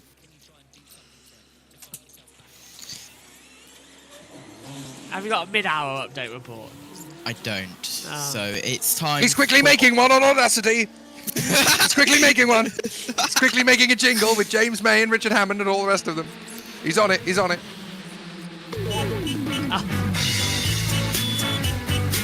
I've been driving in my car, listening to Jake's answer, eating some pineapple. It does work. Do you know what? I need... Go on. I need a footstool. Oh, I am. Hang on. I'm being clever here. Megan's left her chair. Oh, there we go. Put my feet up for a minute. Go on. In hypercar, cars 8 Toyota, 007 Aston Martin, 93 Peugeot, 83 AF Corsa, and 51 AF Corsa. Then in LMP2, the 9 Iron Lynx Proton, 11 Proton Competition, 16 RL RM Sport, and the 183 AF Corsa. And then finally in GT3, the 13 AWA Racing, 27 Heart of Racing Team, 33 TF Sport, 57 Kessel Racing. Are you alright there, Sansa? 77 Proton Competition, 90 Manfei Porsche, and he's done it, and the 92 Manfei Porsche, all under investigation for yellow flag procedures at Marshall Point 21. So that is 1, 2, 3, 4, 5 in hypercar, then 1, 2, 3, 4 in LMP2. That makes 9. Then 10, 11, 12, 13, 14, 15, 16 cars under investigation, all for yellow flag procedures at the exact same time and the exact same yellow flag. I believe that was when the 85 stopped at the exit of Mulsanne Corner around 40 minutes ago. Just quickly, it's the Ferrari AF Corsa leading in hypercar, the number 51, then it's the 83 AF Corsa and the 50 AF Corsa Ferrari in third. LMP2 is 43 into Europol competition, then the 48. And the 28 IDEX Sport in third, with LMP2 Pro-Am being led by the 199. Then GT3, it is the 92, 21 and 81. I definitely didn't cheat. That was your Joshua NASCAR Birch, Cup isn't he, Series isn't he? mid-race report from USRN, the Ultimate Sports Radio Network. This will wake him up. 2, 4, 6, 8. Joshua Birch. I didn't realise that we were on USRN. What do you mean? Do you know, I've never had it hit me this hard before. I think it's because we do 36-hour broadcasts quite a lot over the weekend. But Yeah, why is it that everybody seems to think that 24 hours, it's fine, you all kind of do it. No, it's a 26-hour broadcast when you do the Le Mans 24 hours. It's not 24 hours for us, it's 26. We do more than the drivers do, because we're there building you up for an hour, and then we're analysing for an hour after the race. Give us that extra 2-hour credit, please. Yeah. Let's just stop and analyse what has just happened. Yeah. To be fair, it is quite, as Martin Brundle's described it as well, this is the only sport in the world where you can literally go up and interview a driver just before they go out and do something. It's like Pele and the penalty. You don't do it. It's weird, but yeah, it's true. Sometimes I do reckon is the build-up necessary, but then again... So, let's point out that, this year I commentated on the Sepang 12 hours. And I should point out, I'll repeat that sentence. I commentated on the Sepang 12 hours. There was nobody else in commentary. It was literally just me, due to budget cuts. So I literally did the whole 12-hour race, including pit reporting, including the podium. And obviously, we did the pit walk, the grid walk beforehand. Yeah. So I literally did like half an hour before the start of the race, half an hour at the end of the race. I did 13 hours straight, I should point out. There was only like a couple of 5-minute gaps for me going to the bathroom, but that's about it. So, 13 hours straight. I would like to see anybody else in the world of motorsport broadcasting that can match that. You're not human. You're not. I'm not. I really don't think I am. I think really bad. I think I'm going to find out that I'm going to turn around and there's going to be somebody's hand around the back of me like I'm a Muppet or something. I'll just let that comment sift with everybody for a moment. I'll just let that comment resonate with the world. Manam. I was about to do that. Oh, were you actually going to go there? Were you? Okay, very. The origin of that song is very, very funny if you know where that music link actually comes from. That piece of music, ironically enough, does not come from any form of children's program or family entertainment. That little tune actually comes from an Italian porn film, would you believe? Oh, for some reason... Well, you can see what they were smoking in the 70s, can't you? Omi, your favourite event's getting on, the Porsche? Oh, he's deafened. Oh, okay. Porsche Super Cup song. He's gone to bed, finally. I used to love commentating on the Porsche Super Cup. I did a season of it, maybe 2. I can't remember. It was great fun. I gave up. It's a really mad championship. But I did. I need to get some of my video clips out from it because I did commentary from 2013 through to about 2019, I think, on Porsche Super Cup on various events with Eurosport. It was very, very good fun. I really enjoyed it. I cannot get the net. I just there was so much going on that I always missed it because I'm either doing Moto 2 or Moto 3 or there's yeah. So I just I can't do it. So Omi's got that this year. It's annoying as hell. That's the thing. You want to commentate on so many different things, and there's only one of you. Yeah. Yes. Sanson. This is the face of a person who decided to do 30 series a year and try and do them all. This is the face of a person who is regretting his decision and has decided to make a 4th channel, as known as More Work. This is the face of a person who wants to stay up for 36 hours to commentate on a full weekend of motorsports. And this is the face of a man who has to deal with the Canadian Grand Prix and the Indianapolis 500 directly clashing. Joshua, I'm not horizontal Birch. Yes. Yes. See, if I get any more laid down, I could be in a Formula 1 car. But, yes, I'm now very, very, very worried about Canada. Right, I shall return. I'll be back in just a quick moment. It won't be long. He's off to get some bananas. He probably would be. Tomatoes, though, roaring trade. But yes. Oh, back on. Audio. There we go. Press the button. Replay. Hey, we get a replay. What happened? Oh, we don't get to see it. Lovely. So Ferrari 1, 2, 3 at the moment. The gap between the 51 of James Collado and the 83 of Philip Hansen in the AF Corsa is 3.061 seconds.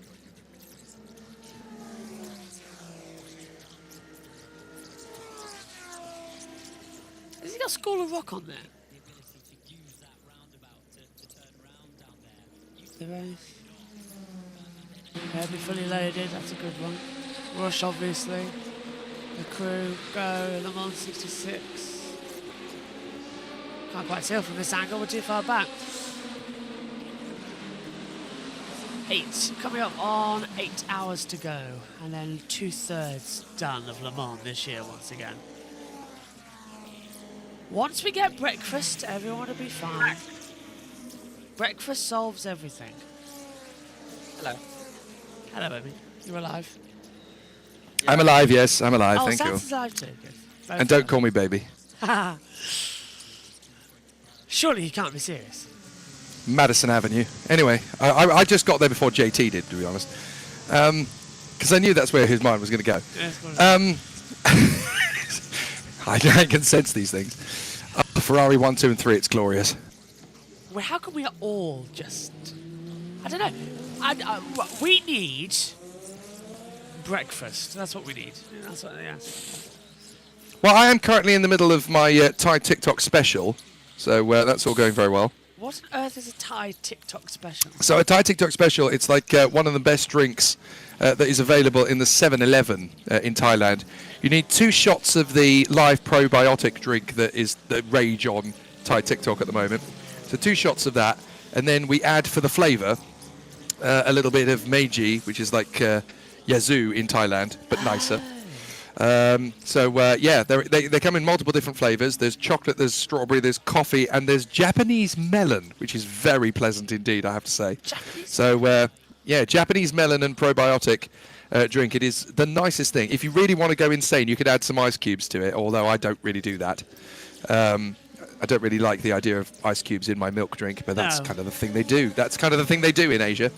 But yeah, it's very pleasant, I have to say. I was taking best way to start the day. I prefer Jack Nicholson's approach. Yeah. Well, no, the Aston Martin Loki team, the Aston Martin Thor team, and Marco Sorensen. Well, they've been falling for 16 hours. Down and down and down the timing screen. So it is a bit like Thor then. Yeah, sadly. I mean, it started well with the first movie, then just went downhill the rest. To be fair, it did, didn't it? I can't be bothered with the Thor. To be fair, Guardians of the Galaxy, I don't know why people rave it so much. I can't. It's a bit odd. Yeah, it is a bit odd. Guys. What? Since when did the 54 retire in GT3? Well, you tell us. You're the one keeping an eye on retirements. We're just here. Yeah, we're just nattering about, milkshakes and Marvel and whatever else comes up. I feel very fat because I've eaten 1, 2, 3, 4, 5 penguins, 6 penguins, 2 packets of crisps. I so want you to say a line, Sansa, but I don't think you are on the same wavelength as me. I'm not eating live penguins. Do you know, Eating live penguins, that's when you liquidize a penguin and call it a pint of Guinness, isn't it? Pint of Guinness. I don't think Sansa is on the same wavelength as me. No, not on that one. I need to look at... Sansa wears the same headset as me, so he must get it too. I get really annoyed with these headsets because after you wear them for so long, they start to hurt. Yeah, they do. They do, to be fair. This one does as well. Yeah. I need the most comfortable cushions on the planet that you can wear for hours. I'll figure that out. Sanson, does your milkshake bring all the boys to the yard? Well, it's better than yours, so I know exactly where you're going with these things. Did we ever do the punk counter from... I mean, I could teach you, but I would have to charge. But, oh dear. It's one of these If you're going to set these things up for me. So we were indeed on the same wavelength. I can't believe, by the way, that we did the entire British comedy guide, and we never once mentioned Absolutely Fabulous. Can't believe we did that. That's atrocious. Men behaving badly too. Oh, me, if you haven't true. watched the thing that I sent you in DMs, watch it. It is very funny. Right, I have got the next element of the broadcast ready to keep me going for the next phase. I've limited myself to only essential Lego buying nowadays. Right. So it's only the essentials. It's only the essentials that I'm allowed to buy now. And watch out for the Alpine on the Peugeot first of all. This is going to be nice. This is going to be tasty on the Peugeot. Oh, Alpine round the Peugeot. far side into the Porsche curves. Oh, that's beautiful. Given how unstable that Porsche, that Peugeot is, I was thinking that Alpine was about to go flying.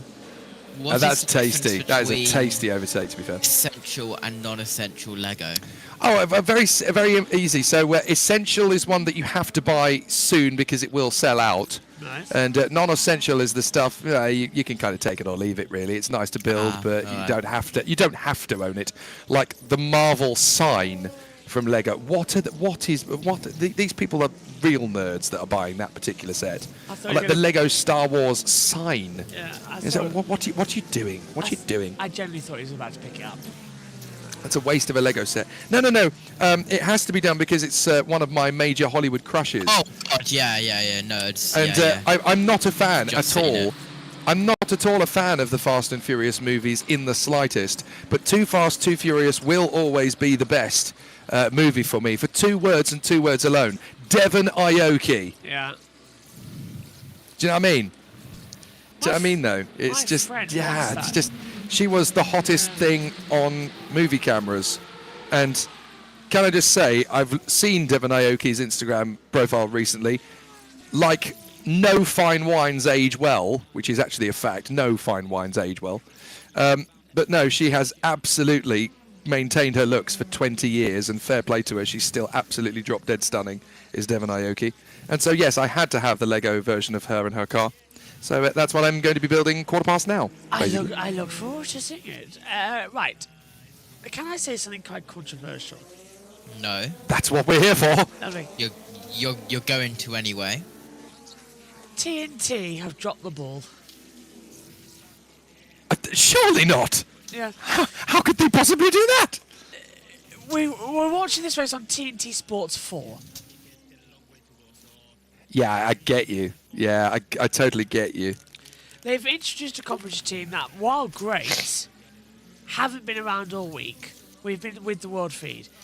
So we have been dropped with them for the race. That's going to annoy a lot of people. Oh, that's a point. Who are the TNT commentators for this year? Ben Constant-Juris, which I find fantastically funny because he vowed to never work with Eurosport and TNT Sports again. He did. I remember that conversation. And here he is. So that's quite funny. Who is it? Martin? On the World Feed. Oh, he's on the World Feed. Oh, okay, cool. But we did hear from him earlier on. Addison's World Feed, isn't it? Addison's World Feed, yeah. Here we go. Yes, Addison's World Feed. Ben Constant-Juris, Alex Brundle, Lena Gade, Ollie Webb, Chris Stevens, and Joe Osborne. That's the team. Okay. Not a bad lineup, to be fair. And that's it. If they actually use them. No, 6 is about right for TNT Sports, to be fair. That's what we've usually gone with, about 5 or 6. But there's no lead. Chris is in his first... Chris is his first I'd say that's Ben, really. Ben is really the lead they've gone with there. Yeah, but it seems a bit. Well, Ben has been getting back into it with the GT Yeah. World Challenge of Asia, so he is kind of back in vogue again, which is cool. I think he was very unfairly treated. Let's get that straight away. He's a great broadcaster. Yeah, he has been unfairly treated. I've worked with him several times in various different guises over the last 12 years, and the man knows his stuff, and he really has learnt like from he amazing does. stock. Yeah. And I don't get what it is. I don't really get why there is such unfair treatment of Ben Constanduros. He is ruddy good unfair. fun to work with, great guy to learn from, fantastic to hang out with. He was a really cool guy to work alongside with Fanatec GT again. And yeah, I do kind of miss working with him. He's a good bloke, proper good bloke. But I don't. What I'm saying is there's no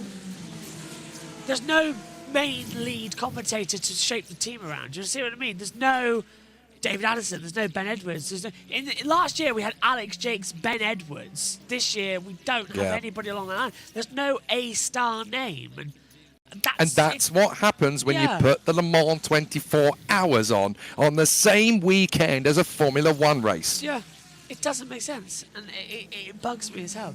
Where's Gamble? Gamer will be doing IndyCar, of course. He is on IndyCar. That's true. Yeah. Yep, so Tom Gamer does IndyCar for Sky Sports, so he can't be in two places at once. I need to drag him back as well. You should know that, JB. Well, I know he's doing Tom- that, but Tom he is- can't do both. But go on. Tom is one of my favourite people in this sport. I absolutely adore him. The amount of fun we had in the early days of my Eurosport journey, 2013 through to 2019, we had so much fun.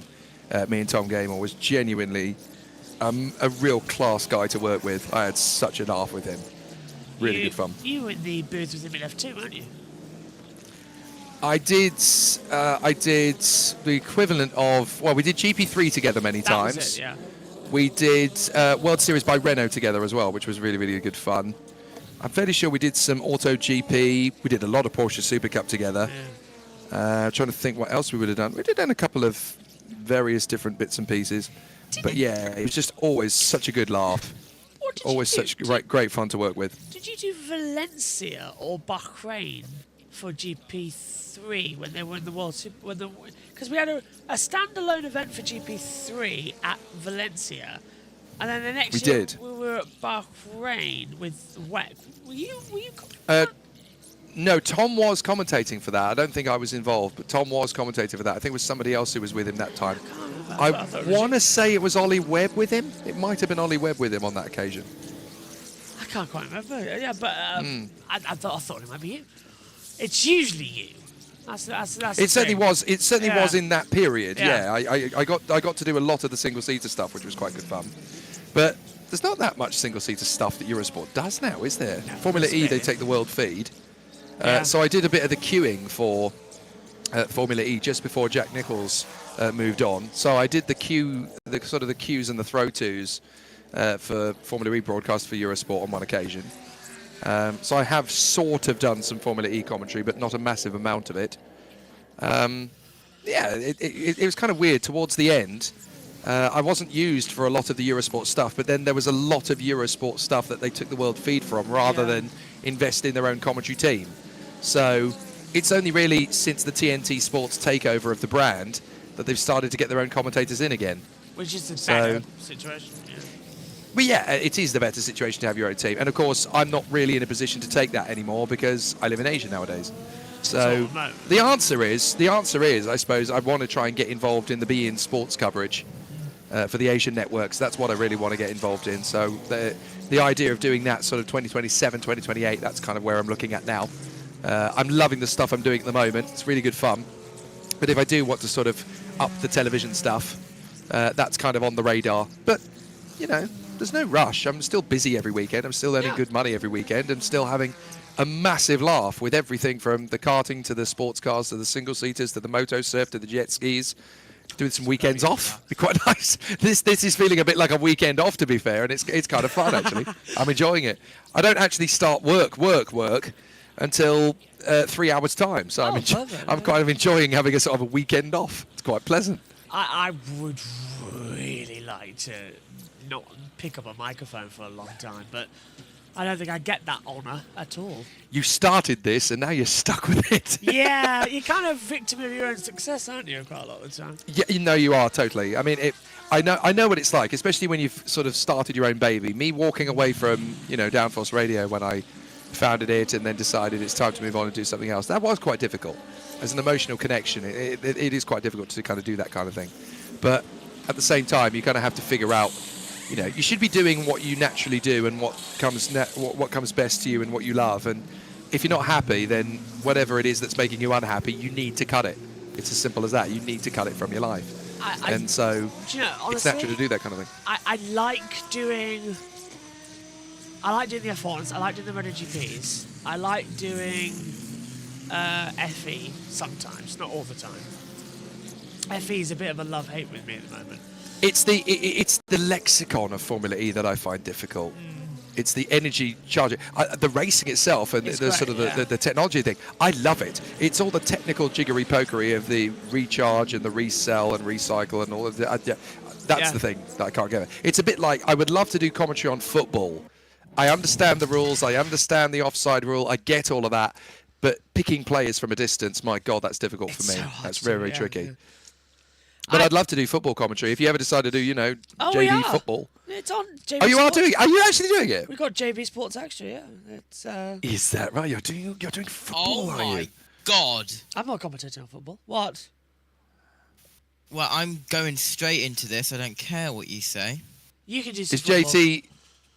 Has JT gone nuclear at the prospect of me Live from the commentating JB for football? Motorsports Broadcast Center. This is the Le Mans 24 Hours Hourly Update. First of all, we've got a double yellow at Marshall Point 2.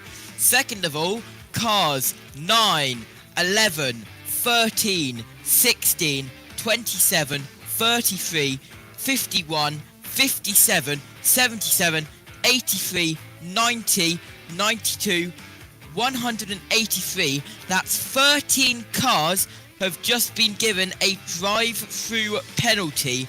13 cars, including the overall leader of the race. And that gives the lead to the AF Corsa 83.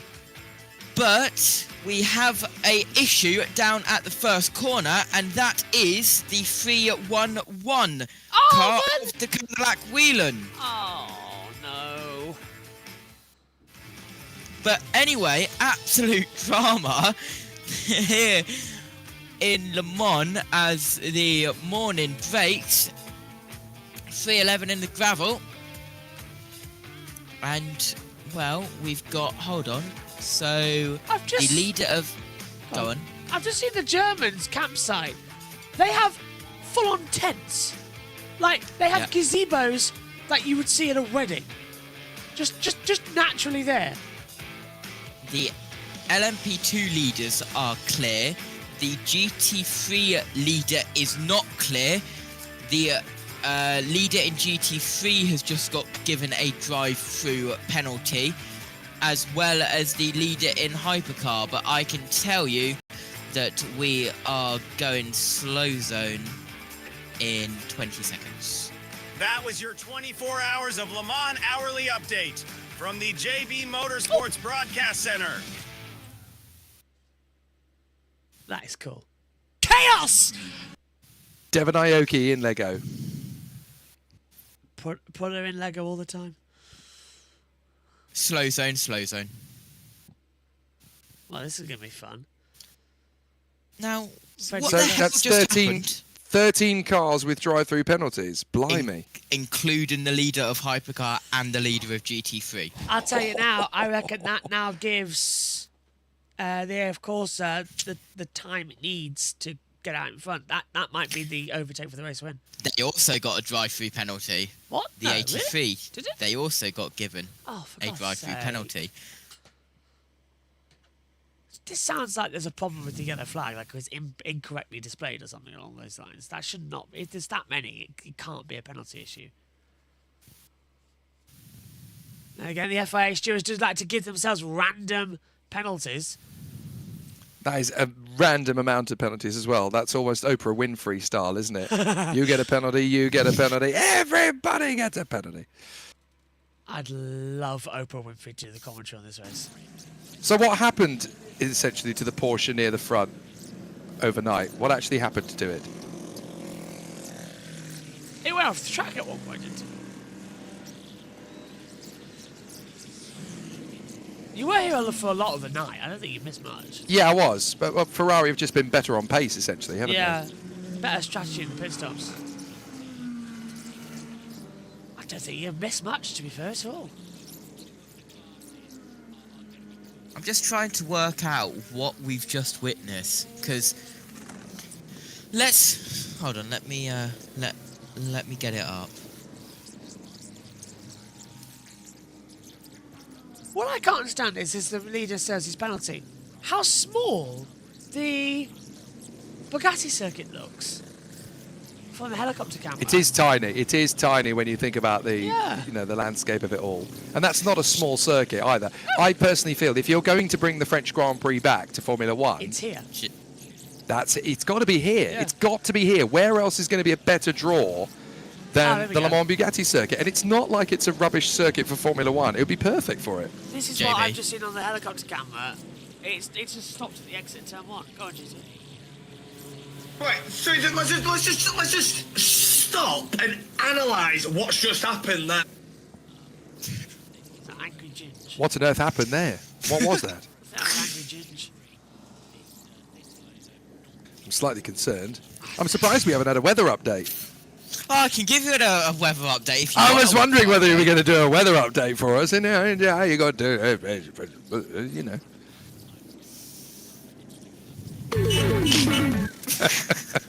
The 24 Hours of Le Mans Weather Update with JT, live from the JB Motorsports Weather Center. It's raining, but not the rain you think. It's raining drive-through penalties. Anyway, air temperature 16.8 degrees Celsius, track temperature is 21.6 degrees Celsius, wind speed 7 kilometers per hour, humidity down to 63%. Wind is a southeasterly direction, and back to you guys. I've been driving in my car, listening to Jake Sampson. I think V-Line... okay, that's a replay. Of the BMW 15 off the circuit. I think Frederick Vesti's out of the race. I don't think he's in the car. I can't see him with the driver door open. Frederick Vesti. Yeah, in that V-Line car, I think he's out. Wait, That's guys. disappointing. We had 1, 2, 3, 4, 5, 6, 7, 8, 9, 10, 11, 12, 13, 14, 15, 16 cars under investigation for that yellow flag. 13, And only 13 of them have it. 13 out of 16 drivers that were under investigation got a drive-through. The other 3 gave special favours to the FIA. And yeah, I was just going to say one of them wasn't the AF Corsa Ferrari. Oh. That's interesting. That's very interesting. They just wanted to spice this race up a bit, The didn't ones who got away with it were the 8 of Bremy, the 007, and the 93 of Paul de Resta. Oh, well, Paul DeResta can get away with anything. Oh, so what you're saying is the AF Corsa Ferrari has got a drive-through penalty? The AF Corsa Ferrari does, the number 83 Oh, does. it did have a... Okay, fair enough. So they both got penalties. Okay. Interesting. So James Bond got away with it by, you know, shaking hands with the right person over a vodka martini. Good lad. The other two? Bremy got away with it because Megan Birch is not in the commentary box. But yeah, that's true. And also Boemi just probably shouted and kicked and screamed at the right moment and made them cry, which he does occasionally. And the third one, who was the third one? It was Paul the Peugeot, wasn't it? Yeah, Paul de Paul Resta's de Resta. Peugeot, where he just snapped at them Stand by for rudely. green flag in 3, 2, 1. Green flag. He snapped at them rudely and they haven't been able to find a decent comeback or response yet. Do you know, I genuinely have never... Did I say any of that out loud?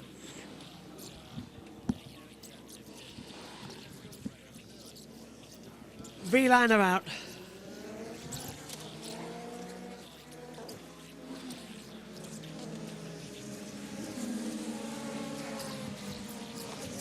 I've come across an administrational hiccup with my Lego in the very first part of the build. And what time and screen are you think that on, Mr. Joshua Birch? The fact that I can see him visibly getting out of the car. 1, 2, 3, 4, 5. If he starts more than 10 feet, then he's out. Yeah, that's true. If he walks away from the car by a certain amount, And there's a you've got to be sensor. pushing it, haven't you? Yeah. There's a sensor in the suits, if I'm not mistaken. Beeps. Imagine like an air tag. If I'm honest, that's quite cool. I wasn't aware of that level of detail for how close to the car you've got to be. 10 feet. Invisible rope. And that is we call it. that is unbelievably cool. Like beep, beep, beep, beep, beep. Oh, back I go. I've clearly not opened every bag for bag number 1 that I should have done. Has one of them gone missing? Ah, yes, one of them's gone missing. I understand now. I'm just talking out loud while building Lego. That's all. That helps. We need to fill some time. It does, to be fair. Yes, it does. Oh, I need another drink. Problem is, it's Father's Day. Happy Father's Day, everybody. Joshua Birch is almost vertical.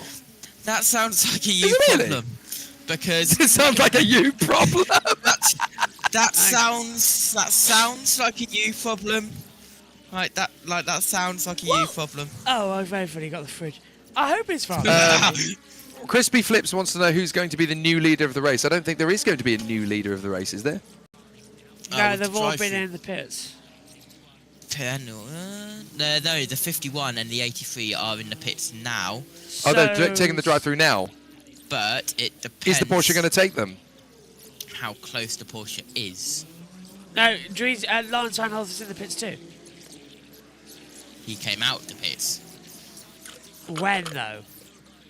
Okay, so the 51 is exiting the pit lane and the 6 is at Porsche out, so they're fine.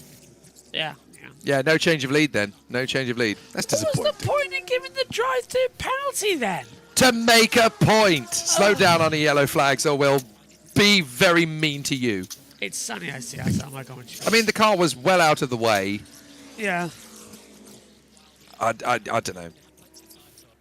This is part of the night I feel horrible for everybody for as well. All that hard Still got to make a work point. done. I have to say, I do quite like the fact that the World Endurance Championship does appear to be the only championship on the planet that is willing to give out mass exodus of penalties for speeding under yellow flags. The amount of championships where they go through at full chat on yellow flags and they put their hand in the air and they kind of go, oh, well, they put their hand in the air. So They've clearly acknowledged it. they've been on the flag. Oh, well, they're putting them. Hakkinen did that, of course. It was his As did Jacques Villeneuve. You know, Jacques Villeneuve was disqualified from competing in the 1997 Japanese Grand Prix, of course. Because of that rule. Raced under appeal, and then they lost the appeal, so he didn't get the points anyway. And gave us a cracking time. And people say that championship wasn't manipulated. Oh, 1997 was absolute textbook Formula One. That was classic F1, that was. I love the 1997 season. Not at 121.072. So 1997 is up there. 97 is gold. 99 is gold. Yeah. What else would be classified as gold? 2003, 2005, 2007, I would say as well, actually. Yeah, because that got exciting in the second half of the season. Once McLaren lost his It really constructors' did. title, it sort of went whoop, hello, and Yeah. Raikkonen came out of nowhere. He really did. Yeah, he really did. I would probably say 08 and 09 were classics as well, to be fair. The majority of the second half of that decade were pretty classic seasons. Even 2006, Schumacher versus Alonso was pretty decent. Yeah, because Schumacher got his groove back and then got kicked out. Why did we ever change the format of Formula One after 2009? It's clear we had 05, 06, 07, 08 and 09 that were all classic seasons. Why did you ruin it? Because Bernie... Why did you ruin it? Well, originally it was Bernie wanted gold medals, didn't he? He wanted to get rid of it all. Well, nutters, you know. I'm glad he's gone, but it's, you know, Well, go back to the whole sort of, you know. It was the ban on refueling. I think that's it. The cars are too big, they're too bulky, they're too heavy. Everyone's, oh, but it's dangerous to refuel. Well, it seemed to manage perfectly fine in IndyCar and World Endurance Championship, don't they? Now, Just make fire at the that 500. could link back to they try and do it at lightning speeds. Yeah. If you want to make refueling safe for Formula 1, you introduce a minimum pit stop time. No, all you do is you do what they currently do in the World Endurance Championship, which is you let them fuel the car first, then you take the fuel nozzle out, then they are allowed to change the tyres. Because that gives them a couple of seconds in hand to make sure that the fuel's okay. That's all you got to do. When you do the fuel and the tyres at the same time, it's dangerous. They don't do it in sports car racing for that exact reason.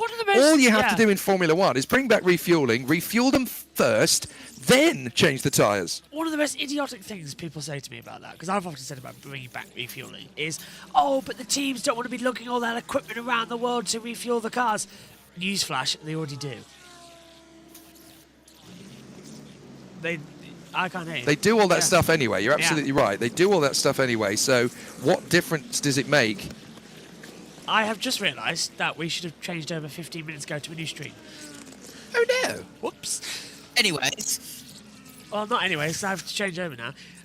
So if you are watching on YouTube, we're about to change over to our third and final part because YouTube don't like, more than 8 hours. They start to get cranky.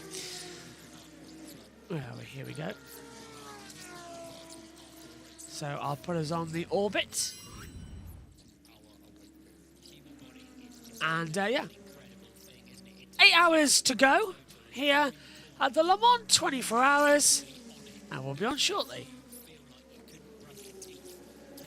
You'll be redirected automatically, those of you watching on the main stream, ready to go for the next run.